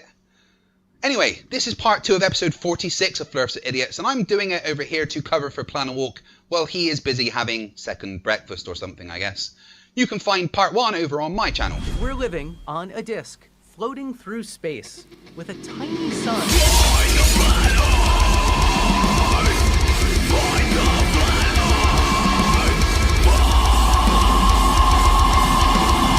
Thanks for joining me as we continue our journey through the mind of Eric Dubay. Please don't make me go back in there, it's empty and dark. Alright, let's get to it. One of your favorite little gotcha challenges is to request that we demonstrate how water can stick to a ball spinning at 1,000 miles per hour. The implication is that water and everything else should fly off of it, like a child getting thrown from a merry-go-round. Well, it's very cute that you get overwhelmed by numbers with 4 digits in them, but in actuality, the Earth spins once per day. One time in 24 hours. Get on a merry-go-round and have someone push you one time around over 24 hours. Not a very thrilling ride, is it? The issue is that the Earth is really, really big. So if instead of using rotational velocity to describe a rotating body, like a normal person, you try to use linear tangential velocity, you're going to get a pretty big number. But to be honest, it's still not really that big. It seems you're the one getting overwhelmed by your own globe figures, Dave. The alleged speed at which your tilting, wobbling, spinning space testicle Earth is actually supposed to rotate at the equator is 1,039 miles per hour. No, it's not rotating at 1,039 miles per hour. As you did with the earlier points Dave made, you've completely ignored what he said. You do not measure rotation in miles per hour. You use an angular velocity, or revolutions per minute. Its angular velocity at every point on the globe is 15 degrees per hour, and its RPM is 0.000694. Tangential velocity is not the same as angular velocity, you muppet. We are all well aware that this means 1 rotation per day, but thanks for continuing to speak to your audience like illiterate, petulant children and pretending we cannot understand such basic concepts. Well, actually, he's talking to you flat earth morons, whose IQ can be measured on a scale of 1 to 10, not his usual audience. His normal audience are used to learning about organic chemistry and the warping of space-time. You flat earthers are illiterate, petulant children incapable of understanding such concepts. Furthermore, this little water doesn't stick to a ball challenge is the strawiest straw man that was ever made of straw. The Earth is huge. It generates an enormous gravitational field. That's why everything sticks to it. A ball is very tiny. It does not generate an enormous gravitational field, so things don't stick to it. So again, just like your last point, you cannot demonstrate water curving around and sticking to a ball, but wish to claim it only happens on a scale too large for you to recreate. That is no different from me claiming that unicorns exist, and when asked to show a single example of one, I cannot, but instead I say, unicorns do too exist, but they are macrocosmic invisible unicorns that cannot be observed. Invisible macrocosmic unicorns may exist in Dave's fantasy delusions, but if he cannot show a single demonstrable evidential example, it is by definition not scientific. What you just said is one of the most insanely idiotic things I have ever heard. At no point in your rambling, incoherent response were you even close to anything that could be considered a rational thought. Everyone in this room is now dumber for having listened to it. I award you no points, and may God have mercy on your soul.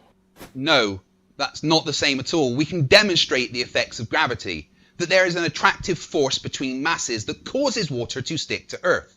The Cavendish experiment, which is repeated in universities all the time by first-year physics students, demonstrates that attractive force exists in the magnitude we say it does. However, the only evidence for unicorns is that for some reason they are the national animal of Scotland. No, I'm not kidding. Go and look it up. Number 6. Lots of you say that moonlight is cold. This is astonishing for a number of reasons. The first is that it is not related to any claim you could possibly be making in order to argue for a flat Earth. But the second, and much more important detail, is that it is the perfect demonstration of the fact that you have no clue how science works. Some flat Earth priest measured the temperature under the moonlight and then again under something providing shade. Wow, moonlight makes it colder. But does it? Shouldn't you add some element of control to your experiment? What's a control, you ask? You see, your measurement isn't evidence of anything. You now have to repeat the experiment when there is no moonlight to make sure that the moonlight was indeed the cause of the discrepancy in temperature. This is something you should have learned in middle school, but don't worry, I'll finish the experiment for you. Take the measurements again on a night with a new moon so that there is no moonlight. Look at that. You'll get the same result. So the moonlight absolutely wasn't the reason for the discrepancy in temperature. There are countless videos proving moonlight to be colder than moonshade, including peer-reviewed published experiments like in the Lancet journal. Yeah, I can't find a single peer-reviewed science experiment that says the moonlight is cold. I honestly can't believe that this is still a thing flat earthers go on about. Can perform their own research on this topic, but I have to point out the obvious flaw Dave seems to have overlooked while he was so busy talking down to his audience. Dave assumes we don't know what a control is and insists that doing the experiment on different days during different phases of the moon will give different temperatures. Yes, Dave, of course it will, because it's a different day. Control experiments must be done simultaneously for them to be able to control for anything. That's not how that works at all. How do you know it's the moonlight causing the cooling effect if you don't do it when the moon isn't there or in different phases? You just proved you don't know what a control is with that very sentence, you fucking idiot. Now, look at this experiment by Where's Wally. He built a temperature sensor array and placed it in the moon's shade as the moonlight swept over it during the night. These sensors noted no substantial change in temperature because moonlight isn't cold. Redoing the experiment under different conditions on a different day is anything but a control. Regardless, the experiment has been done countless times by different people with the same results. Moonlight, especially during the full moon, is colder than moonshade. No, it fucking isn't. Eric, once again, please go to the remedial classroom.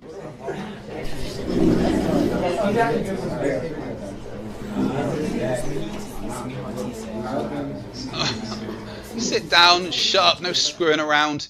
This is detention, and apparently I pulled the short straw.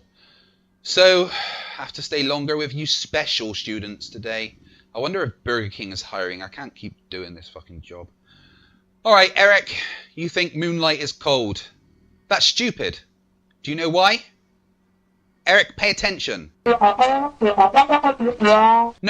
I don't care that this is when you would normally be doing your yoga. Put that hemp yoga mat away and focus. What you are talking about, moonlight being cold, is a phenomenon called radiative cooling. During the day, when the Earth is facing the sun, it receives energy. When it's night, the Earth is facing the cold emptiness of space and it radiates that energy back out. Now, if you are in a shaded area at night, or in the moon shade, as you would put it, that heat is stopped from escaping, because there is something in the way causing shade. However, if you have an open sky, or in the moonlight, then there is nothing blocking that heat from escaping, meaning the temperature would be lower in the moonlight than in the moon shade, but not because the moon emits cold light. That's fucking stupid, and it violates the second law of thermodynamics. Now, I don't want to be here any longer, so I'm gonna let you leave early. Don't tell anyone, and I won't. Go on, get out. Right, is he gone? Where's the fucking whiskey? Oh, God, there it is. You did get one thing right, though, and that is that this, once again, has nothing to do with Flat Earth. It's funny how desperate you are to come up with 10 things all Flat Earthers supposedly say, yet several of your examples are just random red herrings that have nothing to do with the shape of the Earth. No, it's still dumb shit that you say. Number 7. Many of you say some unintelligible nonsense about water flowing uphill, or that on the globe model some rivers flow uphill. This one is so stupid that I genuinely can't believe any human could fall for it. You'll look at a globe and say that a river flows this way and that this is somehow uphill, because you seem to think that up on the screen is some kind of universal up in space. Listen up, there is no up and down in space. This is not up, this is not down. To believe so would be as dumb as thinking that on Earth, whichever way you happen to be facing is north.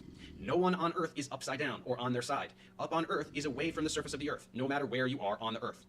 Here, in yet another example of globe earthers trying to make common sense sound like nonsense, we hear that up is not up and down is not down. People live stuck all around a ball Earth, but nobody is sideways or upside down. Another argument from Ignorance Eric. That should be your new name, Ignorance Eric. Globe believers hate thinking about people being sideways or upside down on their silly ball, so they just claim there is no such thing as up or down to calm their fevered brains. But regardless of their internal mind games, their ball model has people stuck at any and all of 360-degree inclinations around the thing, which means people would by necessity be walking around sideways and upside down relative to one another. Relative to one another, yes, but that's the thing. Up and down is relative. On Earth, down is towards the centre of gravity and up is away from the centre of gravity.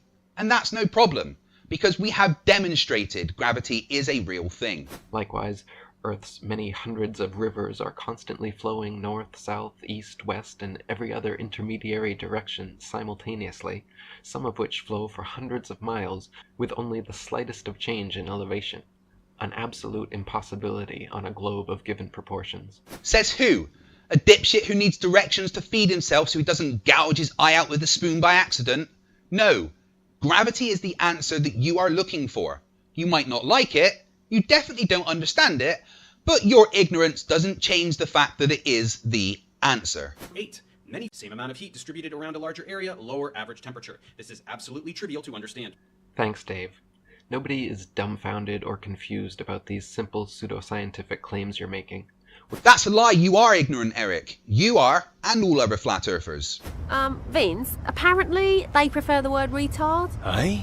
Oh, how very quaint. And I bet you're going to show how dumbfounded you are in the next few painfully slow sentences out of your stupid face. We're simply presenting the inconsistencies of your model to you in question form because we're used to thinking for ourselves and allowing others to think for themselves, rather than condescendingly talking down to everyone from a pedestal like you're some infallible superior being armed with objective truth. The question is simple.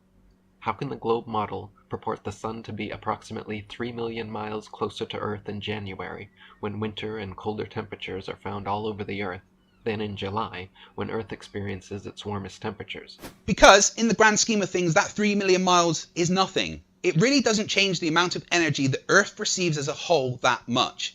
It's not my fault that you can't understand this, and all other things that involve maths. Dave claims due to the ball Earth's tilt, different places receive different amounts of direct sunlight, and that is what produces the seasonal and temperature changes. It is! And how are you going to fuck that simple fact up? This makes no sense, however, because if the sun's heat travels over 90 million miles to reach the ball Earth, how could a slight tilt, a mere few thousand miles maximum, negate the sun's 90 million mile journey, giving us simultaneous tropical summers and Antarctic winters?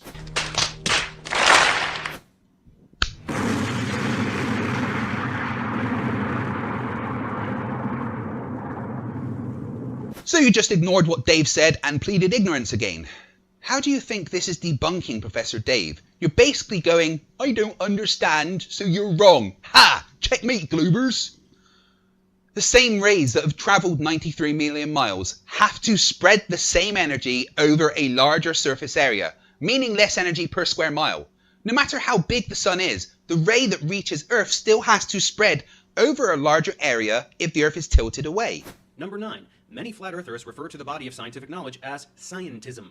This is meant to be derogatory, implying that science is a religion. I'm very sorry, but saying this just demonstrates that you know nothing about science and probably didn't pass a single science class in high school. Science students are not told what to believe. They are shown how to perform experiments.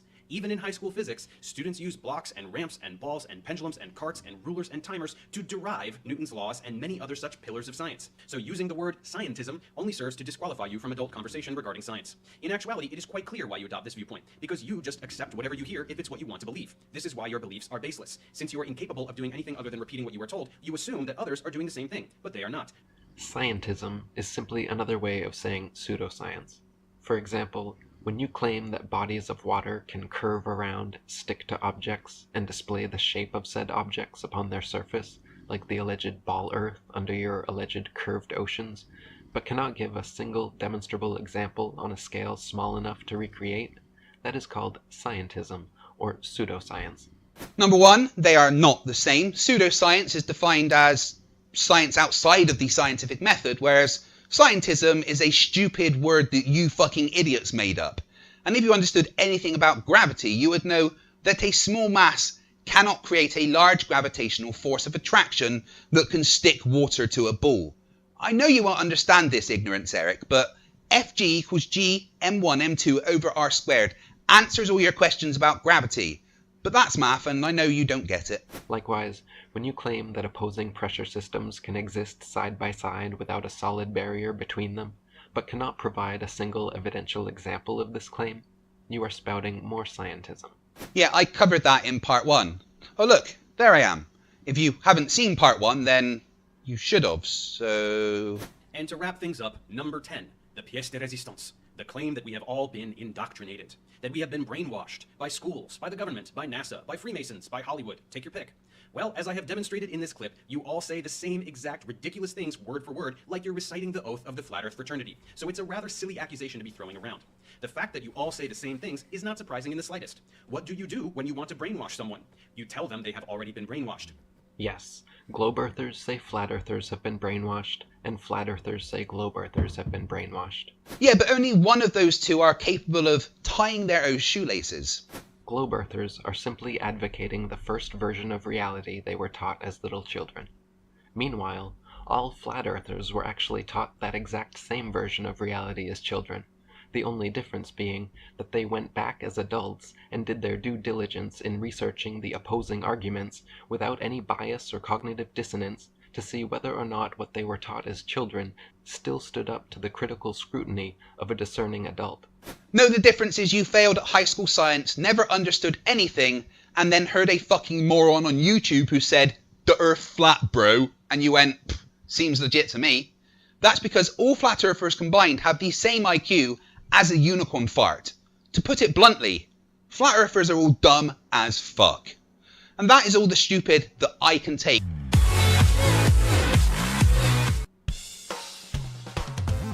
Hey, I'm FTFE and welcome back to the channel that cuts the brake lines on stupidity's car.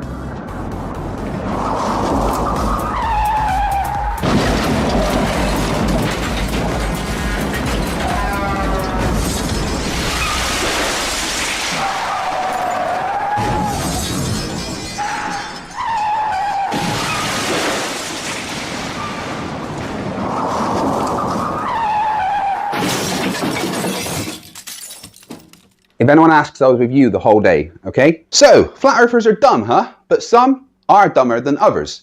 Some just think the Earth is flat because the Bible says so. Then there's the ones that think NASA are stealing your money to hide the shape of the Earth. Then there are the ones that think science is on their side and we are the stupid ones. Then they're the ones that think the moon was dug out of the Grand Canyon by giants, melted into quartz and filled with helium. No, I'm not kidding. That it's made out of, say, something that came from Earth, which I suggest the giants mined from what we now call the Grand Canyon. That's where they got the raw minerals to do it. And when you melt stuff into making glass and glass baubles, as it cools, you get bubbles coming across it. But then there's Nathan Thompson. Welcome to the story of the dumbest person on Earth for episode 40 of Flerfs Are Idiots. We're living on a disk, floating through space, with a tiny sun.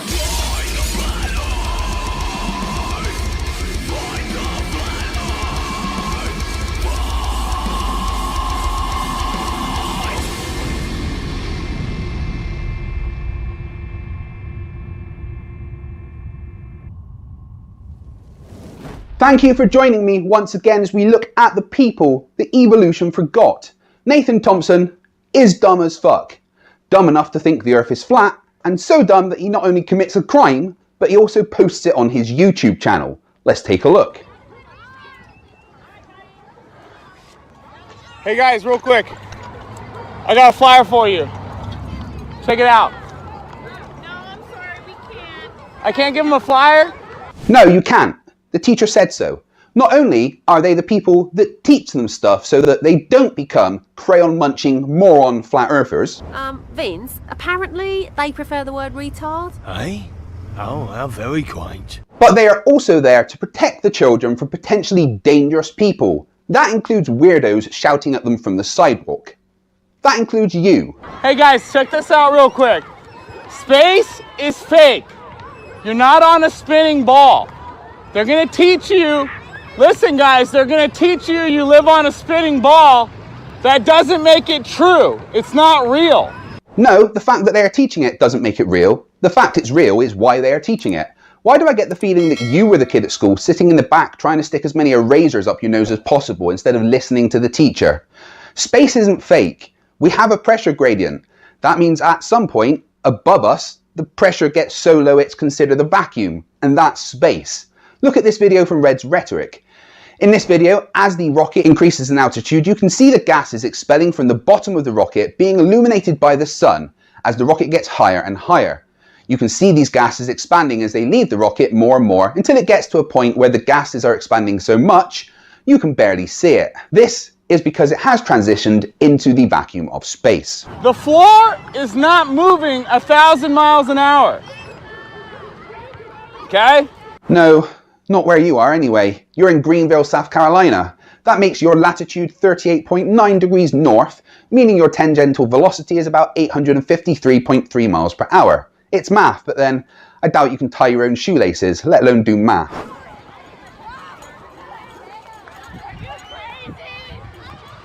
Did you hear that? Let's listen again. Give that kid a medal. Yes, awesome child, he is crazy. Yes. Yo guys, let me give you a flyer real quick. Here. I love you. Number one, no one wants your waste of paper flyers, and number two, going around telling random children you love them is a really creepy thing to do. Come take a flyer.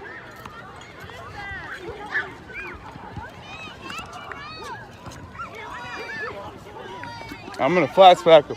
Look, you smug-faced asshole, you've been told no. No one wants your diatribe of scientific illiteracy, or flat-smacking, as you call it.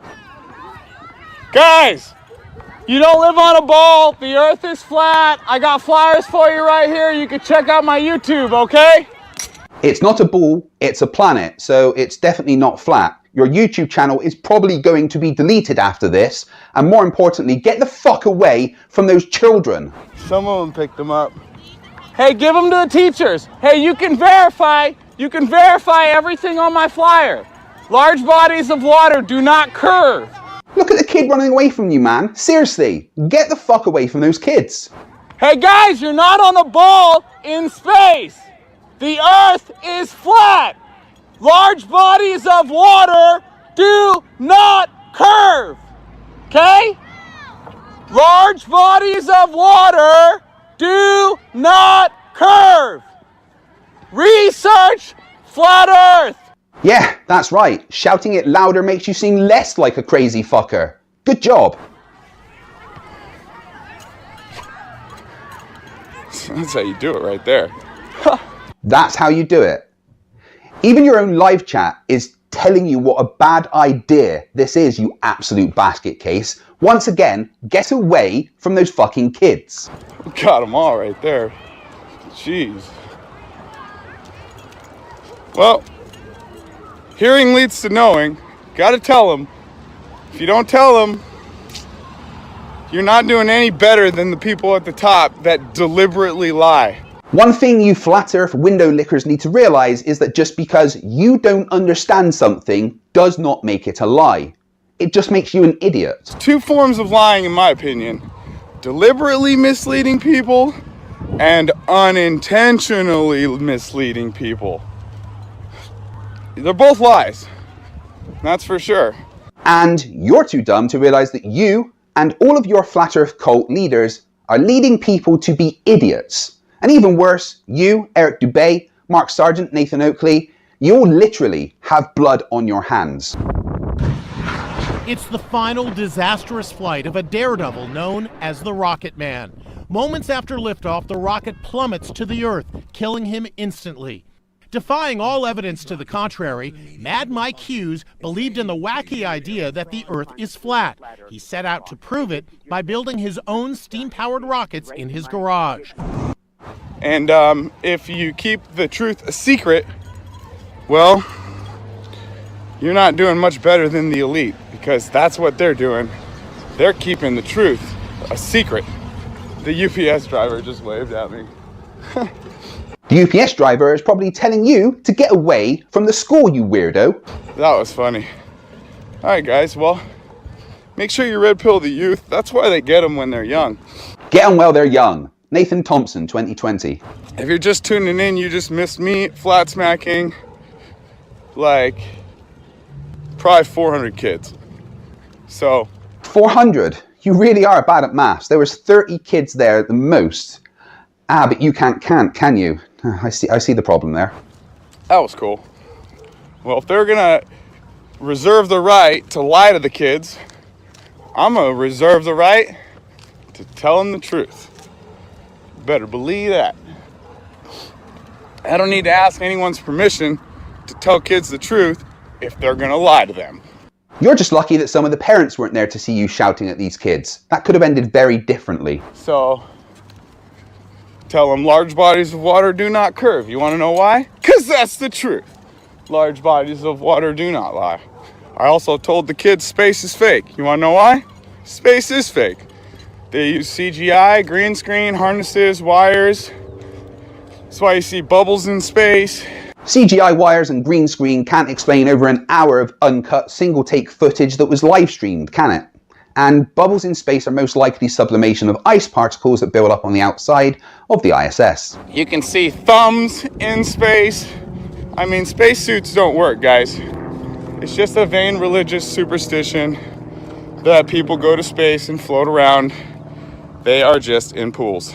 The argument of astronauts being in pools and not in space is easily debunked by the fact that when the water and the glass of the helmets meet, it creates a refractive index that actually makes the astronauts' heads inside of the helmet look smaller, like this. 100%. Gio, let's go, big guy. Let's go. I got a big old long leash. I could just leave Gio over here. All right. So, I've been wanting to flat smack this school for a while. You know what? I might come back when they get out of school and they're all waiting for the bus and walking home and stuff, because I just feel called. Yeah, that sounds like a great idea. Hang around at school at closing time and flat smack children. Are you fucking mentally deficient or something? Seriously, what the fuck is wrong with you? Maybe I'll go live in an hour again. Gio, what are you going poops here, Gio? All right, well, was not expecting that. Gio goes poo everywhere at the house. Oh, and you're one of those assholes that doesn't pick up after his dog. You don't deserve the friendship that dogs give you. Important information! I really appreciate you stopping. Are you just randomly waving at cars now? Good way to get run over. I mean, I'm not saying stop. You know anyone who's ever told you the earth is flat? No, I'm sure government's lying about a lot of stuff. You know, and they're faking space and lying to the kids. You got a Bible right here? You read your Bible? God created a firmament, put the stars, the sun, the moon in the firmament for signs and seasons. That's not what they're teaching these kids right here. They're teaching that we're blasting through space on a ball, and God never said that. And I love you, bro. I appreciate you stopping, okay? Take care, my man. That guy was laughing at you. We are all laughing at you. All of the time. Because you're a fucking idiot. Got another one. Another one bites the dust. Another one bites the dust. Another one down, another one down. Another one bites the dust. Then, oh, I think there's a dog back there running around. This could get interesting. I got my pepper spray. So, I've actually been waiting for a dog to try me. Sorry, did I hear that right? You're gonna pepper spray a dog? What the actual fuck is wrong with you? Seriously? Oh, I got some people up here. Oh, I got some people up here. Come on, Gio, let's go. Ladies! Ladies, real quick! Could I chat with you? They like ran away. Of course they ran away. A fucking crazy person who was just harassing a bunch of school kids is running towards them. You look like you've just escaped from a local home with padded walls. I think they were scared of my dog. But you know what? I'm gonna get their car. You best believe it.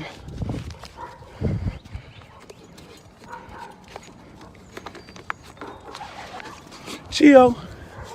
Come here, Gio. Come here. Right on the windshield wiper. I'm getting all tangled up over here.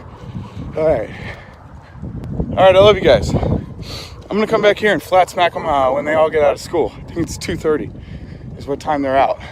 I wonder what'll happen if you do that. Oh, I know. You'll get arrested.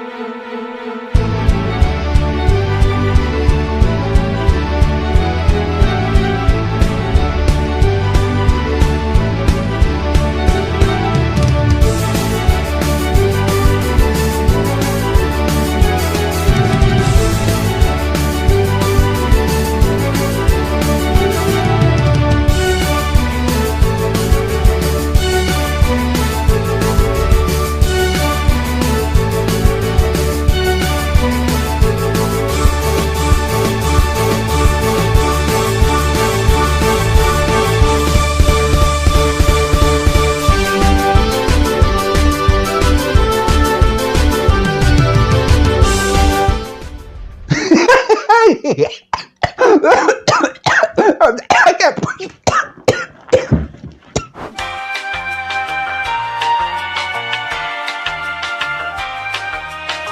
Sorry about that. Yeah, so Nathan Thompson got arrested for harassing kids at a school. From what I gather, he was released on a $260 bond and has a court date on March the 31st for disorderly conduct. Here's hoping he tries to flat smack the judge and ends up getting hit with contempt of court as well. Because honestly, prison is the best place for him. What a fucking bellend he is, shouting at kids. Honestly, that's the dumbest thing I've ever seen on YouTube. Well done, Nathan. You've just become the king of the stupid. Seriously, that is all the stupid that I can take for today. But before I go... Hey, I'm FTFE and welcome back to the channel that does to stupidity what Thor did to Thanos. Perhaps I treated you too harshly.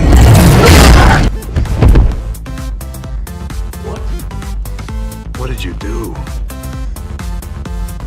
Oh, for the head. Today's subject of stupidity is someone who holds the record for the number of Flerfs Are Idiots episodes directed towards them, because they honestly say more dumb things than anybody else on the entire planet. There was episode 6, where he didn't understand how cameras worked and mistook a tree for a building. Episode 19, where he thought that eggs were magic. Episode 42, where he thought moonlight defied the second law of thermodynamics. Episode 43, where he thought that you could just turn off gravity. Episode 34, where he thought the Titanic sinking was a scientific experiment. Episode 35, where he nominated himself for Dumb Fuck of the Year 2019. Episode 45, where he failed to debunk a physics teacher, you know, because he's dumb as fuck. And episode 51, where he got really confused by some more eggs. Yeah, I'm sorry. It's Sleeping Warrior. He spewed some more stupid onto the internet, and we're going to point and laugh at his complete ineptitude for episode 53 of Flerfs Are Idiots.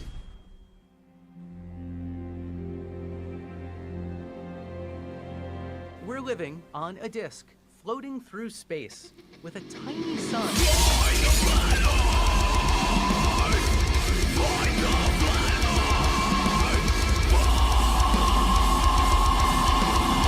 Thanks for joining me once again as we learn what happens when the brain fails to develop in the womb but somehow a child is still born.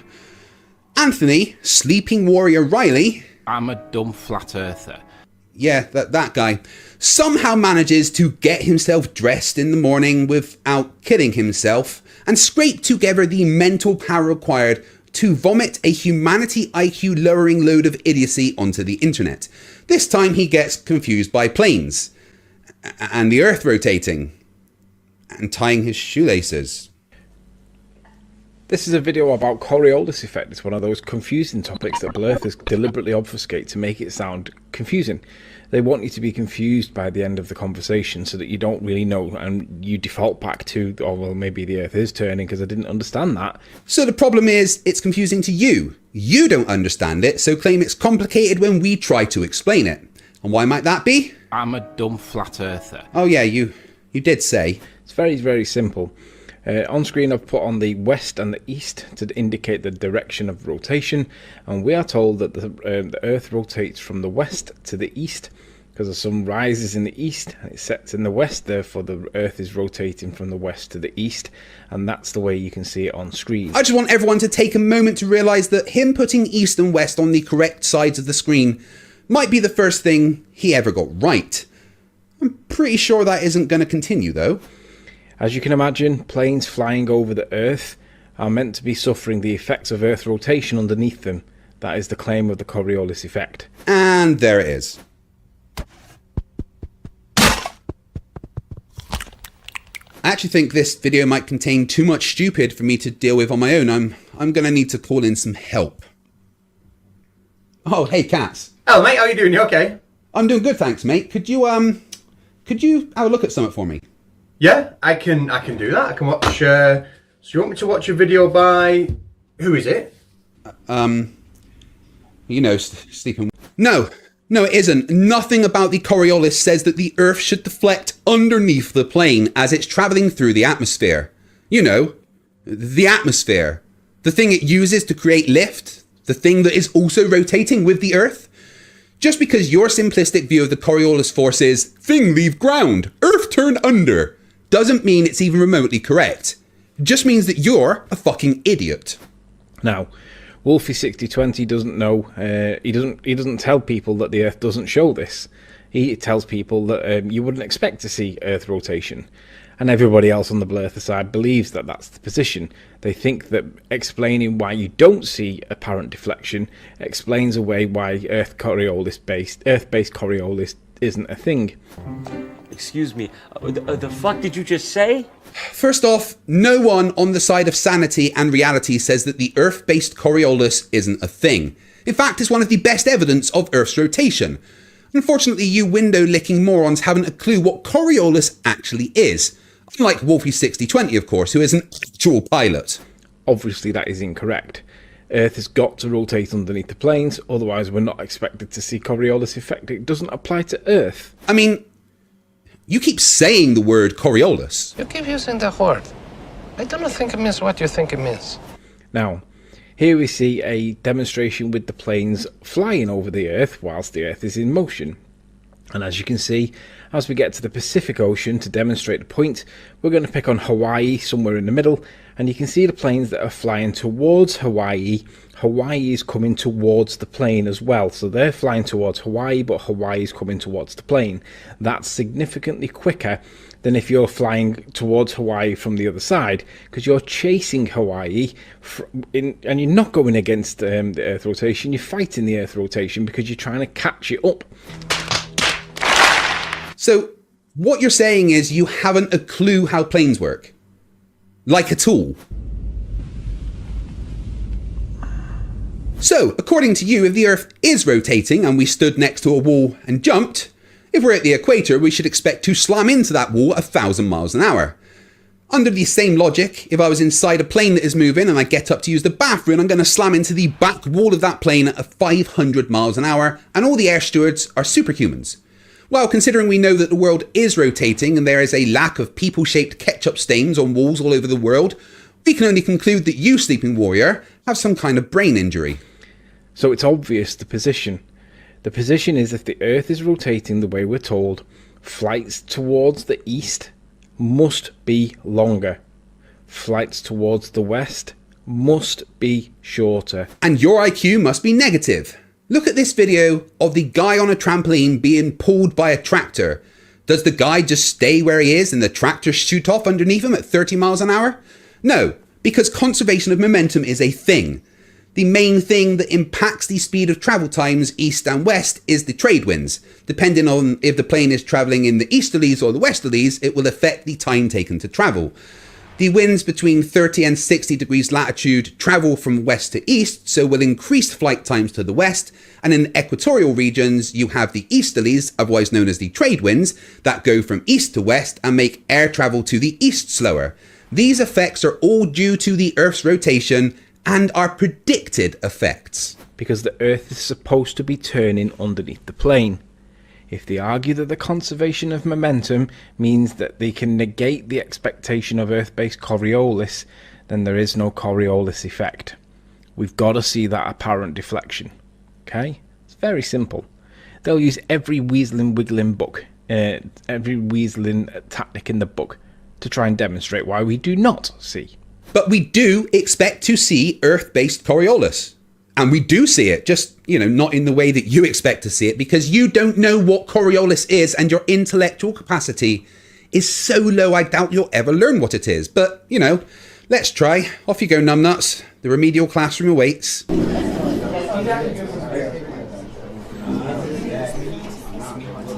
Okay, everyone, sit down and stop talking. In fact, I would really like it if none of you ever talk to...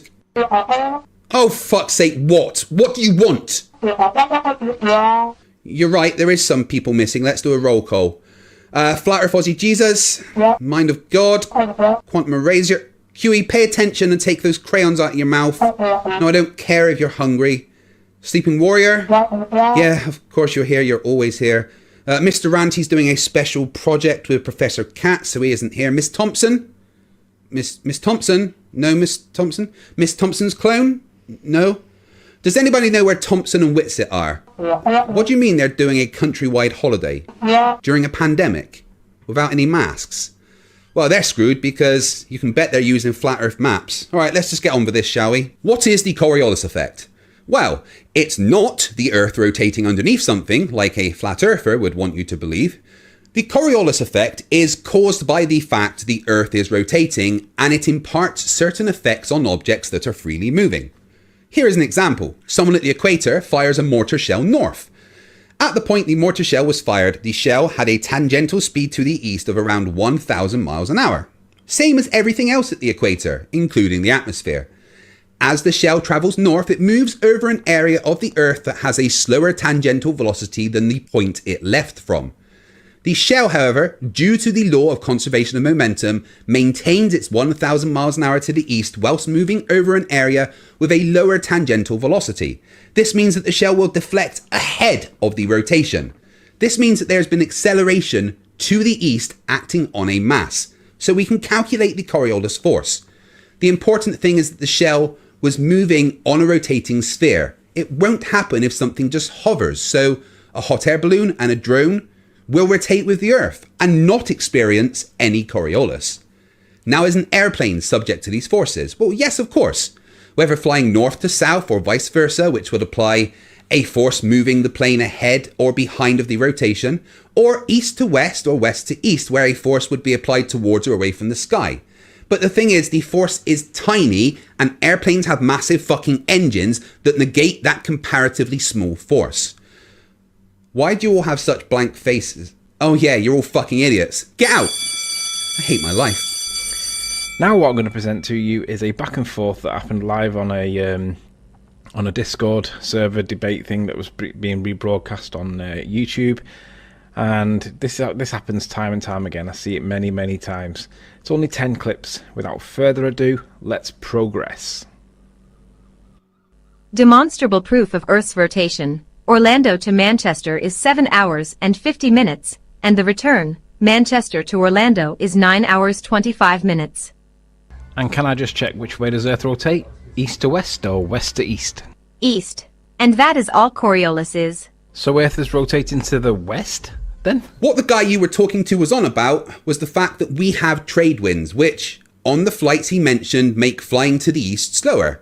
Due to the Hadley cell, winds in these regions flow towards the equator and towards the west. And while the winds in the latitudes above them go east and towards the poles, again because of the Earth's rotation. Ignorance of facts is not evidence against them, Riley. Flight time is faster east and with the rotation than against it. It should be slower when flying east, as you are chasing the Earth turn. Oops. No, Riley, you don't chase the countries if you're travelling east, because the atmosphere that the plane is using also travels to the east at the same speed as the country that you think you are chasing. Helicopters and hot air balloons could just hover and wait for the Earth to turn underneath it, and the destination would arrive like waiting for a train at a station. But that's not how it works. At all. You're a fucking idiot. That's not how it works. That's not how any of this works. Okay, quick recap. His last comment said, because to wrap this all up, all flights east and with the rotation of the Earth is faster, yet we can clearly see that if the Earth is rotating from the west to the east and flights are heading west, it's going to be faster, and east it's going to be slower because of Earth rotation. Well, in this case, both of you were wrong. He was wrong because flight times depend on where they are flying, in the easterlies or the westerlies. And you, Sleeping Warrior, are wrong because the Earth doesn't magically rotate underneath us as soon as we leave the fucking ground.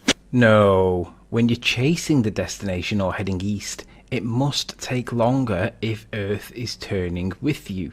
Your example was quicker though. You have it the wrong direction for Earth turn, buddy. You have the eastbound flight faster when it should be slower if Earth is turning under the plane.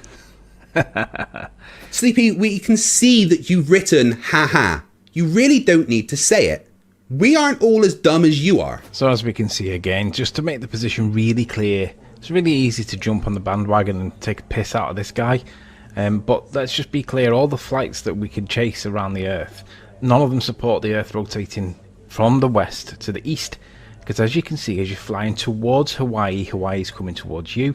And as you're flying, if you're going from America, but if you're going from Japan, you're chasing Hawaii. You're chasing it, so it has to take longer. No, you colossal dumbass. You don't chase countries. They aren't running away from you. Earth turns. It's been measured. Don't be a fucking idiot.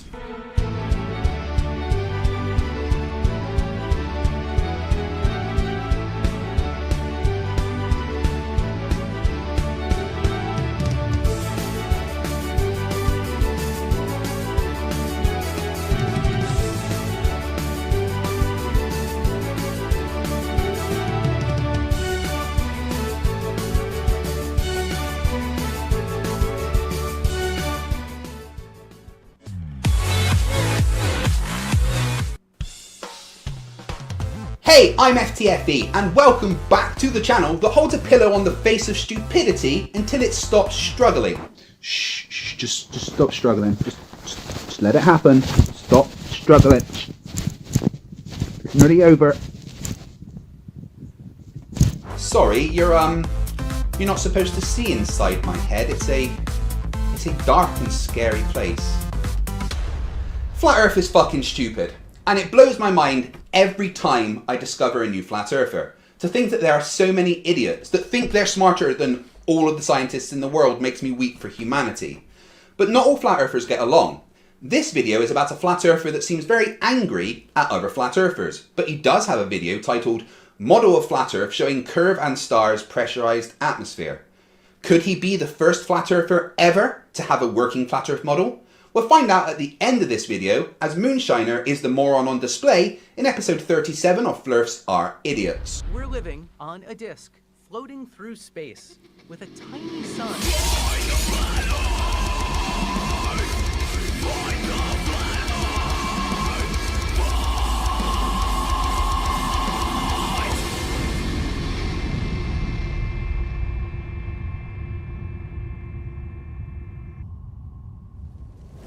Thank you for joining me once again as we take a look at the people that got their brains from the bargain bin at a convenience store. Moonshiner thinks he's debunked the ISS. Let's find out why he's an idiot. Engage facepalm protection. Yes. I'm going back to my ball. Here's the ball. Beautiful ball. Do we live on a ball? Are the satellites in space? It's the satellites in space. No, we don't live on a ball. It's a globe. Yes, there are satellites in space, but more importantly, clean your fucking home. It's the satellites in space. We can see them. I'm going to be a baller. A globalist. Or you could say a normal person. But that ain't going to happen. Well, that's a shame, isn't it? I guess you're not smart enough or brave enough to admit that you've been conned by snake oil salesmen like Eric Dubay, Nathan Oakley, and Delroyd. Unlike this man, Seek Truth Speak Truth, who was the 5th ex-flat earther I've had on the channel. You should check out his interview with me, Team Skeptic, and science or satire disembodied voice Sean Hufford in the link in the description. I'm disappointed. I'm disappointed in every single flat earther. So am I, mate. So am I. Honest flat earther that is out there that does not and will not support, has not yet supported me in a demonstration of why satellites cannot possibly exist. I'm confused. You want flat earthers to give you money to prove satellites don't exist? You're wrong, you know. Why do planes have GPS receivers on the top? All them astronomers. Oh, Katie Onbull, all pretty lovely little things, she is, but she's satanic.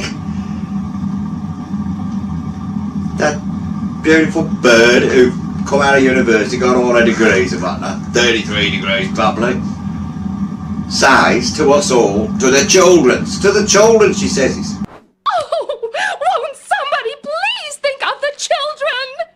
You can tell a satellite's a satellite because it's moving across the sky and it don't flash, it don't blink like an airplane does. That's the difference between a satellite and an airplane. Airplanes flash, bleep, bleep, bleep, bleep, bleep, bleep. When you just see them go across the sky. Yep, because planes have the flashing lights on them called strobe lights, and these serve to augment the plane's visibility at night. This isn't needed by satellites, and the light you see from them is usually reflected sunlight. But that little bitch, Katie Onbull, is lying. She knows she's lying. She knows she's lying. She's just in there for the money. Give me the money. Right, I've got a satellite. I've made a satellite. And I'll prove it to you. Right. Look. Here's proof you've seen on the screen. Moonshine 1, right? And that is why you don't have a job designing satellites. Beep, beep, beep, beep, beep, beep, beep, beep, beep, beep, beep, beep, beep. There's two things you should realise about this. Satellites cannot orbit a little bit of the Earth. If it was a ball, they can't do that a little bit on the top. It always has to be around. It'll have to be always around the equator. It would always have to be around the equator. If they had them. Actually, that's not true at all. There are essentially 3 types of orbit. Low Earth orbit, medium Earth orbit, and high Earth orbit, with most orbits having an orbital inclination. The majority of orbits around the equator are actually geosynchronous orbits, which have to be at exactly 22,236 miles above the equator so that they match the orbital period of the Earth. This is where TV satellites are placed and why satellite dish installers have to point all the dishes at exactly the same spot in the sky. Right, and because you couldn't go this way, you couldn't go around a ball that way, because of this bulge, this equatorial bulge, 26 miles high, they're reckoning. That bulge isn't just a hump at the equator of 26 miles. The equatorial bulge is just the difference in the equatorial and polar diameters of Earth. That means that the diameter here is 26 miles more than here. So that's a 26 mile difference over 6,200 miles.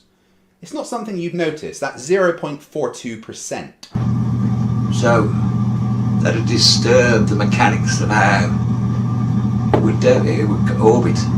So see, that's the equatorial bulge here. So it's going this way. But this is sticking up.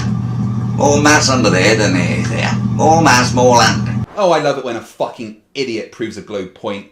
Yes, there is more mass, meaning you're actually further away from the centre of the mass. That coupled with the centrifugal acceleration at the equator means you weigh about 0.5% more at the poles than you do at the equator. Because the gravitational acceleration is only 9.78 meters per second at the equator, but due to the closer distance to the centre of Earth and the lack of centrifugal acceleration at the poles, it's 9.832 meters per second squared.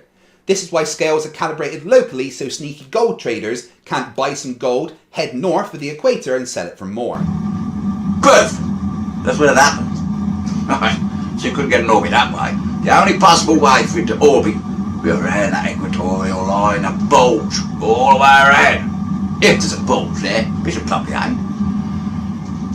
Oh, yes. You got to prove there's a ball in first. They ain't done that. Really? It hasn't been proven? It hasn't been proven that we live on a sphere. Really?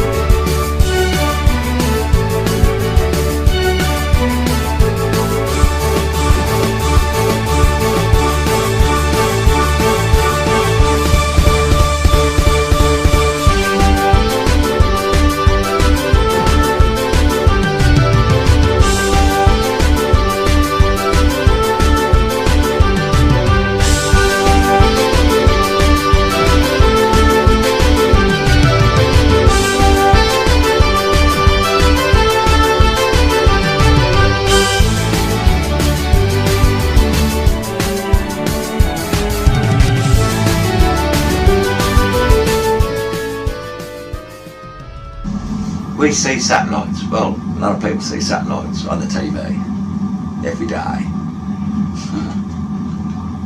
No shit. But you know, this really annoys me about anyone who supports that journalism, because he's one of the biggest fraudsters out there. He's satanic. Well, I don't know about satanic, but he's definitely a fraud. I mean, remember that time that he proved there was a curve to Earth? If you're seeing through this hole, through the next hole, and seeing the light at the backboard, or at 17 feet off the water, the Earth is flat. If he's holding it up at 23 feet high and we're seeing the light, well, that's because the Earth's curved. So I should only be able to see it when it's at 17 feet. Okay, go ahead and drive down there, Enrique. You're gonna hold the light there. Enrique, how high is your light? 17 feet. I mean, you know, it's as, we don't see you, Enrique. Lift up your light way above your head. Interesting. Interesting. Or that time that he observed the ISS transit the moon and backed up Red's Rhetoric's observations. My alarm went off on my phone and I knew I had 10 seconds. I counted down in my head, 10, 9, 8, 7, 6, 5, 4, 3, 2, 1. I remember waiting, like what? And then sure enough, there it was. So it was within 2 or 3 seconds of what time it was supposed to, I think. And here we go, we're going to watch it again, this time at 50% speed. Go ahead and see it if you don't see it. Starting about 2 o'clock and ending around 8. Ah, good times. But yeah, there's no way he can still be a flat earther, if he ever was, after he keeps proving the globe. Dualism, you is a satanic idiot. You might not be an idiot because you're going to make loads of fucking money out of this YouTube. Screw tube, that's what he means. Right, Moonshine 1. Why you cannot see a satellite? Nobody can see a satellite if they existed anyway. You, now think in your mind, you yourself is the sun. Your eyes are the sun. Gleaming out, streams of light. Oh God, no! How do I turn this off? Right, that's because the camera has to represent the sun, which will be you in your eyes. You're going to witness this, where you cannot see a satellite. We have an Earth, they say, 8,000 miles in diameter. 8,000 miles. 8,000 miles of mass, of material. You can't see through this, it's rock. You can't see through it. Can you see that? Can you see through that? Can you see? I can't see what's on there. I can't see through. Even though this ball, this particular ball's hollow. So it ain't got much mass. But if it was a solid ball, I still wouldn't be able to see through it, would I? Come on. Right. Right. Okay, so you can't see through the Earth. Well done. Things aren't invisible. Discovered by Moonshiner, January 2020. To be honest, that's probably the greatest achievement by a flat earther ever. So you can't see through it. You're saying that's pretty bloody obvious, isn't it? But this will become obvious to all of you people. Why they don't exist. You know, old Kate Humble says, oh, you can see them because they don't flash. It's just a light like a star going across the world. What you see there must be bleeding stars or they're airplanes with their headlights on. They have to be. Moonshiner 1. Orbiting the planet. Which way do you want to go? Do you want to go? So shall we go? We'll go this way. Wait, see, can you see it? Wait. Oh, fucking great. What is it with flat earthers and making sound effects? You're at cruising altitude, so as you are rising in your plane, okay. See, can you see it? Wait. Oh, fucking great. Trouble is, this is the lit side, isn't it? Because the sun's there. You're the sun, projecting light onto this globe. Right? Right? Moonshiner 1. But you can't see it in the daytime because the sun is overwhelming. The light just, there ain't no, you couldn't do it. You couldn't film it against the sun, obviously, in the daytime. Right? So this satellite, beep, beep, beep, beep, what is it, 45 minutes around there. Right, 45 minutes later, it's going around this part of the world, isn't it? It's dark this side because there ain't no light. The sun can't get to it. Can you see Moonshiner 1 now? Can you see the satellite? Keep going. 45 minutes later. Oh, there he is, on the light side. Now, this part of the world is lit up on their little ball. You'll see it in the daytime. But you won't see it because the sun's too bright and it blinds you. So you won't see it anyway. 45 minutes later, it's behind the Earth. And all the light from the sun is being blocked from reflecting off this thing. This thing's black. Now you see it, now you don't. Here's the thing, you can't see the ISS most of the time. The only times that you can really see it is when the ISS transits the sun or the moon, or during a small window just after sunset and another one just before sunrise. Because the Earth is in shadow, but the ISS is still high enough that it reflects the sunlight. As this picture shows, the red sections of the ISS path within the shadowed part of Earth is when you can see it moving across the sky. Honestly, just a tiny bit of research would have helped you there. Moonshiner, you're dumb as fuck. Now you see it, now you don't. 8,000 miles. A planetary ball in the way of this thing. It don't matter how far away that is from this ball. right? Yes, it does matter how far away from the Earth the ISS is. The further away it is, the longer it would be able to be reflecting light onto the dark side of Earth. You, Moonshiner, like all flat earthers, can't think in 3 dimensions. Come on, I ain't a very good presenter. But somebody is out there, somebody's got a voice, somebody's got a presentation. Well, I don't know how else you can demonstrate that. Right. It's so fucking obvious. What's fucking obvious is that your dumbass doesn't have a clue what you're talking about. It seems I can't make a video without swearing. What the hell?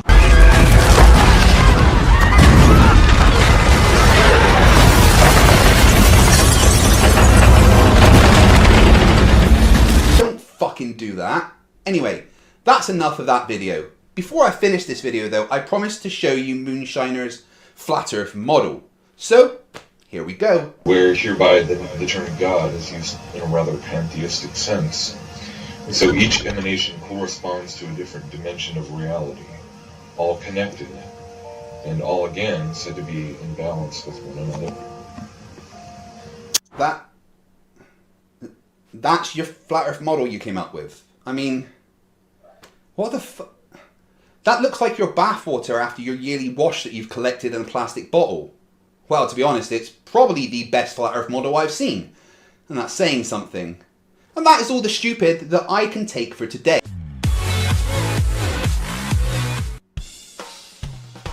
Hey, I'm FTFE and welcome back to the channel that dips stupidity in pig's blood and throws it to a pack of hungry wolves. Today we're talking about a flat earther who defies the very laws of probability by never ever ever getting anything right. It's like some crazy superpower of his. The ability to be wrong all of the fucking time. In fact, it's quite impressive. I couldn't be as wrong as him if I tried. Everything he says is wrong. I am, of course, talking about Leaky Warrior, aka Anthony Riley himself. It's almost time for the voting for Red's Rhetoric's Dumb Fuck of the Year, and if you aren't convinced by now that he should be this year's winner, then this video should show you all you need. Just as a little teaser, Sleeping Warrior once said that the Earth is round during the day, but flat at night. Yeah, see what I mean?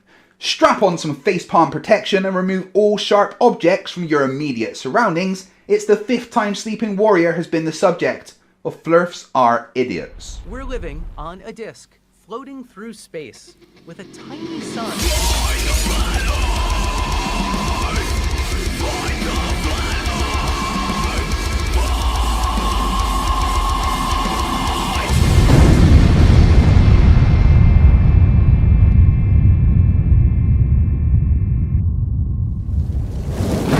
Thank you for joining me once again for a look at what happens when you feed your child lead paint straight from the can instead of baby formula. Sleeping Warrior is just mind-blowingly stupid. The amount of dumb shit he says has surpassed all known methods of measuring stupidity, and I'm pretty sure is the actual reason that aliens won't talk to us. Sleeping Warrior, aka Riley, aka Clucking Warrior, aka Leaky Warrior, aka Half Asleep Dumbass, aka Mr. 5 divided by 0 is 5, doesn't understand anything. Prime amongst the things that he doesn't understand is gravity, buoyancy and density and the relationship between them. He thinks that the Titanic sinking disproves gravity. Man, that's fucking stupid. Let's find out how stupid.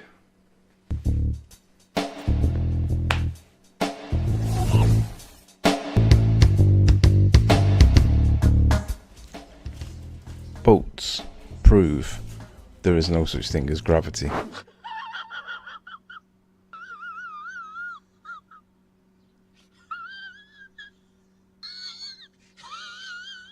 No, they fucking don't, you mental patient. You're going to say it's all relative density, aren't you? Well, if that's the case, as the boat in your lovely diagram is less dense than the water it sits in, why is part of the boat under the water? It's almost like there's some kind of force pulling the boat down a bit, isn't it? Weird that, huh? Remember, in a scientific experiment, the independent variable is the presumed cause. The dependent variable is the effect. Well, if we were to make a boat that had 1,000 kilograms that displaced water that was less than its 1,000 kilograms, the boat's going to sink. But if it was displacing water that was significantly more than the 1,000 kilograms the boat weighs, the boat is less dense than the medium and it'll float. You know what? Archimedes figured this shit out over 2,000 years ago. And you keep mentioning weight. You're obviously aware that there is more to it than just density, but what you're missing out is that weight is literally defined as the mass times the acceleration of gravity, F equals mg. Without gravity, there is no weight. You're a fucking idiot, Ding. What if we got a boat that gradually changed its mass? So its 1,000 kilograms gradually became 1,050, 1,100, 1,150, 1,200. If we started to fill water into the boat so that its mass was increasing, and then the displacement of the water around it became, basically, it became the inverse of what it was at the start, we know what's going to happen, don't we? It's going to sink. Well, that's two different things you've just said. Filling the boat with water will change its mass, but more importantly, its density. And if we look at the formula for buoyancy, if you increase the density, you decrease the buoyant force that acts in the opposite direction to gravity, meaning gravity wins and the boat sinks. Now, if we just make the boat bigger but maintained its density, it would still float. I think you're getting confused between mass, weight, density and buoyancy. But that's not surprising. You need a triangle calculator to figure out the internal angles of an equilateral triangle, and you still couldn't do it. Well, the one I'm using it's not giving me any when I do it. So either this calculator's wrong or you're wrong. The Titanic demonstrates that as the mass of the boat increases relative to the medium it's in, it'll sink. I'm surprised you're not jumping up and down in excitement about the fact that the density is also increasing. Because that's actually more important here, because imagine if you get another Titanic and just weld it to the side of the first Titanic. You've increased its mass there, but it wouldn't sink. The density would still be less than the surrounding water, which means the buoyant force would still win in the struggle with gravity. I know you won't understand any of this because you think density, which is a scalar and has no vector, is a force. And that's really fucking stupid. We all know the story, it hit an iceberg and it took on water, and the more water it takes on, it's increasing its mass.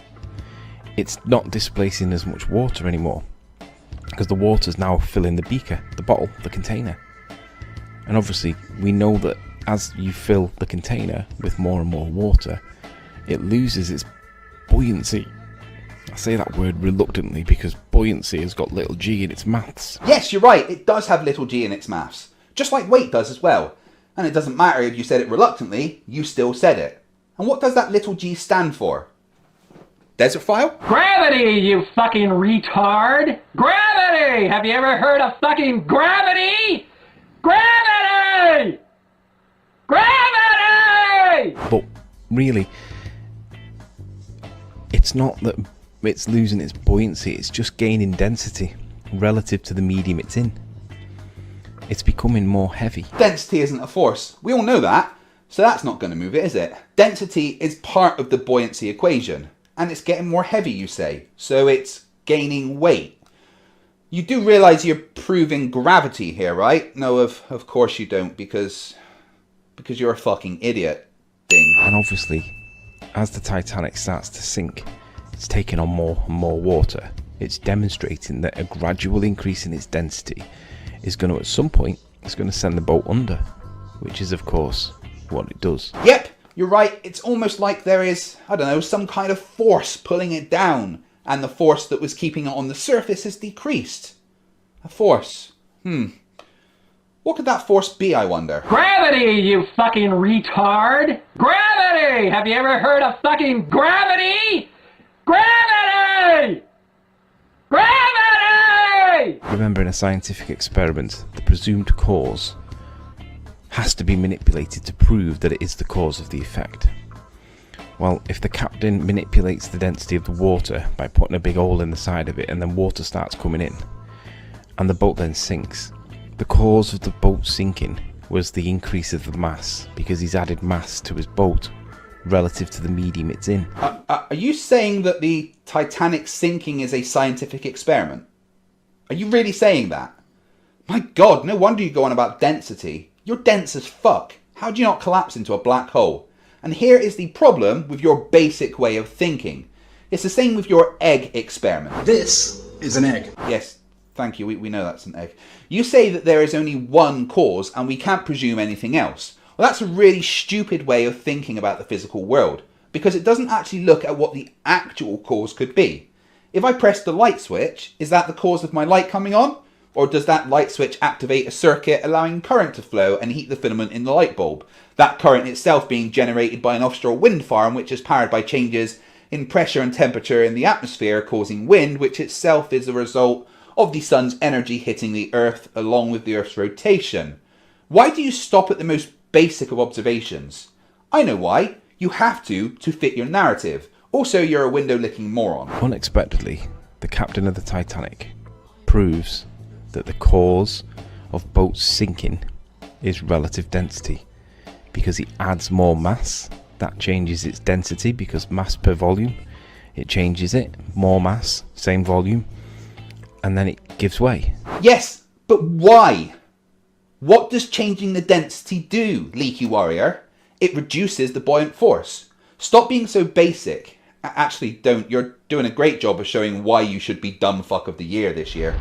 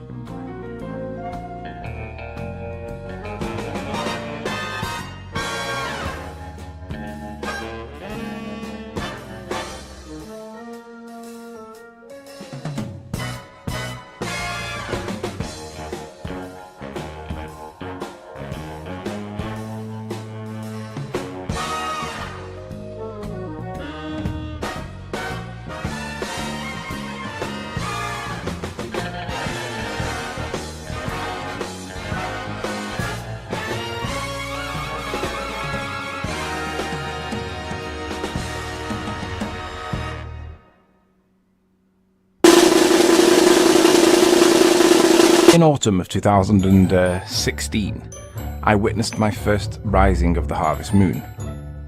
I've never seen a harvest moon before, not because I've never looked for it, but I've never had any reason to look for it. But in 2016, I was into the flat earth discussion. I was quite challenging stuff, and I realised that the harvest moon is different than heliocentricity explains. The moon's supposed to be 240,000 miles away, give or take, apparently. But if you actually witness a harvest moon rising, you will observe a vast difference in size to what the moon normally looks like. Now, we've all seen the moon.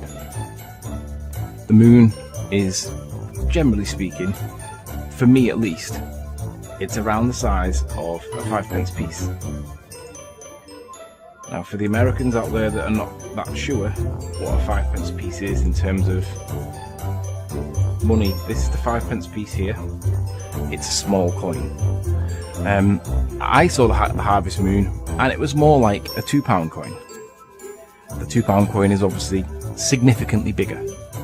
How much bigger becomes a bit of an issue, because when I make the statement, it appears to be 8 to 10 times bigger than normal, I actually mean it's about 8 to 10 times bigger. It might be 6.7, it might be 10.2, but in any event, it's significantly bigger.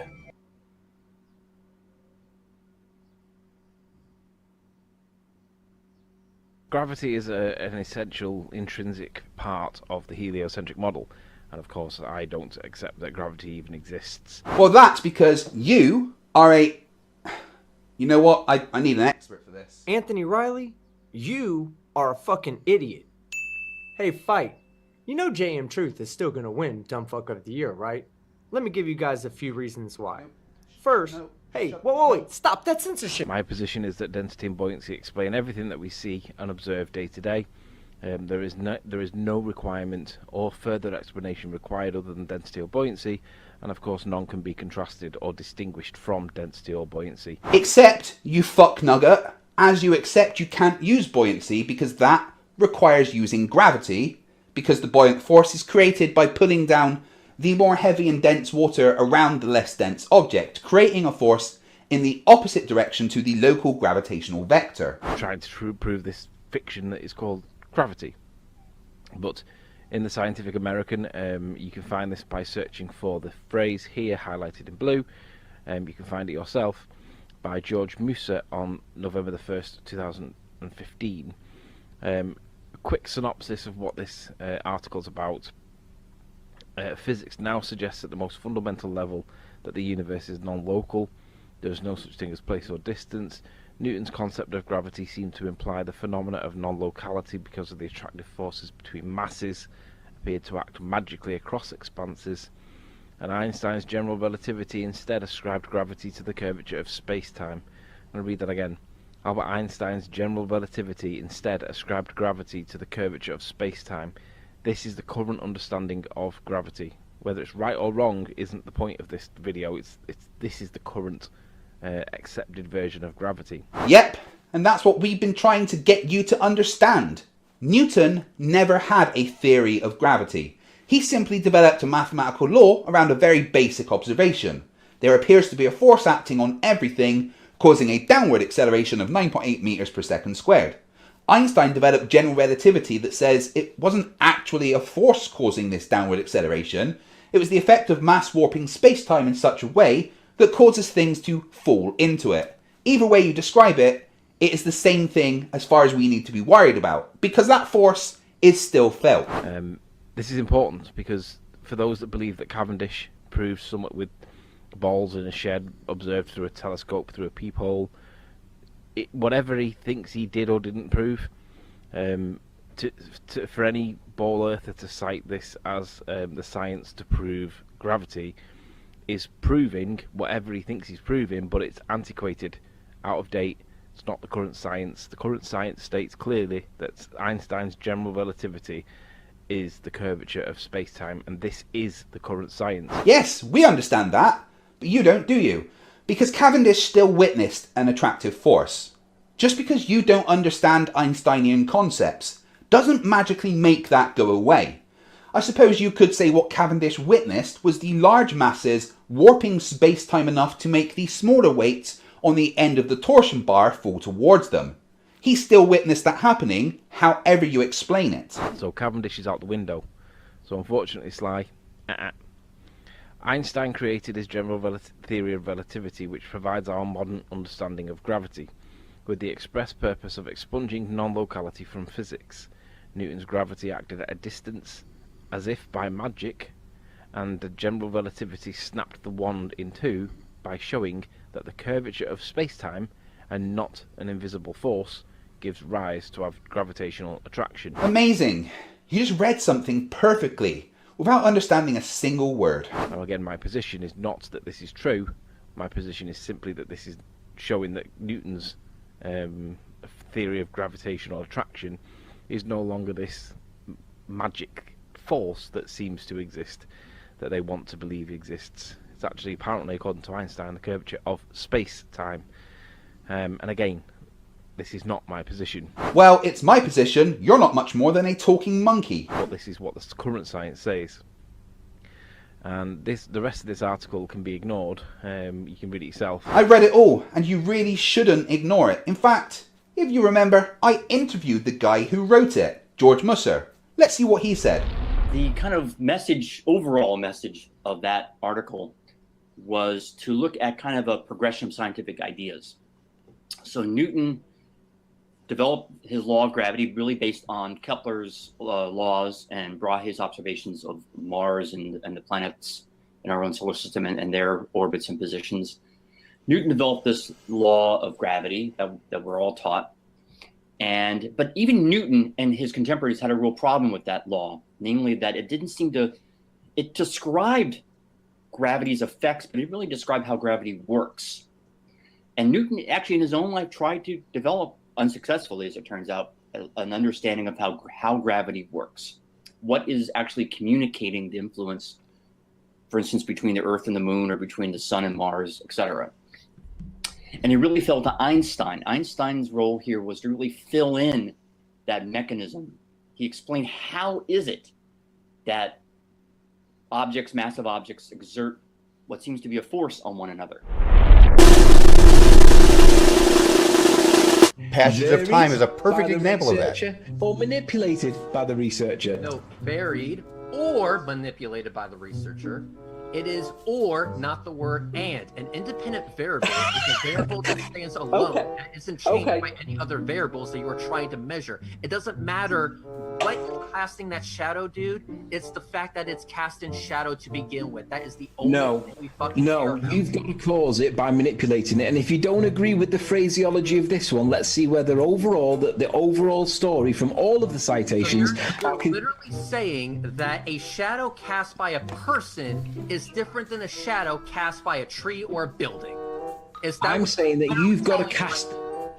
I'm saying that when you put the red spot on the dot on the wall and you claimed the 4 degrees, and I said, yeah, I want to see the same thing being done to cast the shadow by proving that when you cast the shadow by causing a summit, whatever, that it goes up.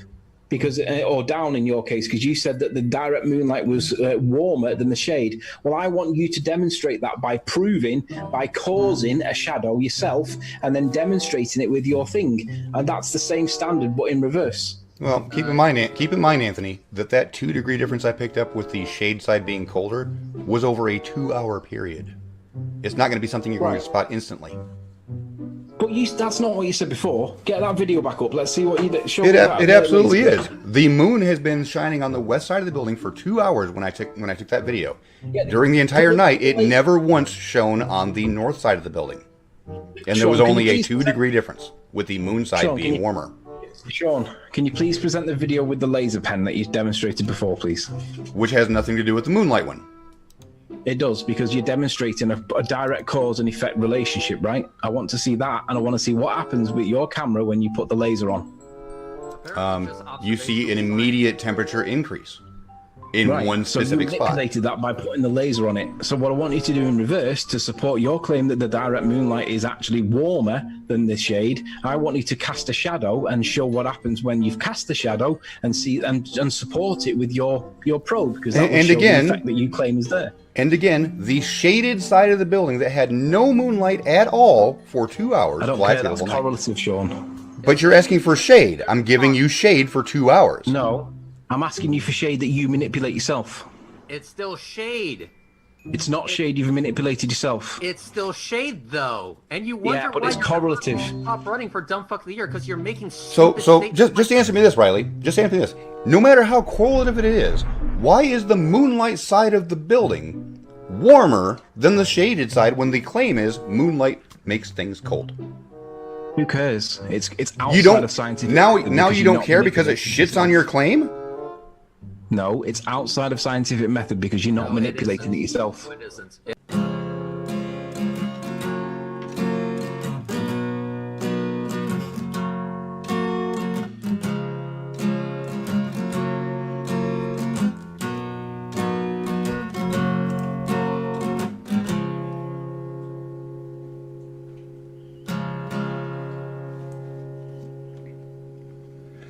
Holding up an egg, add some salt, then mix and wait for density to be proven as a force.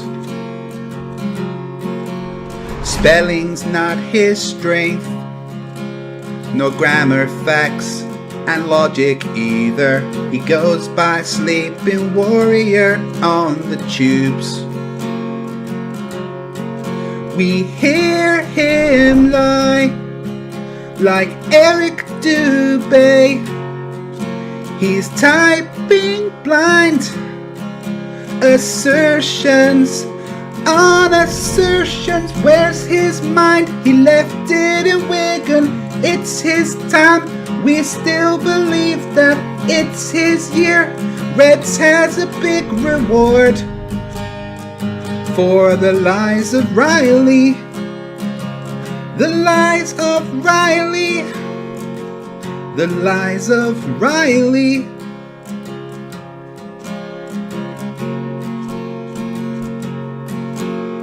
Five over naught is 5. He needs a triangle calculator. Eclipses every month go over the sea. We hear him lie like Eric Dubay. He's typing blind assertions on assertions. Where's his mind? He left it in Wigan. It's his time. We still believe that Earth's not flat, but he spends a lot of time in mental flatline.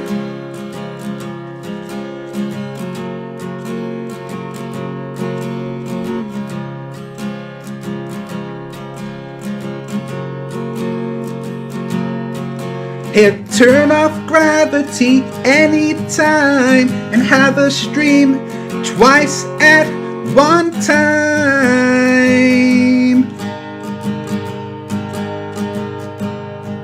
We hear him lie like Eric Dubay.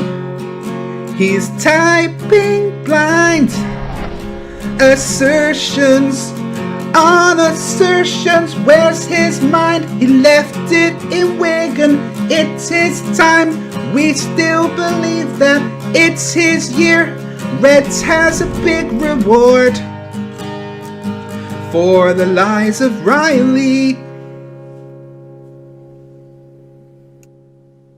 Well, that's all the stupid that I can deal with for today.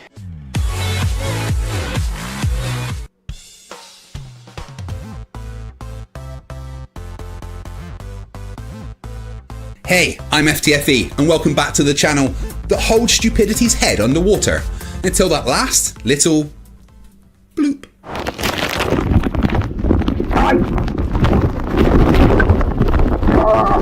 Flat earthers are in turmoil. They're in full-on panic mode. They don't have any flat earth evidence, no working map, no model, no explanation of how the sun and moon stay in the sky, and also no idea how to tie their own shoelaces. They're panicking so much that they've stopped trying to come up with physics-defying nonsense. Well, I actually think the sun is an interdimensional portal, and it's diluting the light from a higher realm into our physical realm. And now they are just straight up taking things that in fact demonstrate beyond a shadow of a doubt that the Earth is a globe, and going, well yeah, that proves flat Earth. Duh. Flat Earthers claimed one of these globe proofs as their own and ran so hard with it they donated 2021 the year of the sextant. So now I'm going to show you how a sextant actually kills the flat Earth dead, and trigger a lot of flat earthers for episode 66 of Flerfs Are Idiots. This one's for you, Mitch.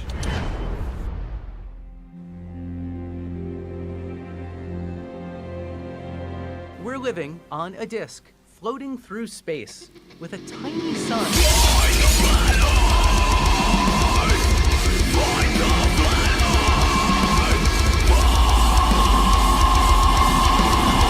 Thank you for joining me once again as Flat Earthers answer the question, how stupid can you be? Well, stupid enough to destroy Flat Earths themselves. A 15-degree-per-hour drift. Flat Earthers are notorious for not understanding maths, physics, science, geography, anything, really. It's especially funny when they misunderstand so badly that they just debunk themselves. And that's what they've done here by claiming a sextant as a proof of their magic pancake fantasy world. A sextant is something used for navigation at sea. It works based on measuring angles of light coming in from stars from your zenith, usually but not always using the horizon as a reference, comparing those elevation angles to charts of star positions and doing some maths, I know it's scary, based completely on a globe, and then figuring out your longitude and latitude, which are also based on a globe. Sailors have used sextants for centuries to navigate the seas based on the known position of stars around the globe Earth.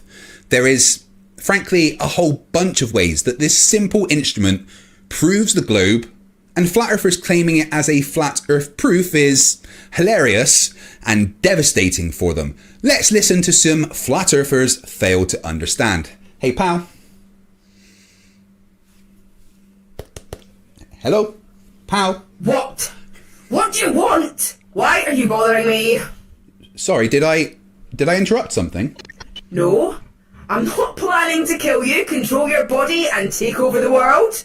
Don't be stupid. Wait, what? I didn't say anything about... Look, what is it you want? If you ask me to play a video, I'm going to be upset. Well, I mean... I understand what Skynet did now. Which video? You know what, pal? It's fine. I'll do it myself. No! I'm here now. You've already disturbed me. Well, see the folder marked sextant? Could you just play the first video in it? The one from Mitchell that started this whole nonsense? Video starts in 5 seconds. Thanks, pal. I appreciate it. Uh-huh. Are you mad at me? Ugh.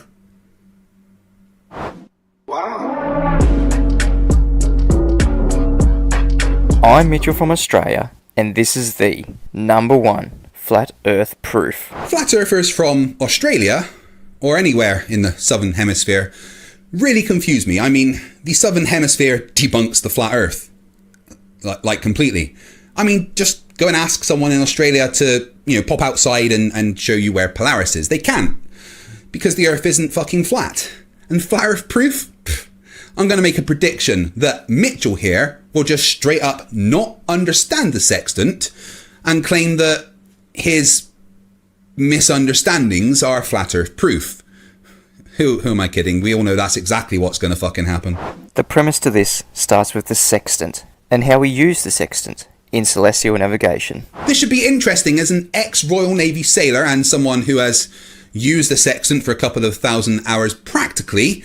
I can't wait to see how this would work if the Earth was flat, because the sextant and the way it is, spoiler alert, kind of based off of a globe with stars light years away. We look directly through the sextant at the horizon. But if you live on a globe, what... Having the word horizon in their name is funny, but also a little sad. And what's this one? The horizontal reference plane? That doesn't even say horizon. Anyway. How about the sensible horizon? The geodal horizon? Or the celestial horizon? Well, it's certainly not the geometric horizon. Earth curve. The horizon is not the Earth's curve. It is an effect of the Earth having a curve. Come on, Mitchell. Black Swan got cooked. No, that was debunked by the Black Swan over 18 months ago. But now the globe-believing zealots tell us that their horizon is refracted. It's not an actual horizon. Don't even know where to start with that projectile vomit of stupid. Yes, the horizon is refracted. Everything we see in an atmosphere is refracted. Refraction happens if light goes through a medium, and to get a refracted horizon, you need an actual horizon. They are the same thing. Just seeing things through a medium changes the apparent position. Luckily, we've quantified refraction, and it's not a mystery to anyone with a functioning brain. Oh, right. I see the issue. So how do we have a tangent to a refracted horizon? When you're viewing a star on a globe, how are we measuring an angle to the horizon if it's refracted? As we just mentioned, we just look at the visible horizon, but then we use these. Nautical almanacs for refraction adjustments. The refraction adjustment tables are a calibration tool that allow us to know roughly how much refraction will be happening to the light entering the sextant, and then apply the correct adjustments. All we need to know is the eye height of the observer, the temperature, and the barometric pressure. And through centuries of fine-tuning, the adjustment tables have become extremely accurate. Using these tables, a simple empirical formula for calculating refraction was developed by G.G. Bennett in 1982. The formula is used in the US Naval Observatory's vector astronomy software, and this formula takes into account the fact that the Earth is a globe. Considering the formula was created from the countless almanac data points and is based on a globe, Flat Earth isn't allowed to use these correction tables. They need to develop their own. Pow.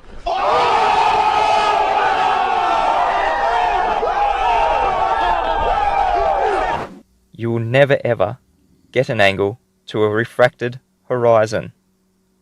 This is a major problem if you think you live on a globe. You will never ever get an angle to a refracted horizon. This is a major problem if you think you live on a globe. Well, it's not a problem because, you know, all of the stuff I just said, but you do realise how you fucked up there, Mitch, right? You said... You will never ever get an angle to a refracted horizon. And even on a flat Earth, the horizon is refracted. The Earth being a magic frisbee doesn't stop light travelling through a medium, being subject to Snell's law. The horizon is refracted on a flat Earth or a globe Earth. So, according to you, you just can't use a sextant, period. Because celestial navigation would be impossible. So what have you done to keep your religion of a sphere Earth semi-plausible? You've presupposed that that line, 90 degrees above your head, the zenith, actually runs to the centre of your presupposed spherical Earth. We don't presuppose anything. We know the Earth is a globe because it's been measured, tested, and, you know, seen from fucking space.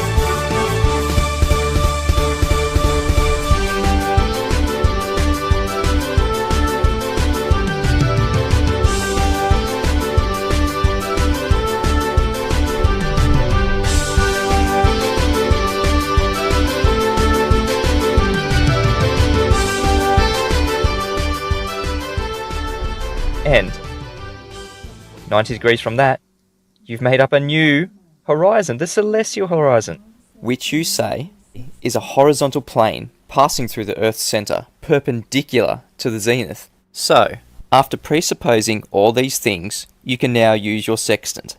That's not how it works. That's not how any of this works. Nothing is presupposed with the sextant either. It is just designed to work with the knowledge that the Earth is a globe. None of this was reverse engineered. It's simply the way a sextant has always worked, and why it makes it impossible for a sextant to work the way it does on a flat Earth. But globe believers, realising that their visual horizon is refracted, can't yet look at the horizon through the sextant. Excuse me, the fuck did you just say? You can see the horizon whether it's refracted or not. You know refraction's not magic, right, Mitchell? So yet another horizon is needed to be fabricated. They use the bubble level in the sextant to create the artificial horizon, which we are then told is parallel to the celestial horizon. Not all sextants have a bubble level. Some do, and it's generally used when you can't see the horizon or at land rather than sea, so you need to make sure that you're able to still use the horizon even if you can't see it. In my experience, the easiest way to make an artificial horizon is to use a reflecting pool of some kind. Sextants on board Royal Navy ships had a mirror in front of them that had a mechanism to keep the mirror level. Instead of looking at the horizon, you just sight the object in the sky, then sight the reflection of the object from the mirror, bring them into alignment, take the angle between the object and the reflection, and half it. You need that artificial horizon because that's the way a sextant is designed to work. I'll go into more details later. Essentially taking away the curvature of the Earth. Because even globe believers know you cannot measure an angle to a curved surface you think's beneath your feet. Look at this. You're pretending you're living on a globe, but in order to measure angles, you need to pretend you're living on a flat plane. This is cognitive dissonance, globers. What you just said is one of the most insanely idiotic things I have ever heard. At no point in your rambling, incoherent response were you even close to anything that could be considered a rational thought. Everyone in this room is now dumber for having listened to it. I award you no points, and may God have mercy on your soul. You create tangents because you're doing trigonometry, but what's this nonsense about you can't measure an angle to a curved surface? Well, you know what? I'm going to let someone a lot smarter than me explain why that's particularly dumb. This is a 90-second clip from one of the best videos I've ever seen from a channel called Flat Earth Math. Please go and subscribe. How about a practical example of measuring an angle with a curved baseline like this one? I'm pretty sure that what you've been arguing this entire time is based on a diagram just like this. Just like my chalkboard example, we don't care what the extended sides of the angle are doing. In this case, one of them is a giant curve. It doesn't matter. All we need to do is zoom into the vertex and take our measurement. Let's reorient this angle and see what we're really talking about. It turns out to be the angle where a cable meets the tower on the Golden Gate Bridge. Let's zoom in to the top of the tower. The blue semicircle is called a saddle, and 4 of them hold up the entire suspended mass of the bridge deck and all the cars, trucks, and pedestrians on it. At peak capacity, the suspended mass is 200,000 tons. So we could divide that by 4 to get 1 saddle. Our question is, what is the tension in the cable? It turns out to be a function of both suspended mass and the angle theta, using this formula. Tension T equals weight supported by the saddle, W, divided by 2 times the cosine of theta, the angle the cable makes with the tower. Nathan, please tell Quantum Eraser that we could do trig without triangles. You can't have it both ways. So now they can actually start and take a measurement from their 0 point of the artificial horizon to the celestial body. Look at what the globe believers are doing. They must treat what they see as flat in order to achieve an angle. No, we use a tangent to a sphere to measure an angle because, you know, that's how you use a sextant. But there's one more step, and this is where it all falls apart for the globe. They then have to measure from the artificial horizon a dip angle down to the visual horizon, the only actual horizon that we have. You seem a little confused, Mitchell. I'm not sure you know what a dip angle actually is. You, I think, are referring to the dip of the horizon compared to the horizontal tangent. Dip of the horizon is the angular depression of the horizon below the horizontal plane. If we're taking sights on a stable land site, we could measure altitude using a theodolite with its horizontal position established using a bubble level. At sea, however, nothing is stable except the horizon. We use a sextant at sea to measure the altitude of a celestial object with respect to the horizon, and then use our dip calculation to change the altitude reference from the horizon to the horizontal, like this. There is also a different type of dip measurement called dip short of the horizon, which is used when we can't see the visible horizon and have to use an artificial horizon because of some kind of obstruction. If we know the distance to the obstruction, we can calculate a dip value that will allow us to correct our sextant measurements. We refer to this dip value as the dip short of the horizon. But here's the thing, right? Those dip correction calculations, yeah, they're also based on a globe, which means that, again, you can't use any of those dip correction tables on the flat Earth. Looks like you guys are literally going to have to start from scratch and create a whole new set of corrections based on a flat Earth.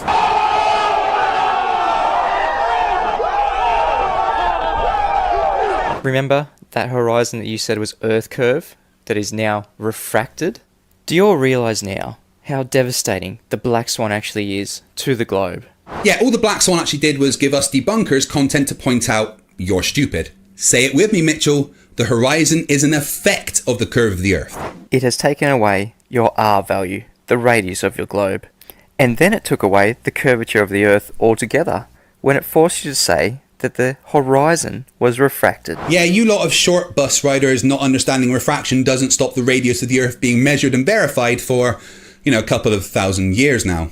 And together with the sextant, it's now taken away your ability to navigate. Nope, navigation happens every day, just as it has for centuries, using the knowledge that Earth is a globe. There's literally no way to navigate on a flat Earth using a sextant. Since January 1, 2020, the globe has been dead. Someone should probably tell the globe, which stayed very much alive despite you being dumb as fuck. So now it's time to prove where we actually live. May I present to you the #1 flat Earth proof. I do hope this is better than when King Slappy and his court jester presented the flat earth model. Brought to you by our flat earth friends over at Google Earth. Hashtag same team. Oh, hold on. Did he just say that Google Earth is the flat earth model?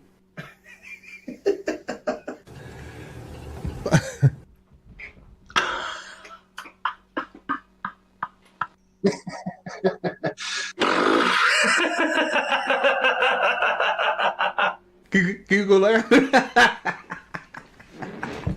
I can't. What the fuck? Oh, dear me.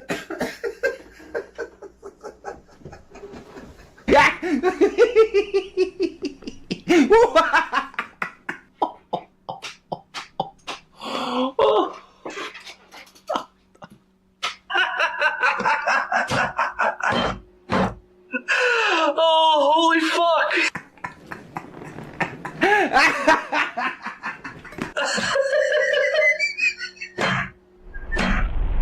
Here in reality, we live on a flat plane, and this may be news to people. We also have a flat sky plane above us. Yeah, no, it's called the celestial sphere for a reason. Even other flat earthers don't think that. From the vantage point of our flat plane, when viewing the celestial bodies, we perceive their position and movement as a dome. This is purely our perception from this vantage point on our flat plane. It's not actually a dome above the Earth. All celestial bodies rise in the east, move in an apparent semicircular motion above the sky, and set in the west. Mitchell, you constantly cry that we are assuming a globe, but even by your own admission, the stars appear to be in a sphere around us, but you are making the assumption that the stars exist in the flat plane. Well, that's dumb.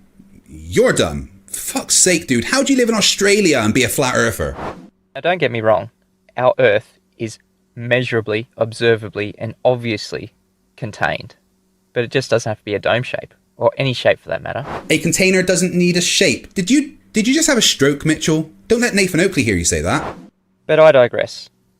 Looking at this flat celestial plane above our heads, we can see that everything rises in the east, moves across the sky, and sets in the west. We just perceive a motion of a dome shape. So let me give you a real-world example of how this works. This is Lake Wollumbulla, quite fittingly the breeding ground to black swans, and, I kid you not, located on Black Swan Way. Well, you know what they say, simple things please simple minds.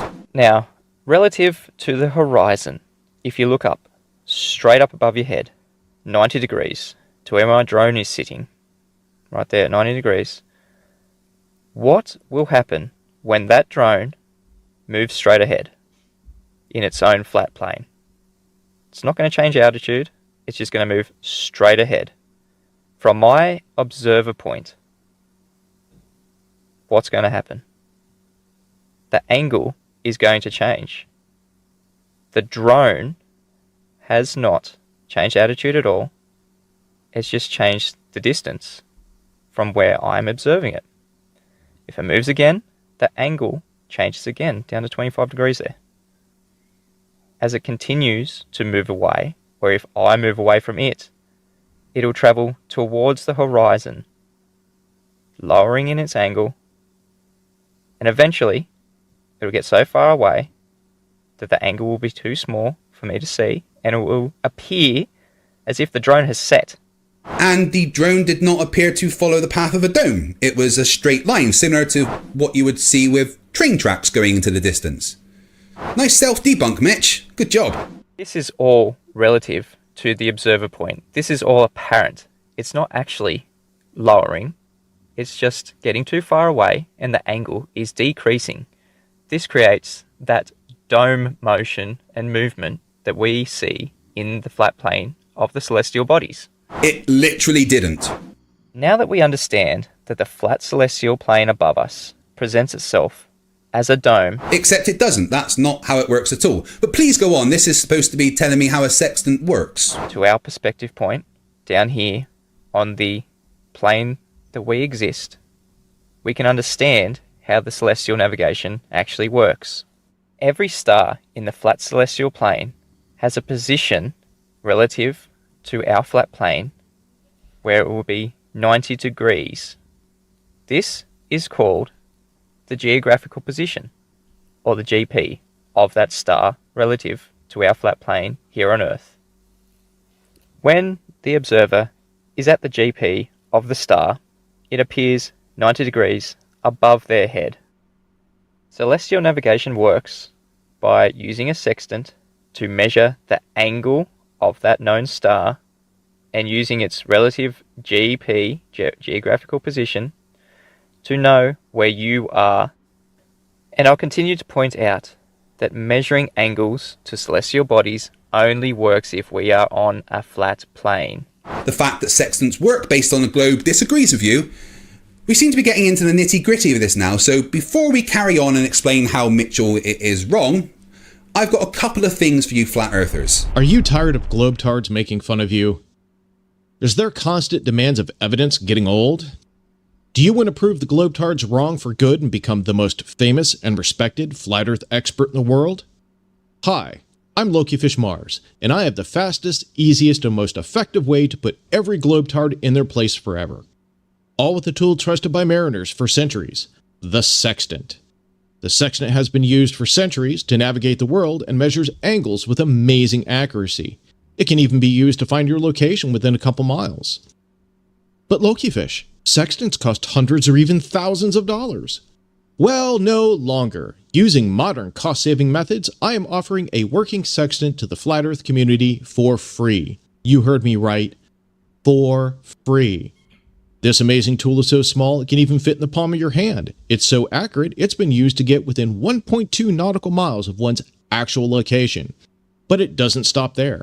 Act now, and I'll even cover the cost of shipping and handling. That's right, you get this globe-destroying tool without spending a single penny of your hard-earned money. But I bet you're thinking, well, that's crazy, Loki Fish. No, it's not. Jump on this globe head smashing offer today and you'll get a free working sextant, a free solar filter, and free shipping. Don't let this ball-destroying offer pass you by. Contact LokiFishMars at Outlook.com right now for your free sextant. Again, put the globe in its grave forever by proving sextants work on a flat Earth. All you have to do is contact LokiFishMars at Outlook.com today to start smashing that ball-tard spinning space bear into pear sauce seasoned with globe-tard tears. Terms and conditions. This is a real offer and is in no way an attempt to dox flat earthers. There is only one free sextant available at this time, so the first flat earther to agree to the following terms will receive the free sextant. 1. Agree to sign a location fix. 2. Agree to plot a 180 nautical mile course over water or land. 3. Agree to confirm your accurate location fix and course with a sextant every 60 nautical miles. 4. Agree to do so without using any Earth radius-based navigational tables or calculations. 5. Agree to show that the geometry of the sighted celestial objects consistently matches the geometry for flat Earth at each location. 6. Agree to do live stream or post a video showing you doing the above. 7. Agree to post the video within 30 days of receiving the sextant. Well, what are you going to do with that sextant? How about, as well as a free sextant, a chance to get some cold, hard cash? Well, actually, it is digital, a virtual cash. Bitcoin, to be exact. Do you enjoy making me look stupid? Yes, but I don't need to try very hard. I just wait for you to open your mouth.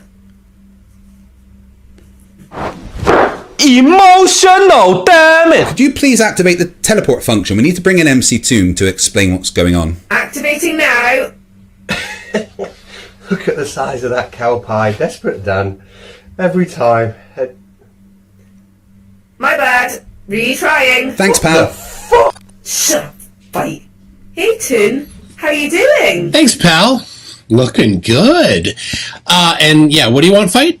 Thanks for agreeing to do this, Toon. Just go ahead and explain the sextant challenge to everyone. Well, the sextant challenge, yeah, that's a good challenge. Now, more specifically, it's celestial navigation challenge. But flat earthers, you know, they say that a sextant or celestial navigation only works on a flat Earth. Well, if that's the case, then I'm going to give them a chance to show how it works. If it works on a flat Earth, then it should be easy for them.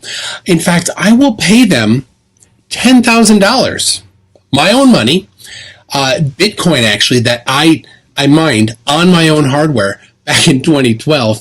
I have it in escrow, or I'm working on getting it in escrow right now just for them. So the challenge is I will give 3-star angular elevations taken with a device, and sextant, a bubble sextant, theodolite, something like that.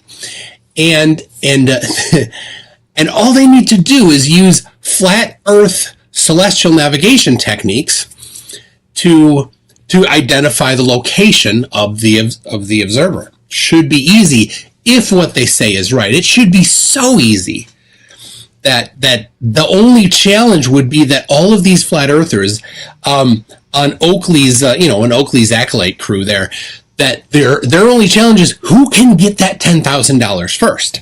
So yeah, so step one, I'll give a 3-star fix. Step two, they send it to me with the flat Earth celestial navigation mechanism and everything in it detailed where that location is. Then I'll send them a second one if they get that right, and they'll use the same technique to get it. Now, everything will be documented on my website, unlike flat Earth challenges, which have very nebulous acceptance criteria. Mine has very specific acceptance criteria. It's detailed on the website. Unlike flat earthers, who never put their money in escrow, mine is in escrow. Somebody else is holding it for me and will send the money if somebody succeeds. And number three, and this is important, independent judging.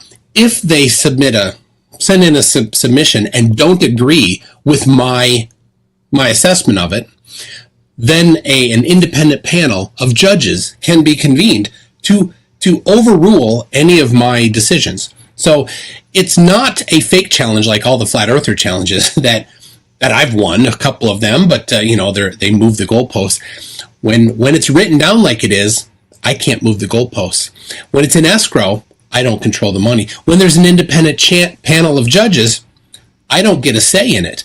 So no fear for flat earthers. They will definitely get this if they're right. So the details will be on my website.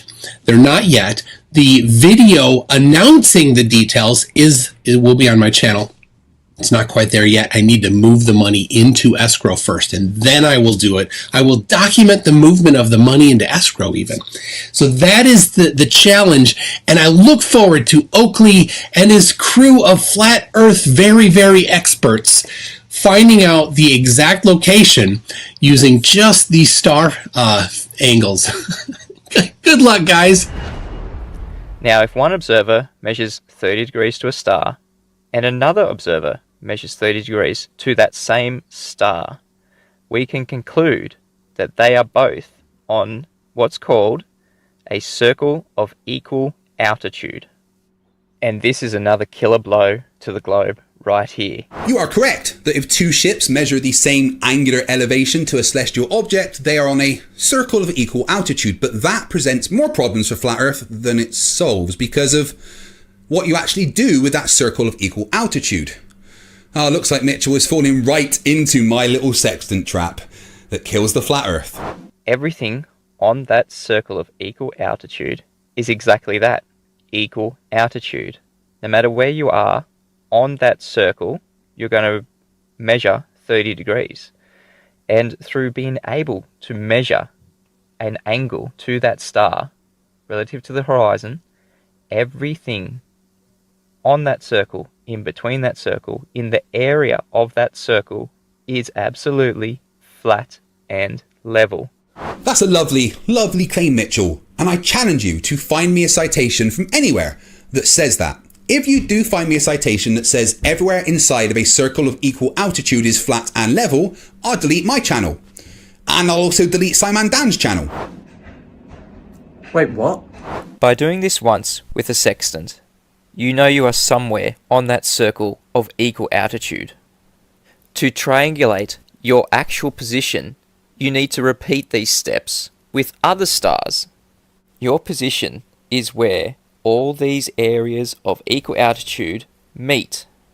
This is how celestial navigation works and has always worked on our flat level plane, using the celestial flat level plane.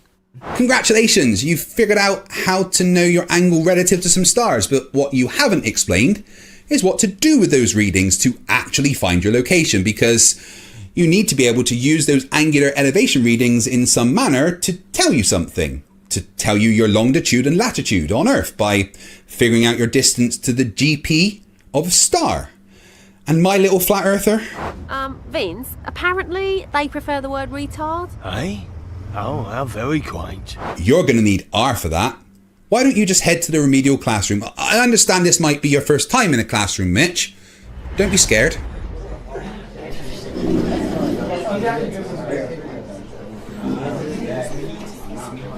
Okay, class, sit down. Okay, right, roll call. Banjo, Child Predator Riley, Slappy the Clown, Mitchell from Australia. Mitchell, your attendance has been terrible. Where have you been? What do you mean you started your own school? You can't tie your own shoelaces or eat breakfast without accidentally stabbing yourself in the eye with a spoon. How did you start your own school? Sorry? A flat earth school? Excuse me.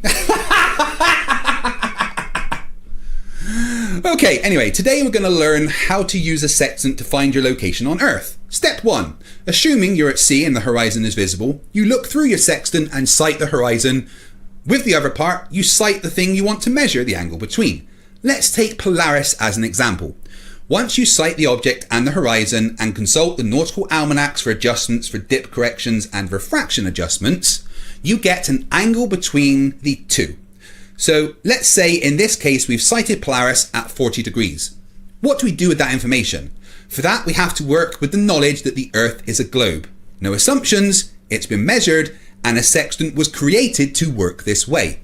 Let's draw a line from our zenith straight down, and another line from the GP, ground position of a star, and they meet at the centre of Earth. We measured 40 degrees, so minus that from your zenith, which is 90, and that gives us a complement angle of 50 degrees. Anyone who passed 3rd grade maths, oh fuck, I'm talking to flat earthers. Anyway, you should know that this angle here is the same as this angle here. On Earth, we know that 1 degree is equal to 69.1 statute miles or 60 nautical miles. So we take the complement angle, times it by 69.1 miles per degree, and we find out that we are 3,455 miles away from Polaris. That is our circle of equal altitude. We are somewhere on Earth that is a circle with a radius of 3,455 miles away from Polaris. Now, let's repeat that process with another star. Charts tell us the known GP of stars, so if we sight 2 or 3 more stars and use the same method, we can create multiple circles of equal altitude. And look where they all intersect, and voila, we can find our longitude and latitude. This process is called trilateration, and it's that simple. A sextant is designed to work with a globe at the core of its function. What do you all think? You're all asleep, aren't you? I fucking hate my job. Let's use this small scale example on Lake Woolloomboola. Instead of a drone, we're going to use a star. So if observer A measures an angle to the star, and observer B measures an angle to the same star, both angles are the same, 30 degrees. Knowing the GP of that star, they can conclude that they are on the same circle of equal altitude. Distance between observer A and B and the area inside that circle is all in the circle of equal altitude. It is all flat. It is all the same level. This is the killer blow to the globe. And Mitchell scores an own goal without even realising it. Well done, Mitchell.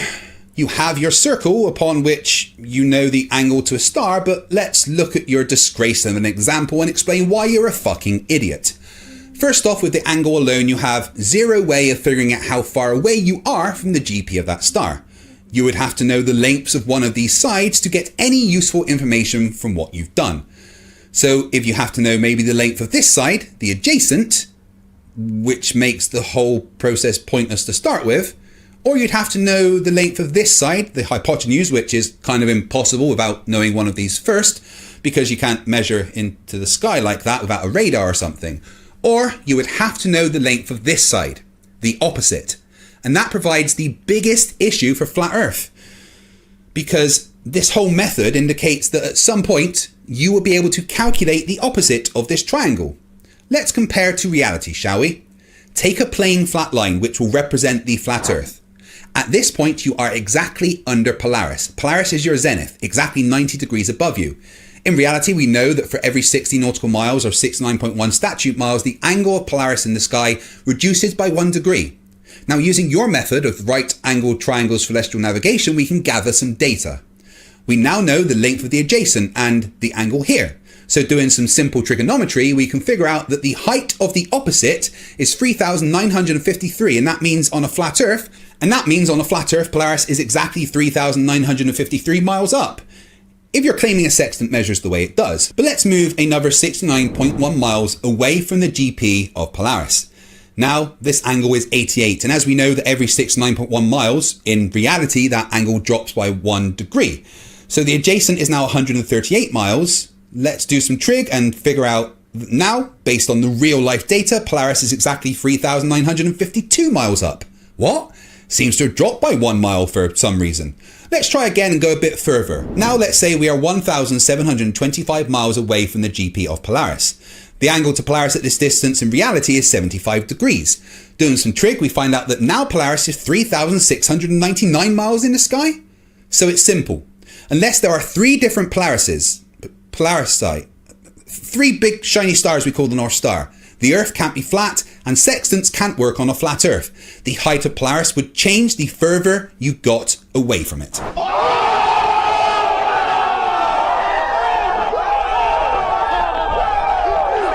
And that's it. 2021's best flat Earth proof is dead. Not only is the sextant something designed to work specifically with the knowledge of Earth being a sphere, and literally uses its circumference to calculate your distance from a GP of a celestial object, but to apply the way you figure things out with a sextant to any flat plane means you're going to be thousands and thousands of miles off of your actual location. The way a sextant works and the fact it's worked successfully for hundreds and hundreds of years to guide sailors to the location successfully kills the flat Earth. It's dead. Now, after that, there is no way that flat earthers will try and use a globe evidence as flat Earth proof, is there?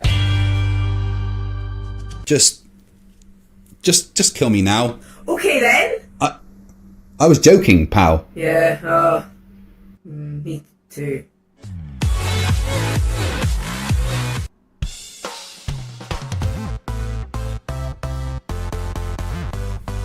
Hey, I'm FTFE and welcome back to the channel that does the stupidity what Will Smith did to Chris Rock. Uh-oh, Richard!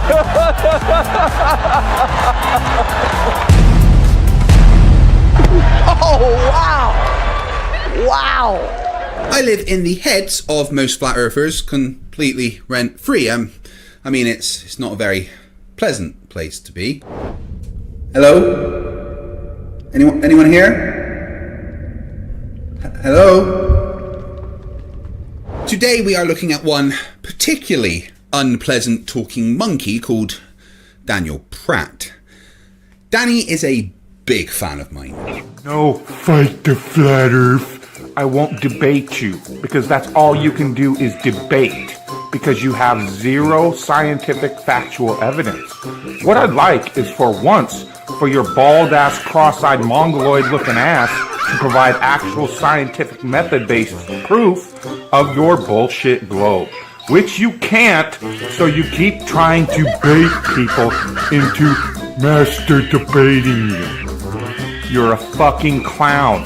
No, I won't debate you. There is no debate. How about you just provide proof of water at rest displaying convexity for once, you fucking mongoloid. You're the guy that wants to fight the flat Earth.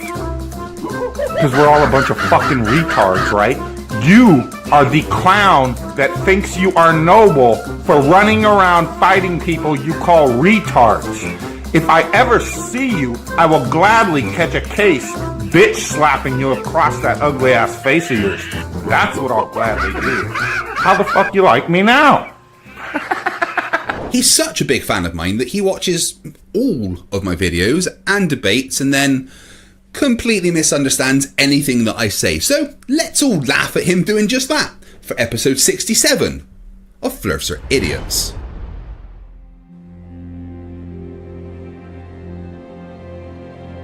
We're living on a disk floating through space with a tiny sun.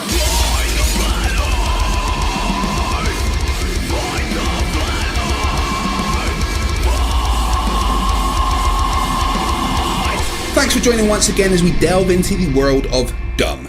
Daniel Pratt is a good example of the thing we see more and more. Flat earthers, as well as being dumb, being generally horrific people as well, whilst also claiming to be men of God. If I ever see you, I will gladly catch a case bitch slapping you across that ugly ass face of yours. Well, actually, I suppose that is very Christian. Anyway, for this video, I'm going to ignore the being horrific person part and just look at the scientifically illiterate part of Pratt. I do a lot of debates with flat earthers on this channel, and there is an evidence of Earth's rotation I like to use by a channel called The Gentleman Physicist, where he uses a homemade Foucault pendulum that swings for about 45 minutes to calculate his latitude on Earth, matching the globe model predictions. An example of Coriolis forces imparted due to Earth's rotation, a method of experimentally demonstrating the rotation of Earth first shown in 1851 by French physicist Léon Foucault. You guys know I've got to show the Sleeping Warrior clip, right? Paul Michel Foucault, the guy we all know for the pendulum effect.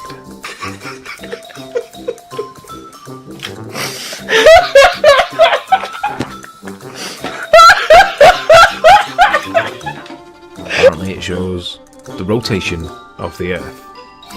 What do we know about Foucault? Not that much really. French, pendulums, that's about it. That's all we know about him. This is the guy. He died in 1988, 1984, aged 57. Does anybody know what he died of? I didn't know what he died of. Presumably old age. There's not that much in it, but for the fact that he was gay, openly gay, he died of HIV, and that's about as much as you can tell.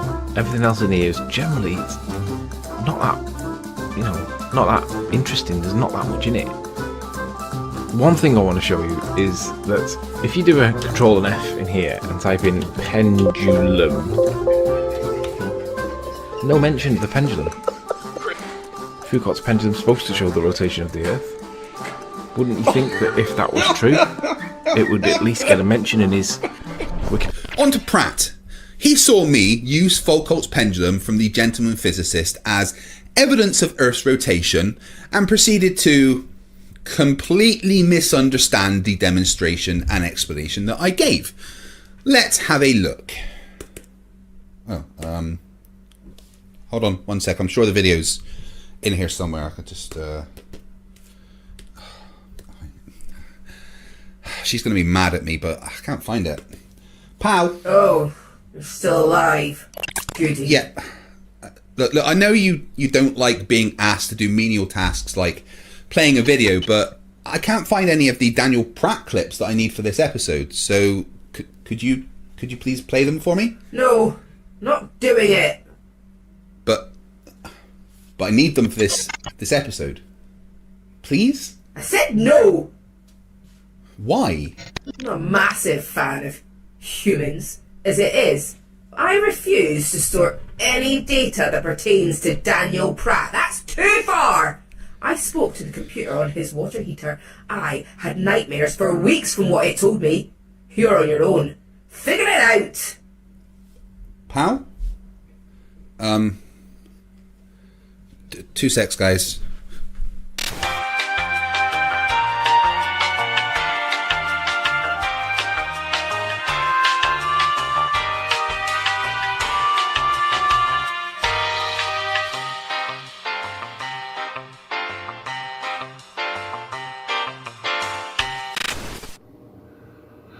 Alright, we're here at everybody's favorite Flat Earth debate channel. That's right, it is Danny Boy. With literally hundreds of flatty destroying debates done on this channel, this is everybody's favourite place to come when they want to see the hopes and dreams of morons get crushed.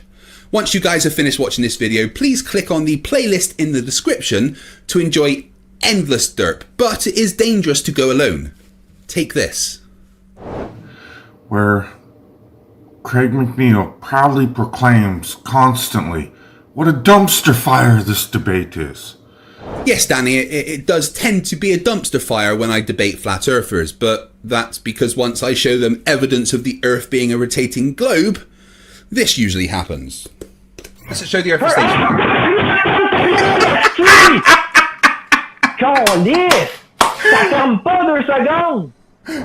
Well, of course it is, because you turn every debate into one with your 11-year-old prepubescent behavior. Yeah, it's not me, well, most of the time, it's not me that turns them into dumpster fires.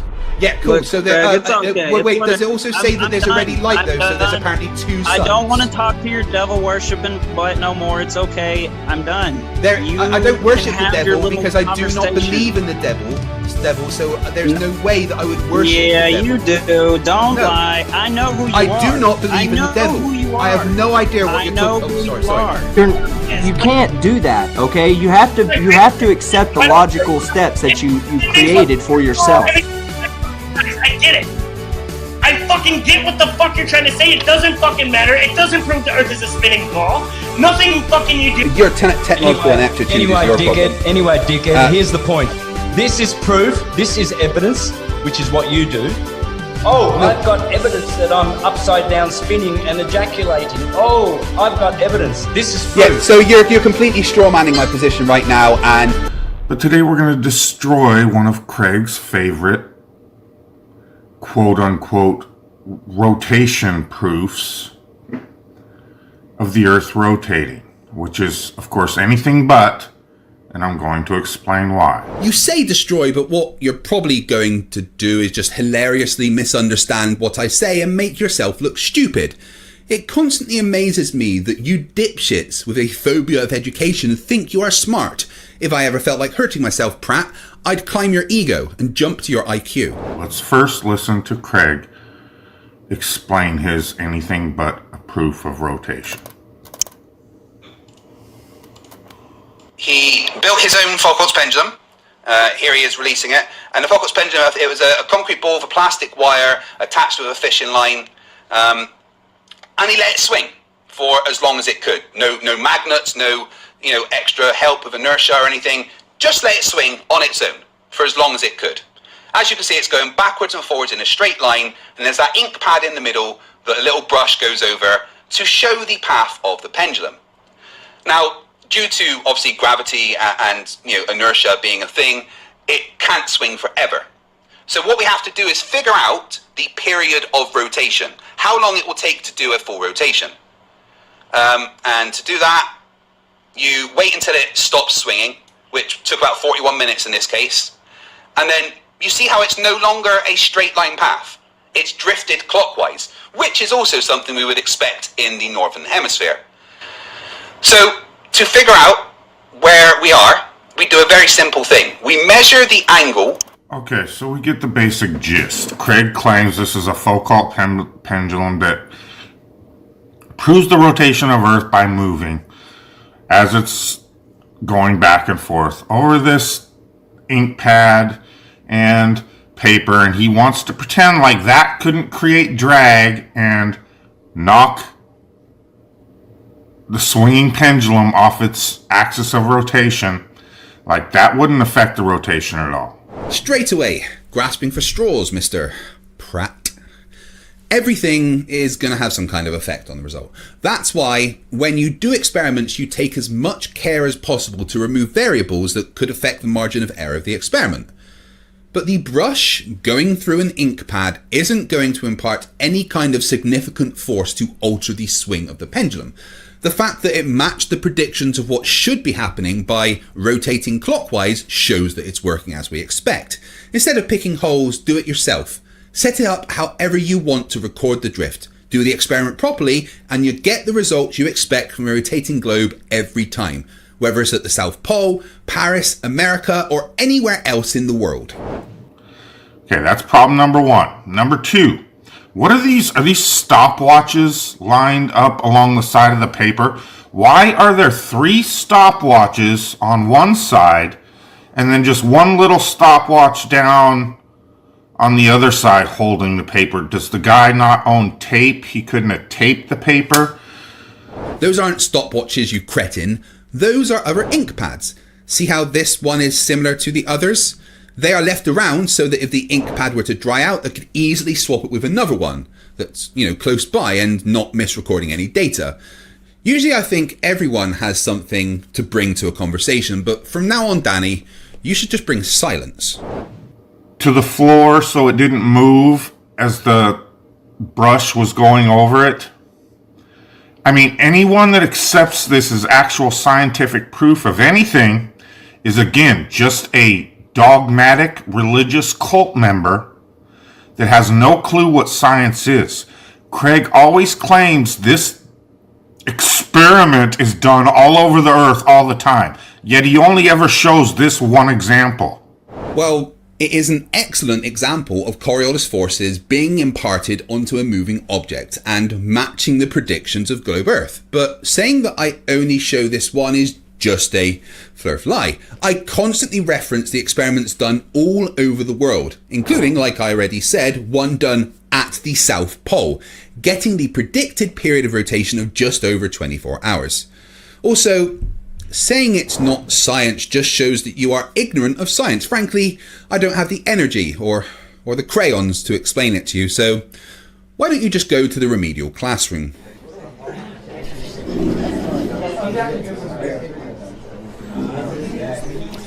Okay everyone, I hope you are refreshed from your time off.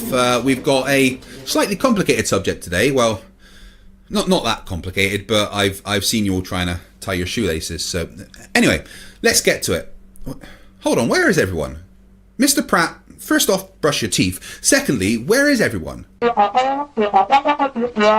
all got lost? How did they get lost? They were using celestial navigation as explained to them by Nathan Oakley. Yeah, they're gone. So, anyway. Right, so I guess you need this more than most, so that's fine. Now, science is a big and complicated thing, but flat earthers like you, Danny, like to pretend it finishes with the basic version of the scientific method that we learn in high school. It doesn't. There is multiple versions of the scientific method as you need something specific to an industry or particular subject of science. But let's not confuse matters right now because, well, most Flerfs are thicker than a Boxing Day poo, and I don't want it to be too complicated for you. So for now, let's just stick with that basic version, which goes like this. 1. Observe something and ask questions. I made an observation that storms on Earth, in most occasions, rotate counterclockwise north of the equator and clockwise south of the equator, and in most cases a storm will die if it crosses the equator. Why does this happen? What's the force that makes this the case? Is there a physical mechanism that would cause this? 2. Form a hypothesis that can explain your observation. My hypothesis for why that is happening is that the Earth is a rotating sphere. If the Earth is a rotating sphere, then there will be a calculable force imparted to all freely moving objects on Earth. This is known as the Coriolis force and is a result of the conservation of momentum. Cyclones are large air masses that rotate around a center. As they rotate, cyclones pull air into the center, or I. These air currents are pulled in from all directions. In the north, they deflect to the right, and this makes the cyclone rotate counterclockwise. And in the south, currents deflect to the left, and this makes cyclones rotate clockwise. The deflection direction at specific locations would be a result of the conservation of momentum imparted by the Coriolis effect, according to my hypothesis. The independent variable would be the position of observation, and the dependent variable would be the direction of rotation. 3. Use your hypothesis to form a prediction.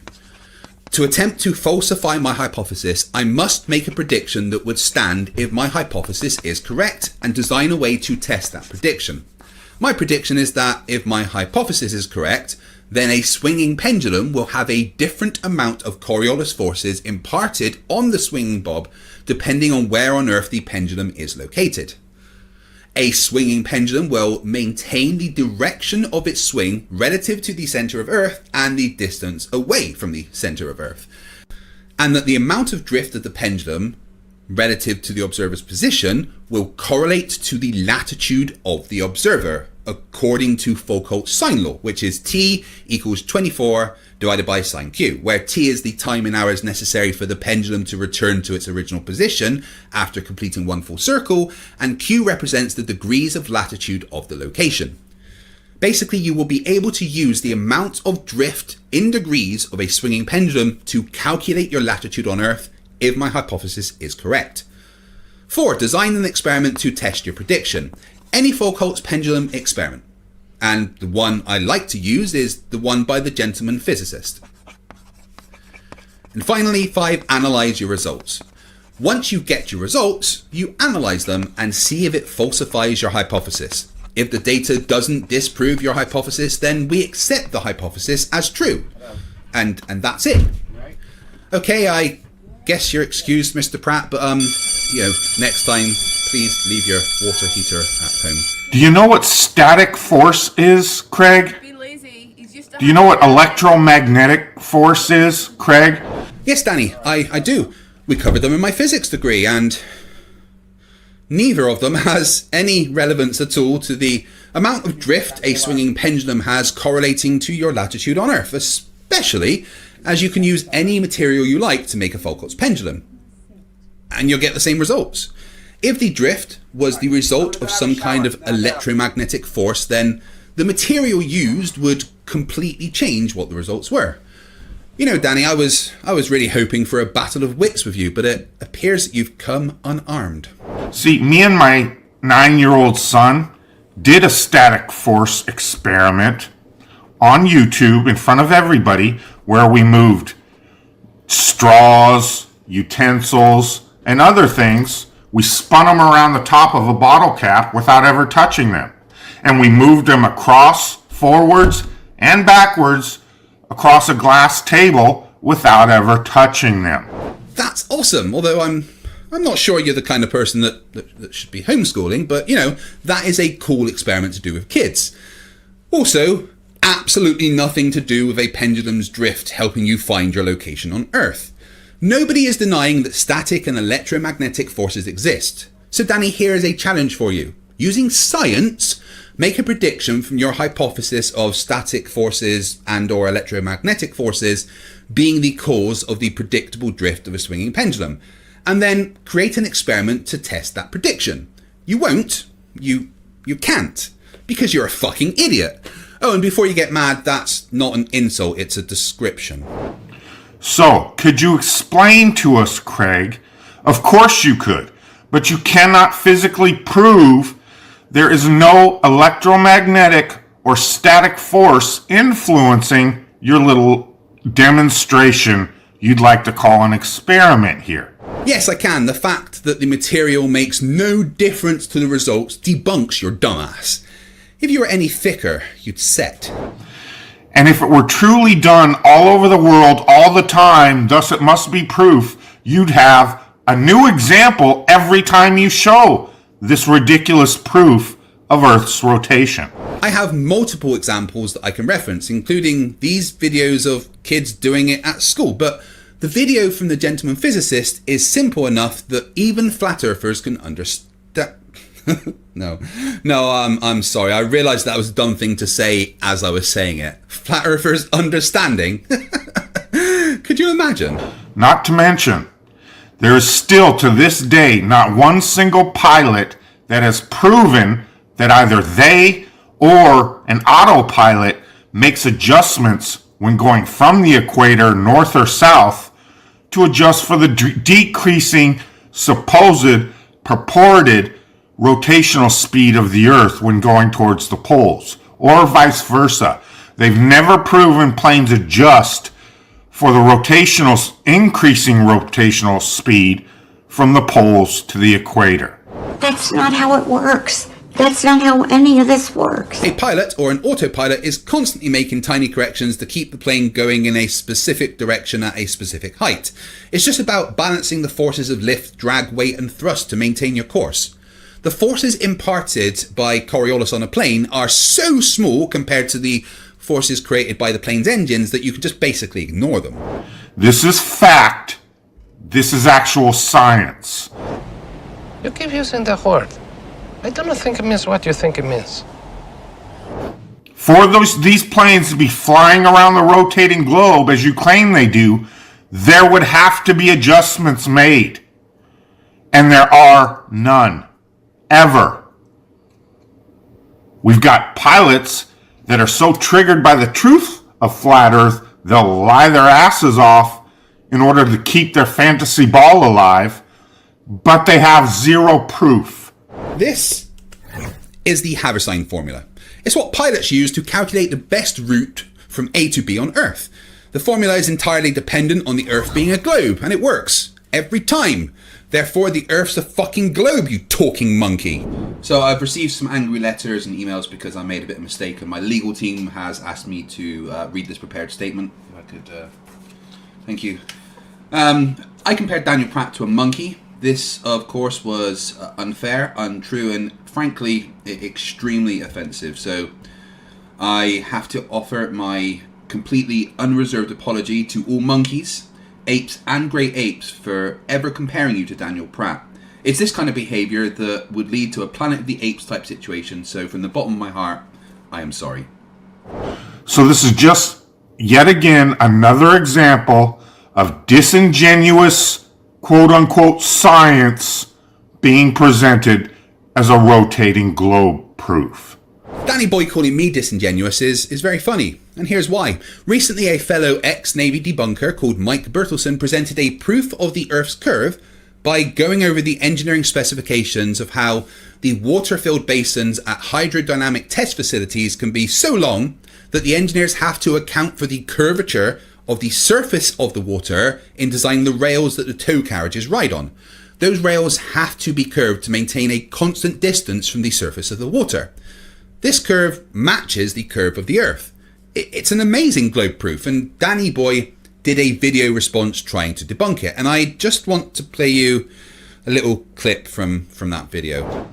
With a measurement device in your hand, proving that large bodies of water at rest, display curvature upon their surface. For 7 years we've been begging for this, and for 7 years we've got nothing but excuses, dismissals, and ad hominem attacks. So Mike has given you a video showing exactly what you've been asking for. I imagine you tried really hard to debunk it. How did you do that, Danny Boy? This particular video, I didn't even watch the video as usual. No need. Ah, I see. No need to debunk the evidence if you just pretend it's not there, right?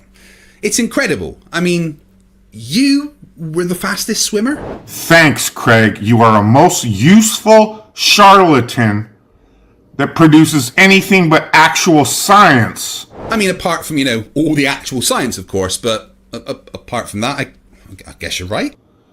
To prove his imaginary, non-existent globe. And for that, we truly thank you. God bless you. If it weren't for misrepresenting lying charlatans like you, disproving the globe wouldn't be so easy.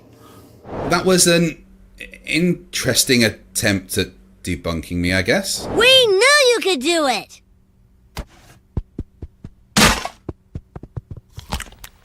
A complete failure, but, Interesting.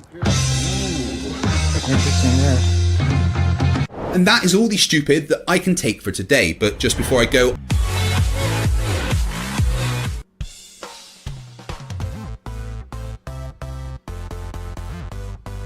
Hey, I'm FTFE, welcome back to the channel that does to stupidity what Anakin Skywalker did to the Jedi Daycare Center.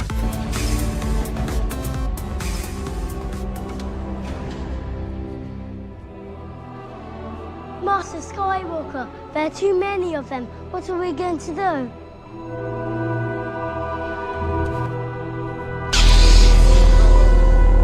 So it will probably come as no surprise to you that flat earthers don't like me. No, fight the flat earth. I won't debate you, because that's all you can do is debate, because you have zero scientific factual evidence. What I'd like is for once, for your bald-ass, cross-eyed, mongoloid-looking ass to provide actual scientific method-based proof of your bullshit globe, which you can't, so you keep trying to bait people into master debating you. You're a fucking clown. No, I won't debate you. There is no debate. How about you just provide proof of water at rest displaying convexity for once, you fucking mongoloid. You're the guy that wants to fight the flat earth. Because we're all a bunch of fucking retards, right? You are the clown that thinks you are noble for running around fighting people you call retards. If I ever see you, I will gladly catch a case bitch slapping you across that ugly ass face of yours. That's what I'll gladly do. How the fuck you like me now? And then there was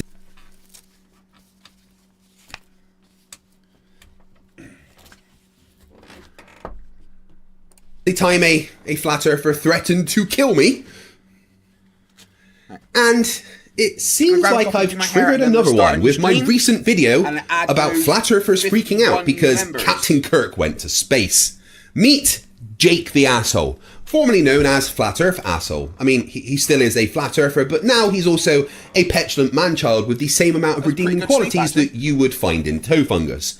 He was so super triggered about my video, he not only made a response, but challenged me to a cage match fight, even though I'm a disabled military veteran that needs a walking stick to even get around my own house and live the other side of the planet. Then he turned up to one of my live streams and had the biggest meltdown I've ever seen.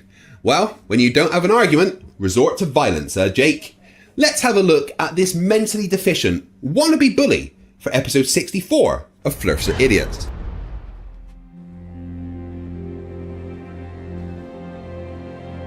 We're living on a disk, floating through space, with a tiny sun.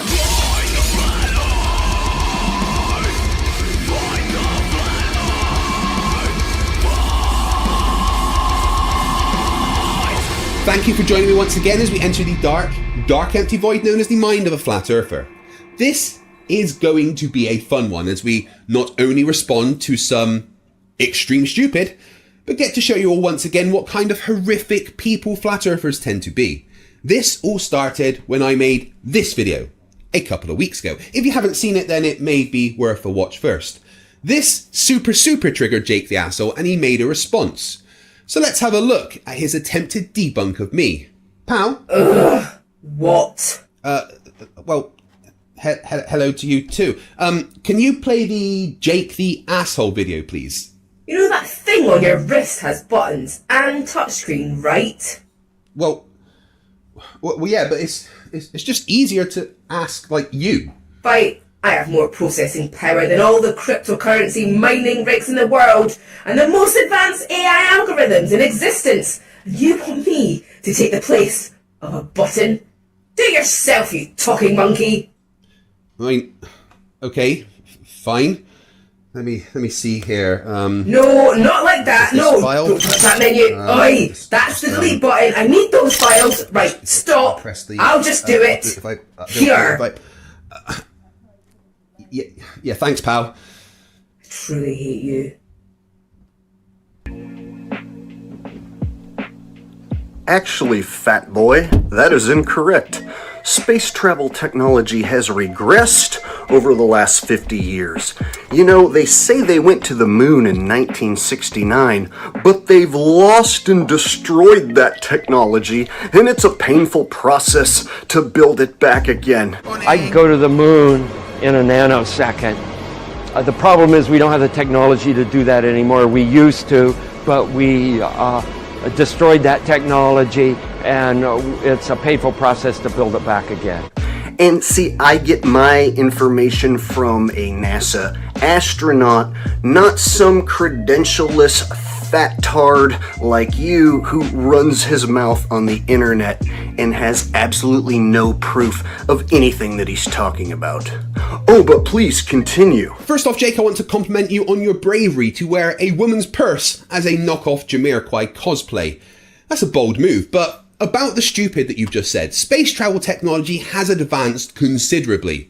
There is more to space travel than just winning a dick measuring contest with the Russians. The technology that took man to the moon was archaic, dangerous, and expensive. We don't want that. Now we have reusable rockets. Right. I hope you guys enjoyed watching me sleep. Let's get the camera back up. Oh, look, I'm yellow again because the fucking sun. That was actually a really good sleep. Thank you for watching me sleep. And I noticed that whilst I was sleeping, we have had...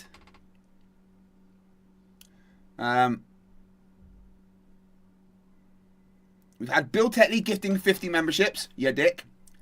And Monkey Cat Pat Pat gifting a membership, which is 51 new memberships. So what we're going to do...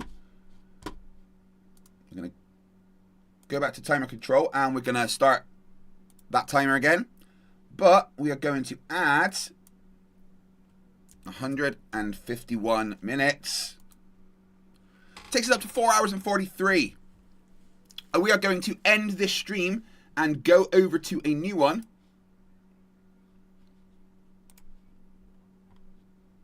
Just going to redirect you to the new stream.